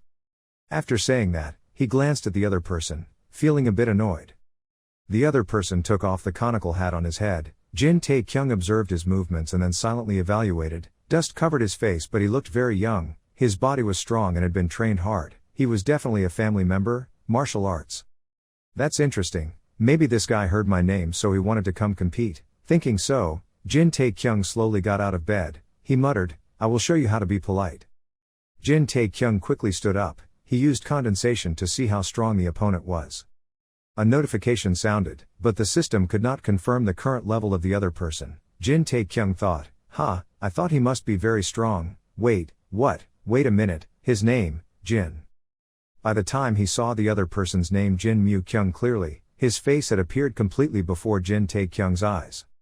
In the infirmary, Jin Y-kyung asked, second brother, don't you remember him? Jin Tae-kyung shook his head and replied no.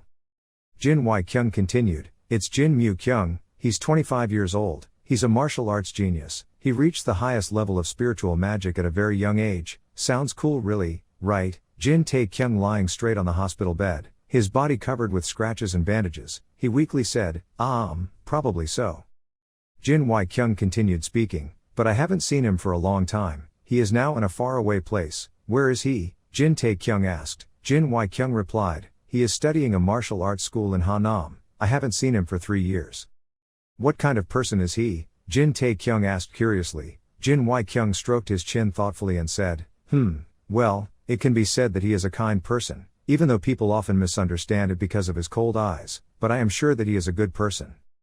Lying on the hospital bed, Jin Tae-kyung asked again, are you close to him? Jin Y-kyung scratched his chin and nodded, yes, you two are quite close. I think so. Jin Y-kyung stood up and said, you guys are definitely very close. Jin Tae-kyung remembered what Big Brother said when he returned home and widened his eyes and exclaimed, second brother. Jin Mu-kyung slightly raised his eyebrows and observed his younger brother without saying a word. Jin Tae-kyung stood still and thought, I thought he was very far away, it would take a few weeks to come back, but he came back as quickly as the war had happened and ended. Seeing the other person's cold face, Jin Tae-kyung immediately smiled gently. He muttered, you know I'm just joking, right? Ha ha ha. Jin Tae-kyung quickly walked towards Jin Mu-kyung. He held out his hand, squinted his eyes and said, it's been a while, second brother. Jin Mu-kyung looked at his younger brother's hand in front of him, silently saying nothing. A moment later, he reached out his hand to shake the other hand, nodded and replied, it's been a long time. Hearing that, Jin Tae-kyung secretly thought, I don't know how long I have to be friendly with him. Thinking like that, Jin Tae-kyung immediately asked, are you still living well? Jin Mu-kyung nodded and said, it's okay, but little brother. Yes, Jin Tae-kyung replied, baring his teeth. At this moment, I heard Jin Mu-kyung's cold voice, isn't the way you talk to me unusual? As soon as these words ended, Jin Tae-kyung's body was sent flying high by Jin Mu-kyung. Jin Tae-kyung completely didn't understand what was going on. His body spun a few times in the air and then quickly stabilized his body and lowered it to the ground. Seeing this scene, Jin Mu-kyung was slightly shocked. At this time, Jin Tae-kyung slowly stood up and asked, I thought we used to be very close, so that's not true. Hearing this sentence, Jin Mu-kyung laughed, raised his fist and said, yes, we are very close, my fist and your body. Seeing this scene, Jin Tae-kyung remembered his big brother, silently cursing in his heart, so was I wrong to think that the stupid older brother was crazy about his youngest brother? At this moment, on the opposite side, Jin Mu-kyung suddenly rushed in front of Jin Tae-kyung and said in a cold voice, it seems like your little brother has grown up a bit and still dares to lie in front of me. This situation happened so suddenly that Jin Tae-kyung turned pale. At this moment, Jin Mu-kyung swung his fist and punched his younger brother hard in the stomach. Jin Tae-kyung was punched in the stomach, his whole body flew backwards in pain and was unable to stand straight. Jin Mu-kyung retracted his hand and curled his mouth and said, it's been a long time since I've seen martial arts wings right. Jin Tae-kyung was extremely angry, he gathered all his strength, jumped up, swung his fist and rushed towards Jin Mu-kyung, shouting loudly, damn, what kind of martial arts name is that? Unexpectedly, Jin Mu-kyung reacted very quickly and immediately leaned to avoid the attack just now. Jin Tae-kyung missed and had no time to turn around and immediately fell straight to the ground. He angrily raised his head and looked towards Jin Mu-kyung. Before Jin Tae-kyung could say anything, the other person punched him in the face with his fist. Jin Mu-kyung curled her mouth and said, it's not over yet. As soon as these words ended, his fist like a sledgehammer hit Jin Tae-kyung's cheek hard. Jin Tae-kyung quickly stepped back and raised his hands to defend. He gritted his teeth and exclaimed, it hurts so much. This brat's strength, speed, every aspect is stronger than him, but if he endures it, if so, I can also control that power more than I can imagine. Thinking that, Jin Tae-kyung immediately angrily asked, what are you planning to do? Jin Mu-kyung curled her mouth and replied, I'm just trying to correct my younger brother's habit of not knowing how high the sky and the earth are. Saying a sentence like that, he silently exclaimed, he has improved a lot, he even knows how to block attacks. On the other side, Jin Tae-kyung suppressed his anger and thought, so frustrating, a genius is a genius, and you're still you, suddenly barging in here to play with me. Okay, since it's like this, let's play a fun game to see how powerful this genius in the world is. After thinking about it, Jin Tae-kyung immediately opened his index panel. As soon as he saw that the data on it was only 90, he lightly scolded him, his sensitivity had decreased by 10 points. Jin Mu-kyung, who had been observing his little brother for a while, suddenly spoke, I didn't expect you to have such an expression. When Jin Tae-kyung heard that, he aggressively raised his fist, he frowned and replied, his face always looks like that. Jin Mu-kyung didn't bother to pay attention and just blandly said, okay, that's good, everything about you is good but you still speak with a lisp. As soon as these words finished, he raised his fist and punched hard at Jin Tae-kyung. Jin Tae reacted very quickly and immediately moved to the side. Jin Mu-kyung's fist hit the table behind him hard. He was a little scared and opened his eyes wide. Jin Tae-kyung curled his mouth and said, have you heard that rumor? I'm called the Hidden Dragon Mountain Book. Hearing this sentence, Jin Mu-kyung chuckled. He spoke neither quickly nor slowly, but he was tired of listening to that nonsense rumor. Realizing the contempt in the other person's voice, Jin Tae-kyung gritted his teeth and replied, just wait, I will catch up with you. Chasing after creation, Jin Mu-kyung laughed and said, "What year is it?" "Right now," Jin Tae-kyung said. He just checked his stats, and now his sensitivity has decreased by another 10 points. Jin Tae-kyung's current acuity is only 80 points left. On the opposite side, after listening to Jin Tae-kyung finish speaking, Jin Mu-kyung quickly rushed forward. He laughed and said, "Then try to resist for a moment. If you can, then you will be my brother too." Jin Tae-kyung was quite calm at this time. He focused on observing the other person's hand movements, then softly shouted, he saw it. Waiting for Jin Mu-kyung's fist to approach her, Jin Tae-kyung still did not dodge but curled her mouth and thought, "This time I can completely dodge." Who would have thought that before he could be happy, that fist with incredible strength slammed into the side of Jin Tae-kyung's face. The pitiful screams echoed. Looking at his sharpness index on the bulletin board, Jin Tae-kyung angrily scolded, "Damn it, another 10-point decrease." Jin Mu-kyung remembers his childhood. When he was 15 years old, during a training session, he pointed to one direction and asked, "Little brother, what is that?" "Chair," an immature voice rang out. 10-year-old Jin Tae-kyung hugged his swollen head and repeated, "Chair." Jin Mu-kyung asked, "Why did you bring it here? Why do you use it when practicing to attack?" "Ha ha, practicing to attack is so tiring, that's why." Jin Mu-kyung angrily tapped the ruler in his hand and looked at his little brother.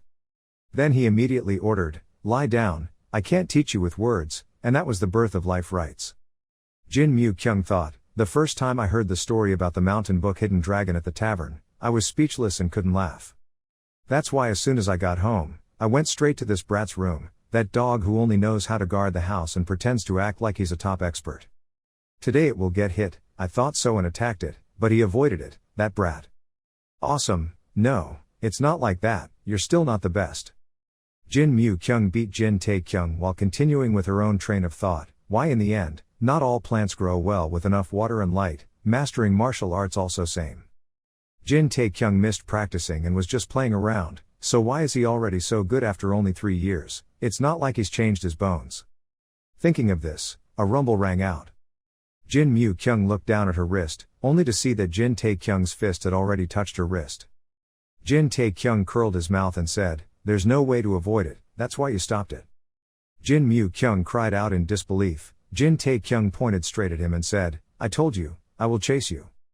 Jin Mu-kyung's face wrinkled, he raised his eyebrows and asked, "How is that possible? Did you drink potency increasing oil?" Potency increasing oil is a rare medicine. Even if you drink just 1 drop it can increase your strength, internal work increase several times. Hearing the other person say that, Jin Tae-kyung angrily shouted, "Why do I have to drink oil, am I crazy?" After saying that, he noticed that his agility index was only 50 points left. The frustration reached its peak. Jin Tae-kyung immediately said, "You said that if you only need to support me for 1 moment, I will become your brother. It's been more than 1 moment, right, Hyuk Mu-jin?"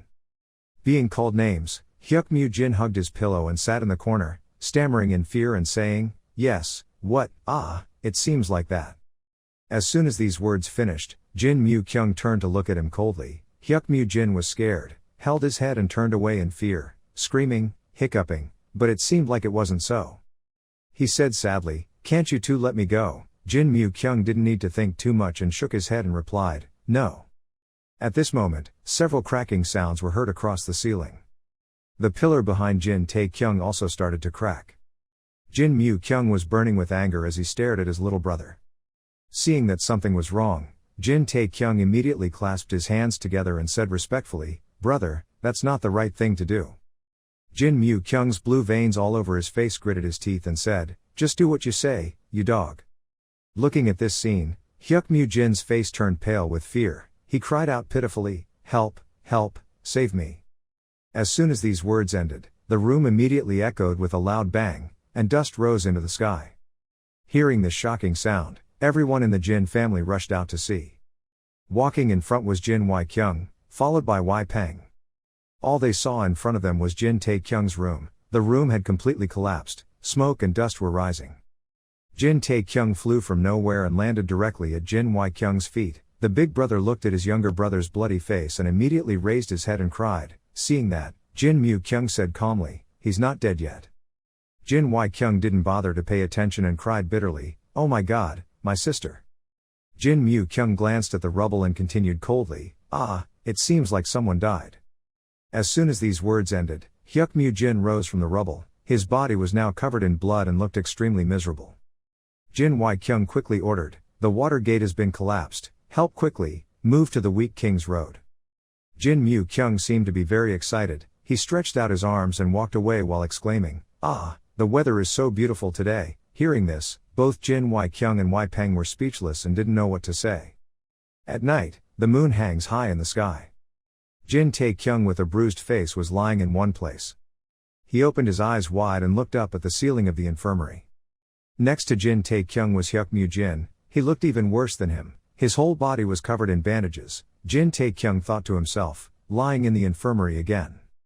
This damn Jin Mu-kyung, where should I lie now? As I was thinking about this, Jin Tae-kyung's upper and lower abdomen had strange movements. He immediately raised his head to look at his protruding belly. Jin Tae-kyung was scared and quickly lifted the blanket. As soon as he saw what it was, Jin Tae-kyung frowned and asked, "Why are you lying here?" On Jin Tae-kyung's belly, Seo Yul was lying there. The little girl smiled and said in a low voice, "I'm playing hide and seek."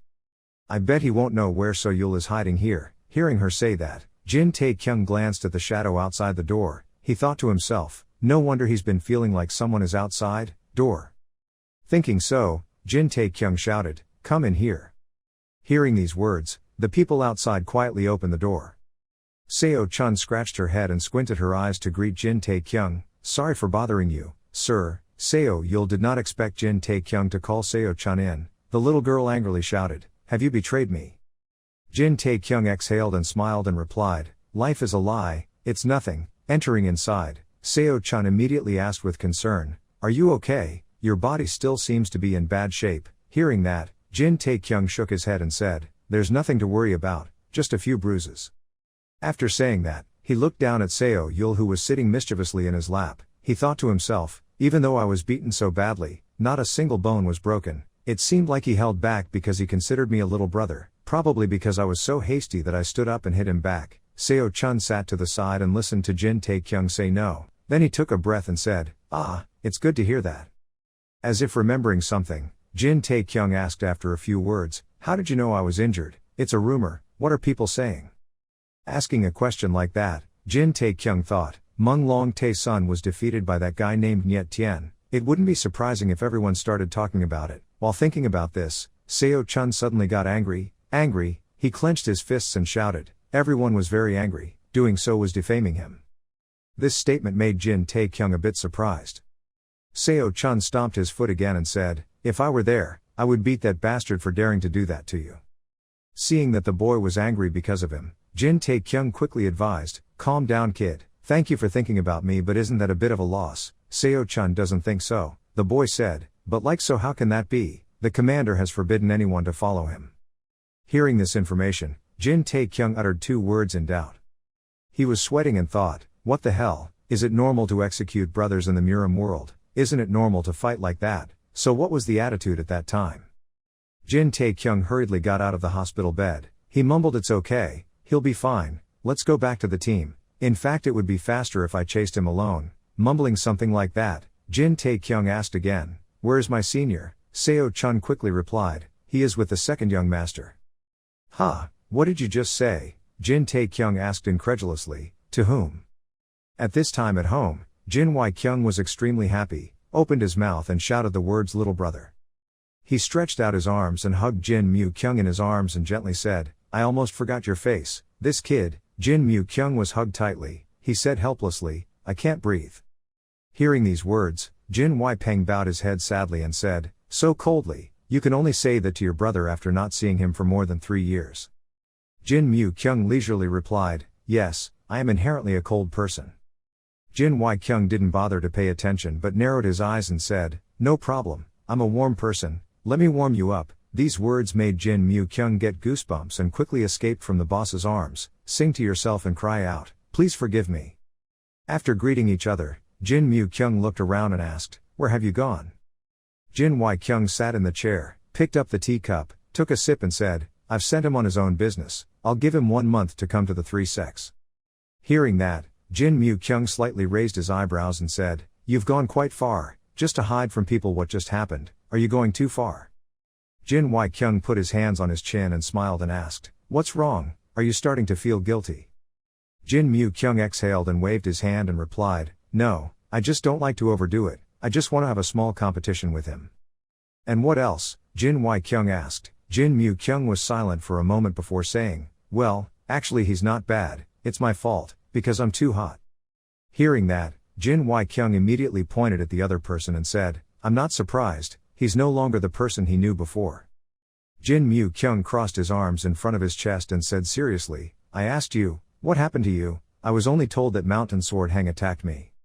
Hearing this sentence, Jin Wai-kyung immediately leaned back in his chair and replied, "Probably you haven't received the entire report yet, I have sent you a letter informing you about this meaningless war."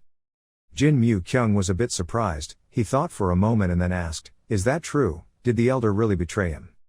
"That's right," Jin Wai-kyung replied, "he had been planning it for a long time." "How long had it been?" Jin Mu-kyung asked. Jin Wai-kyung's voice was cold, "From the Great Chaos 30 years ago." Hearing this answer, Jin Mu-kyung immediately turned around and said, "Okay, I'm not very interested." Jin Wai-kyung immediately added, "At that time, the old man, who hadn't said a few words, saw Jin Mu-kyung wanted to leave, he quickly shouted, 'Wait a minute.'" Jin Mu-kyung stopped and turned his head slightly and said, "Those things happened before I was born, even if you explain now, I still wouldn't know what those things were like. If it happened now then we can help out." Jin Wai-kyung stood up and said, "But you must know the truth behind the family name." Before he could finish his sentence, Jin Mu-kyung interrupted, "The elder betrayed and was destroyed. At the same time, the Mountain Sword Hang was also destroyed and the Jin family became the winner. This war, are we missing any more information?" Hearing that, Jin Wai-kyung immediately shook his head and replied, "No, I basically have all the information."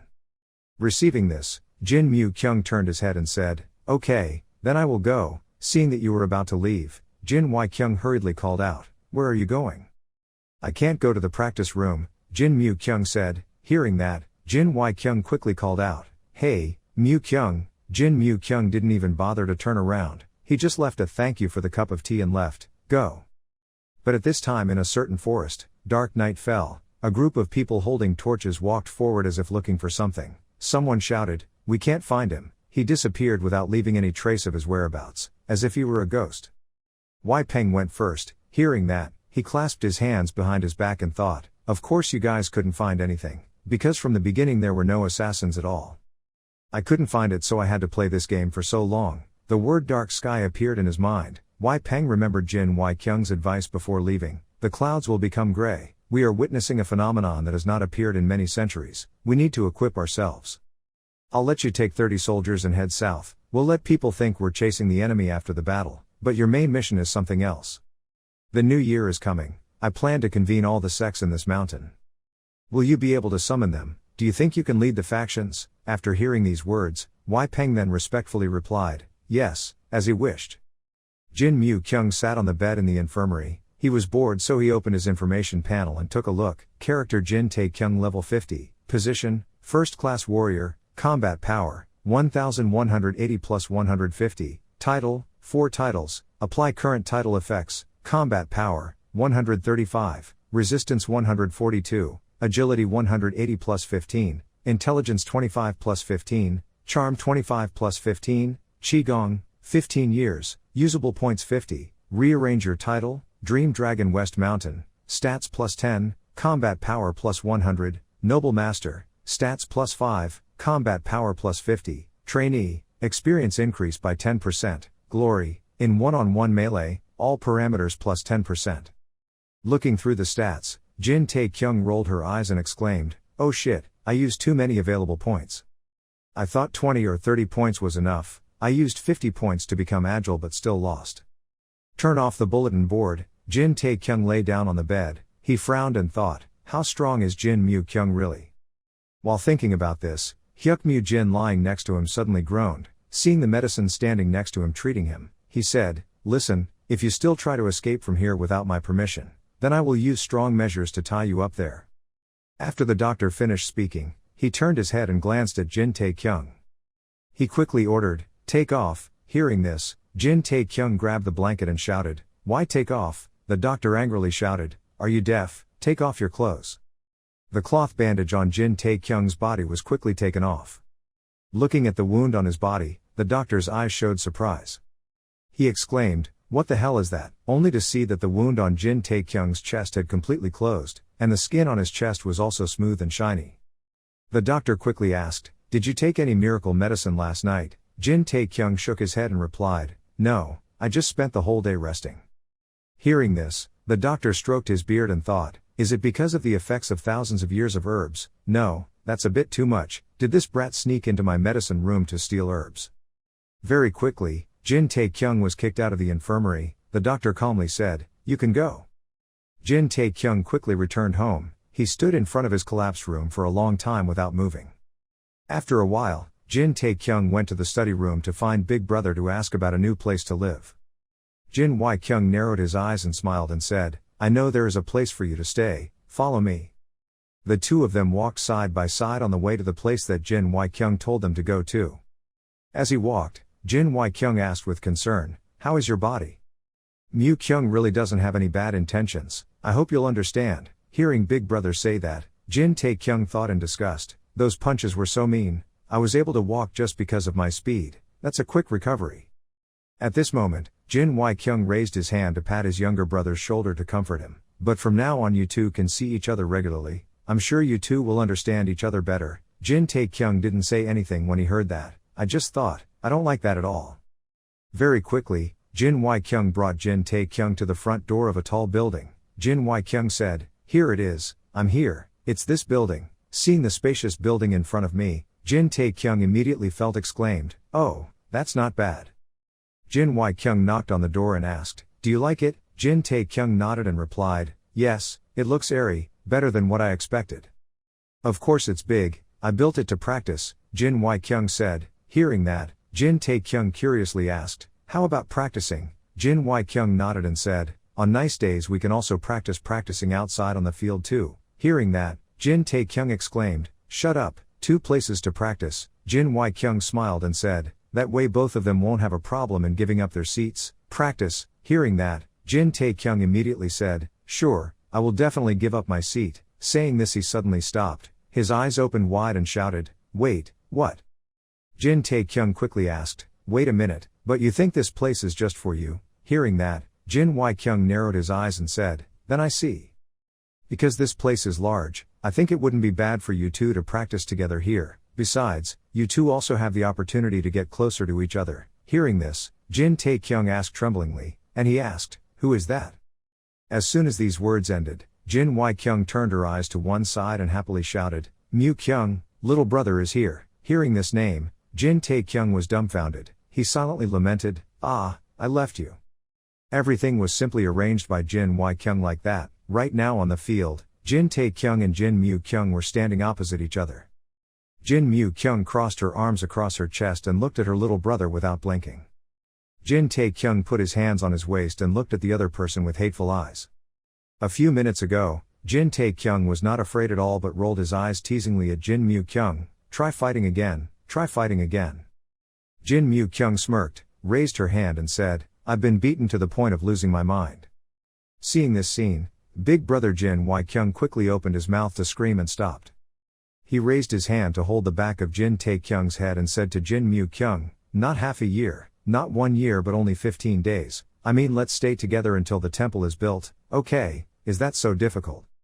The culprit who knocked down the Jin Mu Kyung's electricity crossed his arms and looked cold, saying nothing.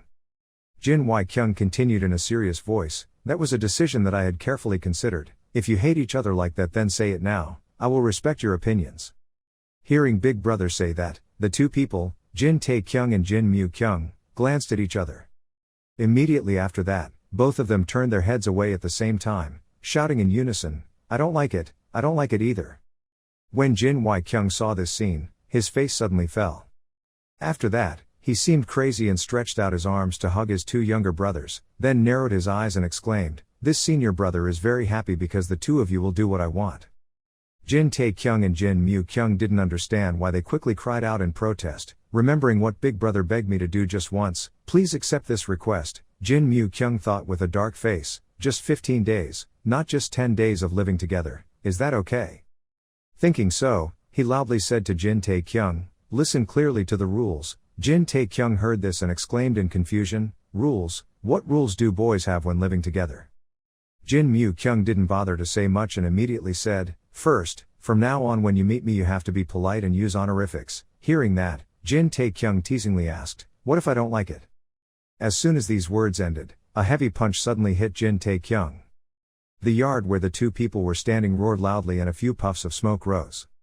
Jin Mu Kyung put her face close to her brother's face and asked in a cold voice, "What is the first rule?" Jin Mu Kyung looked coldly. Behind them, a newly broken pillar lay there. Jin Tae Kyung furrowed his eyebrows. The two Jin family brothers stood at opposite ends, looking at each other without blinking. A moment later, Jin Tae Kyung immediately bowed his head, respectfully shouted, "That was using honorifics, senior brother." Upon hearing this, Jin Mu Kyung turned his head satisfied and said, "Good, next, Monday. Live quietly. Suppose if making a loud noise wakes you up or interrupts your practice, then," having said this, Jin Mu Kyung immediately patted the wooden body used for practice behind him, Jin Tae Kyung to warn.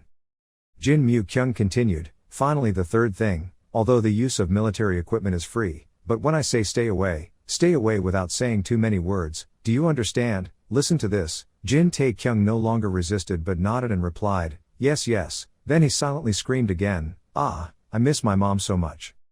Seeing that his younger brother was obedient, Jin Mu Kyung immediately said, "He seems awake now, go out, the third floor is my room." Hearing this, Jin Tae Kyung quickly bowed and quickly ran away. As he ran away, he turned his head slightly and glanced back, cold sweat drenching his face. Jin Tae Kyung thought, "Just wait, because I will catch up soon." Thinking like that, he saw Jin Mu Kyung swing his sword once, and the wooden man practicing on the field immediately crumbled. This scene was so scary, Jin Tae Kyung couldn't believe that his second brother was so powerful. His sweat was pouring out like a bath. His running speed became faster. He muttered, "Just wait, one day I will catch up." At night, the bright moon hangs high in the sky. Jin Tae Kyung sat in his room, taking on the role of a player and constantly mumbling, "Jin Mu Kyung, the type of person who doesn't like troublesome things and always values efficiency, the person who strives to practice tirelessly. However, he is a person who beats his younger brother like a dog for not using honorifics. But the senior brothers are trying their best to build the family. The youngest brother is the one who lags behind in martial arts. If he only knew how to get drunk and love women, it would be normal to be like that, right? He's also good at martial arts and," while thinking about this, Jin Tae Kyung was suddenly startled and exclaimed, "What? The more he thinks about it, the more amazing he is, isn't he? This time is the opportunity. If I were to be tutored from a master within 10 days of living together, wouldn't I be able to improve my martial arts skills a lot more? Who knows, maybe that guy will see the pure image of his junior and will directly teach martial arts. I have to quickly get stronger. Up until now I've only found ways to endure, but at my current level, I can't protect my life. At the peak of rank 3, the time to go from rank F to rank C is 2 months. Until the next time I log out, if I improve my abilities as much as possible, I can easily advance to level B." Thinking for a moment, Jin Tae Kyung clenched his fists and punched the table with determination. Suddenly, as if remembering something, he stood up and exclaimed, "Ah, that's right. Open the task window." Jin Tae Kyung quickly opened the notification panel. Looking at the empty notification, he rolled his eyes and thought to himself, "Are there no missions in progress? So what about the logout task?" Jin Tae Kyung quickly browsed. Only to see the text appear on the screen, "The return achievement has been achieved, the returnee title has been received, and the new feature has been activated." Reading through this notice, Jin Tae Kyung frowned and said, "What is this? A returnee, a new feature?" Jin Tae Kyung quickly confirmed the title. Immediately after that, another information board appeared with the content, "Title of returnee, leaving is easy but returning is difficult. I commend the sacrifice and courage you have shown. As a result, all ability indicators add 10 points, logging out and logging in activates the feature." Reading this information once, Jin Tae Kyung pursed her lips and opened her eyes wide. Light gradually crept into the room. In the room, Jin Mu Kyung was sitting cross-legged practicing. Jin Mu Kyung's forehead was drenched in sweat. He thought with difficulty. He had been testing his yang veins non-stop for the past 3 years. Even though up until now I have had to withdraw many times, if I only win once, I can enter a new field. Today must be successful. Thinking like that, Jin Mu Kyung immediately concentrated highly. Around his body, a golden halo of light gradually appeared. Right at this moment, a loud noise rang out, startling Jin Mu Kyung, his body shaking and almost falling. He quickly sat up, his face drenched in sweat. Remembering the sound just now, he frowned and thought, what's going on? What's wrong with his heart, trying to accumulate strength? Before he could finish his thoughts, there was a burst of laughter and loud shouting. Ho ho ho rang out again. The loud and resounding sound made Jin Mu Kyung unable to bear it anymore and fell to the ground. His hands were trembling, gripping the ground tightly, his voice trembling incomprehensibly. His demon heart could not say such nonsense. As if knowing the cause of that laughter, Jin Mu Kyung angrily gritted her teeth and shouted loudly, "Damn Jin Tae Kyung!" At the director of swordsmanship. A person was trembling with a scroll in his hand. Wei Peng stood silently with his hands behind his back, his eyebrows furrowed together. Golden Mok, the swordmaster, looked at the scroll in his hand and thought to himself, is this an invitation from the Taiwan family?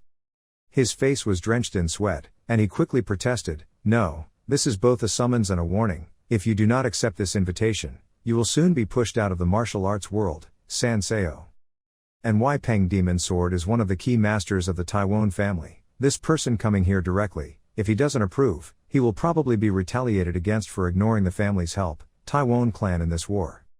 If so, then this family will not have the power to stop it. The Taiwan family will have already drawn their swords.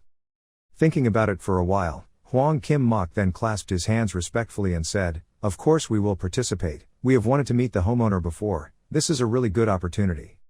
Hearing that, Wei Peng immediately responded, "It was an honor for the leader to meet him." He paused for a moment and asked again, but he didn't know if he had met anyone suspicious. When Huang Kim Mok heard that, he was confused and asked back, "Yes, is that someone suspicious?" Wei Peng said with a cold look, "Someone tried to kill the third son of this family but failed and fled towards the sword director." When Huang Kim Mok heard this, he waved his hand in panic and said, "No way, isn't there some misunderstanding?" Wei Peng looked at him coldly and remained silent without saying a word. Golden Mok was frightened by this look, his fat face covered in cold sweat. Suddenly, Wei Peng threw his head up in the air and burst out laughing. "Ha ha, of course it was a mistake. The truth is that the whole world knows that the relationship between the Taiwan family and the sword master is very close, so there is no way it would be like that." After saying this, Wei Peng immediately turned around and led his subordinates to leave. Before getting on the horse, he turned his head slightly and said, "Thank you for welcoming us. See you again on Lunar New Year."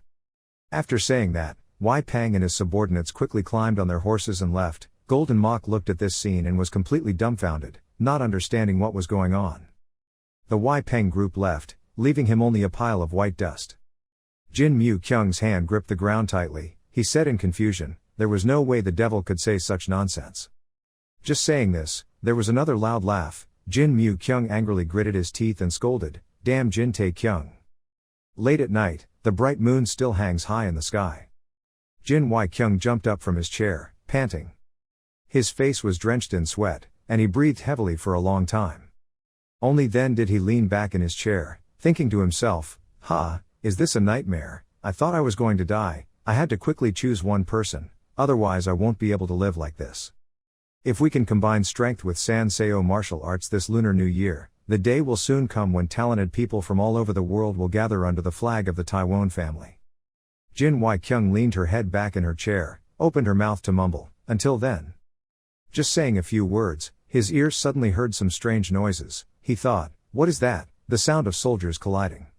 Jin Wei Kyung quickly stood up and went to the door. As he pushed the door open, he thought, "Who else is there at this hour?" Thinking of this, he stopped. As soon as the door opened, what caught Jin Wei Kyung's eyes was the image of a building not far away with the sound of weapons colliding with each other. The direction of that house was the direction of Jin Mu Kyung's house. At Jin Mu Kyung's house, each stone pillar was smashed to pieces. Jin Tae Kyung was frightened and hurriedly shouted, "Log out, log out." As soon as his words ended, a notification appeared, restricting logging in while fighting. After reading this notification, Jin Tae Kyung frowned and exclaimed, "What? Where did that come from?" While talking about this, Jin Mu Kyung had already approached. His eyes flashed with a sharp light. He gritted his teeth and said, "I told you that, right? Second rule. This bastard, because of you, I ran away and became a demon. I controlled my veins and saw that Jin Mu Kyung was about to go crazy." Jin Tae Kyung cried out in fear, log out." Jin Wei Kyung had been running for a long time, but he didn't dare to go in. He just climbed up the wall and peeked inside. Looking at this scene, he thought in horror, the old man kneeling, He was about to become a ghost. He was a ghost, circuit, even though I don't know exactly what it is, but like that, something has happened, I have to come out. Jin Wai Kyung opened the door softly. He was about to go in when he heard Jin Mu Kyung's cold voice ring out. Why was his side so empty? He wanted to be beaten, so he opened it. Jin Tae Kyung stepped back in fear. Seeing that, Jin Mu Kyung curled her mouth and said, after all, she was just beaten, so don't move. Having said that, he immediately took the sword and rushed forward, very seriously reminding Jin Tae Kyung, especially the lower body. Jin Tae Kyung saw the opponent rushing towards him and immediately swung his sword to slash. Jin Mu Kyung slightly turned his ankle and retreated a few steps before making a loud noise. Jin Mu Kyung said, "You are a baseless person. You have to change from the habit of instinctively stretching your arms and legs. Martial arts should be learned by humans, not animals." When Jin Tae Kyung heard that, his face was so angry that his veins were all over his face. He clenched his fists and rushed forward to attack. Jin Mu Kyung saw that and immediately said, "It turns out he is also a guy with bad memory ability." He waved his hand and hit his little brother, then gently said, "Sleep well, if you wake up I will explain the rules again."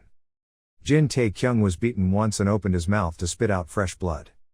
He couldn't stand anymore and fell straight to the ground. Jin Mu Kyung then glanced at the gate and said, "Not too quickly or too slowly, please go inside."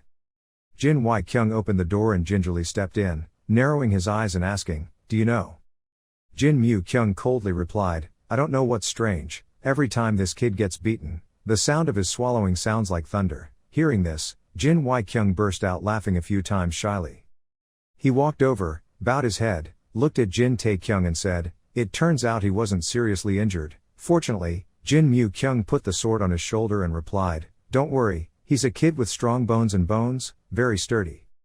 Even if you are beaten like that, you can still endure 2 hours. With this physical strength and miasma, it will be fast." Saying this, he suddenly stopped. Seeing Jin Wai Kyung smiling, he puzzled and asked, "Why are you smiling?" Jin Wai Kyung narrowed his eyes and said, "Because it's really magical. This isn't the first time I've complimented you." Hearing Big Brother say that, Jin Mu Kyung was startled and lowered his head to look at Jin Tae Kyung lying on the ground. His face darkened and he thought to himself, I praise that kid." Feeling that this was impossible, Jin Mu Kyung crossed her arms and shook her head and said, "There is no such thing." Hearing that, Jin Wai Kyung smiled softly and asked again, "Is that so?"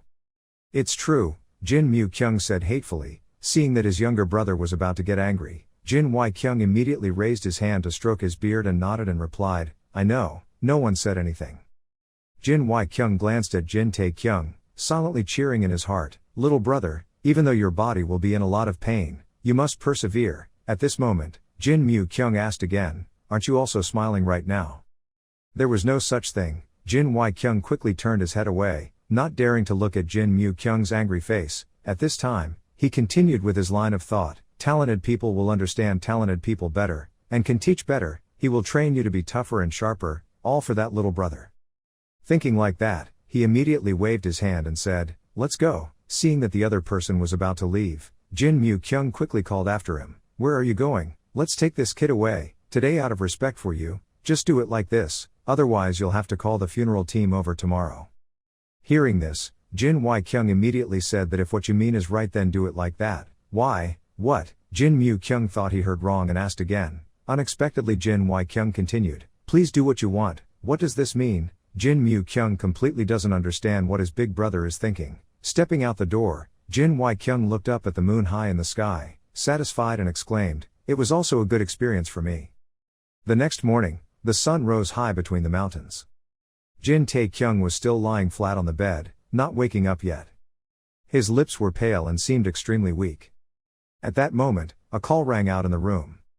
Jin Tae Kyung was still sleeping silently without any movement.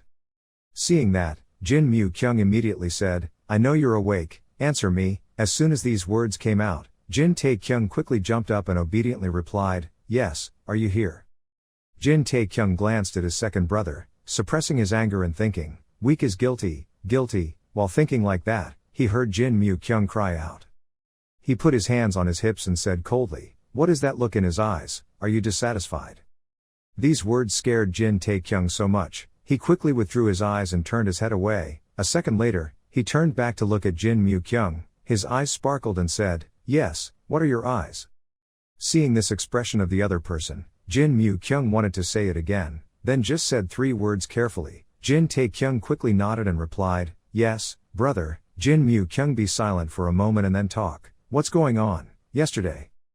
Before he could finish his sentence, Jin Tae-kyung knelt down on both knees, then reached out and held Jin Mu-kyung's hand tightly, sincerely saying, I was wrong. While senior brother was practicing, I made a loud noise. It's okay to be beaten. Seeing this scene, Jin Mu-kyung quickly said, no. Jin Tae-kyung still hasn't stopped. He continues to say, what should I do? Yesterday, because of beating me, my hand was injured. Love, it's gone. Let me bless you.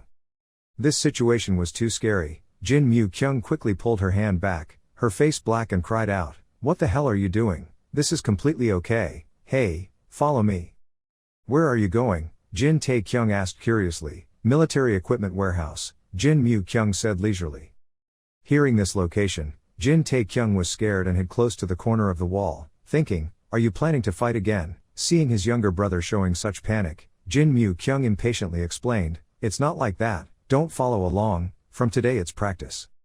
After practicing, Jin Tae-kyung's eyes opened wide in surprise.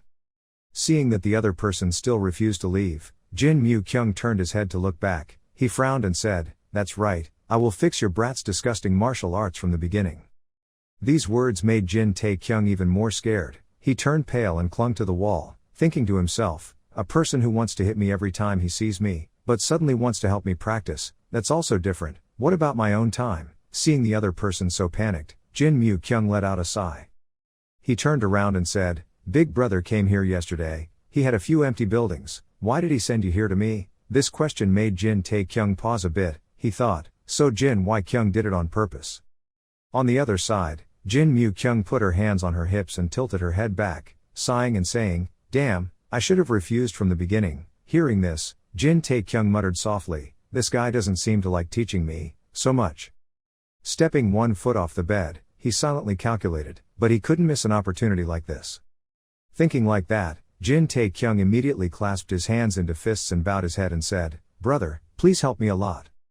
Hearing that, Jin Mu-kyung raised his eyebrows in warning, thought carefully and said, if you want to meet my standards, it will be very difficult. If you want to complain about being tired in the future, please fold it cleanly like now. Without thinking too much, Jin Tae-kyung said with determination, I want to be stronger. The two people looked at each other face to face. Everyone brings their own thoughts. A moment later, Jin Mu-kyung walked out the door. As he walked, he said, go to the military equipment area. As soon as Jin Mu-kyung stepped out, the system notification sounded. The mission had been created. A new mission screen appears in front of Jin Tae-kyung with the following content: practice, practice, practice for a certain period of time under Jin Mu-kyung's direction. No matter how stronger you become, if Jin Mu-kyung is not satisfied, the mission will fail. The mission's level is the peak. The mission limit is reserved for Jin Tae-kyung. The main mission is to get recognition from Jin Mu-kyung, currently not completed. Unknown reward, unknown failure. Remaining mission time, 9 days 23 hours 51 minutes 10 seconds. Reading through the new mission, Jin Tae-kyung frowned and thought, what about Jin Mu-kyung's recognition? I can do it. At this moment, Jin Mu-kyung stood outside the door and looked in and asked, really, you use a spear, right? Bring that too. Hearing that, Jin Tae-kyung frowned in confusion and said, suddenly why did he use a spear?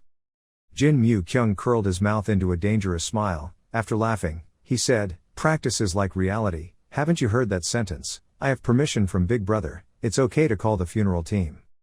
After saying this, Jin Mu-kyung quickly left like a devil, leaving Jin Tae-kyung alone standing dumbfounded in the room. Jin Tae-kyung thought for a while, then said seriously and logged out. As soon as these words ended, a system notification immediately appeared, restricting logging out while performing tasks. As soon as this announcement came out, Jin Tae-kyung immediately swore. In the military equipment area, candles are lit under each lamp post. On the ring, Jin Mu-kyung and Jin Tae-kyung are standing facing each other. The spear blade in Jin Tae-kyung's hand shined brightly. On the opposite side, Jin Mu-kyung leaned his wooden sword against the tile floor.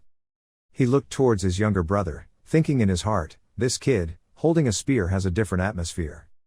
Thinking so, he praised and said, the posture is correct, isn't it? Jin Tae-kyung maintained his posture and said seriously, this time it won't be easy, right? When Jin Mu-kyung heard that, his eyes became a little sharper. Jin Tae-kyung also looked warily at the other person. A moment later, a blue energy flared around his body. Seeing that, Jin Mu-kyung's eyes flashed slightly. He said coldly, "Hey, I told you to open your eyes wide, right?" The sun was high overhead. Jin Mu-kyung's wooden sword tore through without rushing forward. This one of his attacks hit Jin Tae-kyung right away. He received this blow, fresh blood spurted from his mouth and looked extremely painful. Jin Tae-kyung tilted his head back. He could no longer stand and fell onto the ground. Looking at the person lying upright below, Jin Mu-kyung thought to himself, what exactly is this kid's name?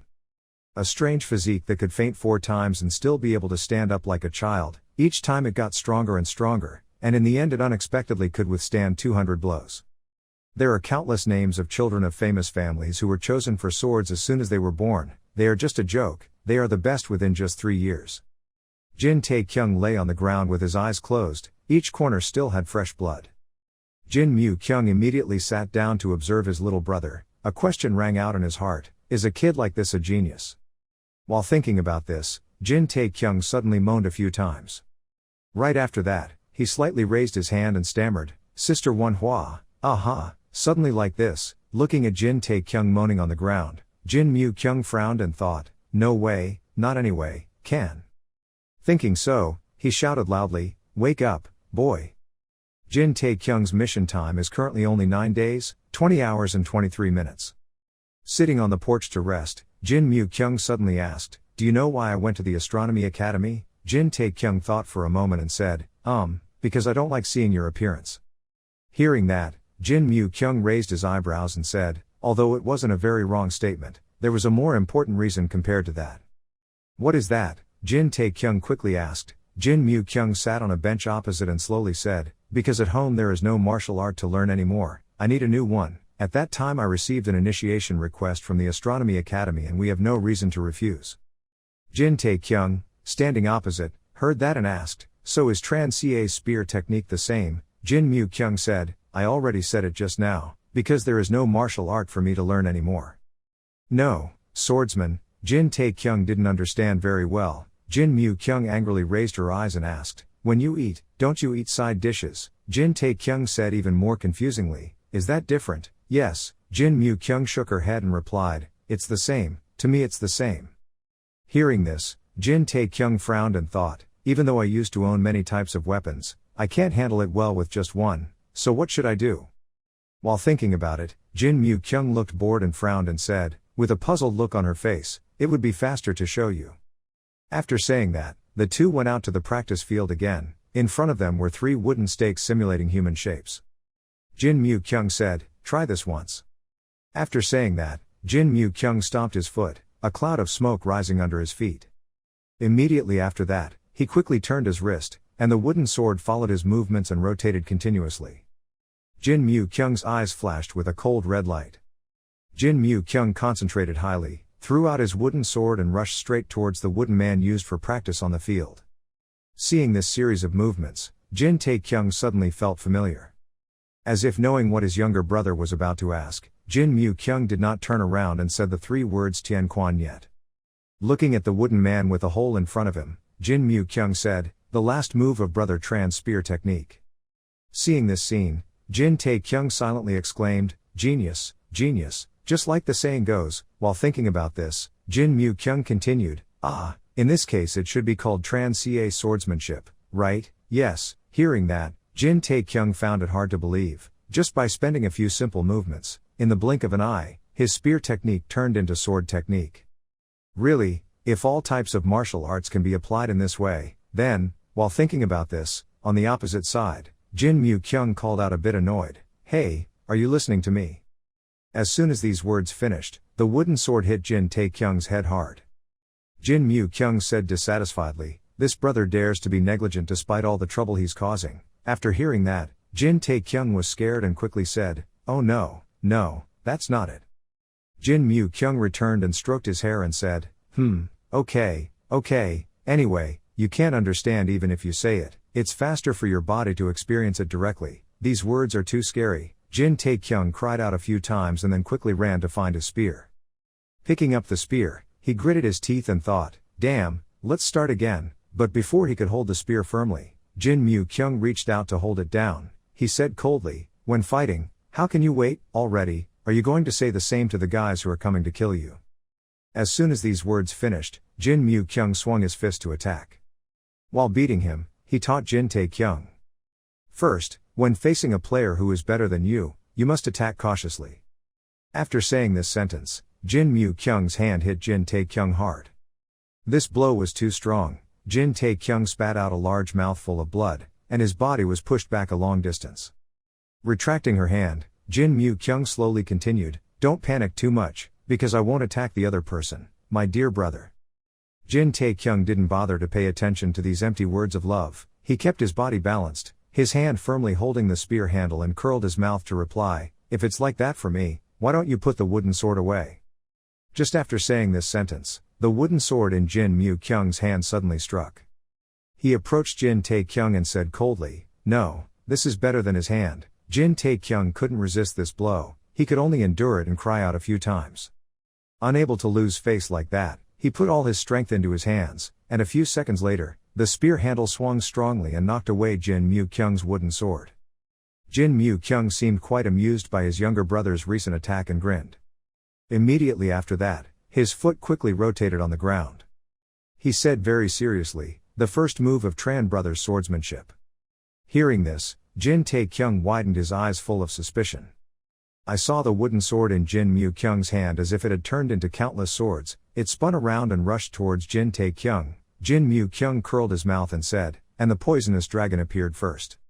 As he finished speaking, his sword technique loudly hit Jin Tae-kyung's body. He struggled to defend himself and kept shouting, "Is this a scam?"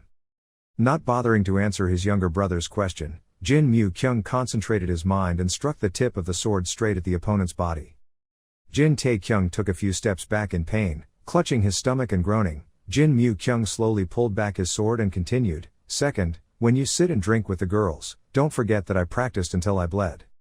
Seeing his little brother clutching his stomach and writhing on the ground, Jin Mu-kyung frowned and said, "Don't pretend, just stand up." Jin Tae-kyung heard that but couldn't respond. His stomach was in too much pain right now, he just hugged it tightly. "I just thought, what, drinking with girls?" These words made Jin Tae-kyung extremely angry. His fists clenched, he gritted his teeth and silently scolded, "Don't laugh at me. When you're playing around and holding someone else's girlfriend's hand, you go around the gate and fight like crazy every day, you bastard." Thinking like that, Jin Tae-kyung immediately swung his fist and punched Jin Mu-kyung's chest. Just hearing a clang sound, his chest seemed to be made of steel, extremely hard. 1 second later, a scream full of pain echoed through the sky. Jin Tae-kyung hugged his swollen hand and cried out, It hurts, my hand."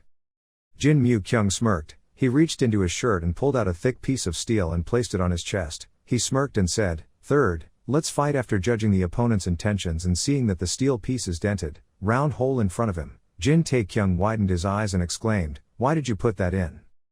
Jin Mu-kyung didn't bother to pay attention. He raised 4 fingers and continued to say, "Fourth, don't be lazy to exercise even on a daily basis." Fifth, before he could finish his sentence, Jin Tae-kyung refused. I cried out loud, I can't do it, I can't." After saying that, he immediately hugged his wrist and almost rubbed it. "Oh my, it seems like he sprained his wrist." Seeing the situation, Jin Mu-kyung immediately asked, "Can it be okay?" Pausing for a moment, he continued in a cold voice, "Isn't it already impossible?" Jin Tae-kyung didn't understand anything when he heard that. He bewilderedly turned to look at his second brother. Before he could mentally prepare, his arms and legs were slashed by the sword energy that Jin Mu-kyung used. Jin Mu-kyung's face darkened and said in a cold voice, "It's already impossible." As soon as these words came out, Jin Tae-kyung didn't understand what to do. He hugged his wrist and looked back in bewilderment. Before he could react, his arms and legs were slashed by Jin Mu-kyung's sword energy. Jin Tae-kyung couldn't keep his balance and immediately fell to the ground. His face was all bruised, he couldn't believe it and cried out, my arms, my legs." Screaming for a while, Jin Tae-kyung suddenly realized something was wrong. He looked down at his limbs again and then raised them up high. He couldn't believe it and exclaimed, even though it was very painful, it was still healed. Standing on one side, Jin Mu-kyung said faintly, "Your limbs would have been severed if you were an expert of black magic who was cruel and several times stronger than you." As soon as these words finished, Jin Tae-kyung shivered. He cried out in dissatisfaction. He suddenly knocked him down and said something so unlucky. Jin Mu-kyung didn't bother to pay attention and continued, "If he was a bad person then there is another way." As he finished speaking, Jin Tae-kyung's neck and shoulder blades were attacked again. He didn't understand what to do, he only had time to scream and then fall down again. Jin Mu-kyung stood silently in place, his hands still not yet retracted. Jin Tae-kyung lay on the ground, his eyes wide open. The system notification appeared in front of him. "You have been controlled by the demon point, you will fall into a state of paralysis for 1 hour, you have been controlled by the dem point, you will not be able to make a sound, within an hour." After reading this notice, Jin Tae-kyung gritted his teeth and scolded, "Oh my god, crazy." At this time, Jin Mu-kyung slowly walked to where Jin Tae-kyung was lying. He raised his hand and continued to say, "Weighing the bones is a cruel procedure, even though it is long, in half an hour, the blood will deform and the bones of the whole body will crumble. Even if you can miraculously survive, you will still have to become a crazy person or have to live a life of disability. Can you endure that pain? Maybe at some point you will forget who you are." In this situation, a new notification appears before Jin Tae-kyung's eyes: "Life has been discovered." Seeing this notice, Jin Tae-kyung trembled in fear and thought, "Could this bastard really want to kill me?" Extremely scared, Jin Mu-kyung immediately put his hand down. His voice also softened a bit, "But rest assured." Hearing that, Jin Tae-kyung breathed a sigh of relief and thought, that's right, killing his younger brother." He still hadn't fully thought about it. Who would have thought that Jin Mu-kyung would pull out his sword? The sharp blade pointed straight at his throat of Jin Tae-kyung. Then he coldly said, "I will let you go without pain." Seeing this scene, Jin Tae-kyung widened his eyes in fear. His face was covered in sweat. He could hardly believe it and thought, when did it really intend to stab? Jin Mu-kyung's eyes flashed. He slowly said the 2 words, "Die." Jin Tae-kyung was so scared, he couldn't move but could only cry out in his heart, "Oh my god, this is a damn situation." Jin Mu-kyung said so, immediately thrusting the blade straight down. Jin Tae-kyung's eyes widened with all the whites, his whole face turned pale. Jin Mu-kyung glanced at his younger brother. Then he tapped the wooden sword on the ground, calling out, "Wake up." Jin Tae-kyung was startled back to consciousness. He completely didn't understand what had happened. A new notification appeared in front of Jin Tae-kyung: "The control of the demon point has been released, the paralysis has been removed, the control of the demi point has been released, you can say naturally." After reading this notice, then looking at the wooden sword stuck right next to him, Jin Tae-kyung thought inexplicably, "What is this? It clearly feels like being stabbed by a sword, am I mistaken?" Jin Tae-kyung slowly stood up. Jin Mu-kyung spoke again to remind him. "Remember, you've already died once today." His limbs were severed, his bones were torn apart, his neck was cut. Even though the pain was at a different level, he was already dead, that's for sure. Hearing these terrifying words, Jin Tae-kyung silently scolded him, "Some crazy bastard." Then he asked again, "So what do you want to say?" Jin Mu-kyung crossed his arms in front of his chest and slowly spoke. This meant that his lifeline was running out. Hearing this, Jin Tae-kyung asked in confusion. Jin Mu-kyung raised a finger to point at Jin Tae-kyung's face and seriously explained, "You are only half of the type, not a martial artist, not a romantic, but only half. A clumsy guy like you is out, martial arts will surely die. Kamlong Sanseo, the best expert, that's so ridiculous, you're simply a brawler. If you're a martial artist, no one fights as clumsily and is as useful as the romantic, don't mistake your luck to survive as your ability." Hearing these words, Jin Tae-kyung didn't think so. He angrily objected, "So what about Joe Pill, as you said, is that also lucky?" Being asked such a question, Jin Mu-kyung was a bit surprised. He raised his eyebrows and asked again, wondering if he was close to Joe Pill. He thought for a moment then continued, "Even deaf old people know that the 3rd son of the Taiwan family is a scoundrel but doesn't know how to Joe Pill, clearly an idiot to the point of being absent-minded. In the face of the enemy, he had the final way to reverse the situation." Hearing the other person say that, Jin Tae-kyung gritted his teeth and silently scolded, "This bastard, how did he know that?" While thinking about this, Jin Mu-kyung crossed her arms and continued to say, "Let me tell you, this is the end of passing that luck. In martial arts there are all kinds of monsters, those people will not be careless like Joe Pill. Know why? To those people, he is no longer the scoundrel 3rd son of the Taiwan family but the evil dragon Sanseo." Hearing this, Jin Tae-kyung gasped, his eyes opened wide in surprise. The two stood silently facing each other, no one said a word for a while. Jin Mu-kyung's face is naturally a bit cold and unapproachable. Meanwhile, Jin Tae-kyung lowered his head, his arms hanging down at his side. I don't know how much time passed when Jin Tae-kyung suddenly opened his mouth. He hesitantly said, "Then you just need to teach me to be strong enough to be able to survive safely as a Tam Dragon Sanseo. Please help me, my love."